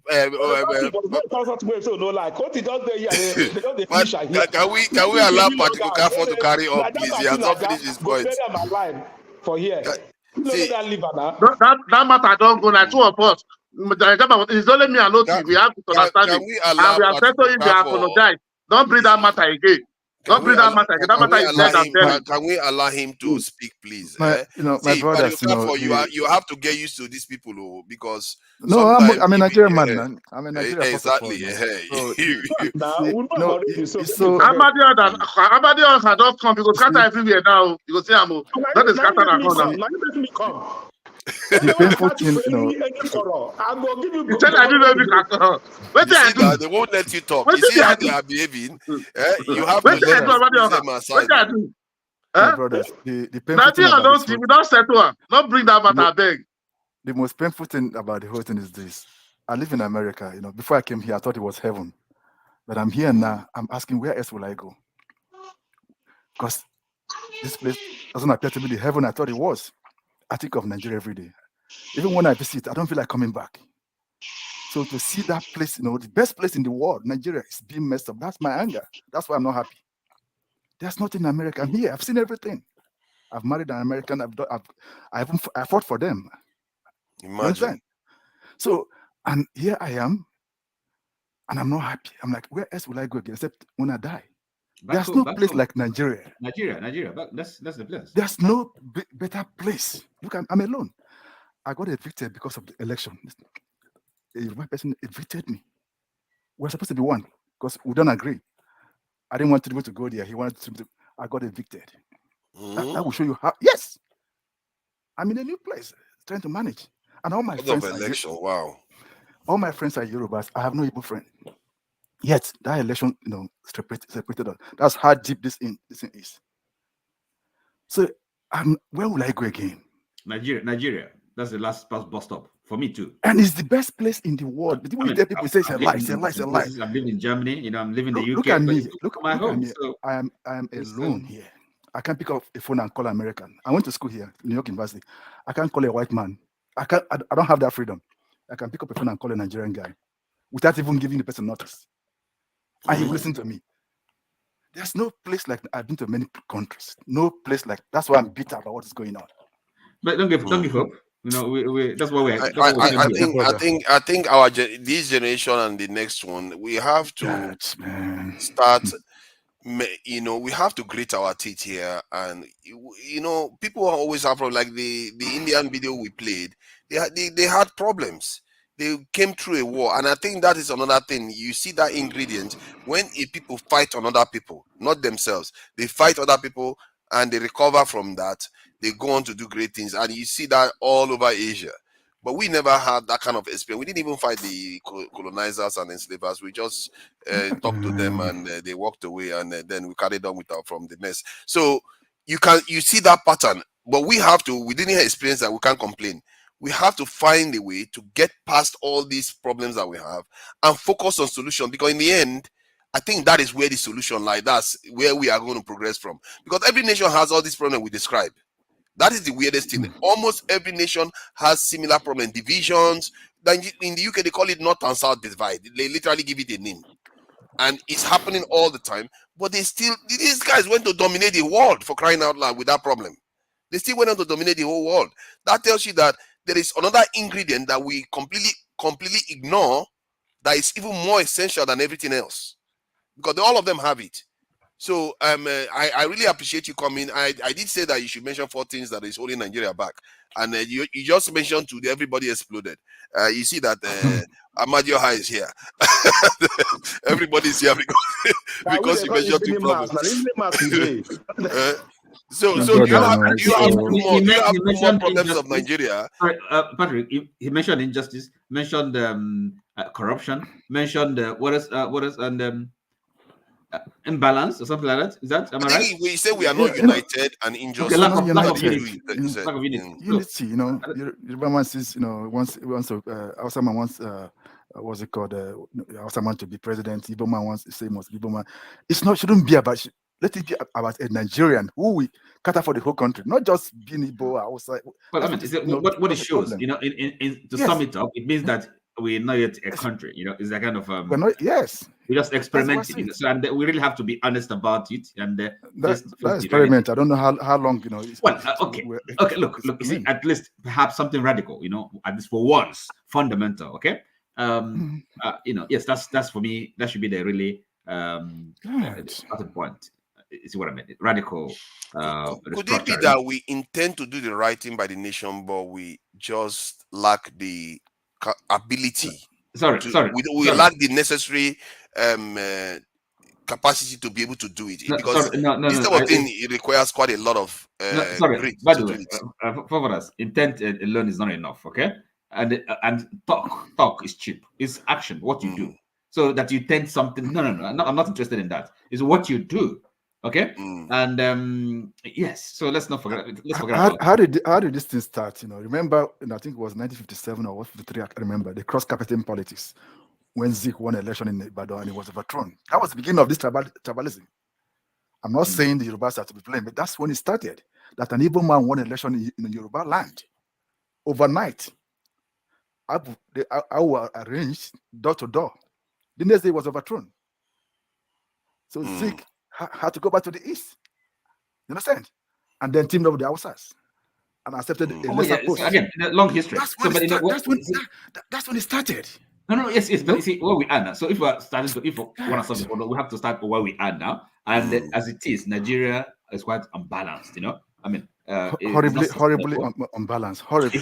I actually think that in terms of representation in things and others, if you take the matrix in Nigeria versus other countries, Nigeria is far more balanced. Nigeria actually in the constitution coded. No, hold on. Let me finish my point because it's not a flippant statement I'm making here. Because listen, what do you understand by balance? Okay, now listen. You see, I think that I thought you were referring to everybody being represented. No, not really. Okay, maybe I'm missing. What do you mean by balance then? Okay, look, okay. You see, because first of all, you have to recognize who you are, okay? Nigerians, because these are nations. You can't run out. We can't escape from that. It's a fact, right? Asian nation, Igbo nation, Yoruba nation.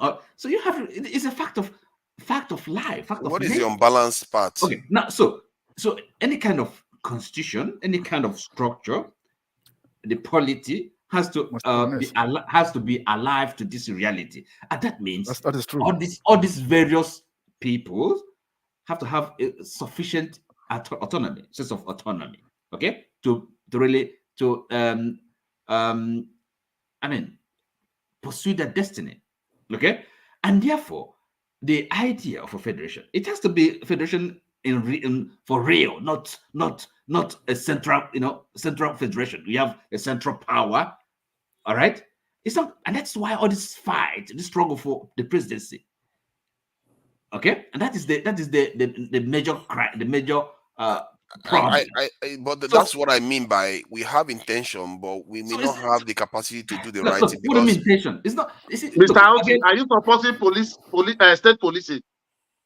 It's going to be hard. No. It's a cliche now. It's a cliche now. Everybody seems to support it. The capital, okay, the central government should not be as powerful as it is. Okay, I mean that state government.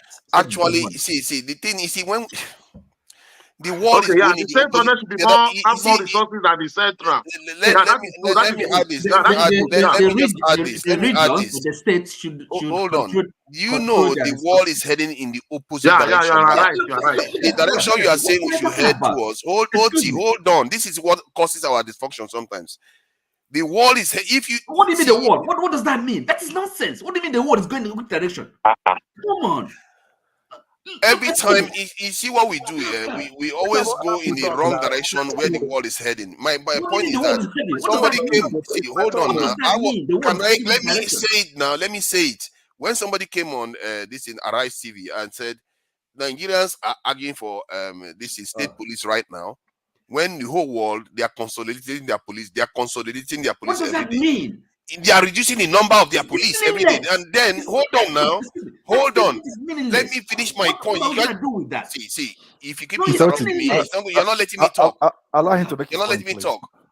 Then, when it comes to centralizing power, the world is actually becoming more and more central every day. This is why people are talking about police state and all the rest of it. So we should becoming more and more central every day. We should do more. You are not listening. Oti, you are not listening. You just want to respond and interrupt.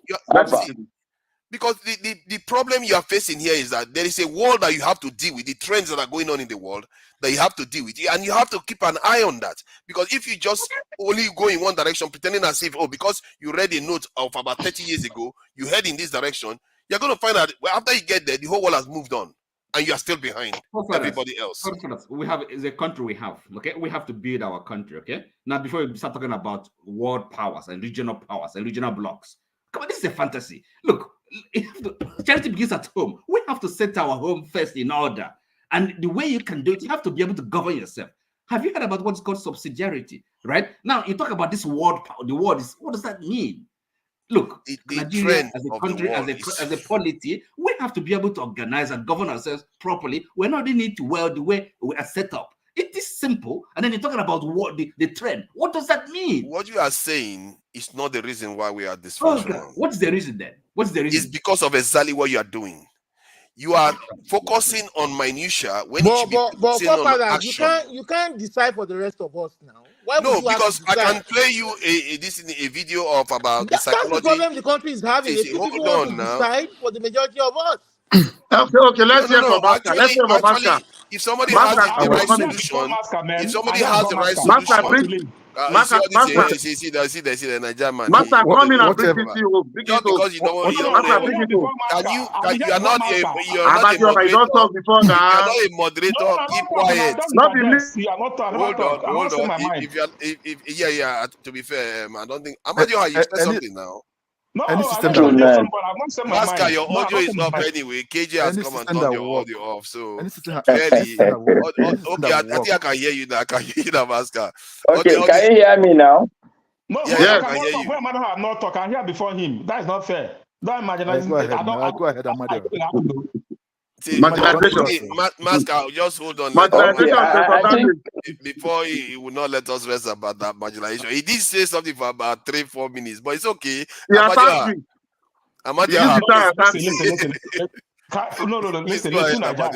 Niger. You know, say me at the come waiting the evening mass people. Where they come evening mass. Now here would they get the main thing where they happen. Just imagine what is going on this platform now. And you are talking about Nigeria of how many ethnic group. Look at the way we are disagreeing everything. You must disagree, right? Democracy. Then we can't look at Nigeria. How is it going to be where you have all those people put together that call different names? If I tell you, all right, we can say anything about ourselves, but make Ghana try us. All of us go jog and beat the Ghana person. We go remove our tribal and everything. Even here in America, if I do with you, just guys, if you from another place come, we'll go jog and they do with you correctly. That's one thing I like about Nigerians, me particularly. All right, we just have to fight. But when we come among ourselves, we start to they drag bone where we say flesh no damn, that it makes no meaning. That's what we have to say here. All right, we are all brothers here. Listen, all of us like every day is Friday. How do we fix our problem? Saturday, Sunday. All right. If any of us have not logged on to the Damage show, we'll ask you, are you sick? I say you're in the hospital. All right, to find out what's going on this show. If most of us, if we are not logged on to the Damage show Saturday and Sunday, that means something is wrong with you. You see that other spirit we are to fix Nigeria. But sometimes we'll come here, we'll start attacking each other, start bringing tribal, this region, injecting it. Outside man they suffer, Igbo man they suffer. Everybody for Nigeria, everybody suffer. The two guys that come yesterday, I don't know that number. One na a jogger, one na from boss was it under me. One na from I think Ijebibo. They not talk say because Igbo not say me something. Oh God will say as he be hungry they finish us. So but we'll come here, we'll come there like talk like say we know be from Nigeria, not from where we I beg, make una like. Mr. Kafa, maybe subscribe first. I beg, thank you. So like. my point is this. Most of us are always complain about. Subscribe, please. I like. So most of us are always complain about somebody bringing tribal. Now, would they raise the problem of tribal come first? Yeah, subscribe and like, please. Thank you, sir. Now, would you can see inside one black button in the top. Okay. You have to go to. You can't be talking over people now. Let's try to be exercise some sense of. I say make you subscribe before you forget. Now, Mr. Capo, now I have to log in, right? I have to log in, right? I have to log in. Thank you. They don't know. No, you have to be. Log into YouTube. If I take 2 cola, 1 cola, not pray for you, I tell you, you go they talk, they go. And they talk, they talk. What are they talking? They talk. Like no, they tell that Mr. Capo, we'll forget. We don't talk since we don't forget. Tell them. I snap. I get snap. I took cola nuts. They can pray for you. Go no. You be about your I'll be quiet. So come guys. Only thing I just pray one day. The way we all of us want Nigeria to work. If we can put money together to Nigeria, we're going to be everyone going to be happy. All right. Obi said it one time. People don't understand what he said. Nobody buy bread cheap. North, east, west. Nobody buy bread. It's affecting everybody. Igbo what man is our problem, Amadio? Igbo man we think that is enough. It's affecting everybody. All right? Because it's not like pikin they cry, they down, they cry. It just they down there, you know they cry. You just they down there. All right? So that's how they like Nigeria is now. Yes, it's also in Lagos State, and that's about 3 people. I don't do that. What is the problem? And how do you fix it? You know, it's just we have been coming here talking how do fix it, how do this for over 1 year now. For over 1 year, we're coming here, talk. No solution. Tell us, you know. I mean, yeah. you know. Now we'll call you to tell everybody.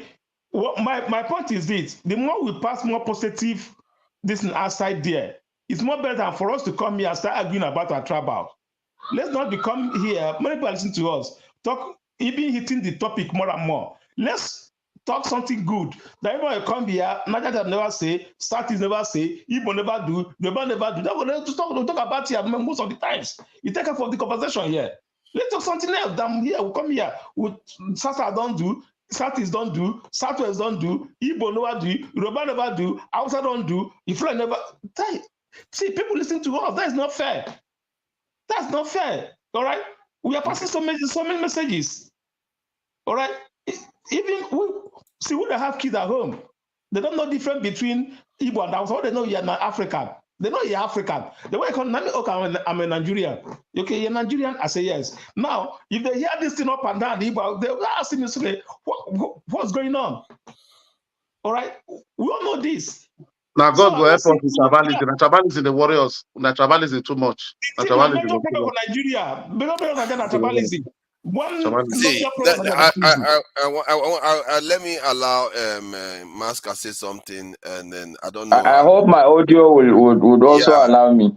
Yeah, it's very clear. And then I will play something then where KJ can go, because I know KJ has something very strong to say. Yes, I'm going there. Let me don't worry. I would rather allow KJ to speak. The only thing I would say is to Mr. Oti. I think part of the problem you're trying to solve, Mr. Oti, is what you're compounding. We need to learn to listen to each other. When somebody is speaking, even if you think he's going to a place you don't like or you will not agree with, it's important to listen with an open mind, allow the guy to finish, and then you can actually counter him. Because I see forefather talking about... Masker, yes, I agree. I take your advice. No, but this is something I know. Something is typical. I know forefathers. Okay, so I know is a. This is the point I made. So it's not a matter. I know what he was gonna say. It's diversionary. It's So I know exactly. Your mic is not working. Your mic is not working, Masker. We are not hearing you. You see the fact that you call something that is clearly not diversionary smacks of what I'm talking about. Forefathers. It smacks of somebody that is incapable of understanding reality for some reason. Yes, and you probably believe that. You probably believe it, but it's not true. No, listen. Okay, but it's okay. I respect that you believe it, but it's not true. Is Maska back or no or something? No, Maska, your audio is gone again. You know, with this KJ around, I don't know. All these people that don't support Peter Obi, and when they show up, you start having problems everywhere. Okay. So what can I say? He's already muted Patrick Okafor too. Okafor, you are muted. You need to mute your mic. You want to say something. So see, Oti, one thing now, if you want to have a conversation with me, listen to what I say, respond directly to it, and also qualify it by examples, because then I will respect it more, because you have real world examples of what you are saying being true. You see, first of all, if we're arguing about anything, any point, any question, all this kind of telling me that the world trend is going this way. I mean, that's starting point. That is really, you're starting on a very wrong foot. So I don't care what's the trend. Look, we have a problem with looking at. Actually. No, excuse me. Look, you have a problem. Okay, we have to be concrete. For all these abstractions or generalizations, it doesn't help anybody. If we have a problem, let's face it. Let's discuss it. Let's analyze it. Okay, Nigeria, we have our peculiar problems, right? If it is in terms of, the structural constitutional imbalance, the problem, we can deal with that. I think we have enough analytic power. We have enough brains to look at the problem we have and then try to provide solutions. There's no point in referring us to what somebody said somewhere else, right? I mean, borrowing, look, it's not that we cannot borrow, okay? But we can understand our problem. Are you with me? So when you start off by telling me that somebody was saying that the trend in the world, come on, that does not help anybody. And because I know there's nothing you're gonna tell me that will make much sense to me, because that trend, which trend are we talking about? We have to understand our problem first. And if we don't understand Mr. Oti, we can borrow solutions. Yeah, your audio is back, Masker. Mr. Oti, is this same kind of thinking that I believe has landed us, all Black people, into trouble? What kind of thinking? Our inability to be smart and strategic. Your audio is cut out again. And I think he's making a point that Oti is a very fine division. I want to listen to him. It's a fine difference that I have with you. It's a fine difference that I have with you. It's a very fine difference that I have with you. You believe that the structure that you create in Nigeria is what is going to solve the problem. I'm saying you can have the best system on paper. If the people don't shift their mindset, they will destroy any system you create. And that is what I'm saying you need to look at. Because you keep looking at it. That's why other countries have so many systems and they are functional. That is an example. I'm not hung up on anything particular, structure or, but you see, it got to be dynamic. First of all, you have to understand that if you cannot make proper diagnosis, then any solution you can't even have a solution for a start. So I'm not like obsessed with the structure, but we have to look at it, and it's basic, it's fundamental, because we build on the foundation, we build on the structure, and this thing we talk about mentality, human beings are malleable, right? They're not difficult.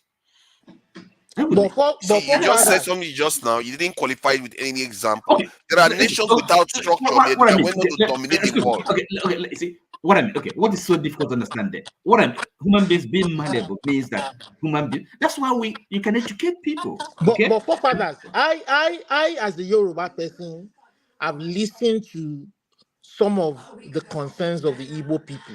And we've said this is not an Igbo. This is let's not. I know. No, he wants to degrade the conversation now. Please go ahead, Oti. You were saying something. Change that's fine. What I'm saying is that we see every part of what I'm trying to say is that every part of the country has peculiar issues affecting them. We don't necessarily have to have one issue. So let them and raise that issue so that we can all talk about it. There's nothing wrong in doing that. We talk about tribalism. There's nothing tribal talking about this. Are you aware that the National Assembly presently is going through constitutional whatever? Constitutional amendment. Yeah. They are doing it all the time. Last year they had more than 60 of them. Yeah. You see, but of course, when I think about a solution, I mean proper solution, effective, not something cosmetic. Okay. And you don't seem to maybe agree that, for example, that our governors really actually not doing proper governance. Thinking hard how to develop their people and the resources that that they're entrusted in. But it's and again, Oti, to your point, it's even. For me, it baffles me that people who live in different demographics, different culture, different language, and you tell them not to talk about their own peculiarities, to look for a common ground. Well, we are a federation. That's why it's a federation and not a unitary government. Nobody is saying you should not talk about it, but when you make it paralyzing. It is fundamental for us. No, it's not. It is fundamental. It's not as fundamental as you're making it sound. Other nations, but it's not based on example. Okay, give me an example where people have this problem and they are. Stop interrupting, Jesus Christ. forefathers. Okay, you see if the constitution. Okay, first of all, it has to define what Nigeria is. Okay, right? It has already done no, that. Excuse me. Let me ask you. What can be more fundamental than the constitution? In other words, that defines. You see our problem? It's like they are frozen in place. They refuse to move. What do you mean? You keep talking about the same thing over and over again, and you don't even see yourself. No, I want to make look. You said it's not fundamental, and I'm trying our to make. Children are hungry right now. Talk about our children. People are insecure right now. Excuse me. They are busy talking about the same thing repeatedly. Israel doesn't have a constitution today. Okay. The UK doesn't have a written constitution today. No, sorry, excuse me.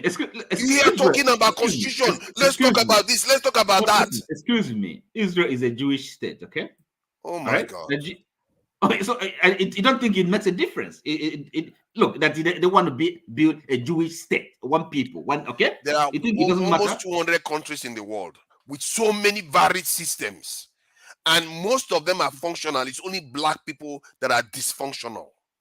Literally, only black people that are dysfunctional. Look, excuse me. No, forefathers. That statement is not correct. Okay, give me black countries that are very. Give me one black nation that is. No. I'm not going to. This Emilio network. Your audio is cut out again, but I get where he's coming from. Maybe it sounds very harsh when I'm saying that, but most black countries are not developed. As a matter of fact, I cannot see one black country. Look Jamaica. Look all of them. Yeah. Look at West most Africa. of us are still stuck in one place, and I can understand why, but it's not an excuse to carry on like this. You have to sooner or later lean forward and start doing things. Forefathers. How do you then? Okay, look. If the constitution, okay, the basic law, okay, is not basic, so what else is? Okay, how do you even have a good government? Okay. We have all the constitution we need. There is no people to implement it. That is the problem. Even if we wrote our constitution on paper. You can make it functional. Even if it's on paper, even for business, they can make it functional. Even in Israel, it's only 10 commandments they had, and they managed to make it functional. And yet we keep making excuses for failures constantly. Oh, is this constitution? Is this paper? Is this one? Let's face it, we are not. Before you come in, see, Masca, this is why I was saying that I fear we as a people currently lack the capacity to build something great. Is that okay? No, we have. Don't worry, we have it. We have the capacity. Father.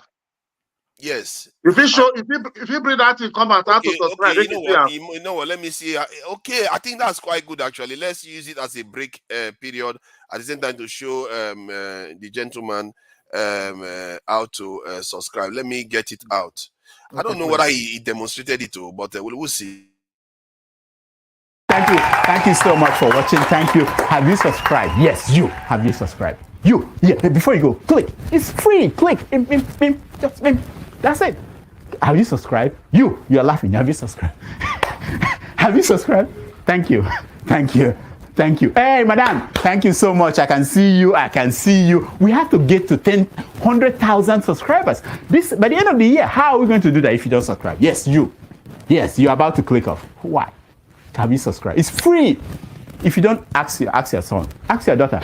How to, just one click. Thank you. I see you. Aha. Thank you very much. I'll see you tomorrow. Yeah, I don't know whether that helped you in any way, but let me show you. Let me show you another one again. Let me show you something that might be useful. You can see yourself here. You will need to go to YouTube page. And this is the YouTube link there. You go to the YouTube link. Let me share it backstage now. So you have it. And you go on this thing. I think this should help. That's the YouTube link on the backstage. And you go there, and this is the subscribe button. Where is the subscribe? That's it there. You subscribe and select all. So you get notification whenever we are on. Okay. That's it. Yeah, you subscribe. I hope I'm not unsubscribed. That place you see of damage at the dam. Oh, okay. I should be able to find it on my own. Don't worry. Let's continue. All right. I'll look for it. Yeah. And while we are there, let me just share this one. What this guy was saying about the Algerian problem. So Fanon was early on in his career. The Fanon guy is a black revolutionary that wrote some psychological book about, you just hear what he says anyway. Coming up against the racist and colonial misconceptions of the French medical profession, and ultimately of his own profession, psychiatry, although at that point he was just a general practitioner. And he wrote an extraordinary early article published in the French left-wing Catholic journal Esprit called North African Syndrome, in which he argued essentially that what was making these men sick was racism. These men were so-called French Muslims of Algeria, Français musulmans d'Algérie. That was their juridical category. These French Muslims of Algeria were told repeatedly that they were French. They were force-fed with French idea, French culture, the French language, and yet the reality was that they could never be French. They were not equal. They were discriminated against. They were oppressed. And Fanon's argument was that experience of oppression could actually result in physical and psychological symptoms of acute distress. So he was very early in his career, and he was only about 26 then. Fanon was seized by these, remarkably lucid insights about the connection between political oppression and mental health. I mean, today these ideas, I think, are widely accepted. Back then, they were extremely novel and challenging. I think the general point was about political oppression and mental health, how it affects you. And let me just play this one as something on the side so that people just have a general idea of some of the kind of stuff that goes on around the world. Enormous power. So the book focuses a lot on oligarchs. All right, what does that mean? It means, we got to figure out how can we be effective in taking on people with enormous power. So the book focuses a lot on oligarchs. All right, what does that mean? It means that in the world today, the top 1% owns more wealth than the bottom 99%. In my country, richest country on earth, the United States, 3 people own more wealth than the bottom half of American society. So you see what he's revealing there. This is the reason why I share this is it's not because I'm trying to compare, notes. I'm just trying to show that nations have crazy things going on in them. But yet, look at them. Look at America. Many of us are running to America. Patrick fought for this same country. Because even if these injustices exist, they are still functional. So that's why I keep going back to this point. Because that is the one that makes sure that when you go to hospital, you get treatment. That's the one you make sure that your life expectancy is higher. Your student can go to school. People can feel safe in your country. That part of it is the part we have not done. Sorry, all the injustice is there, but they are still functional. Why? Forefather, forefather. Sorry, why are they functional when there is injustice? You guys are not on the ones, Yana. Let us also continue. KJ, please, a minute. Wow. The mistake you're making. I think KJ has been very patient. Just one sentence. Look, you're putting the cart before the horse, okay?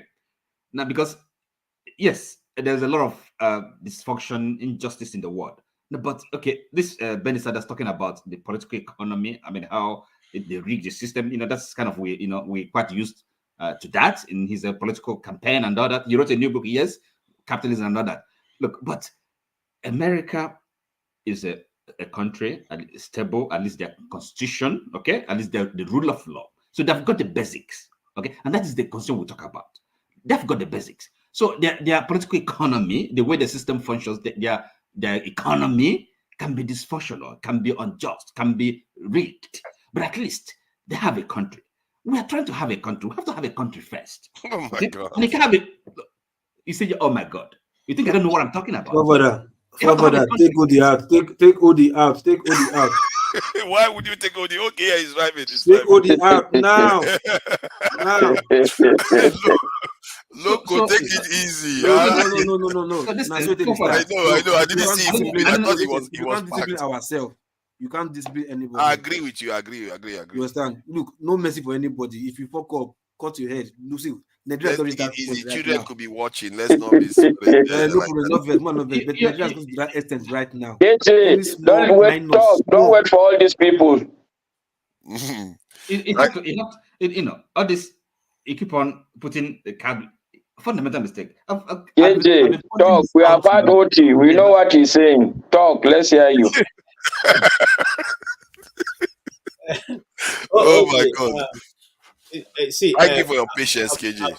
I've listened. In fact, I've been listening. Even though I was not, on the screen. And the argument we have all canvassed is very, very, very fundamental. But the most that I would like to, speak about is the fact that the last statement that Oti made. We need to agree first that we want to be a country. Then we can now begin to deal from there to work the injustice that is there. Right now, today I had the privilege of watching a documentary done by one American on how Nigeria came to be, after the Second World War, and how they were able to put things together. Even what I've never heard it before that way, but he spoke about certain powers that came together and accepted they wanted to put nations together, and these nations were quickly assembled and was now eventually called Nigeria. He spoke a lengthy, about the history and how those things were, that those forces came together to build. So the question is, and he kept at the end of the documentary, he said that even though this has been done, yet these different nations, as he called them, have not still been able to tick together. Okay, they are still not ticking together because of the different ways they were brought together. It was not, in the first place, justice. It was not based on justice. It was not based on fair play. And somebody was saying, sometimes we make a mistake and saying God created Nigeria. No, God did not create Nigeria. Human beings like you and I sat in high tables and said to say these people should become one nation for their own best interests. But if we want to say, okay, because they have brought us together, now we want to be a nation, then we should sit down and be able to debate our reasons or what we do not want to be. I mean, for instance, all of us sitting here, and I ever ask you, what does it take to be a Nigerian? You can't say other than that you are born in Nigeria. What is the American dream? I mean, what's the Nigerian dream itself? What is the nation of Nigeria heading towards? We can't say because there's no ethics. We don't have that. Okay, nobody can actually say this is the reason. Okay, if you are born in Lagos, this is what they are pursuing. If you are born in Sokoto, this is what they are pursuing. If you are born in Port Harcourt, this is what they are pursuing. We don't have that. Even the NYSC, which we used to say we should bring the nation, the youth, the younger people together, it's not even working. Because if you take the call-up letter and you read behind, it is said that you are not supposed to be rejected when you are posted. But government offices even reject the coppers when you go there. They bring your paper, let me see. They write on it, rejected, and give you back. This I'm not talking about individual companies now. I'm talking about government offices, federal government offices. Even they refuse to even obey the simple instruction not to reject coppers. So I'm saying this to say that if we can even flout our own laws, if we cannot even accept our own constitution, if we cannot even accept our basis of being a nation, if we cannot discuss the document that brought us together, that made us a nation, then what can we agree on? That's the question. What can we agree on? I can ask you one question. Let me ask you one question. I'll end on this. You played the American politician. What's his name now? Bernie Sanders. Bernie Sanders. Bernie Sanders is a very controversial figure. Okay, because despite his own summations on the economy of America, he's a wealthy man. He's a billionaire. It doesn't mean it's inaccurate. Trump says the same thing too. It doesn't mean it's accurate. No. All I'm trying to let you know is that when they cry out for the poor, the true situation is that they themselves are not living in. Those who are crying, you see, those who are crying, and I'm digressing a little bit. Those who are crying, climate change, they all live in islands surrounded by the Atlantic. The Republican in him is coming out. The Trumpian in him is coming out now. When they want to divert your attention, But I wanted to ask you one question. Now you made me forget the question. Please, go ahead. How do you feel when you hear Nigerian national anthem? I can't hear you. How do you feel when you hear Nigerian national anthem? I think when I hear the Nigerian national anthem, often I think about the musical instrument that they are using, how it seems archaic. You're not Nigerian. And can you? You're not Nigerian. Just keep quiet. I feel like. Can you guys hear me? Let me tell you what I feel like they don't. You can hear me. Okay, let me ask you a question, and this question will go to KJ and OT. I'm not finished. Okay, sorry. Go ahead. Let you speak now. Since the mic doesn't work all the time, you guys just wait. That's the reason why I ask you, how do you feel when you hear national anthem Nigeria? Do you feel, patriotic that you feel you're in Nigeria? I feel very proud. Depends on the context, yes. Depends on the context. I do feel proud. Joke apart, I feel very proud. I feel like there's one kind of inner strength in me to just mess some people up just to make Nigeria great again. That's kind of, I feel that. I envy you, but the fact is that I think I feel like I've been destroyed. Do you know that I don't get moved when I hear Nigerian anthem? Man. I think you get that from a lot of people, some Nigerians. Let me tell you, I was so brainwashed in the US military that when I hear the Star Spangled Banner, their own, I feel like I want to die for America. I see people this is an example of the point I'm making. I'm telling you, I've been making for ages. Does not move me. When I hear Star Spangled Banner, I feel like even during my basic training in South Carolina for Jackson, we are so brainwashed. We scream this thing every day. We scream the anthem. Patrick, that's the reason why Nigerian national anthem doesn't move you now, because you've been brainwashed. No, because I feel I don't have I'm just joking. No, let me tell you. This is my point. This is my point. I feel that I have no other place. This man can have that in Nigeria. Patrick, let me help you. Let me help you. And Master, listen to what I'm going to say, because I've given a deep thought to this thing. If you listen to the American item, even without being an American, you are moved by the words. Now big lie. I say na lie, KJ. What are you saying? Move to where? Listen to the weddings. Just listen to the weddings. Let me tell you what. That's experience now, local people. Now, please go ahead. You think about the wars, okay? Now, just oppose it with our first item. Nigeria, we're healthy, okay? Not this one, arise the compatriots, because no compatriots in Nigeria. But the Nigeria we're healthy, our own native land, though tribe and tongue may differ, in unity we stand. That makes more sense to anybody who reasons. Okay. Arise the compatriots, Nigeria call obey. To obey what? To serve our fatherland as our patron. Which patron do you have in the past? Yeah, but you see what you are saying. I'm stealing money now. What I'm telling you, see what I say. It looks like the people in Nigeria, they are opposed to their own nation.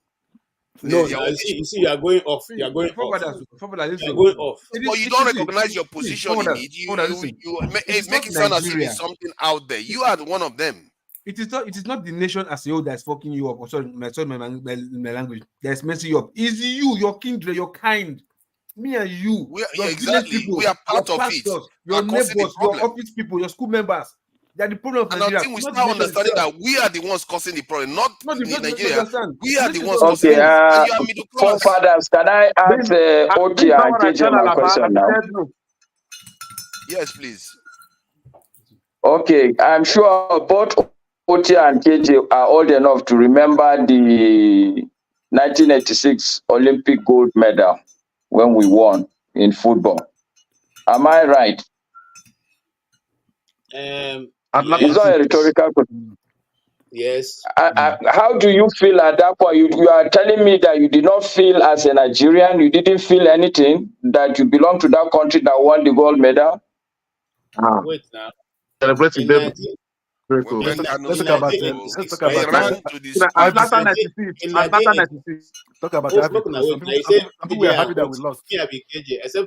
I'm sure KJ was outside with shirtless. I'm sure you were outside dancing that day. 1986. Okay. In 1986, people were happy that time. Is it the same thing in 2024? the Nigeria of 1986? Is it the same thing of the Nigeria today? Because in 1986, hold on, sir, 96, hold not on. 86. Let me just hold on. Hold on. In 1986, I've not gone to university. Okay? And in that, after that, I didn't even go to university till almost, okay, I don't want to tell you when I went to university. But at the same time, okay, I went to university where I used milk. I mean, master, hold. So are you saying you were more patriotic then? I'm coming now. At that time, Nigeria, every Nigerian had a reason to lay down his life for Nigeria. Okay, fantastic. Can you just hold on there, KJ, for a minute? So the point I'm making is that yes, even if Nigeria is not there today, but Nigeria was there at some point.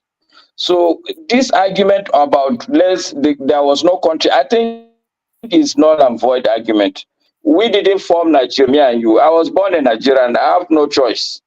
I was born in like most people around the again, world. that's the mistake we make. Sometimes we say we are born in Nigeria. You're not born. You are born either your tribe. You are born as first of all your tribe. You are born as Igbo, Hausa, Yoruba, or whatever. Before they tell you that you are in Nigeria.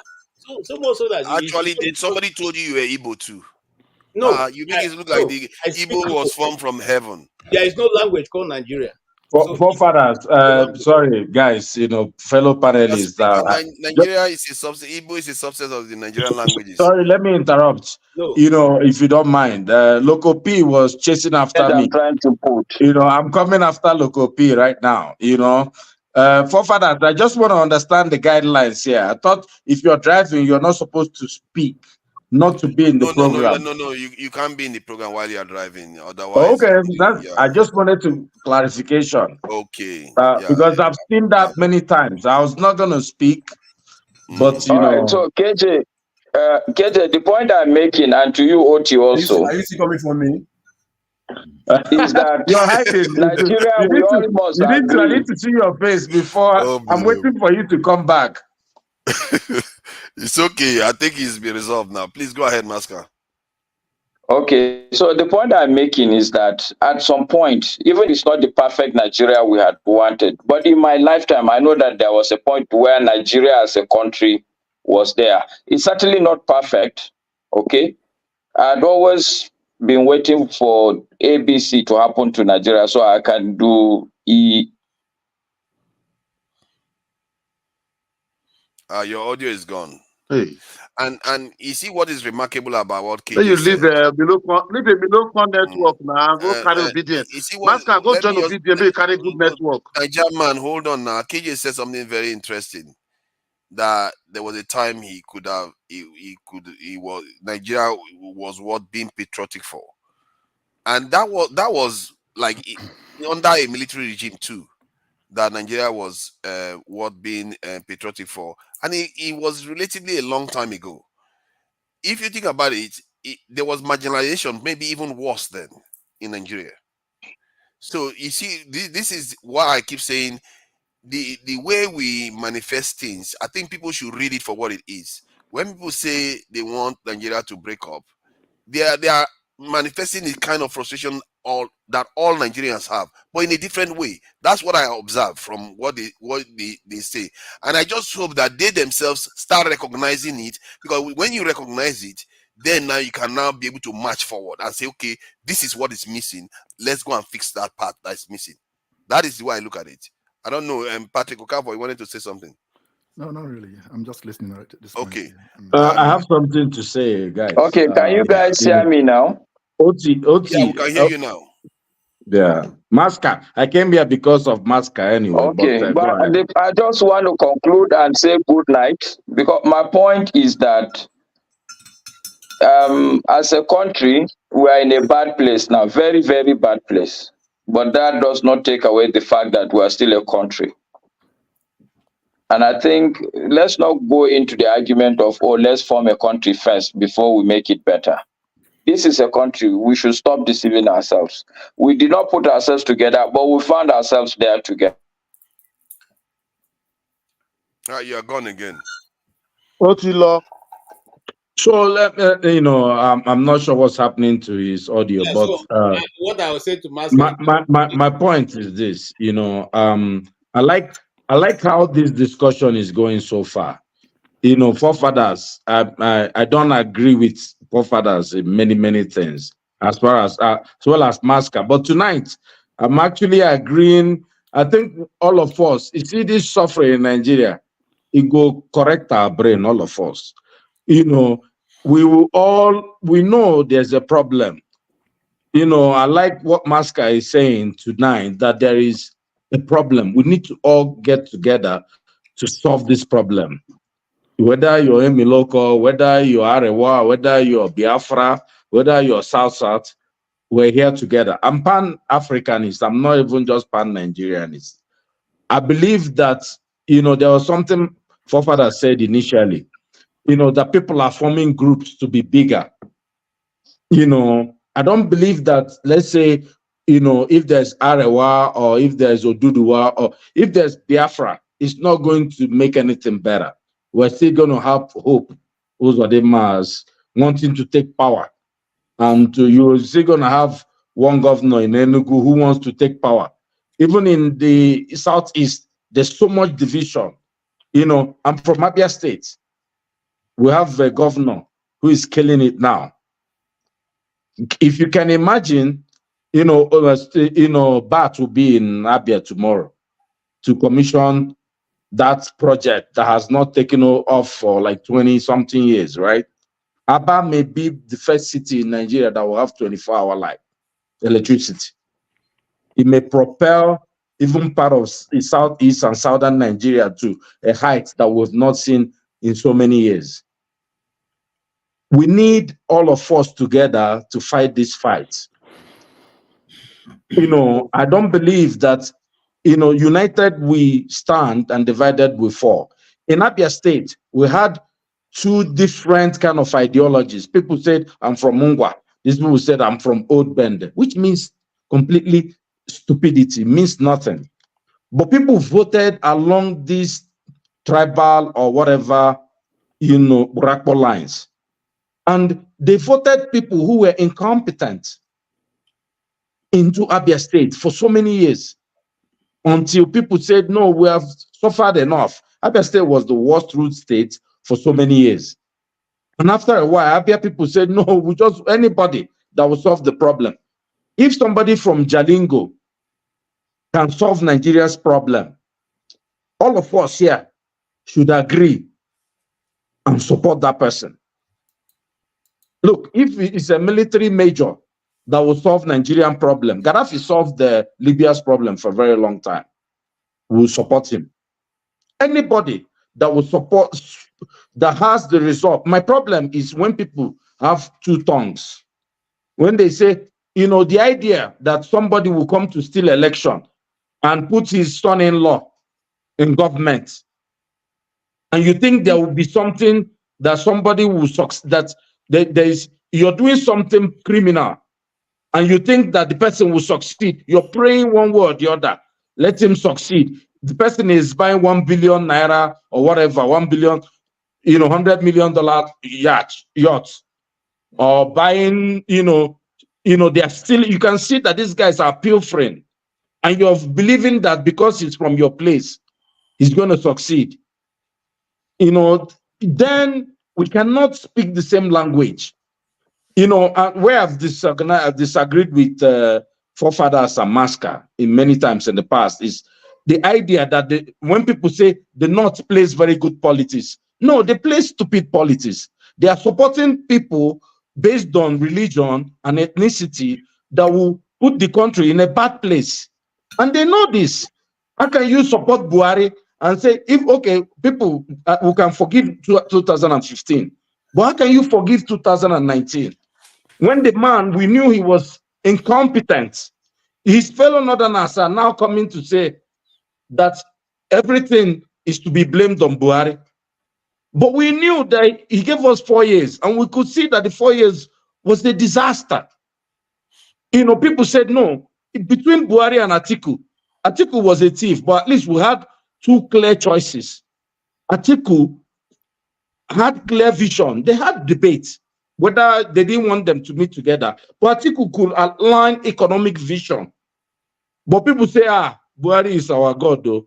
Emi local people say, no, our pastor will take over after Buhari. Let's, vote this way. And you want a better country? You guys are jokers, man. People are already saying in this one that let's support Tinubu. Of course, so people, by the time 2023 will come, or whatever, 2027, they will say, let's give him one more chance. He has tried now. Or if something small, good happens, you say, oh, let's try. No, the man doesn't have any ideas. He's filling the whole place with his people from Lagos, even if they're incompetent. One of the things that you have to respect Obasanjo for doing is saying, look, an article, he said, look, let's get the proper team. And they assembled the best they could. You understand? Tinubu doesn't even have the mind to get the best team. Odi. I thank you and I salute you for the points you've made. I just want to make 2 small side comments or footnotes. It's your speech, but I will put a footnote under your speech. I have never said that the North. Your mic don't go again. I don't think I've ever said that the North plays good politics, but I think all regions have played bad politics. Because if they play good politics, it will be developed by now, isn't it? Thank you. That's what I'm saying. Forefathers, you have said that in the past. We have spent time arguing this. My problem is this. The North has ruled Nigeria for the longest period by far. But the North is the most impoverished place on earth. Not by far. And this was my... Not by far. Now, that's what I'm military now. No, but still the North. It's still, do you think that coup d'etat? Do you think if you're from Osun State, you can come and do coup d'etat in Nigeria and succeed? No, do tribe, or will be realistic. It's not good than being, no be human being. Wait, you don't believe there's politics in the military? No, he doesn't believe so. Then, go and check Nigeria. Nigeria history will tell you now. I think if you remove if you include Gowon and include a few others, you find that Nigeria has been run 50-50% by Christians and Muslims. Because I'm not. You see, you're going to. I'm talking about the North. You're changing. No. You're changing. I agree you're with changing the tune. I'm not trying to change it. I'm saying in terms of when you say Northerners have ruled Nigeria more as a military discipline, if you consider one middle, not northern, because most people consider him northern. But if you don't, then you find that. Let me ask you guys a question. Has anybody from the south, as a military person, successfully done a coup in Nigeria? No. Anybody? Nobody. That's what you can't be in Nigerian setting. Nobody could have done a coup from the south and get support. It's just you know that if you do it, they will kill you. Even the Nzogu, they had to hand over their coup to somebody, and the person was killed. Why is that a problem? No. What I'm talking about is this. Can you guys hear me now? Can you guys hear me? Yeah, I said we have come to an agreement now. Odi, I think we have. Okay, let me give you. Odi, you see, what you have successfully done is you've carried a national conversation and you've taken it into primordial environment. We are now back to North and South. Yes, that's what you want us to discuss, North and South. Something that really in fact, does not really exist. Northerners are poor, Southerners are poor. This idea that the North, what is the North ruling? Who is the North ruling? What does the North ruling means? It means nothing. So he has gone. But the idea that the North is ruling nothing now is a joke, because we know that Muslim candidate was run for a reason. It was targeted at the Northwest. I'm not talking about, look, I love the North. I want all of us. I'm just saying that poverty affects everybody. You know, the idea that there's poverty in the south and the poverty is in the north, yes, it's true, but there is way more poverty in the north. Oti raised this discussion point. His question is, what do we do and what is the problem? And the particular point, the argument was that whether we need to have a new constitution and a new country before we solve the problems or not. That's the topic. Don't take us into who not who, who rule who for when. I think it's a smart discussion. Yeah, I'm yes, glad you want to carry us into whether you know, the idea that you now say we you know we are not new to this program. Let people count. Let count. No, look, we've been through this. Let count. Let me tell you something. The time that will make success in this country is when we start telling each other the truth. When people start, when you start saying the truth, and people say, "Oh, don't talk about it," you know, this person is our leader. Hold on, now let me finish. I said I came here because I saw Masca, because him and forefathers are here. We have had this discussion in the past before things have gotten this bad. Masca is speaking as a born-again person now. He didn't speak like this before. And I'm happy he's born again now. You know what I mean? Stay for the last. Stay on the topic. If that one, I don't know what I'm saying is I don't think he said anything like when I think in the context we were talking about it before was that in terms of negotiating politics, maybe that's what you had before. In terms of the way politics is played. No, see, I'm alive now, forefathers. I know what I've said. What I've said consistently in this platform, not only for the northern voters. I insist that Nigerian voters are Swazi voters. The challenge we have in Nigeria is the people presented to the voters and the circumstances of the voters that I've maintained. An average northerner understands politics very well. What are the choices left for him? It's another question. Don't tell me that the northern person on the road doesn't know that this leader is You see, I'm getting him to say what he said before. The average northerner understands politics very well. He's saying it in another way. How can they understand politics well? And they are putting Buhari and they are putting all these guys. Am I alone here? Are you guys? Why use all this language? See, this Niger man, why are you angry? Why are you angry? If you have something to say, some people to be born superior than the rest of us. Niger man, you have to. Niger man has not put the foot. To me, in terms of forefathers, I thought we have to put on our lights. Let him put his light so we can see him now. He's just there in darkness and screaming. Okay. Put you on the light. Take him out of that place. That's part of the rules. If you don't have lights, take him out. Take him out. That's why you took me out. Take that one out. Forefathers, this is your follow now. This is your follow. Forefathers, that's part of the rules. This is your follow. Doesn't have light. Your follow be this. Forefathers, you be a Amado man. I think no you should. You think that we can maintain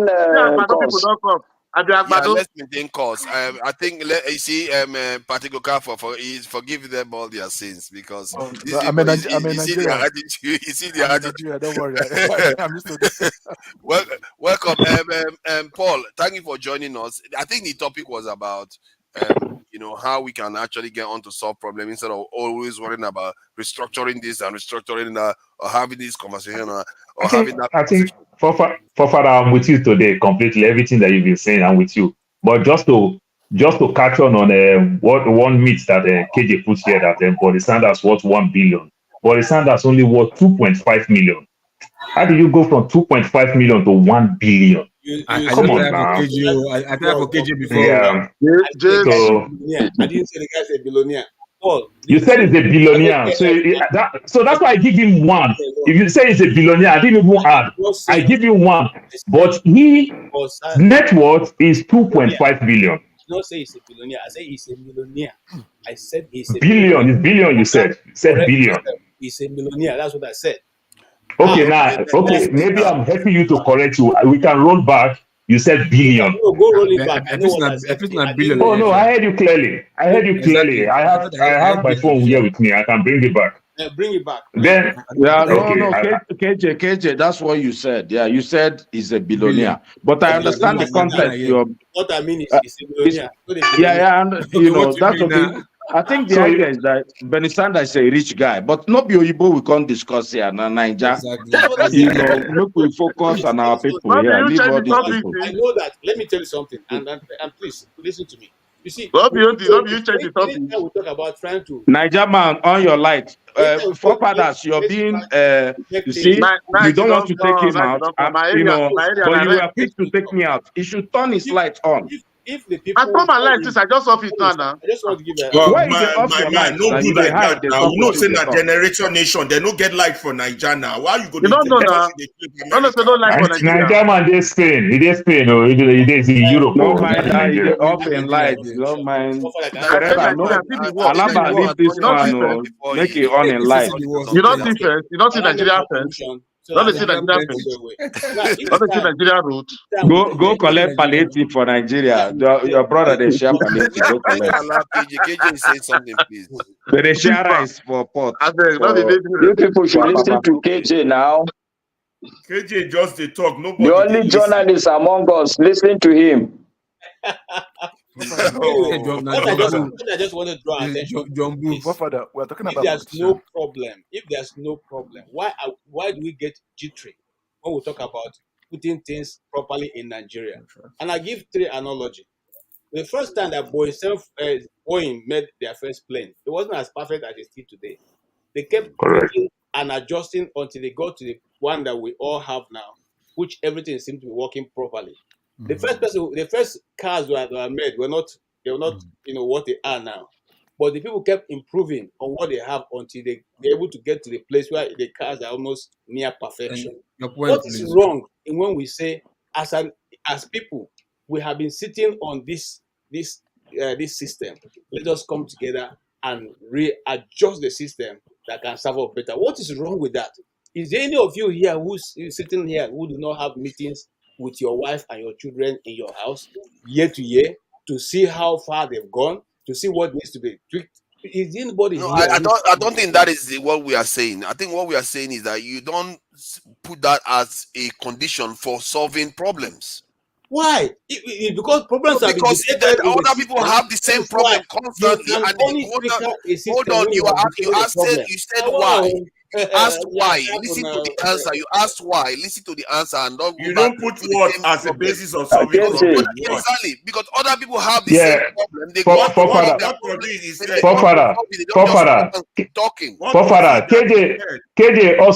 KJ also talk about America. America have their own so much problem, even in their constitution, where they even class black people as they say they are 3/4 of human.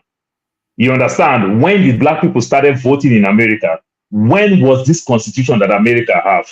You understand? This constitution has been there for a very long time. When did black people started voting? Hold on. No, now let me land with my assertion. I think that is what Forefather is asking.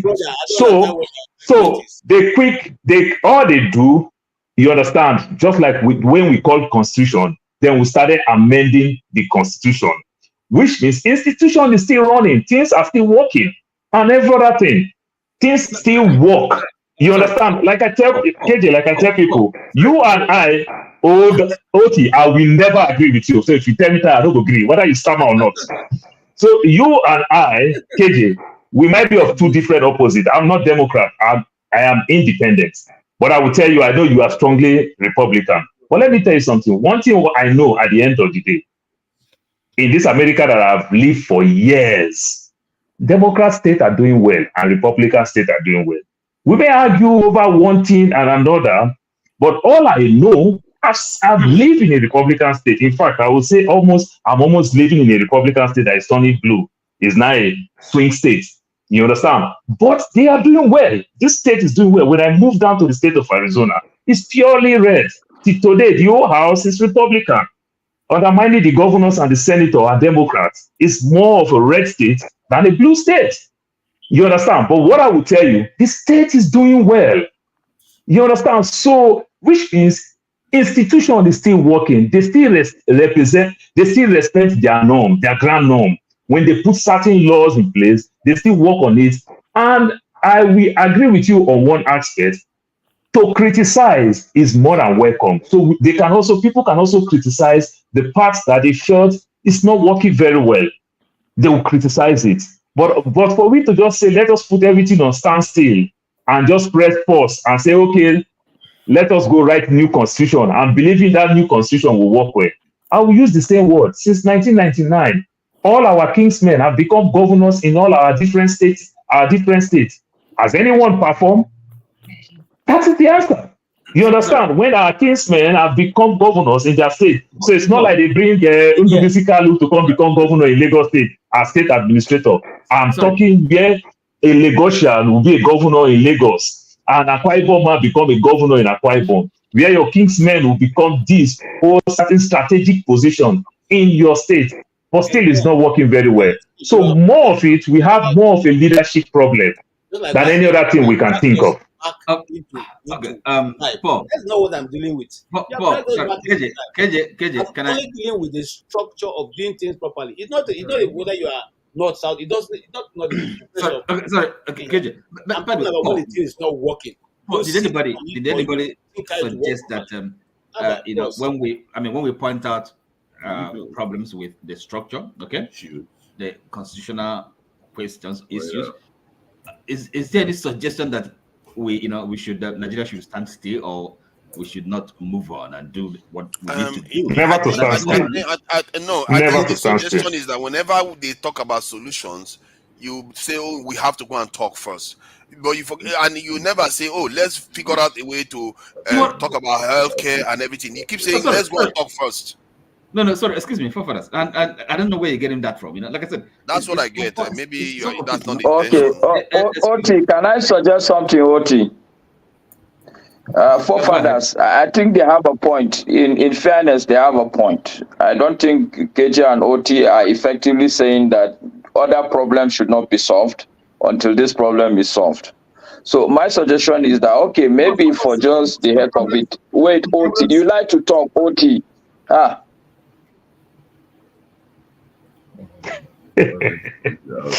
Oh, Master, this is a better pass my neighbor phone when you use it.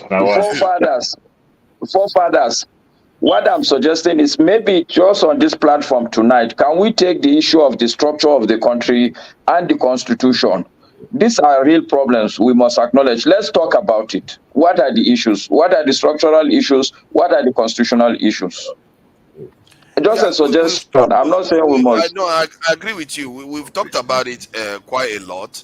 And for me, when you finish talking about it and put a constitution in place, guess what's going to happen? You are still going to get people that disagree with it. And this is but what is the problem? I don't know the problem. I don't know the structural problem. See, I don't know the structural problem. I'm saying let's talk about it. People will forever. I agree with you. But my concern is that while we are busy talking about things that people will always disagree with, people suffer constantly. No. I don't think. I don't also think that people will disagree if truly. See, for me, your audio is gone again. Let me just jump in here. I agree with Master. They are moving motion for a parliamentary system now.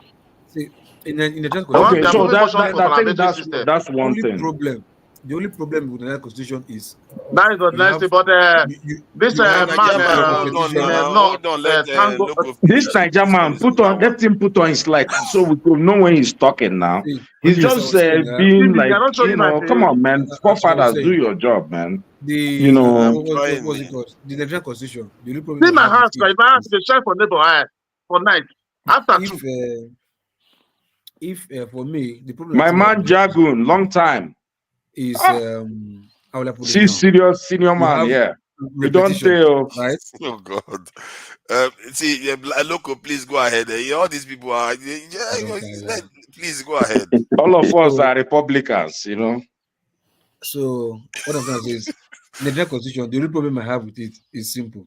one, you have vague clauses that they are not. It doesn't have specifics to, like, okay, you have too many lacunas whereby lawyers or the politicians can take advantage of. You understand? They are not really well spelled out, and they also have conflicting clauses. In one of the section 2 was what is black, this, that, this will tell you one. Then if you not go deep for that to another section, it will tell you something that is countering the first one. So something like that. So you have two conflicting clause or laws conflicting each other. Why there's too many of them that are no they are too vague. They are not spelled out specifically. So I think that's the only problem. But when it comes to laws that has to do with governance, you understand, that like has to do with our everyday life, for me, nothing much is really bad. It's just that the only thing that we have is the government institutions that is dealing with us, our everyday life. That is the issue that is bedeviling Nigeria. Nothing else. Let me just John and support Lokopi. Let me finish. Okay, go ahead. Like I was saying, our everyday life. If our everyday life are not affected, I don't think we should all be here talking about coming every day to be talking about the same thing over and over. Our everyday life is being affected when it comes to education, health, security, transportation, which is road transportation, education. You understand? Then when it comes to like food, you understand? Those are the things that affect us every day, and they are kind of taking the lives of Nigerians on a daily and even in large numbers. You understand? Those are the issues that are affecting us, and the only thing that will make those things work efficiently is when the judiciary, you understand, the judiciary arm of the government do their work effectively. When you err, the hammer will come on your head instantly. No, I beg you, no sentiment. You understand? I think if we have this hammer coming on our head 247 once we err, I mean, come on. They say if they use Kobuko whip you 2 times, you go. They don't tell you. You stay in line. You confirm. You start. So, but our problem is we don't have punishment for anything we do in Nigeria. Okay. No punishment. That's why we are here. You made a point. Okay, Logo. Let me ask you, Logo. So you don't see a problem with our governors going to Abuja to collect allocations, money? Fine, you don't see a problem with that. See, hold on. My question. Wait, if I use money send you message and you use the money well, I do not have a problem. No. They are dependent. No, hold on. Wait, first. Wait, just listen to me. I use money send you message.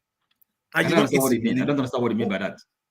I don't understand what to wait. Use money send me message. What does that mean? Hold on now. You go collect your money where you keep for somewhere else, and you use the money judiciously. Would there be a problem? No, if they are using the money collected from Abuja, they are doing. Hold on. They are giving us to collect money. Listen to me now. The money they are collecting from Abuja, if they are using it properly, who owns that money? Who owns that money? Then that's not so collecting the money is not the problem. Questions that are not. That is a thing that I have issue with. The money is not the problem. What is about process? Not using the money. When in reality, the function is the most important aspect. Exactly. Not the money. Leave the money. Let me jump in here. Oti, sorry to interrupt you. I just want to give a shout out to Alaba. Ben, I've not been in this program for many weeks, but much respect to you. Like many times I want to jump in and you just will express everything I had to say. I'll just say, let me just chill and enjoy the program. So much respect to you, my brother. I look, our problem in Nigeria is not our constitution. That's my view. Our constitution is a very good document. It's not perfect. Even the United States document, the constitution, is not perfect. The UK has no constitution. They are operating and they are doing. Our problem is our institution. Our institution is completely debased. It's not even the judiciary. Only. Our main problem, hold on, is the resources in the country. It doesn't matter. No. Hold on. Do you know where our problem is? Look, the people who own the resources are getting some 31% or 20%. They're getting derivation. We have NDDA. We have NDDC. We have many things. Do you know Akwa Ibom and Delta State is collecting as much money as Lagos State. Go and look at but they are not using it for anything. The problem we have in Nigeria Delta is State that gets a lot of money. Delta State gets about the most money in Nigeria. I'm going to land. Just give me a second. Local governments. No, I'm going to come there. See everything. Our problem is our process of choosing our leaders. Look, if you go into government and we have a process, we can hold you accountable. Let me tell you something. If not for all these things we are complaining now is because of Yakubu. If Yakubu followed the electoral law, it was a beautiful electoral law that Buhari, signed into law. If they followed it to the letter, everybody knows. Even Sowolu was going to campaign for the first time when he saw there was trouble. He was going to talk to people, going to churches, going to mosques, talking to people. If our leaders know that if you don't rule well, that you'll be kicked out, my brother, they will start ruling well. This is our problem. People know that they can go and use talks and disrupt polling stations, and people will say, oh, it's okay, we have a leader now. Because the INEC law, the electoral law that they signed in, say if there's violence in the polling unit, the election will be cancelled and will be conducted on a later day. INEC doesn't follow that law. They said there will be electronic transmission from polling units. They did not follow that law.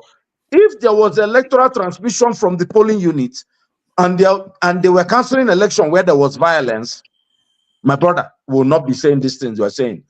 In some states, if we are electing the people we really want to elect, all these things, even local government elections, the states are organizing the worst elections than federal government. That's all these state police that you're trying to organize. Hold on.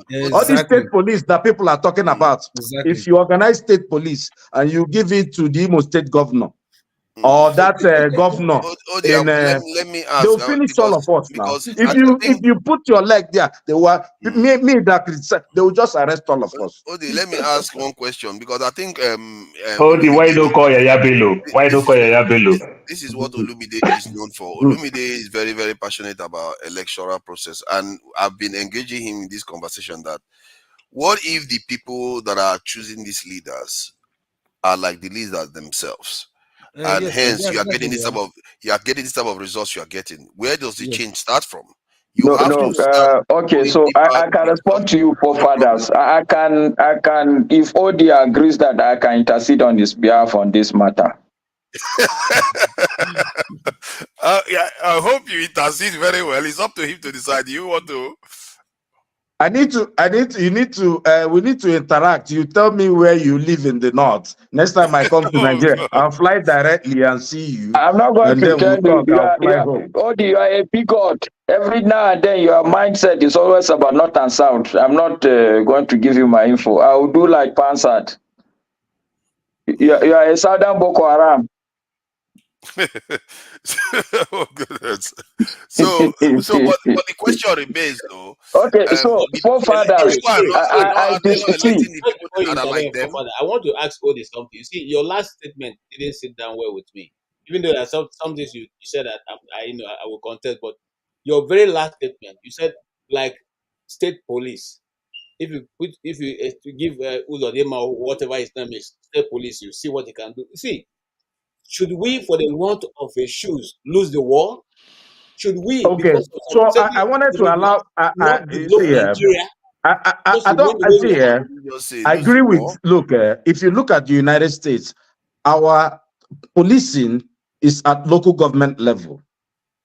Correct. It's not state. It's local government, city police. Not, because the states cannot even police, people. The people. If you come to my county. The police people live with us here.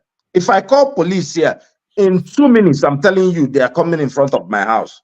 And they probably know me already. The That's what we have as vigilantes. You know, if you come to look, we had some type of policing in Abia State that was called Bakassi. But I wish we were supposed to be using America as an example. America is very unsafe, actually. I'm sorry. Look, in Abia State, we had Bakassi. You dare not sniff. It was running very well, but the problem is that it was completely under the control of the state governor. So whenever he decided to go rogue, he would go rogue with everybody. But if he had a House of Assembly that people were electing from their free choice, that were not dependent on, you see, when these governors were elected, they were going to thank Tinubu for allowing them to come back. The senators will go and thank Tinubu for allowing them to come back. These people know more than we know. You know, House of Assembly people will go and thank the governor. So that's what, if you allow them to have free and fair elections, hold on. Look, okay, let me just summarize.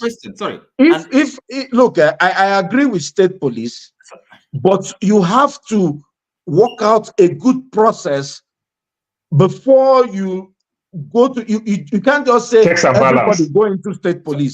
My brother, it will be a recipe for disaster.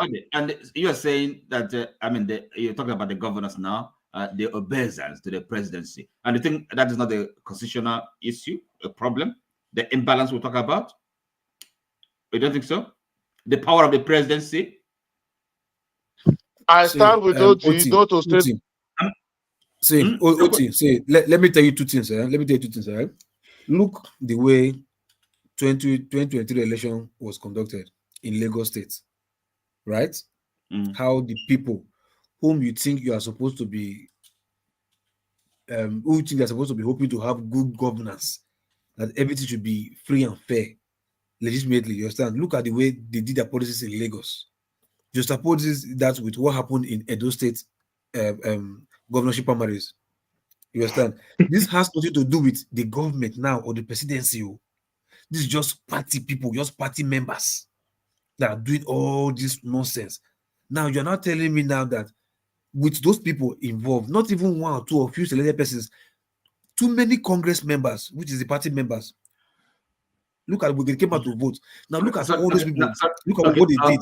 Let me hold on for a second. Look at what they did. Then you will now have to see have the mindset to tell me that the governors are still messing up. The kind of people that have it. You are the kind of people that they selected to choose them and even corrupt more than even the governors to be. Okay, I get it. But see, do you really know that we can actually be radical if you want to solve this problem? You know that was really face it radical, face it squarely, and okay. For example, well, I don't know how serious they are, but somehow the National Assembly is debating whether to, return to parliamentary system. Okay, that would be a radical, step. Okay, now so again, constitutional, structural question. So don't you think that Nigerians, for example, can decide that to make even a House of Assembly, National Assembly, a part-time role? That's not the problem. No, that's okay. That's fair enough. But the question that I will ask you, OT, is that this is wishful thinking. How do you move from where we are now? I think you all are going in circle. Can you guys give me just 3 minutes to just make a point? I'm just saying that can you all guys? I'm just here. Alaba, just go ahead. Go ahead. They will give you time. Go ahead. See. Okay, this thing. Hold on, Alaba. I'm gonna give you all the time you need. This thing that is doing all the time. Now you just talked about cutting the government to half. This clearly shows the same problem you keep having.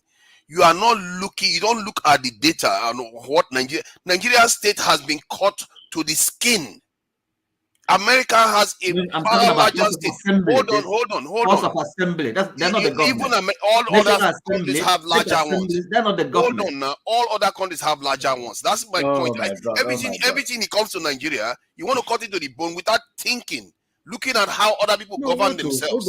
If you want to cut their salary, cut salary, not tell. Is it the numbers that is your problem? Hold on, it is the numbers that is your problem, or is the behavior? But the cost. The behavior. The behavior is the cancer. Is it the number that is the problem? Sometimes news Nigerians say, I don't know how you guys think about it. This is the numbers that you are solutions without looking at it holistically, properly, so that you can actually know how to go about the problem. You guys let me? Can we? Alaba just jump in. Oti, actually, I do agree with you, but I have a different view. These side moderators. We have to elevate. You don't allow somebody to moderate properly. Go ahead. Let me come in now. Can you hear me? Can you guys hear me? Yeah. Yes. Alaba for a very long time. Yeah, listen, guys, we have to elevate the level of our discussion. All this back and forth, which one came first, the egg or the chicken? Alaba, I'm here before you. Now. What? Nigerian man, Alaba has been there a long time. He put his camera off and then he put it back on and he go backstage, he come back. I've been there for long now. Let me finish. You have your chance, Nigerian man. It's not competition. Why you like to make everything competition between me and you? I take your wife. Don't get Nigerian man going. Guys, we wife fine though. Nigerian wife fine though. How you know? Which one comes first, the egg or the chicken? We are all intellectuals. First thing, I'm going to my submission is going to be in form of question wise. You see, and if you have a pencil, you can jot it down. One, what is progress? My definition is that progress is getting from where you are to where you ought to be. Look at the terms I use. Where you are and where you ought to be. In the context of the Nigerian situation, we are misdiagnosing where we are. That's a problem. We don't know where we ought to be. That's a problem. Now, if we were lucky enough to define it or find the answer to that, now there's this big mountain between us and where we ought to be. So Alabama, please. Let me do my analysis. Don't interrupt. Let me finish. Allow him to finish now. Sorry, let me finish. Please, Alaba, please, you see the connection I'm making. You see now, there's a mountain between us and where we are going. But we are moving, we could be moving backward. We could be moving in circles. It doesn't mean we are making progress. 60 years old. Show me a 60-year-old man that still crawls on his knees. We're 64 years old and we are still crawling. If none of you define that as an issue or a problem, then you have a problem. Now, who are Nigerians? Who are Nigerians? There are three basic categories of Nigerians. Two, primarily. The 90% Nigerians, the hardworking, struggling, to the core farmers, market traders. I don't want to use the word illiterate because I don't want to denigrate them because they are the ones that really hold our country. And there's this 10% elite, those who have been fortunate enough out of that 200 million to have had good education, good whatever, good jobs, can raise a good family, have a Range Rover, have their car, have their house, and those who are even luckier like Festus Kenyamu have a house in Dubai. Those are the 10%. You understand? So those are the Nigerians. So it's been back and forth, the egg and the chicken. Oh, why don't that 90% change this other 10%? Why does the 10% keep misbehaving? The answers are all clear in front of all of you. The other 10% keeps misbehaving because nobody's there to stop them. It's a typical human thing. If nobody stops me, I will do what I want. Every day I have a debate here with my wife that I want 20 wives. He said I can't beat Fela's record. I said, that's why I want 20. So if nobody stops you, if nobody stops you, you will keep doing. That's the Nigerian situation. So go back to the key point I've identified. The problem that lies with this 10% is that we have those among those 10%, let's call them 2%, who believe we're doing fine. Don't criticize us. We're moving. We're making progress. It took America 100 years. We're young. We just started this democracy.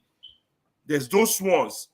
There's the another 2% who have no idea what they're doing, but they just think governance is just to make money.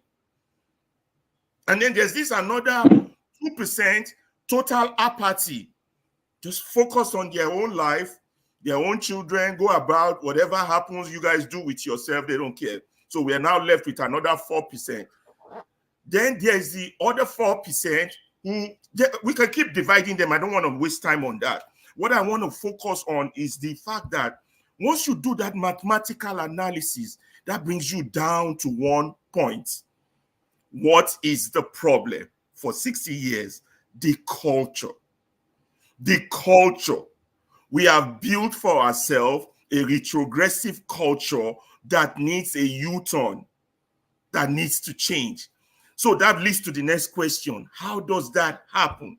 Well, sadly as that sounds, you need that 10% to have that turnaround.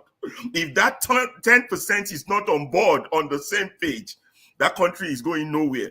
The other 90% are not going to be the ones to effect that change. They would follow this other 10%. They will follow the alpha dogs. There's the alpha dogs and they will follow. But if you don't get to that critical mass of doing whatever you need to do to get that 10% on the same page, at least if you can't get all the 10, get 6 of them, 6 on the same page. You guys will be debating for the next 100 years. And just like Fela said, our life will be that like 1 year ball, where 1 year wind, they blow for 1 year corner. I put my mouth for song. Thank you. Alaba, sorry, what I wanted to say, please, like when you say progress, like your definition is, where you say where we ought to be, that's progress. I was saying no, that's not progress. That's where we ought to be is by default, right? And where we want to be, that's what is progress. Because no, I can debate that with you. No, that's what I'm where telling you you. Want to be. Yeah, you might want to be. Listen. Hold on. You might want to be on the moon. Yeah. I might want to be in New York. Hold on. Okay, now, let me rephrase it this way.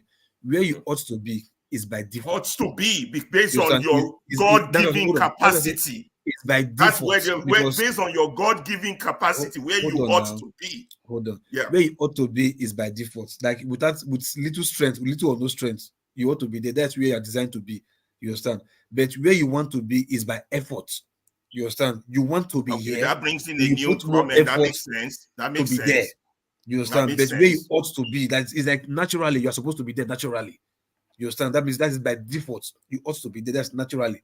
But where you want to be, that yes, I wish to be here, I want to be here, then you put more effort to be there. Okay. Now, using your definition, take the white man and take the black man. Where do you think the white man wants to be, and where do you think the black man wants to be? The white man. See now, it's a deeper thought now. No, hold on. The white man wants to be wherever they wish to be. They want to be. Where is that? Also with the black man. Is there competition? Don't compare. Are we both not human? Forever. Why are they making cars? Why are they making planes? No, hold on. I'll tell you this, right? It's not about why are they making plays. They're not making plays because they want to show that they're better than us. They are making plays for also themselves. Because they're not doing it because they want to show that. So if we define our capacity, Ferreira, can I ask you can you elucidate, elaborate? Okay. Can they make bitter leaf soup?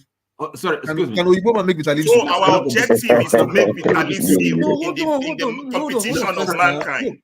Ferreira, hold on. Our objective is to make bitter leaf soup in the competition of mankind. Ferreira, can I ask you for? It's you when your aeroplane is vanity. Go ahead, Oti. Okay, so now assuming we have the 10% on the marginalized I have a serious question. I'm not playing here, please. The 10%, if they're on board, where would they start? It will start with a discussion.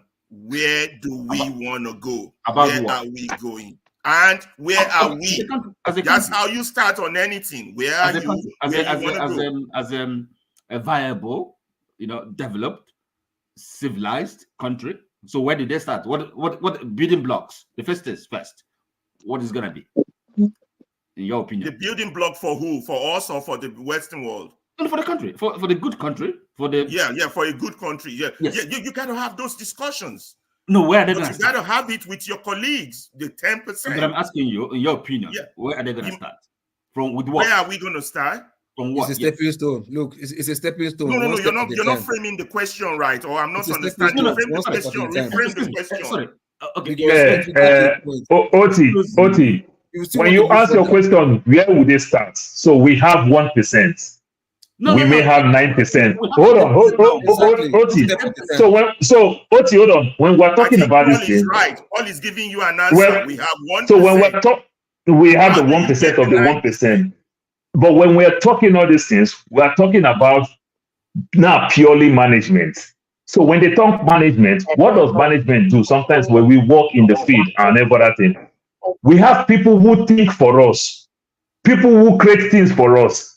And few people will try to interpret these things. You understand? They will put those things to work. Fabrication will start and every other thing. So the white people that Alaba asked this question compared to the black people, there are few people who think for the greater good of everybody. Yeah. In America today, we might call black people, oh, they are poor, they are everything. But the people who take more money from the system in terms of poor people take from benefit from the government are often white people. You understand? Precisely, even white women. You understand? But one side makes themselves look like the poor because they complain, they do everything. So it's just like that. But all I'm saying is that even within those white people, there are also weak and lazy people who are also not so smart, but they also have people who think for the greater good of everybody. That is what we are lacking. So like I tell people, there's this argument I brought the other day that people argue with me. Walmart cannot afford to go under. Delta Airline cannot afford to go. I will land. Let me land with it. So what? So because they create an enabling environment for this business to strive, government creates so many things that this business benefit from. And so these are all the things that you put together. I asked a simple question, and then you're off. You ask a simple question, and I'm giving you a broad answer. And he gave you an answer that is very coherent, actually. But he's you ask a simple question, and I'm giving you a broad answer. Excuse me. Now, if I answer you in a simple answer, it will make me look dumb. Excuse me. It's not the management question, okay? Vision, okay? Look, that's why, because in his analysis, identified 10%, okay, of the population, right? Or the elite, whatever. So now they sit down to talk and then to begin to design and vision this country. So the question, where did they start? From what? Kind of, okay? So remember, he talked about culture. That's the big theme, the culture, okay? So look, Ferreira here is also a clever man. I'm sure he must have thought about this. So in other words, what are the building blocks? Culture. What culture? Is it educational system? Is it it's everything, my brother. Everything we have now. Are you asking for blueprints? Everything. Of course, now our religion, before our partying, our everything, the party, our way of thinking, our definition of success. One-party state, multi-party state. What kind of? It doesn't matter. You're always going through process. Stay within the primary level. Let me add something to what Paul said. Paul, you see, the point Paul made was that 10%, when it comes to other people, they fight for their own people. They make good decisions on behalf of their nations. While the ones we have, they make decisions that compromise the nation itself. And I've said this before, that the problem we have in Nigeria is that the elite class never had a chance to truly become sovereign. They were the same people that their forefathers lost the colonization wars. They went on to collaborate with colonizers, and then the colonizers handed power to them. They didn't fight them. They didn't unite themselves by fighting foreigners. The colonizers were the one that organized them and said, okay, I'm going to leave now, and you are going to be in charge. And they left. And you can see why their decision making is impaired because of that. It's funny because that video that I played earlier on, hold on. That video, let me finish. That video that I played earlier on of the Indians, one of the first things the Indian guy said was that. Back to the egg and the chicken. Hold on now. No. So it's not even the egg and the chicken. Hold on. Let me finish what I'm saying. Let me finish what I'm saying. What I'm saying is that our elite class is compromised, and they also help compromise the middle class. Why you think they're compromised? What if they just don't know? You keep making the assumption I think they could be a factor there that they just don't know. I think they intellectually know.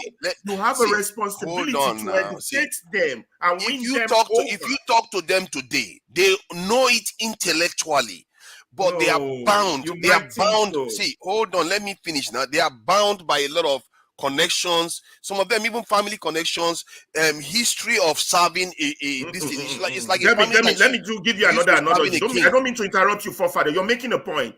You're okay. When I say they just don't know, you see a man, he has one well. You tell me if in that same well, that man fetches water to drink, to bathe, to cook. But in that same well, that man, when he now poo-poo or shit, he pours it into that well. When he pees, he pours it in that well. If I ask you, do you think the man knows what he's doing? Sometimes they know. See, let me give you an example. That's not possible. Let me give you an example with that's my own not life. possible. Hold on, let me just give you an example with my own life. So sometimes we think we know, but we don't. That's not possible because you will not self-destruct if you know. It's not that straightforward. See, now, my own eye is clear. I know what I need to do and everything. And if I left for me, I want to be in Nigeria tomorrow, but I can't because of the latency that has to occur. The things that have held you here before your eyes open, the things that have held you here. Stop that conversation. Let's ask each panelist one question. When you don't tell me to stop. When I'm actually saying something, it's actually rude. It's to help your contribution now. Let me finish what I'm saying. Control you. Don't make. Let me finish what I'm saying, please. Each panelist one question. It is important. Can I finish what I'm saying, please, Ferrari? Well, Pereira, at least let him finish. Even if you want us to ask questions, let him finish. Let me finish what I'm saying. So I can't just pack up and leave overnight. Where if I choose, just because I'm aware intellectually of what I need to do, you can't just move because there are some things in the context of our leaders that have had decades, maybe their fathers and their fathers' fathers served these colonizers, and they are the ones that they handed power over to. They don't want to change, and okay, even if they did, it's not that simple. You need the other population too to push them in that direction because if left for them, if Nigerians came to the UK and say, get out of the UK, return back to Nigeria. I don't need a lot to convince me to do that. You see what I mean? But for me to do it myself, it's going to be harder. It's going to take longer because I have to say, oh, I have this commitment I have to do. I have this one I have to do. I have this job. My family here, the other family. All those connections will prevent you from doing what you need to do in terms of acting. That's what I'm saying. There is a latency that is there, that these our elites, they still go to Western economies. They do all this that they are doing. Not because they don't know. They know, but they just can't break away. And sooner or later, somebody has to force them. Look at what happened with ECOWAS now. They are now inviting Mali and Burkina Faso and Niger back because, you know what? Niger forced them. They forced them by saying they are going to leave this in ECOWAS. Now they are inviting them back, removing all the sanctions. So I feel like we have to find a way to change our elites. If they refuse to change, you remove them. This is what China did. China kicked out the elites. Change. It was Denzel Washington, one of his movies. He said, change occurs in two ways. The change you're forced to make, which is the point you're trying. Somebody remember that line, whoever watches it, but something, the change, you just have no choice but to make. Now, when you talk about change requires a moment of clarity. That's why I wanted to ask each panelist, what was their moment of clarity when they came abroad? What was it that they saw that said, wow, this is possible? Everybody has that. I have mine.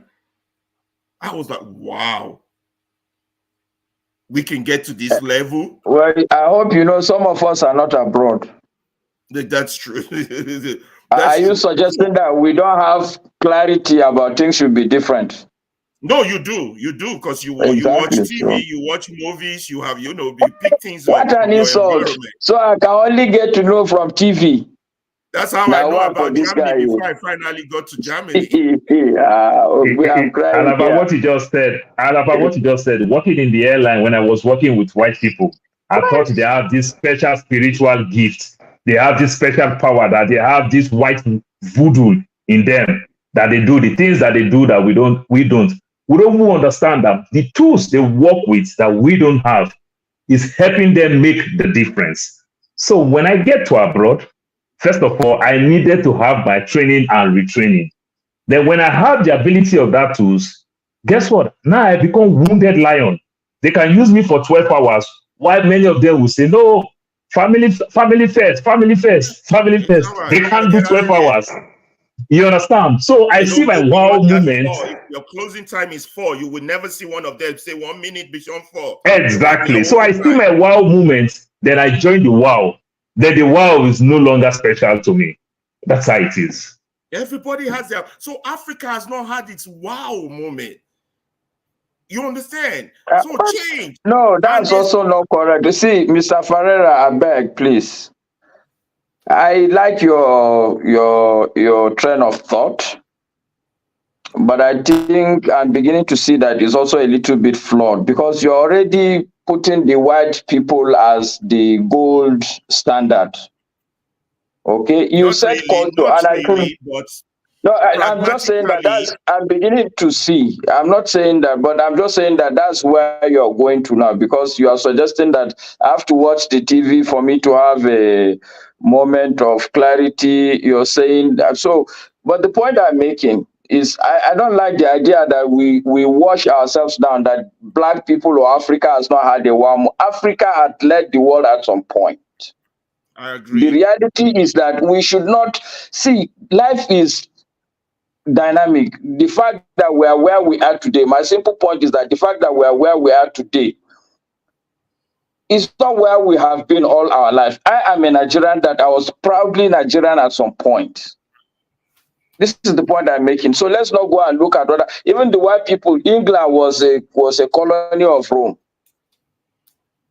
It was backwater, the same England that the forefather is sitting down comfortably there. So I'm just saying that I want us to be very careful to just put Africa in a bad basket.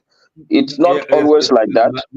What do we do today from where we are today? What do we do? Okay, so my argument today, let's talk about the constitutional issues and the struggle. Sorry, concurrent list. Let's Master, concurrent list. Concurrent list. If you talk about the constitution. I've been quiet for a little while. Let me. Lake hasn't said anything at all throughout the show. Okay. I agree. Okay, that's fine. Lake, welcome. You see how heated it is. These people would never let you talk if I No, just leave it. Actually, I know this is not my first time. I've been, very, good. very busy at work. So I just want to have a feel of what the discussion is about before I make contributions. So it's okay. You guys can So go ahead. let me run with it. Go ahead. Yeah. So Paul here's too. I the don't thing. know. Patrick Okafor hasn't said anything for a while.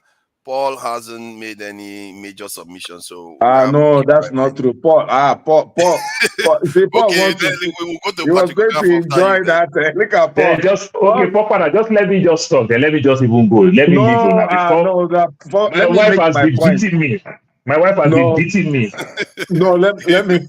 Yeah, I hope we don't cause problem. Let's not get to that point where. So just give me 1 minute. Let me leave. I'll be listening on the background. Let me just make a point. Then hold it. Go ahead.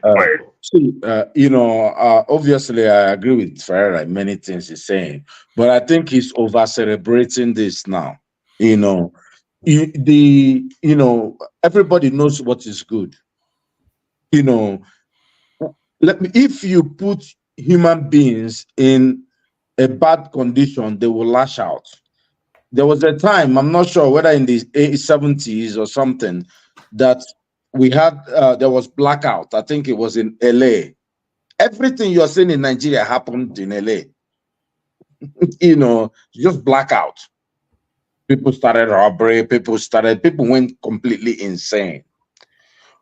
My point is, Nigerians are being suppressed. You see, all these constitution, all these things we're saying, I tell you, it falls to patriotism. If Mahmoud Yakubu was a patriotic person and wanted the good of his country, he would have done what is right last year. Let me tell you something. You see all these UK people, you know, where a lot of us that live in the West, they're doing good. But look at what's going on in the Middle East. One of the guys that I'm looking at these days is, the Crown Prince of Saudi Arabia. He's not a very nice guy, but he's patriotic. He loves his country. He's not messing around. That country is moving from stage 1 to stage 2 to stage 3 to stage 4. He has all these. If you come to Saudi Arabia, all those people, this Wahhabi type of Islam that they were practicing and spreading all over, he shut it down. He has allowed women to go to games. Quietly, Saudi Arabia is changing. They are building a place where people can come and bring their money and spend and expand their economy. He has put, their oil industry is on the stock exchange. They're making billions and billions of dollars. Nigeria. No. I'm talking about that you can even have a dictator and the country will be good. Everybody's going to Dubai. Okay. Or the best, if they have one of their healthcare is superb. They're everything we want to also.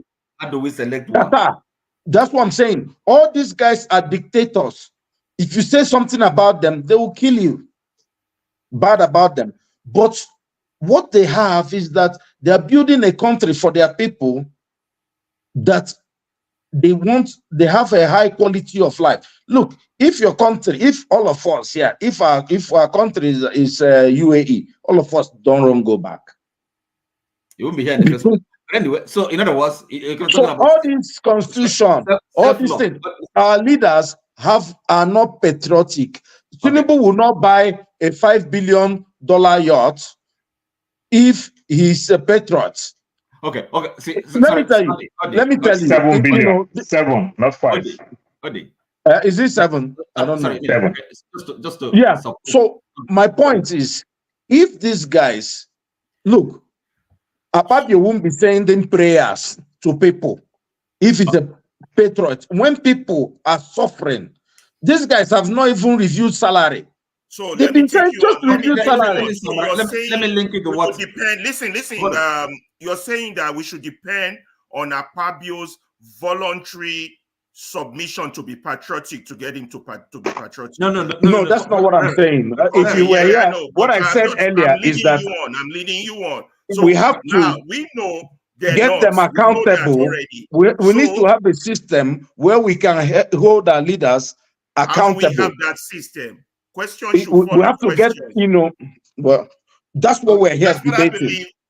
Instead of the egg and the chicken back and forth, question should follow question. I shouldn't be the only one. Everyone should throw in. You made a good point. Apabio is not going to change on his own. We already know that. So how do we get him to change? That's the question. Yeah. So let me just. There was something Alaba said initially. Alaba talked about us and talked about the West and us.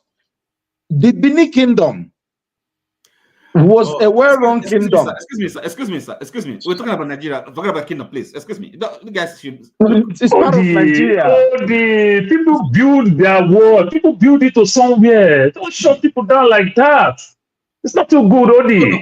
You shut people down. You don't want to give us history. No, listen. He said something. You tell us how Nigeria will work. Excuse me, Paul. Excuse me. You tell us how Nigeria will work. No. Tell us how Nigeria will work. So, Odi. Okay. Odi, no. How do you feel now that you want to talk and putting words in your mouth? That's what you are doing to people. And it's not too good. Go ahead. We don't have all time. Paul, hold on. So let's question. That's what I mean by elevate the intellectual discourse. I don't believe as Black people we can't solve our problem. I'm not one of those who share that view. I believe we can solve our problem. We're just not putting in enough effort and brain. Okay. That's my firm belief. No matter how bad the situation is, no matter how bad the obstacles are, no matter how bad our situation is, our tribal, whatever we have as problem, it's solvable. Okay.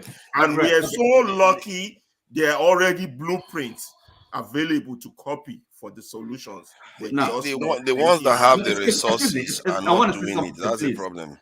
Look, go ahead. You made an important point, okay? And I want to link it with what Ferreira said. Because look, if you're thinking, we've got to be joined up thinking. It's not just people, look, you talked about patriotism, okay? That is important. And patriotism also, you have to have self-love, okay? And if you don't have self-love, you cannot love someone else or your country. And then again, this is tied up to what Ferreira was propagating, this thing about the culture. Now, because and people not actually being self-aware, not knowing, lack of knowledge. Because look, you see, love and justice and all these things, you have to have really the kind of the consciousness for these things to have a meaning for you. So that means our elite, the 10% that is core to Ferreira's analysis, if these people that are that make up this core, the percentage, if they don't really know what they're doing, they lack understanding, they're not properly educated. Forget about going to university, that's one thing. It's also to have knowledge and understand what, have a vision, have a humanity, culture. Again, back to Ferreira. So that means we're not going anywhere. Yoruba call it ilakaye, otonika kawe, otonike. There's a kind of a link. There's a link. Vision. There's a link, with Odi talking about patriotism, and then patriotism, we have to have self-love. If you don't love yourself, you can't love your neighbor or your country. So I think there's, that's the link I'm trying to kind of see there. Oti, I don't mean to cut you off. Let me add to that so that people can add. You see, there's one proverb that says, one rich man among 6 poor people is a poor man. Now, if you are among 7 people and you understand that proverb and you want to define success for yourself, you will understand that your wealth got to be providing for all of you together so that collectively the 7 will rise. But if your understanding of your success is that if you're the only one that makes it out of that 7, you see, those are 2 human beings, 2 different concepts. So same success, they're both defining success, but one has longer ranging effect than the one who just wants to make himself rich. He's justified in his action. Don't condemn him, but at the same time, collectively he is poor because everything else that's surrounding. I think for me anyway, my interest is whether you are, as a people, if you belong to a community, you want your community to be able to be sovereign. They can be able to determine their fate and decide what they want and decide and also be able to survive. There's no use arguing about the rest if that is compromised. And if that is compromised, you have to go and fix it, because this is something that other people make sure they fix first before they worry about everything else.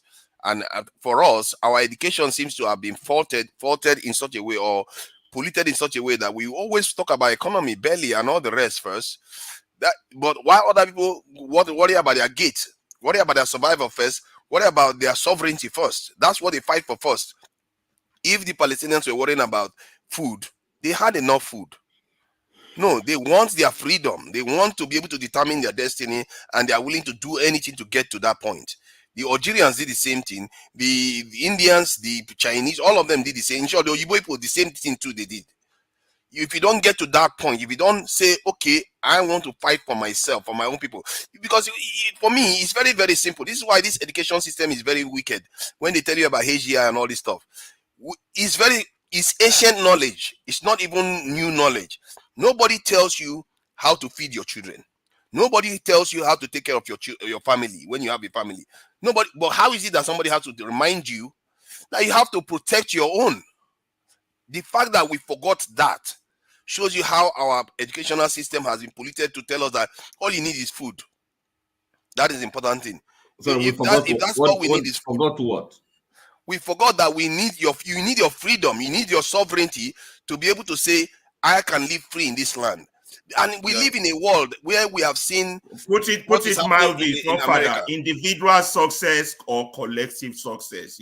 Put it in if you want to put it in that context, is collective success as a community. If you cannot survive, be prepared that you are going to be poor. You are going to live like in the reservations, like the native Indians. You are going to end up like the Australian Aboriginals. There are historical contexts where these things are happening in a world where the founder of Blackwater, an ex-Marine, is saying that they should colonize Africa. You can't. We have so much. The fact that we have so much is even more concerning. If we are living in a desert land, we can say, okay, yeah, maybe it's okay. Nobody's going to come for us.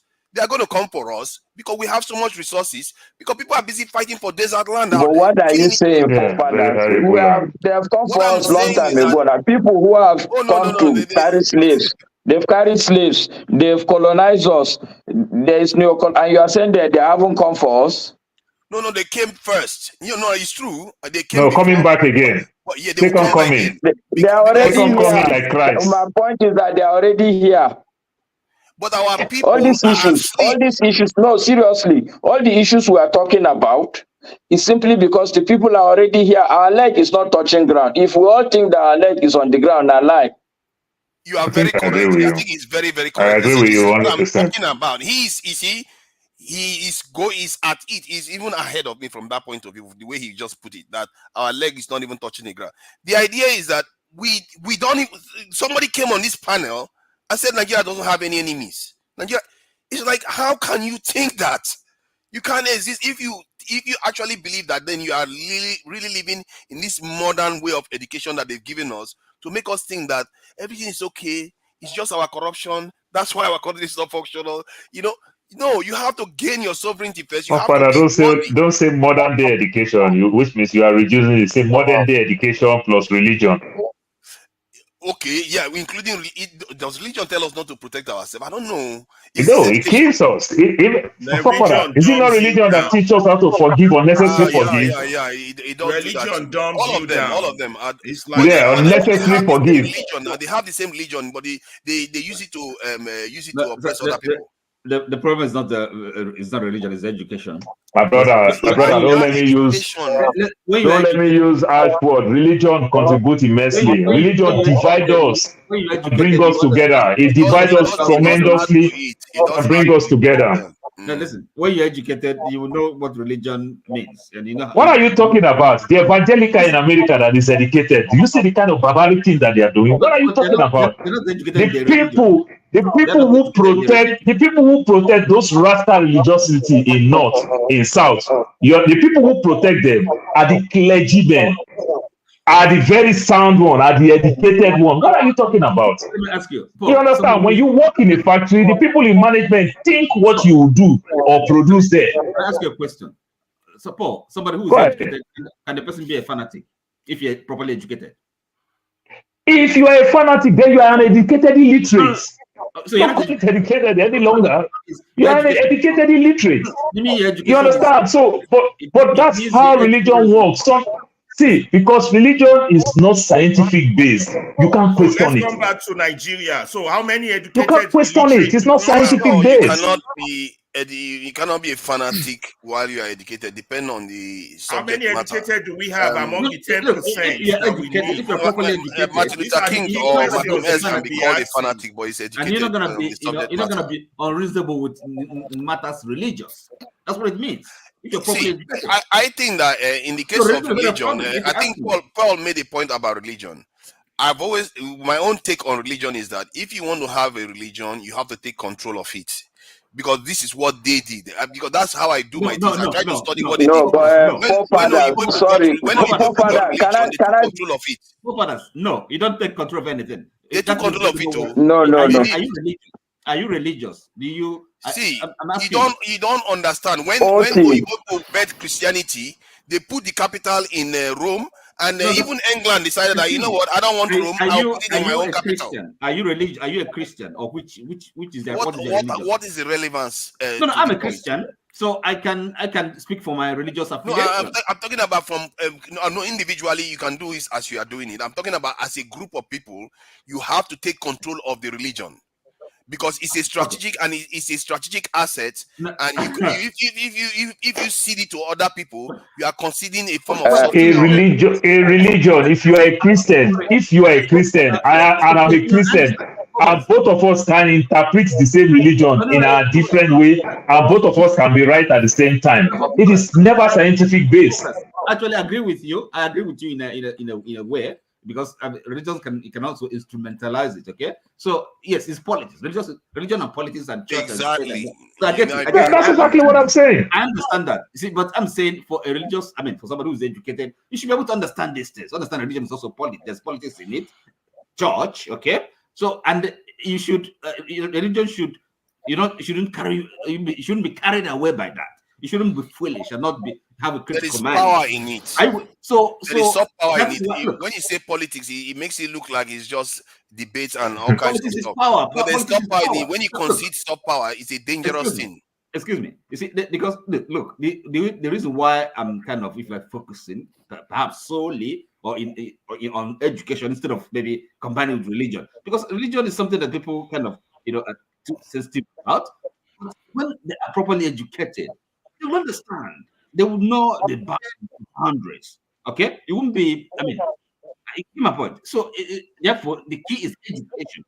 Okay, because when you start arguing with people over religion, you see how sensitive they can. I'm not arguing with people about religion, but I'm just telling you, religion, you understand, can influence the mind of the people, the psyche of the people. We didn't take control of ours, and yes, that's why it's affecting us badly. We didn't take control. It's not the fault of the religion as such, but rather, it's the education or lack of education of the people. Okay, I can agree with you on that. Technically, my own, you saying it's education. I'm saying it because we didn't take control of it. That is the reason why it's damaging us. Forefathers, can you guys hear me? Time on the things we know. Yeah, Masker. What are the way forward? We spent too much time on things we all already know. I think you've given us one of the DC solutions, Ferrari, and I agree with that solution.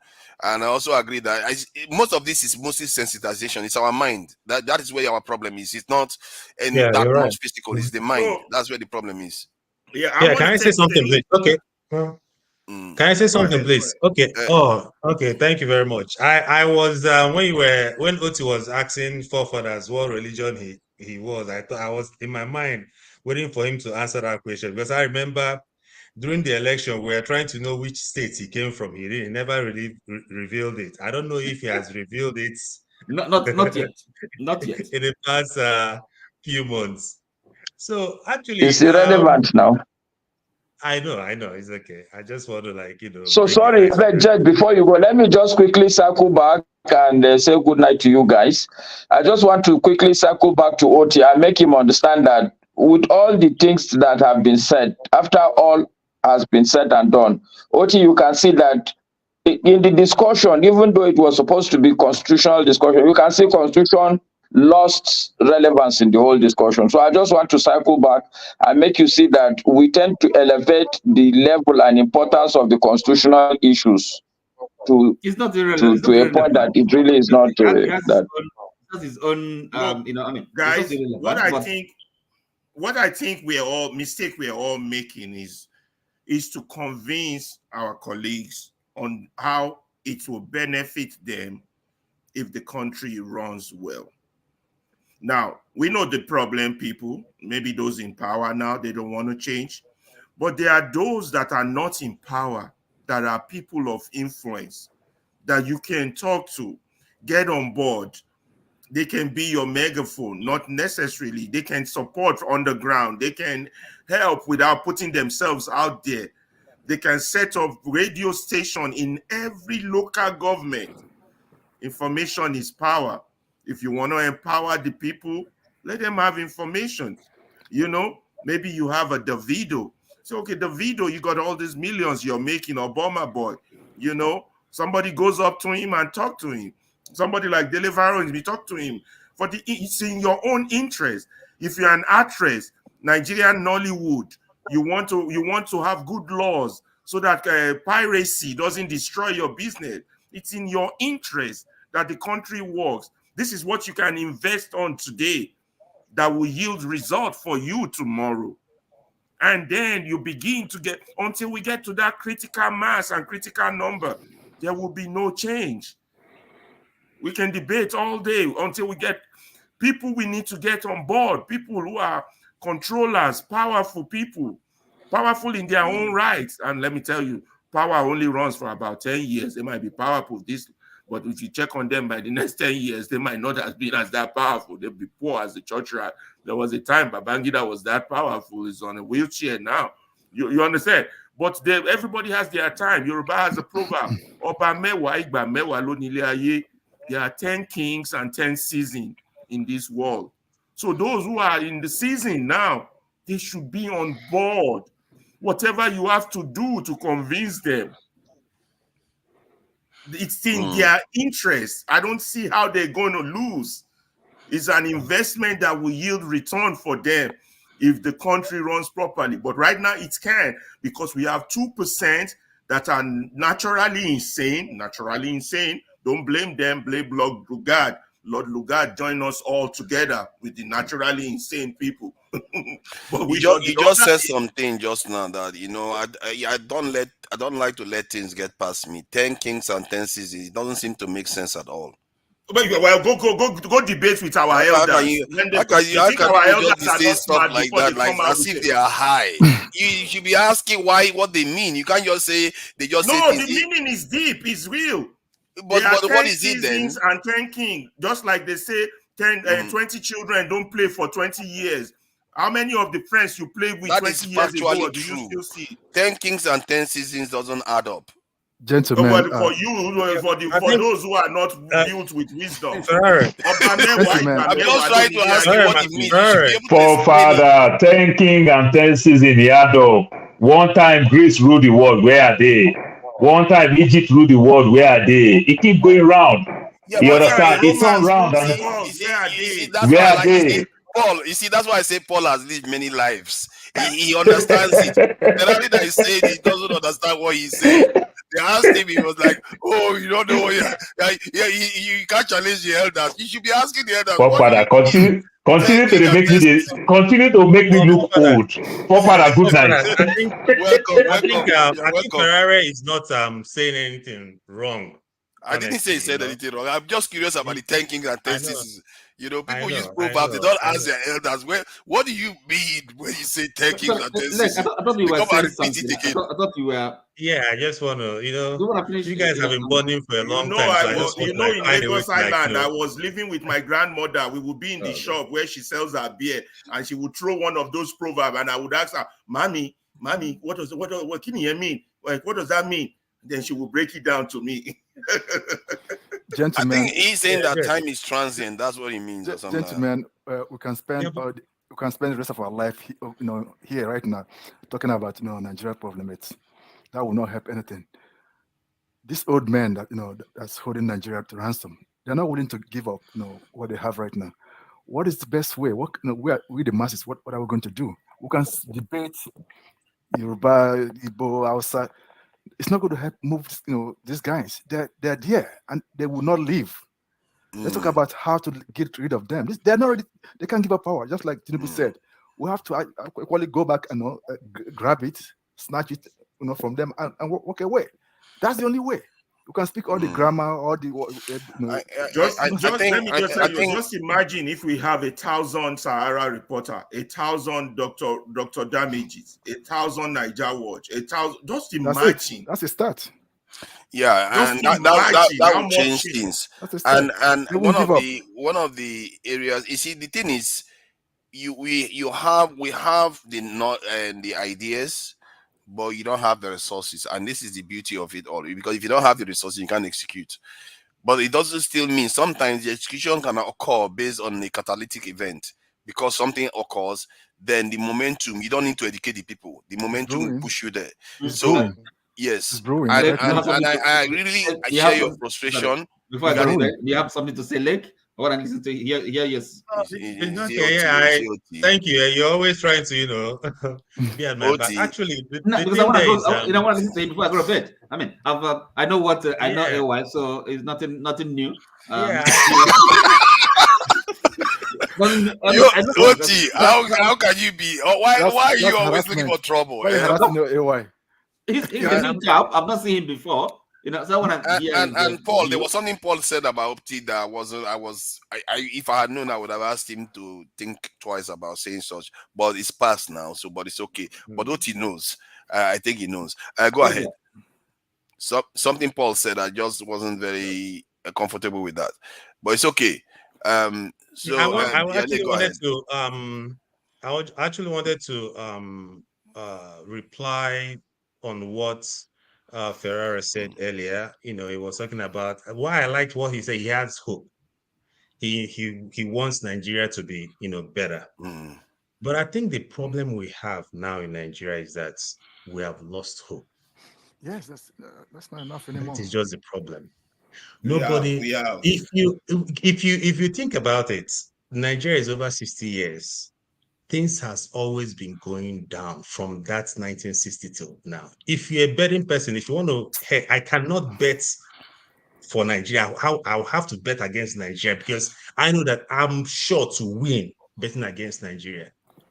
Every Nigerian now doesn't have an atom of hope for Nigeria.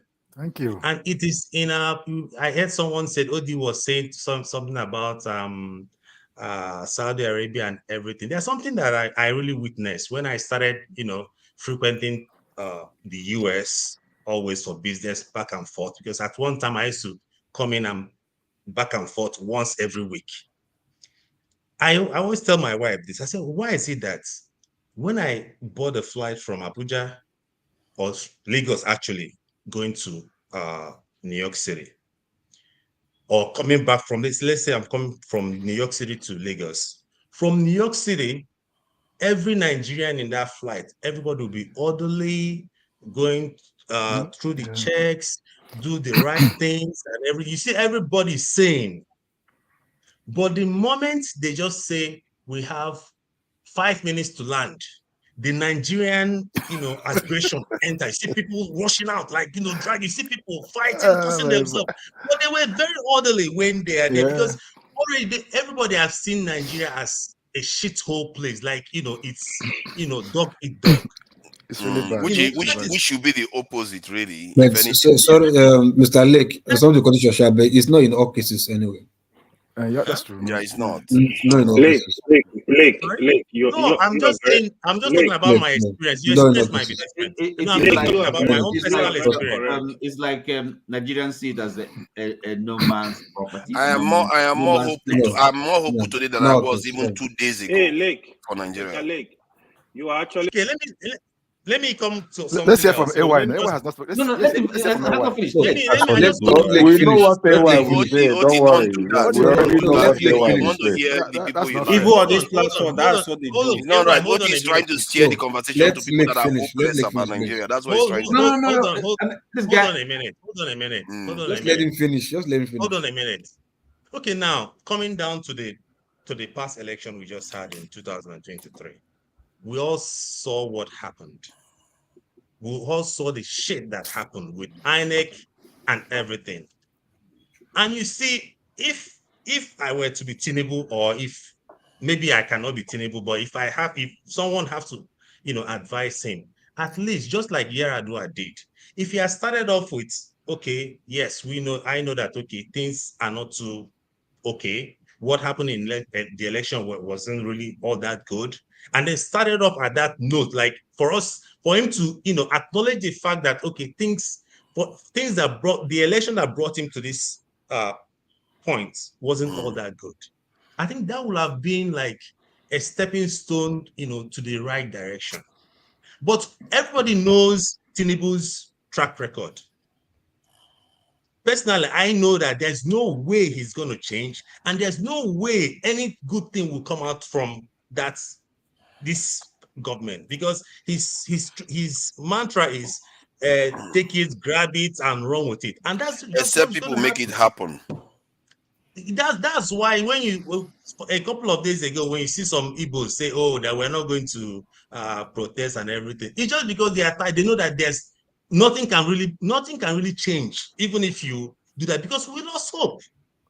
everybody here in Nigeria have lost, like, we don't know, we know that there's nothing can be done. I hope there's like a wand that you can wave and then everything becomes perfect. Like, I wish my country. What have they done? It's so What bad. have they done to fix it? It's so bad. We're praying on each other. Nobody has done. Nigerians, what have Nigerians done to truly turn their country around that we are making it look like we've done a lot? Nobody has really done anything, to be fair. Everybody's just going on the bandwagon. If Nigeria does point, no need. Because 2 or 3 or 4 persons just said it, the thing will just demoralize your spirit. You don't want to do something, you will just relax. Exactly. Nobody really wants it's to. empowering statement. My brother, I've seen I agree Nigerians, with right? you. It has gotten so bad.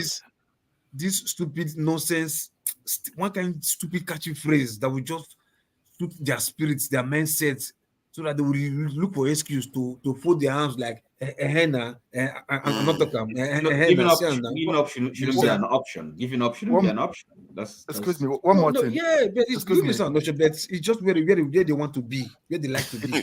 AY is just looking at everybody with his stare right now. Yes, go ahead. The hopelessness has gotten so bad that Nigerians are preying on each other right now. Yesterday, I sent money for 4 bags of rice, to my uncle to share among the people that I feel will need it. For the past 4 days, I can't reach on his phone again. Wow. They are switched off. Nobody knows where he is. The money is in his account. No, wow. Mr. Patrick, this does it have anything to do with government? No. I'm saying we are praying on each other now. We are praying exactly. on each other. That's what I'm saying. It's the people, the wizards. It has been like that. It has been like that for a while. The society makes the people. The culture needs to change. The society knows the people. This man, I trusted him so much. Society, look. I trusted him so much. Take out the people. Right? I'm sorry that you have to go through that. It's Nigeria of today. Take out one, the people. One for him. Nothing will happen. It's the people that is a problem in society. If you do your own part now, see, look, I told Rule of one time, I said, look, right, just do the wrong thing. I may shout to you, I used to be, what's wrong with you? The best thing you can do is to come, are you crazy? What's wrong with you? Why are you talking to me? Is it your business? Mind your business. 1-1, Abi, then I'm going. You walk the next 20 steps. Somebody also called you again, Mr. Lee, I was wrong with you now. Why you do like that, man? Behave yourself, Jerry. You two also attack a person.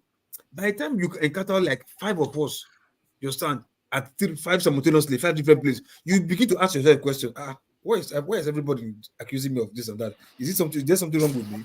But you will have this idea the first time I attacked you to tell you, hey, this and that. By the time you have this, people scolding you like 5 or 6 or 7 times, you begin to question your own sanity, like, I might do something wrong. Why is everybody? The idea is nobody's doing anything right now.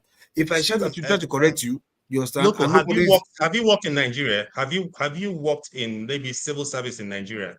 Have you really worked there? The only place I think I've worked is maybe I started with like NNPC refinery in Port Harcourt. Yeah. NNPC refinery in Port Harcourt. Yeah. Good. If you go to NNPC refinery in Port Harcourt, yeah. Because I have a lifting license. Then when it was working, I have some gas stations. I lift from NNPC Port Harcourt. Even if I want, even with my license, with all my allocation, if I want to lift, even as of 12, 13, 15, 20 years ago, if you don't bribe your way, it wouldn't work. If you don't, it wouldn't work. You know what I'm saying. Hold on. Let me tell you where you are 40. Let me tell you hold on. Right? How many? Let me tell you, 40. How many are you? How many of you are lifting? The capacity that is lifting. How many? It doesn't matter. Hold on. I'm going somewhere. See, like, if you reach there, they ask you to bribe and you refuse to bribe. All right? You'll be thinking of, my market won't spoil you. But you will not be thinking of the positive change impact that you're going to make if you don't give. Hold on. You go hungry. Listen, hold on. That is the problem. You go hungry. But let me tell you, just listen to me. For you to have attained that level of lifting, having a license to lift, you not be poor man. You get my point? You not be poor man. Even if you don't lift in the next 2 weeks. Did you get the license? In the 2 times. Free of charge. Listen now. You get the license. Listen. Get the license. Listen, hold on. Now you've gotten the license. Assuming you bribe to get the license. Now you want to lift, right? But like I said, before you go to that stage of getting your license, you not be poor man. You not be child. You not be beans. Hold on. Oti, hold on, let me finish now. Hold on, please. Let me finish. Oti is always you want to lift, right? You want to lift. You people are completely they ask you to bribe, and you refuse to bribe, right? Then your partner or your colleague in the same field, the same profession, he's coming to come and lift. You understand? And they ask you to bribe. Like bribe? No, I'm not going to bribe now. Then he joins you, not bribing. Then all of you for that week or for that month that's coming to lift, none of you decide to bribe. Do you think they will not question those guys? Why are these people not lifting? But the problem with Nigeria is that you refuse to bribe. One other non-entity, one idiot will like, no, na fake guy, na Misha pass. I will not go and bribe so that I will not go and lift.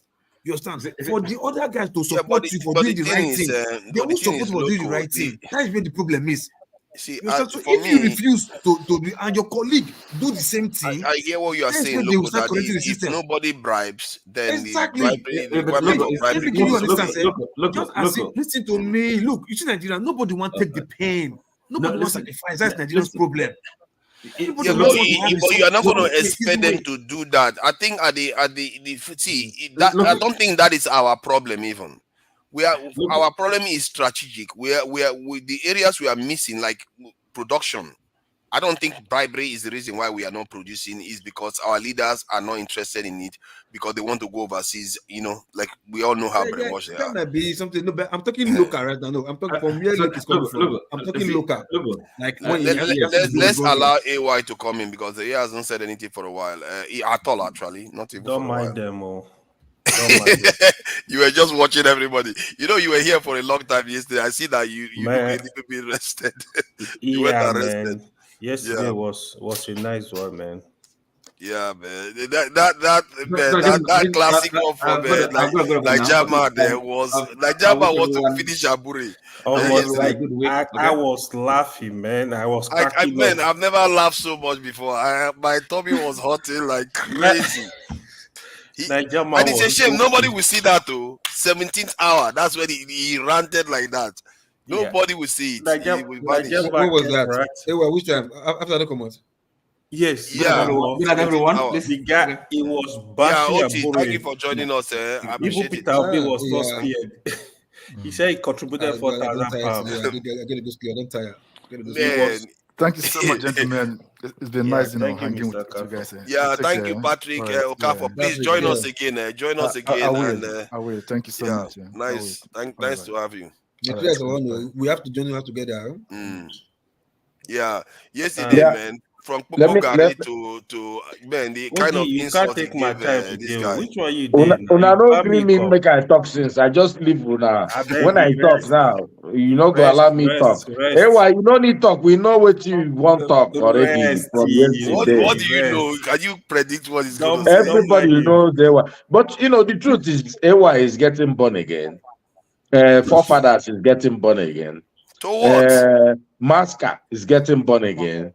We are all you see this suffer for Nigeria is for us to get together to find the solution to Nigerian problem. People to get together. That is where the problem is. Well, no problem. Suffer go bring us together. If I fail to bring you together, suffer will bring all of us together. Yes. Let me. Everybody go chop breakfast for Nigeria. The inconsistency of people like you and a lot of people that come here is actually the problem. It's part of the problem we are having. The truth is, it's easy for you guys to point fingers. Listen, for Nigeria to work, for Nigeria to be good, we as people, we as Nigerians, we have to love that country. We have to look at we have to look at issue not based on our tribe. We have to look at issue. We have to love Nigeria. That is the solution. No way. Today, for example, you hear some people say, "Oh, we're not going to be involved in the protest." For what reason? You see, the division of Nigeria, I have actually emphasized. You see, I baited you into starting to speak. You are accusing me of tribalism. You are the one who is tribalistic in the heart of your heart. I didn't say anything. You're the person talking about people who don't want to protest. It's you. The problem is that when you're pointing one finger at one person, the four fingers are pointing at yourself. Let me speak. It's just a fact. Odi, you're a Pan-Africanist. You need to represent. You know, we don't have a lot of you in the Nigerian community. So let exercise some decorum. Right?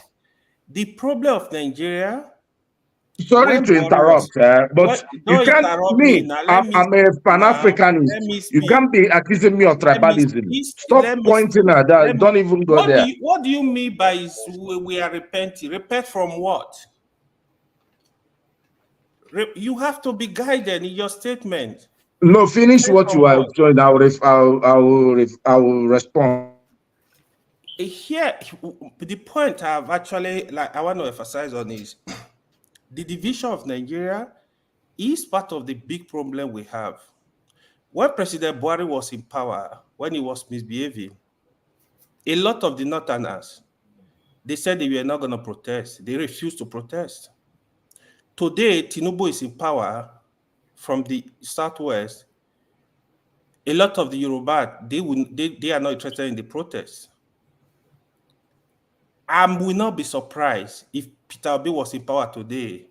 Southeast will tell you the same thing. This is, especially these three major tribes, they are part of our problem in the country. That is just what it is.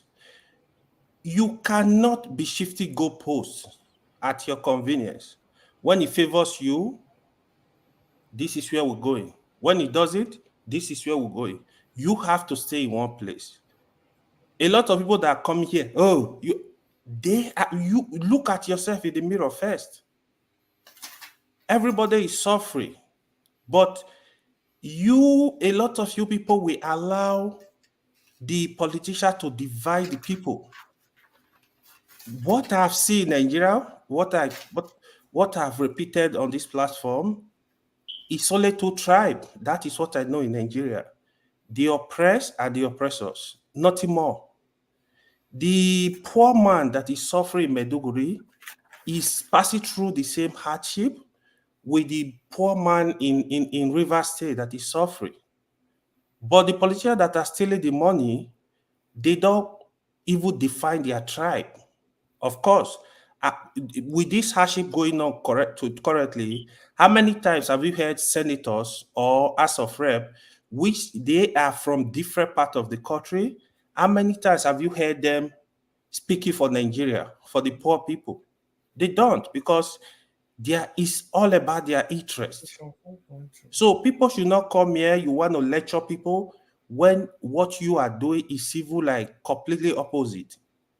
I don't care who is in power, but what I care about is for the country to be good. Let Nigeria work for everybody. That has been my position, and I will continue to stand on that platform. So if you have anything against anybody, point it out. Nobody will accuse me on this platform, say, let me tell you something. And then, look, I've made the same comment against Masca. I even have more heated argument with Masca. He didn't feel bad. I'm not saying anything to you personally. I'm not feeling bad. If Hold on now. Let me finish. I allowed you to just get to your point. Yeah, no.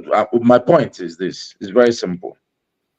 You see, it's easy for people to say, I am good, and the other people are bad, or this person is good, and you made an error in statement just a few seconds ago. You said that there are people who don't want to protest, and because of their tribe. The Southwest, actually, the protest started in the Southwest. You said the Southwest people don't want to protest. Protest started in Niger State. Well, the people that are protesting in the Southwest, in Niger, Kano State. But it's now we're having protests in Southwest and in the North. But you said that the Southwest people don't want to protest because this thing is there. How many protests in Southwest? Tell me, how many did you witness? Well, look, let's not debate mundane things.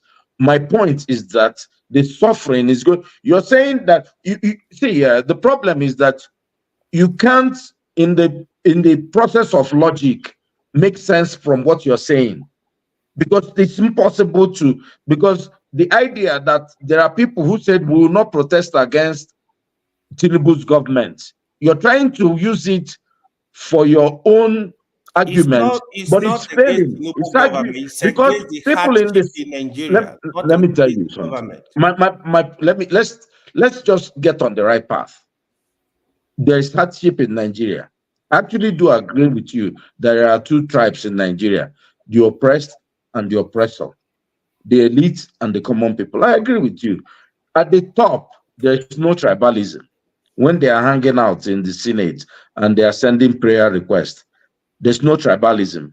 The problem is when all of us start agreeing about what is bad and what is good. I have friends that they told me, oh, I'm telling you the truth. This guy said, oh, we will not support these guys in Lagos. What's his name? The GRV. What is GRV, right? You know, Badebo, his rival. Yeah, they said they won't support him because he's not Yoruba enough. I said, what do you mean? He said, no, his mother is not. But this guy, some of them, they are marrying wives from outside the distance. I said, why you're intellectual, you're my friend. Why are you discussing things at this level? He said, yeah, but all those guys, they are singing a new song. Suffer don't catch everybody. Everybody is coming to the table. When people say, oh, why don't you support the government? No, the government, people don't have to support the government. The government has to just make the right decision. Here's my problem. We're speeding towards 2027. Where, you know, we're going to, every country has a chance for revolution every 4 years. Every country. In the next 3 years, it's almost in 3 years' time, Nigeria will have another chance to change their skin. By the time they will start sharing things and they will go to mosque and they will go to some place and say, no, we're going to do Muslim, or we're going to do, who cares about, I don't care if there are 2 Muslims at the top of the ticket. If they can rule Nigeria well, they can rule in perpetuity. Go to Rwanda. The minority is ruling the majority. But nobody is making noise in Rwanda because they are getting the dividends of whatever government or democracy. The man is a dictator. But people want to go to Rwanda because he's a patriotic man. He loves his country. This is one, you know, look, if we want to have Fulani Yoruba oligarchy forever and they are ruling well, we will not have any problem. Why would anybody have problem? But what we are saying is that these leaders are nepotic. These leaders are not making the best decision. Let us all agree on that part first. When we agree, then the question is. But I think everybody agrees with you on that. That the leaders are not performing at all in Nigeria. I don't think one person. Not everybody. We still have people who come and defend, who come and gaslight, who come and make excuses, and that's the problem. There's something I want to ask. Is performing well. There was one guy here, the guy here, what's his name? The guy that didn't turn on his light. He was here defending all the nonsense, saying, why are the citizens not going to take over? Do this one. He's just saying, he was saying everything, but blaming the government. But that is not saying that the government is performing. He is saying, remove the government. No. What he's saying is that citizens should go and do the job. You know, just but that's what your assertion was that some people are defending the government. He wasn't defending the government. He was saying, do the job. He was. Don't sugarcoat things. I don't know why forefather is not. Because I've had the day we start being honest to ourselves, That's when our liberation will I don't come. know what you want about honesty. Sometimes when people have a slightly different opinion from the way you are looking at it, they are different opinion. You lump them into the area that they are not. No, because this has Nigeria happened is not to me. going to go forward Ferrari, until we accept this has happened to me, and you are one of those people that did it to me, whereby just because somebody is saying that the citizens should go and do it, it's not a defense of the government, because you are still condemning the government. You can still condemn the government and say the citizens can do more on so and so areas. I don't understand how that becomes a defense of the government. I really don't. AY, please carry on. If you listen to what he just said, you see, his party figure, if it's Yoruba and Fulani oligarch, you see, to me, these are not necessary. What is necessary is we look for leaders that will do the right thing. I don't really care where the leader is coming from. I don't really care. If Tinubu was doing good today, I'm here to praise him. Trust me. Is it not the same thing that I said? Yeah, that's exactly what Odi said too, which is a great thing. You see, that's the thing. We just want the country that works. To me, I don't hope nobody is feeding me. Tinubu is not feeding me. Peter Obi is not feeding. I don't even care. They are leader. They are off bullshit. Nobody is.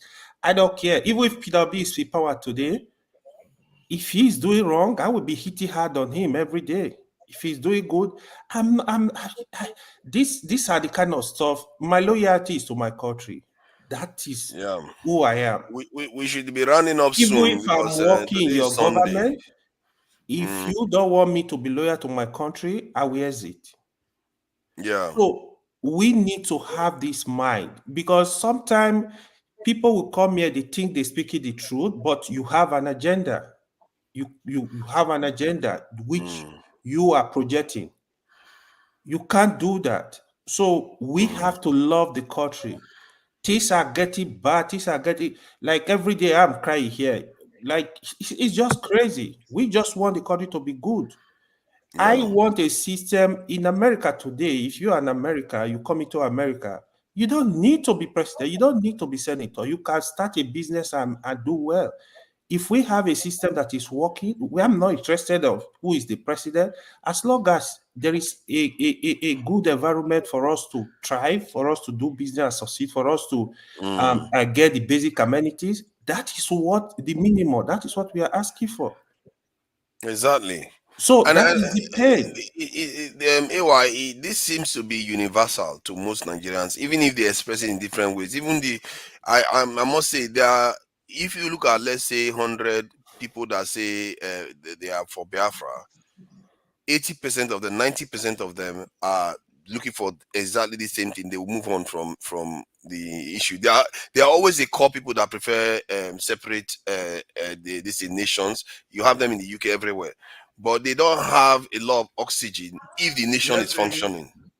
If the nation is functioning, most people will just go on their merry life, and nobody will be disturbing the nation, and even the agitators will not be that angry, because they are likely to be more angry when everything is all falling apart everywhere.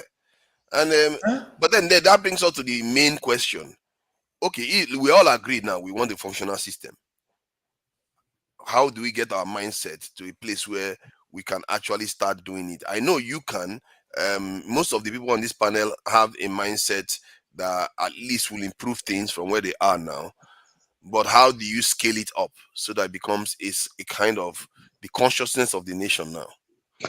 See, I have an idea. Odi, sorry, no, I'm not trying to cut you short, Odi, please. No, go ahead, man. Because I wanted to ask you one question. What I'm trying to say is about what you said.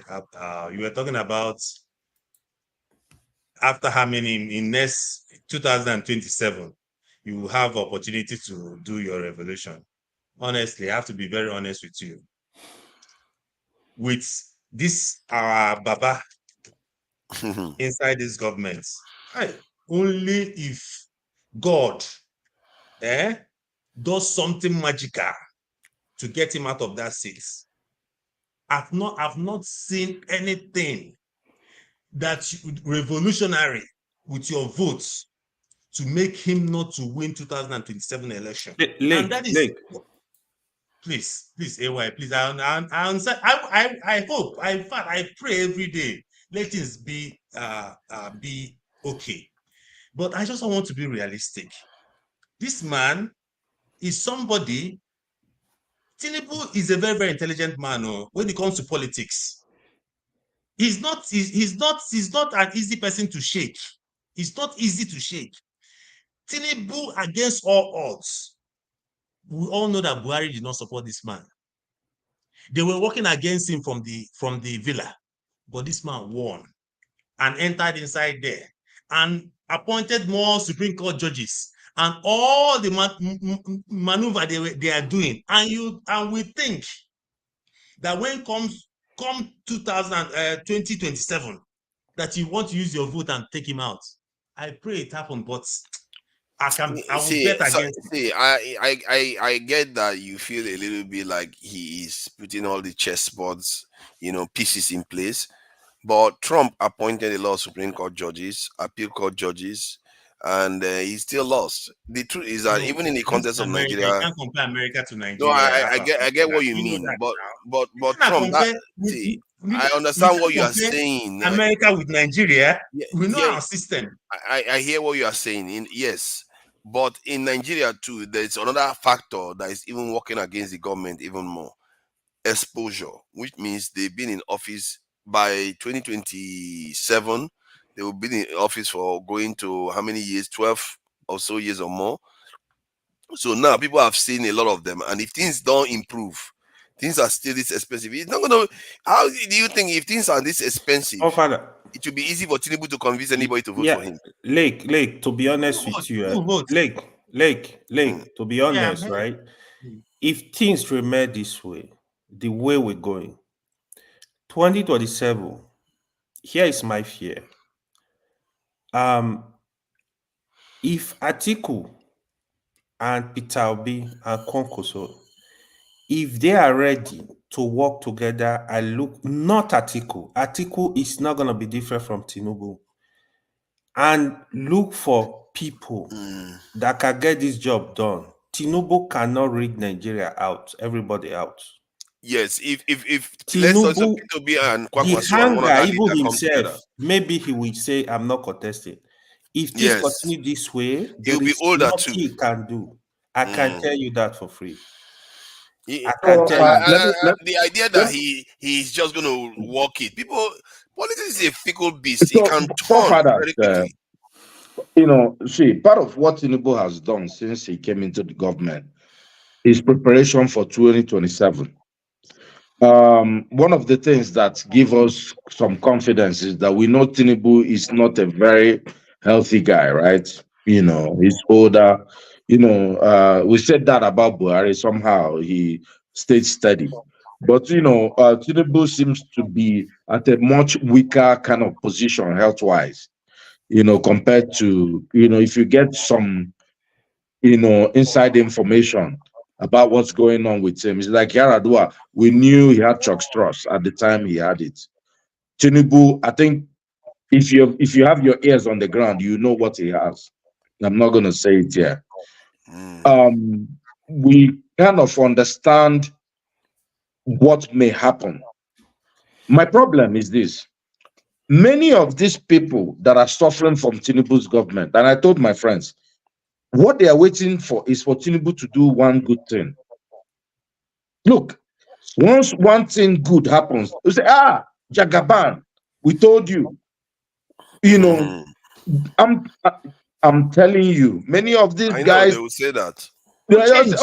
We told you change. They'll change. Look, Lake, I agree with you that he's making it tough. Very good, but at the same time, there is something that AY and I told you, AY, me and AY are singing the same tune now. That's why I told me and you see. They stop repeating that. Which one was I singing before? Can you explain? Now? No, you not invest me. We want change. We want change. We want change. Hold on.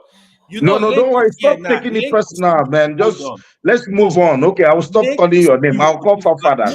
Forefathers, I used to have arguments with him. He's not even taking it personal. Stop taking it personal. Come on. It's not personal. What I'm saying is Tell this. us which one do we He's not taking it personal. He was just asking you. No, it's not personal. Here's my view. Personal. Which one? Look, my view. Explain to Lake. Lake is a stranger here. Which No. Lake has come in. Okay, let me just make my point. My point is this: is simple. All these people that we are saying are Tinubu supporters, they are waiting for just one green light. I told my friend last week, I said, Oga no green even one thing. Nobody, none of us here, me, even I was saying that anybody that replaces Buhari between Tinubu, Atiku, Obi, and Kwankwaso will be better than Buhari. Are we so much proven wrong? Like, how did we know it would be this bad? Policy. Tinubu entered and they were just sharing money. Like, let me tell you, the insensitivity of the government. Negatively, he performed more than I expected. No, my brother said, Tinubu, as not last week or 2 weeks ago, he appointed his son-in-law to even this particular one is making his core supporters very, very angry. Like the problem is that nothing is working. All these things you are going to see. That's what I'm saying. See, I'm saying that many people are waiting for one good thing that Bat will do. One good thing. We are hoping. Look, what is galvanizing Nigeria? The people that voted against Tinubu more than 90% have said that they won't protest against him. When it comes to the next election, they will still vote more than 90% against him. Let there be against him. More than 90%. Tinubu will not get more than 5% votes in the Southeast in next election unless they rig it. 1%, you won't get 1%. I'm saying, but these people are saying. Like, I don't know why you are saying that though, but you see, then they go and elect APC governors. Yeah, no, the APC governors they're electing is by force now. Who is electing? What you just said is by force. What kind of force did they force anybody to go and vote? Forefathers. So you believe that people went elected APC governors? No, that's part of what we're saying. INEC is completely in shambles. What do you mean no? It's the people that went and voted for those governors. Different though. Electing APC governor is different. It doesn't matter though. APC. No, but you agree it matters. But you agree it matters. Give you an instance. Let when me you elect APC governors, I think. Look, let's not get distracted. The main point that we have here is that you ask a question, 2027, because that's when the next election will come. AY brought up Kwankwaso Obi kind of emergence. My problem has been that when we are getting closer to that time, people will start bringing up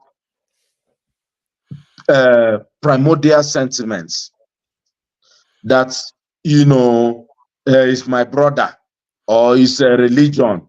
And when I mention about something, people will say, oh, it's because of Obi or something. And people don't give even the Southeast credit that they have not voted for anybody from Southeast since 1999. Who contested from Southeast since 1999? What are you saying? Odumegwu Ojukwu contested from Southeast now. Which party? Under Abga. What are you saying? They voted against him. Odumegwu Ojukwu is the hero of Southeast forever and ever. They voted for Obasanjo. The problem is that you won't even believe it. Yeah. All you think is that people from Southeast have primordial sentiment. People said, no, we don't want Ojukwu. Let me ask you a question. You think Southeasterners, their thinking was... Ask me under whether we have... Hold on. You think their thinking was Obasanjo was better than Ojukwu? That was why they voted Obasanjo? Is that what you are thinking right now? as at then. But you asked the question, we answered it. Why do you want to tell me what they said? Okay, tell me. Okay, AY, tell me why they voted for Obasanjo. Tell me, you are more Southeast than the Southeast people. Tell me. No, tell me now. You know everything. You see the problem. You know your own. You know my own. You know everybody's reality. Tell me. Let's round up so that we can go backstage. So, gentlemen. Thank you all for joining us today. Local AY, please hold on, because today is going to be a busy week for every people in the UK anyway. The conversation has actually been quite solid. What is happening new people in the UK? coming in. We work week now. People have to survive. Are you guys worshiping your queen today, or nah, nothing like that, nothing major. Just heading for your average February this day. Loco. Thank you. We really appreciate your presence here today. Odi, as always, you are welcome, and nice conversations. Ferrari, thank you for staying all the day and time with us here and sharing your opinions. And I like your Agbero Ferrari, ways. I don't know where you get energy. My favorite part of Ferrari is Agbero ways. That's the one when he gets into that with Ferrari. If Ferrari no go school, Ferrari for big motor pass. I'm no telling doubt. you. I swear. There will be no MC no more for the leg where Ferrari dey. There will be no Ferrari no go all. school. Yeah, MC no more for the leg.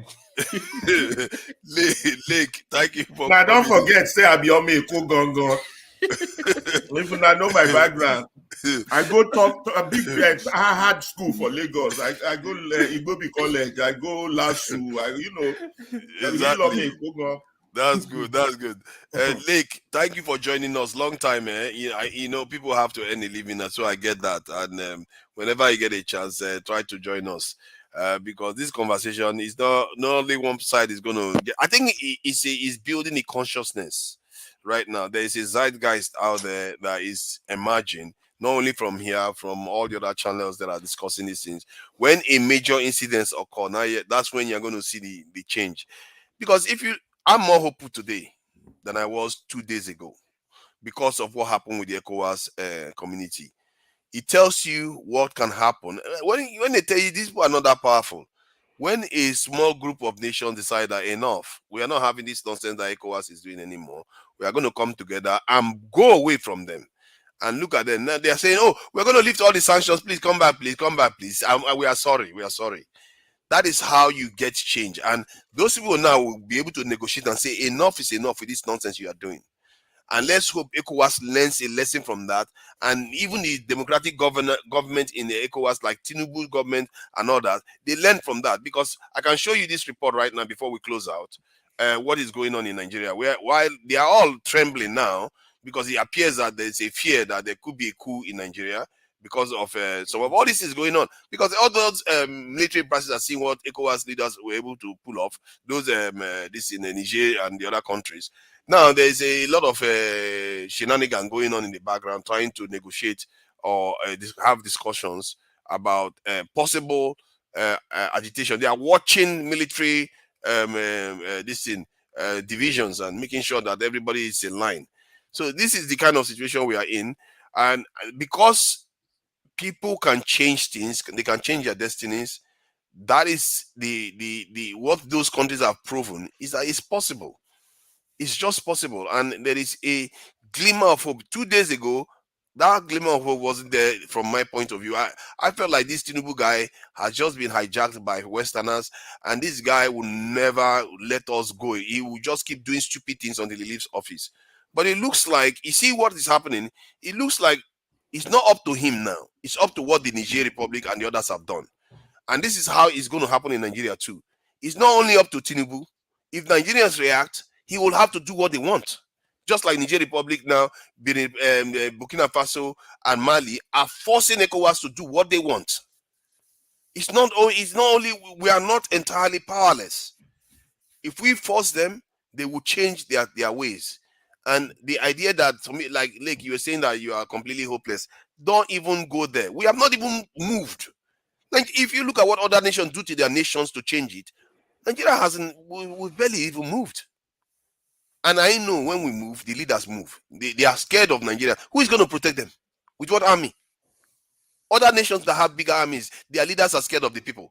Nigeria army, is one soldier to 1,000 people. When the people rise, they will shake and they will do what the people want. And this is why I think all those people that are saying that some groups should not join the protest, they should all join, because the more you come together and raise your voice, the more the leaders are going to listen and do what you want. What is the use of sitting back when others are complaining? Then when you complain, they sit back. Everybody's sitting back. You are doing exactly what the leaders want. So I'm hopeful that if Nigerians choose to come out, they will change that country. And that is the work we are doing here. We are changing our own mind. I'm learning a lot myself here. When the time comes, if I get the opportunity, I'm going to put the right lever. That's how it's supposed to be. When you get the opportunity, I said you're born again now. You're now born again. I'm not born again. I don't know why you keep saying that. We are born again. You say AY is born again. We are not born again. We have always been like that. I'm actually surprised when he says I think that. I understand what what he means by born again. Yeah, no, he doesn't know what he's talking about, my friend. I think he's saying he's using a coded language. Maybe who knows? I know what he's understanding him. So he's Yeah. using a coded term. So, but I'm glad the conversation went well today, and let me just say some acknowledgement to the people in the chat. AY, as always, you are in the chat and on the panel. You are one of the most foremost Nigerians out there that has a level head. And even though they no agree. Well, hopefully someday you go to Nigeria and let your this thing hand there to actually straighten things out. If you know, as Nigeria matter, they pay me for father. Sometimes I won't cry. No joke. You know what? It's painful in my bone. Nigerian man is one kind of. It's like the kind of person you want as an enforcer in Nigeria. That guy, like, yeah! He doesn't like nonsense at all. Yo, I laughed yesterday. If you put Nigerian man as an enforcer, goodness, if there's a rule you broke, my goodness, don't even bother explaining to him, because you are going nowhere. That guy doesn't take nonsense at all. You know, it's almost like the way I had the kind of weird experience with Ferrari. One day when we were having an argument, Ferrari was like, he just like talked to an argument on camera here. He was like, start doing this system of stuff. I was like, he started making me laugh. So it's like the whole thing is like he flipped a switch in my head, and that's how Nigerian was too. There was one day we were having a discussion here. And everybody was just having a discussion, and the points were not going very well. And he was like, it's like he doesn't like hearing things that are just incoherent. It's very funny. There are people like that, and I really do enjoy them, because they tend to want to simplify silly arguments. They don't like things getting very complicated. No, Ferrari, to be fair to Ferrari is very consistent. That's what I was talking about. You see these people talking here. I remember the same Abure we were talking about yesterday when Abure was here. Ferrari, you, and one other. I was watching from this thing. You guys were the only people that look at the issue and ask this man good questions. The other people, because he belongs to that is my problem. Even if Peter will be coming here tomorrow now, some people you will see, oh, because he's Peter. No, you don't treat people like that. That is where we're selling ourselves out. That's because true, you supported the person. You I'm not saying disrespect the person. Ask the question. What is wrong? If I see Tinubu today, Oga Tinubu, what is happening to our country? I don't hate you, but can you, if you are not, can you do something? Can you work and work for the people? That is my interest. I'm not going to. Yeah, I think I agree with you on that. Let me just start calling these names out. Jeremy Aspiqueta Robinson. Jeremy Aspiqueta Robinson. Yeah, this guy, I think he was praising you earlier on, and then he was insulting me too. But it's all right. This is regular. It's so good. It's so good. Young one. Thank you for coming. Young You one, I see see that you one? there. You see that one? You know why it's anti-Igbo. He can't hide it. No, he's not. Why? Young one, he's not. I don't know why people mistake when somebody doesn't say what you want, suddenly they are anti-Igbo. They are not anti-Igbo. Yeah. Where does that come from? It's ridiculous. Reabua, thank you for coming in. I see you there, Reabua. Can do. I see you there too. Can do. Thank you for joining us. There is also who else is there again? Basil Aguzi. Thank you for coming in. Patrick Okafor, thank you for coming in. Paul, Masca, Amadioha. I'm gonna forget somebody, obviously. I'm definitely gonna forget. If you guys remember anybody, just remind me. Henry Johnson, I see you there. Henry Johnson, man of prestige, I see you there too. Thank you for joining us. Jeremy, okay, I've said that before. One man went to Mo Hez 969. Hez 969. I see you there, Hez 969. And Charles Obona, thank you for coming in. That sounds like a name from the school register, really. Charles Obona, I see you there. One Nigeria, thank you for coming in. One Nigeria. Nwachuku, thank you for coming into Nwachuku. I see you there. Who else is there? I've seen one Nigeria. Bello Babs. Bello Babs. Good thing he didn't come in today because he has a way of triggering a lot of people here. Bello Babs, thank you for coming in and being on the chat. Edioba Edobo, thank you for coming in. Edioba Edobo, I see you there. CMOB9, CMOB9. I don't know whether that's our CM that comes on the panel or just on the chat. Oyi of Oyi of all. Thank you for coming in, of all. User found. Thank you for coming in. Dan George. I see you there, Dan George. Thank you for coming in. Sunday Okafor. Thank you. I see you there for joining us. If Inkyo Onye Duru. Wow, there's a lot of new names today. Inkyo Onye Duru. Thank you for joining us. There's quite a lot of new names today, actually. Tope O. I see you there. Tope O, thank you for joining us. Oscar Blackstone. And you donated too. Thank you for joining us, Oscar Blackstone. He was attacking me. He said, your intentional dishonesty is appalling. Oscar Blackstone, thank you for the $2, Oscar Blackstone. Nkyo Onye Duru.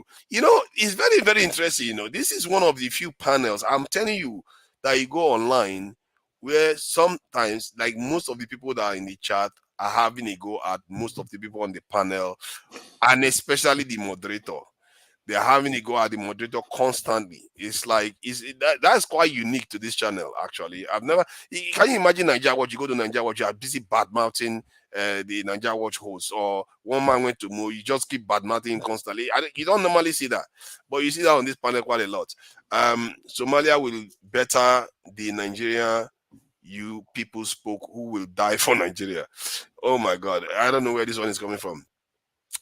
Yeah, that will lead me to something else. Efosa Isaac Uwezi, thank you for joining us. That's another new name again. There's a lot of new names. What's all these new names coming from? But why? That one too, I don't know. AO, I think I've seen AO before. No, OA. I hope this is not the OA that we know. There's another OA out there. Do you know about the OA? OA. Yeah, OA is an interesting this thing. It's a TV program actually too. Weird TV program. Mark Okunsanya. Thank you for coming in, Mark Okunsanya. I see you there. That's another name again. I don't know what I've seen before.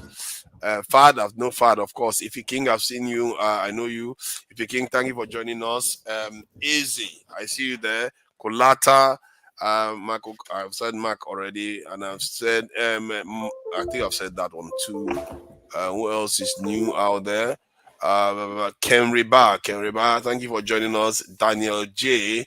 Let me just finish off now. Olisa Franklin. Let me go to the people that donated money. Alexander Gomez, Chamba, Kando, with $20. Then Mazi Prince, $19. Oscar Blackstone, $5. Oscar Blackstone again, $2. And this in Alexander Gomez, $5. Alexander Gomez, $5. Thank you all for all the donations. And Dr. Damages appreciates all the donations to help with the subscription package. And hopefully next Sunday we'll be back here. And I think we should be making these sessions, Sunday sessions, more of an esoteric or really, it was supposed to be like Bible study, something a bit more easygoing, that is more intellectual. I don't know whether when people are hungry in Nigeria, you come here to discuss intellectual stuff. I don't know whether that will gel very well, but well, there has to be room for more, intellectual discussions. We have to make room for that because we don't do a lot of that kind of conversation in Nigeria. All right. Let me see if I can find. Okay, yeah, it's time for us to round up now. Till next week. You all have a great week ahead. Thank you. Bye.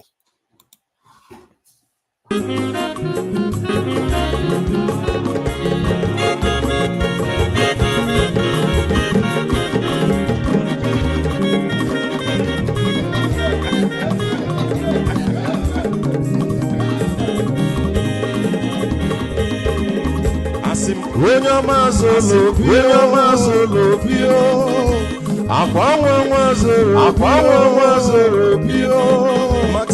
If you bunye lo panumo, Olaga ni biasugo. Olaga doni abawa wiloji. Kona vazia. Onyo mazoro biko. Abama watere. Ikia unye ni gana mu. Olaga doni biasugo. Olaga doni. Abama wiloji.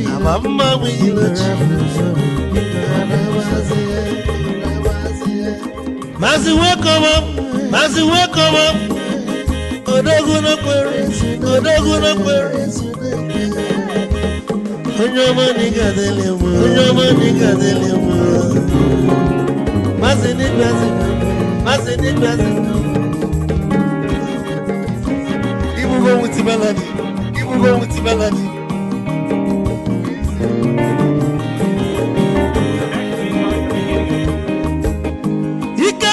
Wait your phone.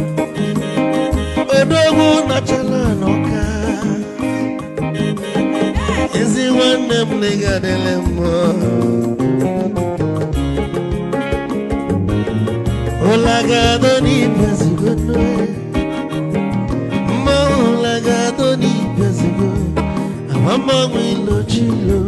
Bigora muzo. Anabazi. Say.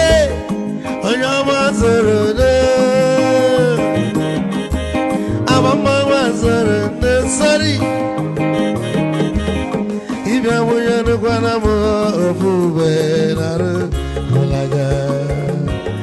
Olaga doni biasugo. Nasa boy. Olaga doni biasugo. Abama wilo chilo. Bigora fuzoro. Anabazi. Odogu kenero bikechofo. Ama kwa mnika gogogia. Waligwe kwelo. Ikejomo belebege. Hey, you want?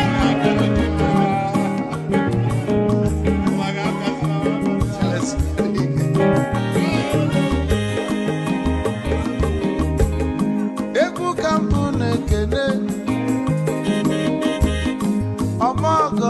So Chukwe mekalumo ike chukwu negaji Esi nwanne mekene Ila puli fe nini neme webia Nka ya gosili na anyị na gị bụ nwanne Wisdom Megade